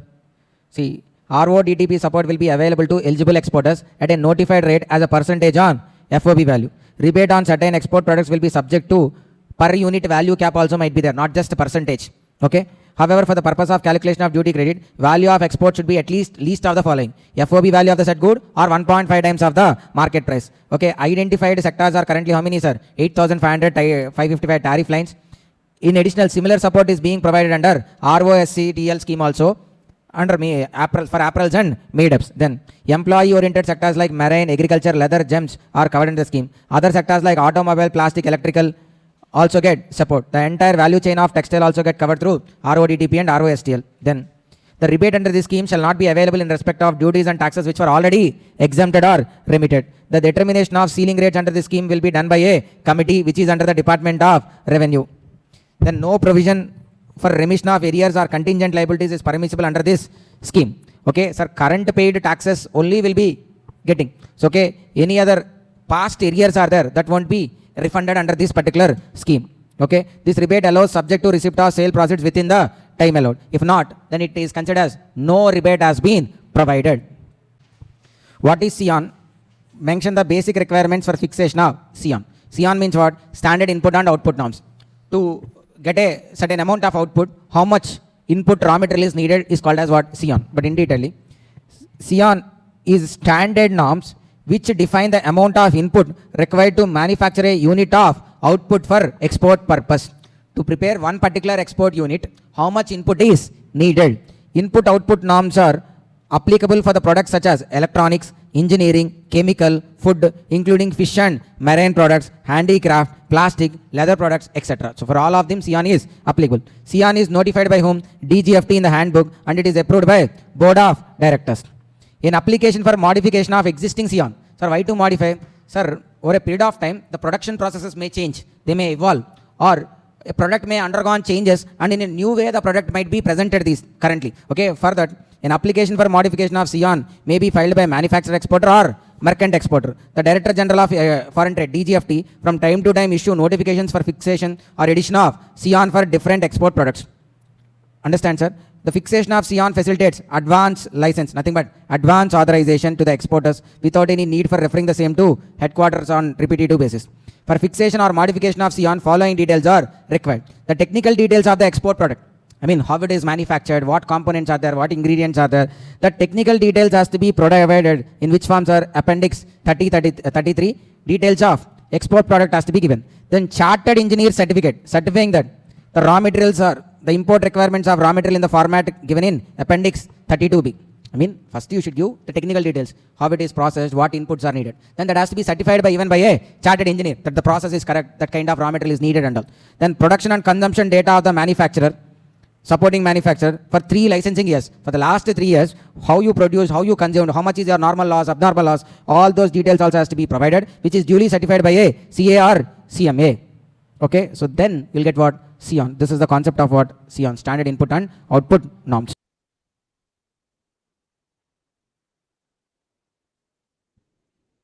EOU means what? Export oriented undertaking. STP means software technology park. EHTP means electronic hardware and technology park. BTP means biotechnology park.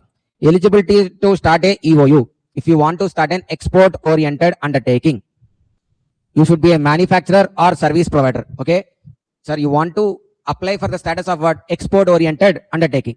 Then such status will be given only if you are a manufacturer or service provider but not trader. You should be manufacturer or service provider but not trader. Then to be as an EOU, you should have minimum investment in plant and machinery for 1 crore. Should be a manufacturer or service provider but not trader. The minimum investment in plant and machinery should be 1 crore. However, board of approval may allow with lower investment also. Eligibility to start a EOU, manufacturer or service provider but not trader. The minimum investment in plant and machinery should be 1 crore. However, board of approval may allow with lower investment also. Okay. Then the approval for starting an EOU will be provided by units approval committee within 15 days, and such approval is valid for 2 years. And further extensible.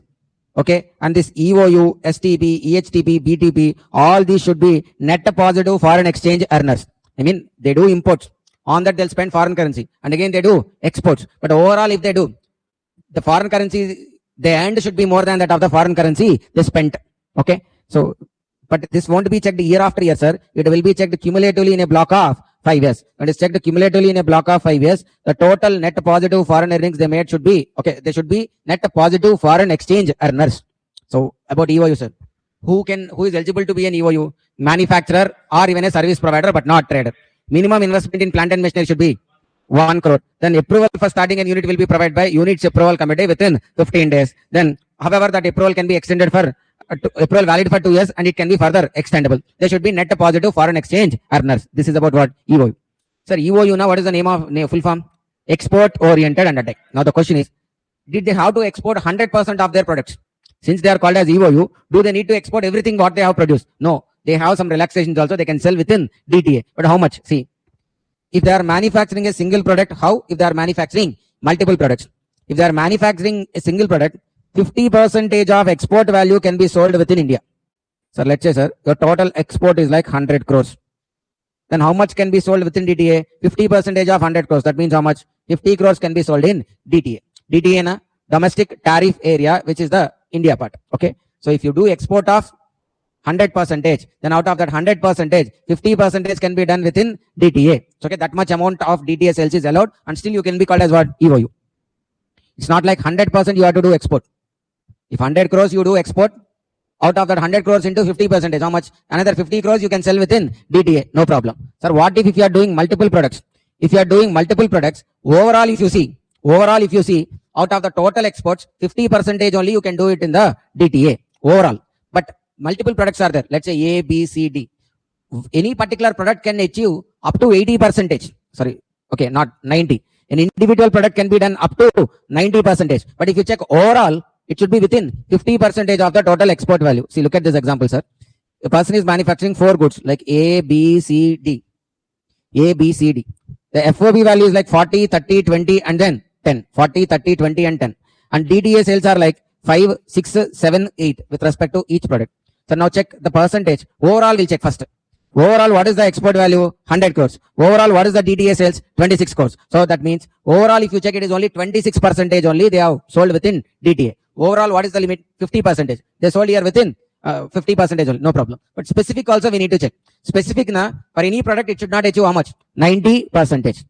So 40 crores of A exported, but DTA is 5 crores. How much is the domestic sale made, sir?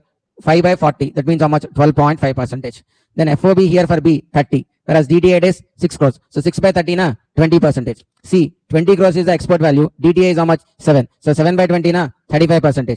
10 crores is the FOB value. 8 crores is the DTA, 80%. So none of the product exceeded 90%. Overall is also within 50%. Okay, so this amount of DTA they can do, and still they can be called as, such unit can be called as what? Export oriented unit. Okay, or undertaking. Okay, so export oriented undertaking doesn't mean 100% it has to do export. You can sell some amount even in the DTA. How much it can sell only, we have discussed the limits. Okay, now all the points about EOU. EOU, who can be an EOU? Manufacturer, service provider, but not trader. Minimum investment in plant and machinery, 1 crore. However, that can be reduced also, sir, by board of approval. Then approval for starting a unit will be provided by units approval committee within 15 days. Such approval is valid for 2 years, further extensible.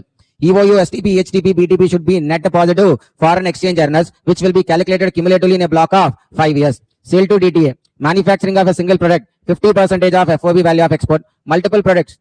On overall 50%, it shouldn't be the overall, it should be within 50% only, but for a single product, it can be up to 90%. So then we are into the concept of SEZ. This SEZ areas are considered as like separate islands. Okay, every part of SEZ is a separate island. Okay, so these are treated as like, sir, geographically they are within India only, but for the economic reasons and for business reasons, these areas are treated as separate islands within the territory of India. Nothing but if you send any good from normal place to SEZ, it will be treated as what? Export. And from SEZ, if you send any good to normal DTA, so the rest of the place other than the SEZ is called as DTA.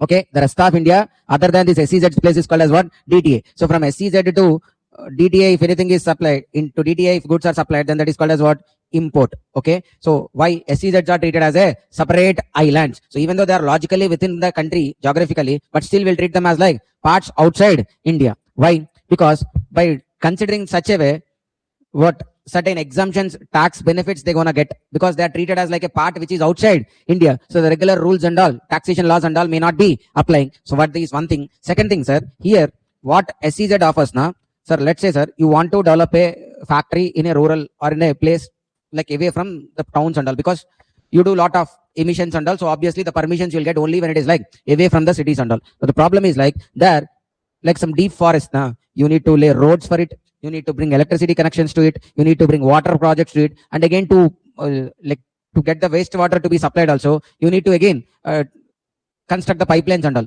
All these will take a lot of money, which is not captivating for you, or which does not generate any revenue for you. Now what SEZs will do, SEZ areas, okay, most of the SEZs in India are now state governments only will form some development corporations like AP in AP IT Development Corporation, okay, or else Tamil Nadu Automobile Development Corporation, or Tamil Nadu Radio Conductors, or like Mobile Semiconductors Development Corporations. So like that, for every particular business, there are development corporations here. So mostly these development corporations only will look after the SEZ operations. Okay, so I'm taking example of AP IT Development Corporation, AP ITTC, or AP Electronics Development Corporation, AP Automobiles Development Corporation. So like this, there will be several development corporations. What they do, they are the ones who first come up with the plan of SEZ. Okay, then they'll identify an area. Okay, let's say this area. They'll identify this area as like what? They want to make it as SEZ. But what happens now? They need to first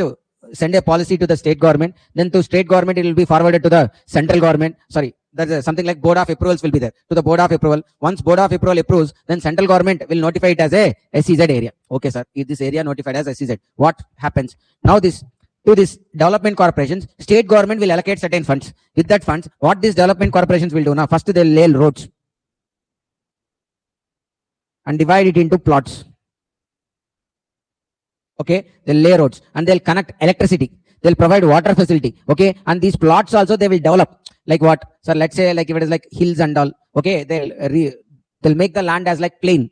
Okay, some places it may be up, some places it may be down. So they'll make them as like the flat lands. Okay, which are easy for to construct the buildings and all. They'll develop this kind of roads, drainage facilities they're gonna bring, water they're gonna do or provide. So basic development activities they do and provide the and give the lands to the companies. And then in AP kind of states where they want to attract more investments, more companies, what they are saying like in this SEZs, okay, the government is even giving these lands at free of cost also. Not just allocating the land. These developed lands also they are giving it free of cost, or else they may give it on lease, like monthly, yearly, some 5 rupees, 10 rupees only they'll take it as lease amount, nominal amounts only they'll take as lease, or for free of cost they'll allocate lands. Then the companies will come in this SEZ areas. Once the companies come, economic activities will start. Slowly that area The overall economic activity will increase, sir. Sir, once people start coming now, a pawn shop will come, a kirana shop will come, a restaurant will come, a hotel will come, schools will come. Okay, so one by one, the total economic activity is going to be increased. So, okay, that's why these SEZs are formed. So, what is the benefit? Like, let's say here an automobile company is there. Okay, now this automobile company requires a tire manufacturer. Now here another tire manufacturer will be there. So, okay, all these industries, allied industries will be there at one area only, so that their logistics cost will be reduced. I need not to, sir, like let's say for me the tire supplier is like 300 kilometers away. Now this logistics cost itself will be heavy. Now another spare part supplier, he also will be here only. Okay, so now within here only they're gonna supply, their logistics cost is going to be saved. That's why they're gonna start units like SEZs. SEZs are like a separate islands within the territory of India. They are projected as duty free. Duty free, I mean in SEZ there won't be any duties for the purpose of trade, operations, duty and then tariffs. SEZs are like what? Separate islands within the territory of India. They are projected as duty free for the purpose of trade, operations, duty and then tariffs. Sir, see, when from DTA means what? Domestic tariff area. Sir, tariff means rates. Domestically, the normal import and export rates applicable area is called as what? DTA. SEZ na special economic zone. From DTA to SEZ, if any sales are made, if any supplies are made, export. From SEZ to DTA na import.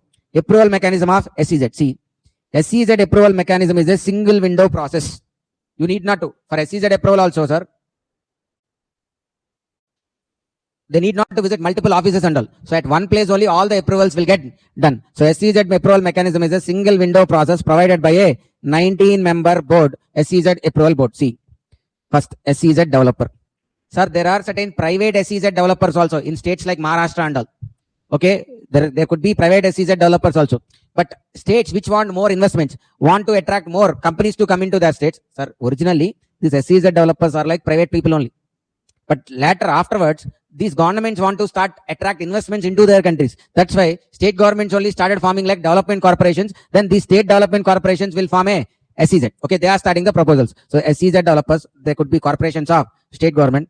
They'll submit a proposal to state government, or directly they can also apply to board of approval. But most of them are state development corporations, right? So first they'll submit a proposal to whom? State government, and through state government it will be forwarded to board of approval. Sir, but let's say Reliance wants to start an SEZ. It need not to go directly to state government. Directly it will forward it to whom? Board of approval.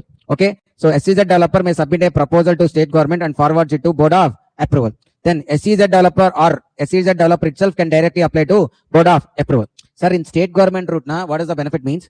Most of these are created by whom? State development corporations. Now state government will directly talk with the central government to get the approvals much more quicker.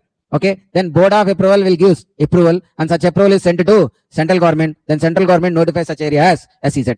Okay, who will be there in this board of approval? In this board of approval, sir, it is chaired by Secretary of Department of Commerce and Industry. Secretary of Department of Commerce and Industry. So Ministry of Commerce and Industry will be there. So within him, Department of Commerce and Industry, further there is a secretary. So the secretary is nothing but bureaucracy. These people are nothing but IAS officers. Okay, he will be a secretary, not a minister, sir. Here it is referred as what? Secretary of Department of Commerce and Industry. Then other members from CBDT, CBIC, Department of Economic Affairs, Department of Science and Technology, Department of Home Affairs, Law, Urban Development. Why? Because, sir, to declare that area as an SEZ, it comes under Department of Home Affairs, okay, and Department of Law, because certain laws need not to be applicable within SEZ, and Department of Urban Development. So all these people will be there. Okay, from all those departments, people will be there in the SEZ board of approvals. So you understood how SEZ approval mechanism will happen. So there's a developer first. Okay, this guy who is sending the proposal is called as what? Developer. He could be a private person or governmental authority or government corporation also. But in AP Telangana, in AP, sir, at least, okay, we can see only all the government related corporations only, because AP is a newly formed state. Investments will not come easily. Already there are no industry hubs. So what government only is taking initiative and forming them as like what? AP development corporations. They first identify a land or a place, and they'll send a proposal to the state government. State government will send it to the board of approval. Board of approval will approve it. Then central government notifies such area as SEZ. But there is an alternative route also. What? This SEZ developer can directly make a proposal to board of approval. Board of approval will approve. Then it will be notified by the central government. Differences between SEZ and EOU. If you supply to an SEZ, it is what? Export. Directly, if you supply any Sir, already we discussed, like from DTA to SEZ, it is what? Export. From SEZ to DTA, import. But any supplies to EOU is deemed export. Go back to the deemed export concept and see whether it is there or not. Supplies to EOU, UHTP, BTP and STP is called as what? Deemed export. So supply to SEZ is an actual export. Whereas supply to, why? Because SEZs are treated as separate islands. Even though they are within the country, but we see them as what? Separate islands. But EOU will be treating them as what? Deemed exports. Supply from DTA to SEZ attracts IGST at zero rated. Okay, why? If you remember basic GST, what are called zero rated supplies? Exports and supplies to SEZ units and developers are called as zero rated. That means no GST. So supply to SEZ is what? Zero rated. Whereas supply from DTA to EOU, it's not zero rated, sir. So GST is applicable at normal rate. Then no refund. In case of SEZ, no refund. Why no refund? Because first itself you are not paying any tax.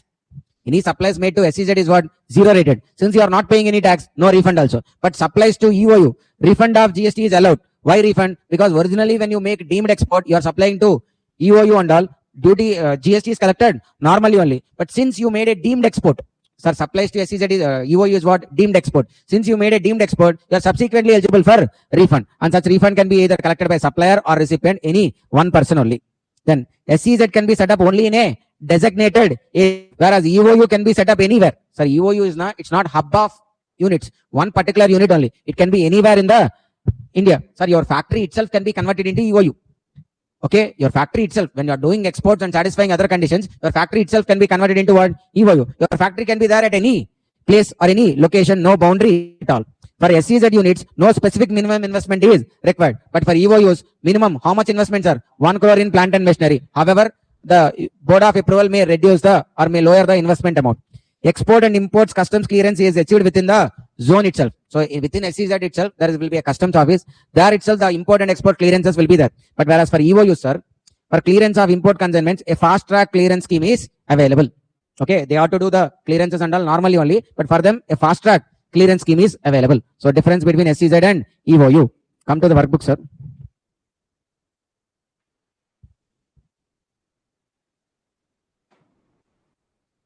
Question number 11. SEZ and EOU are the same thing and there is no difference between them. Correct? Whether that statement is correct, sir? Comment and discuss the validity of above statement. So the statement is not correct. There are lot many differences between them. What are those? First one. Supply to SEZ is called as export, whereas to EOU, deemed export. Supply from DTA to SEZ will attract IGST at zero rate because they are zero rated supplies. Whereas supply from DTA to EOU will attract deemed GST as per applicable rate. Okay. In case of supply to SEZ, there won't be any refund because first place itself you are not paying any GST. Whereas supply to EOU, you'll get refund because first you pay taxes and then subsequently you'll get refund. It could be given to either the supplier or recipient, but not to both. Only one person. Then for SEZ units, export and import customs clearance is achieved within the zone itself. But there is no such facility in the EOU, but there is something called fast track clearance facility is available with respect to imports. In SEZ units can be set up only in the designated area, designated place. But EOU can be located at any place. Okay, no, not bound to any location or boundary. For SEZ, there is no specific minimum investment to be made. But whereas for EOUs, minimum 1 crore should be made in the plant and machinery. However, board of approval may allow lower investment criteria also. So for SEZ, there is a separate act called SEZ Act 2005. The main objectives are like to create additional economic activity. To create additional economic activities. So more economic activities, to generate more economic activities, this concept is introduced. To boost the export of goods and services, to generate employment, to boost domestic and foreign investment, and to develop infrastructure facilities. So when all the industries are at like one place, government also can build proper roads, provide proper infrastructure, and for that place at least, they will provide continuous electricity without any interruptions and all. Sorry, factories are scattered. Then they cannot provide 24/7 electricity because they are at different places. If all these are located at one site only, what they can do for this place alone, they'll think like 24/7 electricity. Even if they have some problems or some shortage of electricity also, they'll provide and they'll prioritize this area compared to the other places. To create additional economic activity, to boost the export, to generate employment, to boost domestic and foreign investment, and to develop infrastructure facilities. Types of SEZs in India. Sir, we have almost 380, 390 SEZs are there as of now. Okay. Some are multi-sector SEZs. Multi-sector SEZs, different companies can be there. Like it's not like one particular sector only. There could be a automobile company, there could be a textile company, there could be a food related company. So multiple businesses or multiple industries could be there. Then there is what? Multi-sector SEZ. Specific sector. Specific sector, na, only automobile companies may be there. Only electronic companies might be there. Or only food processing related units might be there. Then they are what? Specific sector. Free trade and warehousing zones. Then IT enabled area SEZ. If you go to Hyderabad, Nanakramgoda, there will be, it's an SEZ area, but only which companies will be there? IT. Then handicrafts related SEZ. Okay, then biotechnology related SEZs. Non-conventional energy. Non-conventional energy na nuclear power, hydropower. Okay, so conventional energy is like usually the major source of energy for us is what? Like thermal energy. Through coal we'll produce energy. The next one is like hydro energy, like through water. These are conventional energy. Okay, non-conventional these days, like we are doing research regarding nuclear, through nuclear power reactors or through any other such kind of. Okay, non-conventional. I mean, non-conventional means they'll have to produce more energy than they consume. They'll not consume the more natural resources. Sir, through coal, if you produce energy, it takes lot of coal. Energy is produced, but it requires lot of coal. So we are already using so much of natural resources and all. But nuclear energy, it doesn't happen such a way. Okay, you use very less amount of uranium. Okay, through the process also again uranium will be generated. So they'll not use so much of natural resources there. Then gems and jewelry sector related SEZ and international financial service center. These are for banks. So this kind of SEZs are there. Incentives available to SEZs. First one, sir. Duty free import. Okay, SEZs can import duty free. So, okay, if any import is there to SEZ, no duty has to be paid. And domestic procurements of goods also can be made for developing, operating and maintaining SEZ. From outside India, you bring anything, no duty. Within the country also, you buy anything, no duty. Okay, so it's not like SEZ unit, it has to buy only from outside India. They can buy domestically, they can buy outside India also. But in none of the cases, they'll have duty payment. There's an SEZ in Hyderabad. They can buy from Tamil Nadu, they can buy from Karnataka. No duties at all. Okay, they can buy from other countries also. Still, there won't be any duty. Duty-free import or domestic procurement of goods for developing, operating and maintaining SEZ units. 100% of income tax exemption for SEZ units. Where, sir? If you remember section 10AA. Okay, 100% of their export profits are exempted for first 5 years. Subsequent 5 years, 50% is exempted. Then after 11 to 15 also exemption available, but on satisfaction of certain conditions. For them, MAT provisions also not applicable. They are exempted from GST because their supplies are called as what? Zero rated supplies. Actually not exempted, but in here they referred the word exempted, but it's not actually exempted. They are charged at what? Zero rate.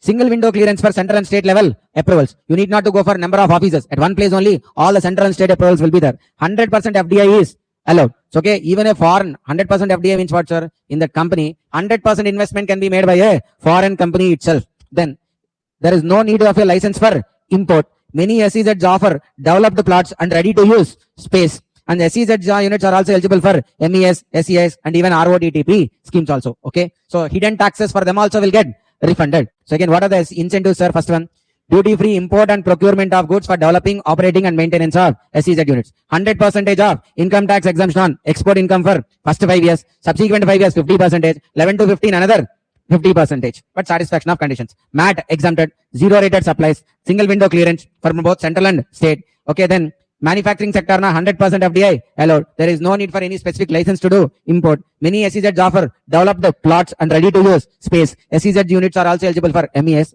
Actually, MES is currently omitted, sir. Merchandise export and import scheme. In this place only RODTP has been introduced. MES has been withdrawn and RODTP is introduced. And they are even eligible for service export and import scheme.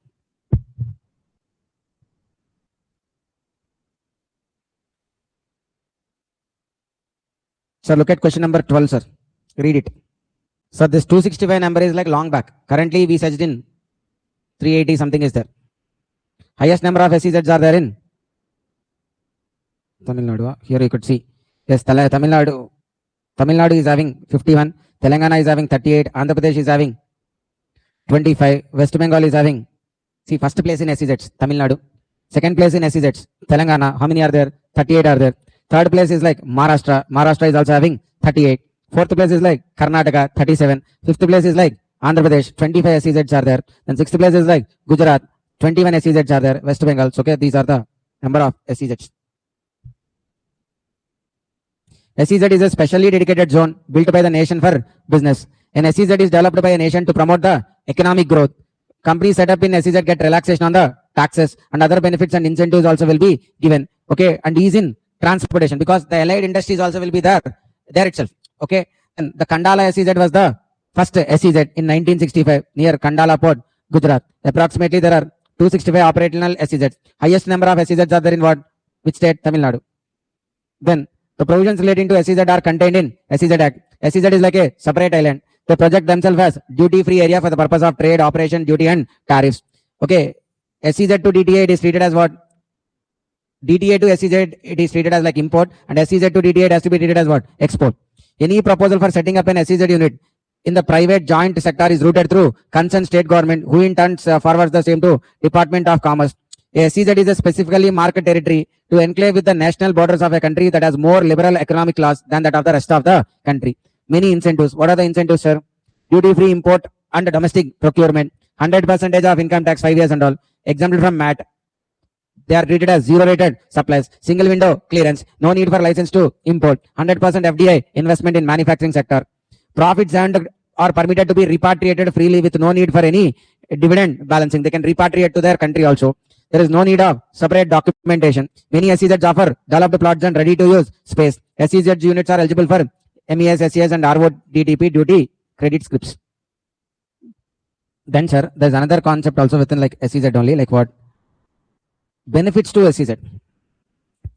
Sir, almost close to that of incentives only, but they given separately incentives and benefits. SEZ units are permitted to import or get duty-free goods, material, etc. from domestic sources. They can import or even they can procure domestically. Almost same point only. SEZ units import capital goods, raw material, consumables, spares, office equipment, packing material for operating their business without a license. Here also that one said there is no need for any license for import. Here also that only said they can import capital goods. Here list of items also given and said the same thing. They can import without license. Products imported or procured domestically can be used for 5 years after approval. After paying the necessary customs, they can even sell the finished goods and byproducts within the DTA also. Domestic sale of waste, scrap and rejected goods is permitted with payment of finished waste, scrap generated in the SEZ can be disposed in the DTA, but by payment of applicable customs duty. SCOMET. SCOMET. So SCOMET means it's an acronym for, SEZ concept is completed. Now we are into what? SCOMET. SCOMET is an acronym for Special Chemicals, Organisms, Material Equipment and Technology. Sir, all these are like dangerous to the mankind itself. Not for one particular country. This list of items are dangerous for the whole mankind. Like special chemicals, there may be something like nuclear related. Okay, organisms which can spread viruses and all such kind of organisms. Materials and equipment which are capable of making like a weapons kind of.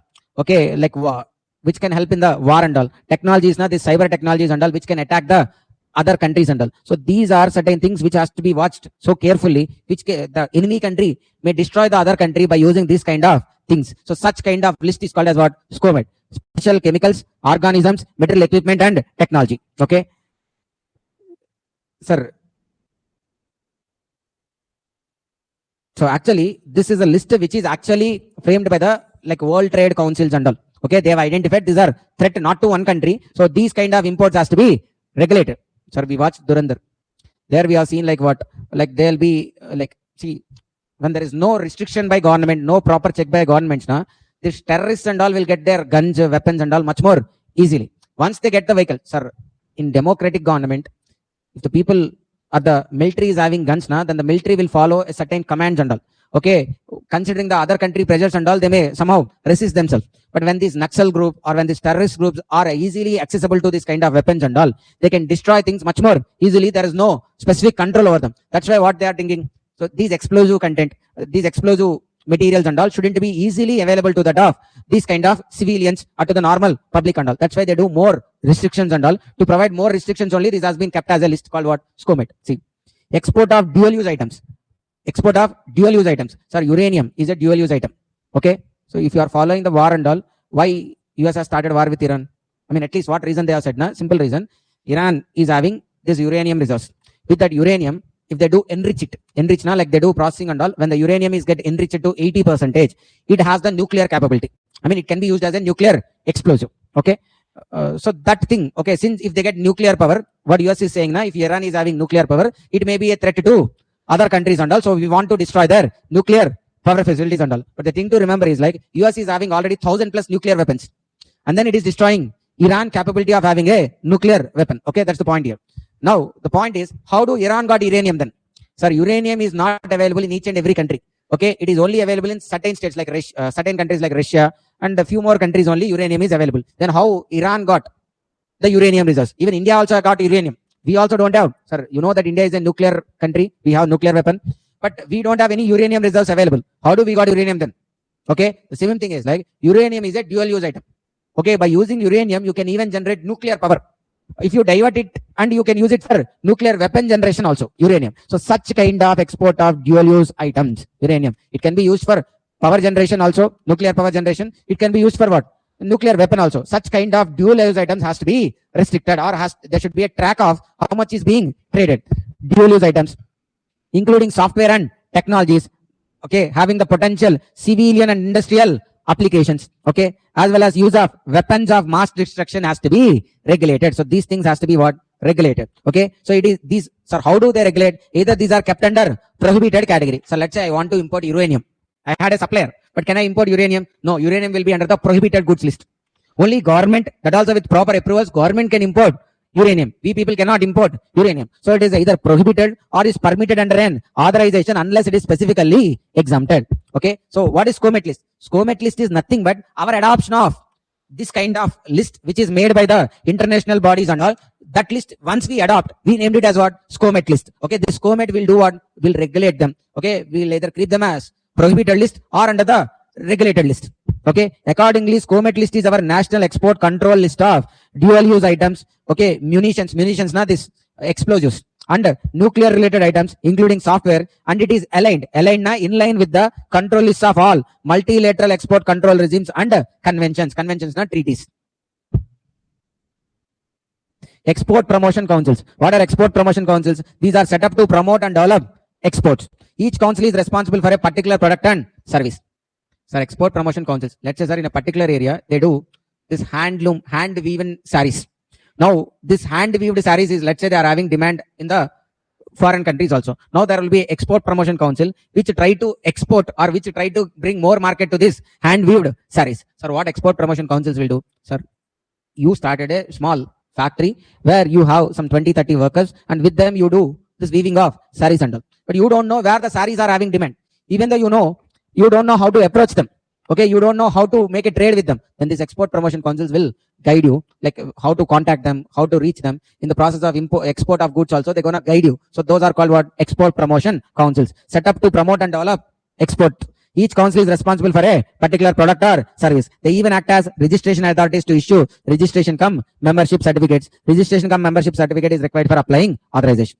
Then AEOs, authorized economic operators. Sir, if you are a AEO only, you will get advance authorization. For normal people, they will not trust and give advance. Sir, advance authorization is what? It's a pre-export facility offered to import inputs without payment of duty. EPCG is also something like that only. To import capital goods without payment of duty. But how do they trust you? You understand my question? How do they trust you? Okay, if you act like innocent and if you provide documents, how do they trust you? You may be faking them. You may providing fake documents. You may first get that authorization and they may use it for some other purposes. So how do government can trust you? How do make sure that you are eligible for advance authorization? For that only they have introduced AEO recognition. If you are a AEO, authorized economic operator, then easily you will get all the authorizations and all. So when I will become AEO, for that the customs team will come. They'll audit each and every system of your factory, your systems, your past track record and all. Then they'll grant you AEO status. Now with AEO status, it's like, okay, I can show you. AEO is nothing but once you have AEO status, you are like again VIP kind of status only. You will not have long queues and all. Okay, why? Because you got this AEO recognition. So once you got AEO recognition, customs authorities will assist you if you are facing any troubles in the import and export. For you, the facilities or the authorizations, verifications and all will be done much more quicker, faster also. Okay, AEO program has been developed by Indian Customs to enable businesses in international trade to reap the following benefits. But AEO status are only with the proper audit, investigation, inspection by the customs authorities. Once they feel like this guy is having proper internal controls, this guy is maintaining proper accounts, this guy past record, compliances wise is strong.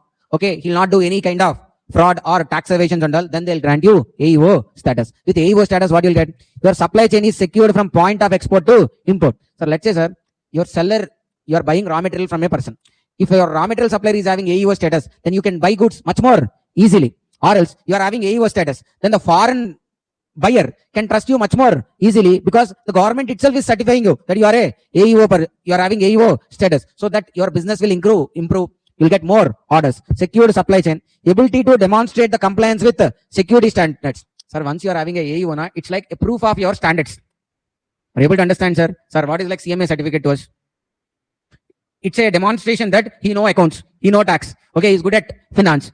Same way, if you are having a AEO status, it's a demonstration that you are having good security standards, and you are when contracting with overseas imports and exporters, they can trust you easily that this guy is having proper systems and all, proper controls and all, so he can produce quality goods. Then enhanced border clearance privileges. What is enhanced border clearance privileges? When you're doing import and export also, the clearances will be much more quicker because you are a AEO person. They'll not check much. Normal person, they may check twice and thrice, but you are a VIP person. Why VIP person? Because you already had an AEO status. So enhanced border clearance privileges in mutual recognition agreements. Not only India, even in partner countries also you'll have quicker clearances. Minimal disruption. Your cargo will not be disrupted always and do verification. They do very minimal disruption and reducing. Sir, with minimal disruption, what happens? Your waiting time will get reduced. Okay, once waiting time reduces, the cost will get reduced. Customs assist. Even if you face any problems in the foreign country also regarding clearances and all, our Indian customs authorities will involve and make sure that your goods get cleared on time. Okay, so this is about what AEO. Then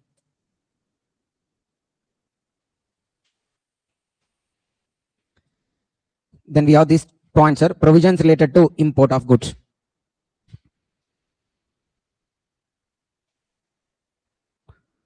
So almost the last topic in FTP. Import of gift. The general rules relating imports are here. It's not like a scheme we are discussing. The general rules and restrictions related to import and the general rules and restrictions related to export. First one, import of gift. Import of gift is prohibited. Sir, why import of gift? Gift na with consideration, without consideration? Without consideration. So you'll not pay any customs duty. So you'll bring them as gift without payment of customs duty into India. That's why they are prohibited. If you pay customs duty, then no problem. If you pay customs duty, then bring them into India. But if you claim it as gift, no value and no customs duty if you are asking, then that is prohibited. So import, even though it has a gift, you need to pay customs duty. Otherwise, it is prohibited. Which are allowed? If there are certain life-saving drugs, medicine, Raki, these three. Life-saving drugs, medicine, Raki. Sir, Raki gift not, just the Raki. If the scent or a medicine scent or a life-saving drug scent, these are allowed to be imported into country without payment of any customs duty. The others prohibited. But with the payment of customs duty, they are allowed. The import of samples. Sir, samples, you are bringing them as an import sample only. Sir, sample now you will bring in 100 kg, sir. 1 kg, 2 kg, some small amounts, you'll bring them as sample. Okay. If it is like sample allowed without authorization. Sir, originally to import such kind of product, authorization is needed. Authorization means what? Permission or license has to be taken. But you are not bringing in full quantity. You're just bringing a small quantity just to test it, whether it is usable or not. So for that, you don't require any authorization. Are you able to understand, sir? Originally to import that chemical, you need authorization. But you are not bringing that chemical now in volumes. You're just bringing in some half kg only just to test it. Then in such case, no authorization is required. However, authorization is needed even though you are bringing them as samples if they are related to security or defense related, bees, vegetable seeds or any kind of new drugs. Sir, why? Sir, your testing purpose only you are bringing one bee. Bee this kind of worms, insects kind of. Okay. But once you release that, it will get mutated with other things and it rapidly increases and can destroy the crops in India and all. That's why authorization needed if there are security defense related bees, vegetable seeds and new kind of drugs. And duty-free import of samples is allowed up to what amount, sir? 3 lakhs. Up to 3 lakhs worth of samples you can bring into India without payment of any customs duty. From SEZ. Sir, in SEZ area, if any scrap or waste is there, such a scrap or waste can be disposed in DTA without payment of, with the payment of duty. Sir, in SEZ, you are doing manufacturing areas, but SEZ is a limited area. There itself, you cannot dispose. So such a scrap and waste can be disposed in DTA. But once you are bringing to DTA, it is like what? Import to DTA. So that's why customs duty has to be paid. Then import of second-hand capital goods. There is a restriction on import of second-hand capital goods. Personal computers, laptops, photocopier machines, AC, diesel generation sets. These are restricted. You know why? For personal computers, laptop, photocopier machines, ACs, diesel generation sets. If they are like second-hand assets, used assets, then their import into India is restricted. New ones, no restriction. Used ones only there is restriction. Why? Sir, these developed countries are playing a game. Okay, let's say AC can be used for 8 years. They'll put their life as like 6 years only. Still 2 years AC will work, but they'll keep the life as what? 6 years. Now, if you are living in US, you have good money only. So what? Every 6 years you have to change your AC, but the AC is still working. So what they do, they'll sell that ACs to countries like India, Bangladesh, Pakistan, or such other developing countries. Now what happens? Or people will use them for mostly 2 years. Then all this electronic waste has to be dumped in India. So they are saving their land from dumping the electronic waste in their particular country by putting the lesser usage time or lesser usage limits. Then since they are all still usable, they have been sending to other developing nations and all. So all this electronic dump is going to be coming into this kind of developing countries and all. So that's why to prevent such kind of dumpings into India, what our country is being said, like if they are like personal computers, laptops, photocopier machines, ACs, diesel generation sets, then their import, if they are used ones, is restricted. Okay. Then electronic goods, any other electronic goods also what? Restricted. However, refurbished. Sir, what is refurbished? Sir, they were manufactured, sold. Within 1-2 years only there is some defect. Then what? They'll be again sent back to the manufacturer. Now manufacturer will correct it, correct the defect. Okay. And again they are going to sell it. Then they'll keep it as what? Refurbished. Okay, so then these refurbished items are allowed to into India. But when at least minimum 80% of useful life is still available, minimum 80% of the life will be available, which is certified by a chartered engineer. Others na free, no restriction. Then import of prototypes. What are called prototypes, sir? Robo movie you watch? Robo. Rajnikant Robo. And then Rajnikant will develop a robo. Professor Gora also will develop a robo. That robo is a prototype. Why? Because it's not a final version.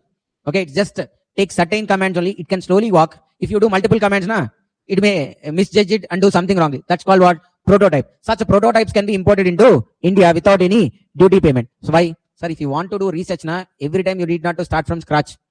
You import such kind of prototype. From there you develop. Okay, that's why import of prototypes is allowed, but should be used only by such person who has imported that one. Then import of metallic waste and scrap. So to India, if any metallic waste and scrap is imported, that is allowed, but only if it does not contain any hazardous, toxic and radioactive material. Then import of capital goods and lease financing is also allowed. Now exports. All goods may be exported without any restriction, except to the extent that such exports are regulated under the Indian Trade Classification of Harmonized System. ITC na here, Indian Trade Classification. HS means Harmonized System. Then supporting manufacturer. There is a merchant exporter or manufacturer who is tied up with another manufacturer. This manufacturer will be providing goods and components to the merchant exporter. Then these are called as what? Supporting manufacturer. For a benefit to accrue to supporting manufacturer. If any benefit, export benefit that has to come to supporting manufacturer, what has to be done? Both manufacturer exporter, merchant exporter must be, both their names must be mentioned in the documents. Third party exports. What are called third party exports? Sir, actually I need to do exports. Okay, but I cannot fulfill a particular export order. So I asked X to do the export on behalf of me. Now, actually who has to do export? Me. But on behalf of me, who is doing export? X. Now that is called as third party exports. Export made on behalf of another exporter. I have to do export, but it was done by X. So now X is called as what? Third party export, because he is doing on behalf of me. Now, sir, genuinely speaking, who should get benefit? Me or X? On documents actually entered by me. But originally the export is made by X. So he is the real exporter. The benefit should come to X. But all the documents are on my name. So now X also has to get the benefit. How? The documents, bank realization certificate should contain both their names to get the benefits. Export of samples. If you want to export any good as sample, they can be exported without any limit. Export of gifts. You can export goods also as gift up to how much, sir? 5 lakhs in a licensing year.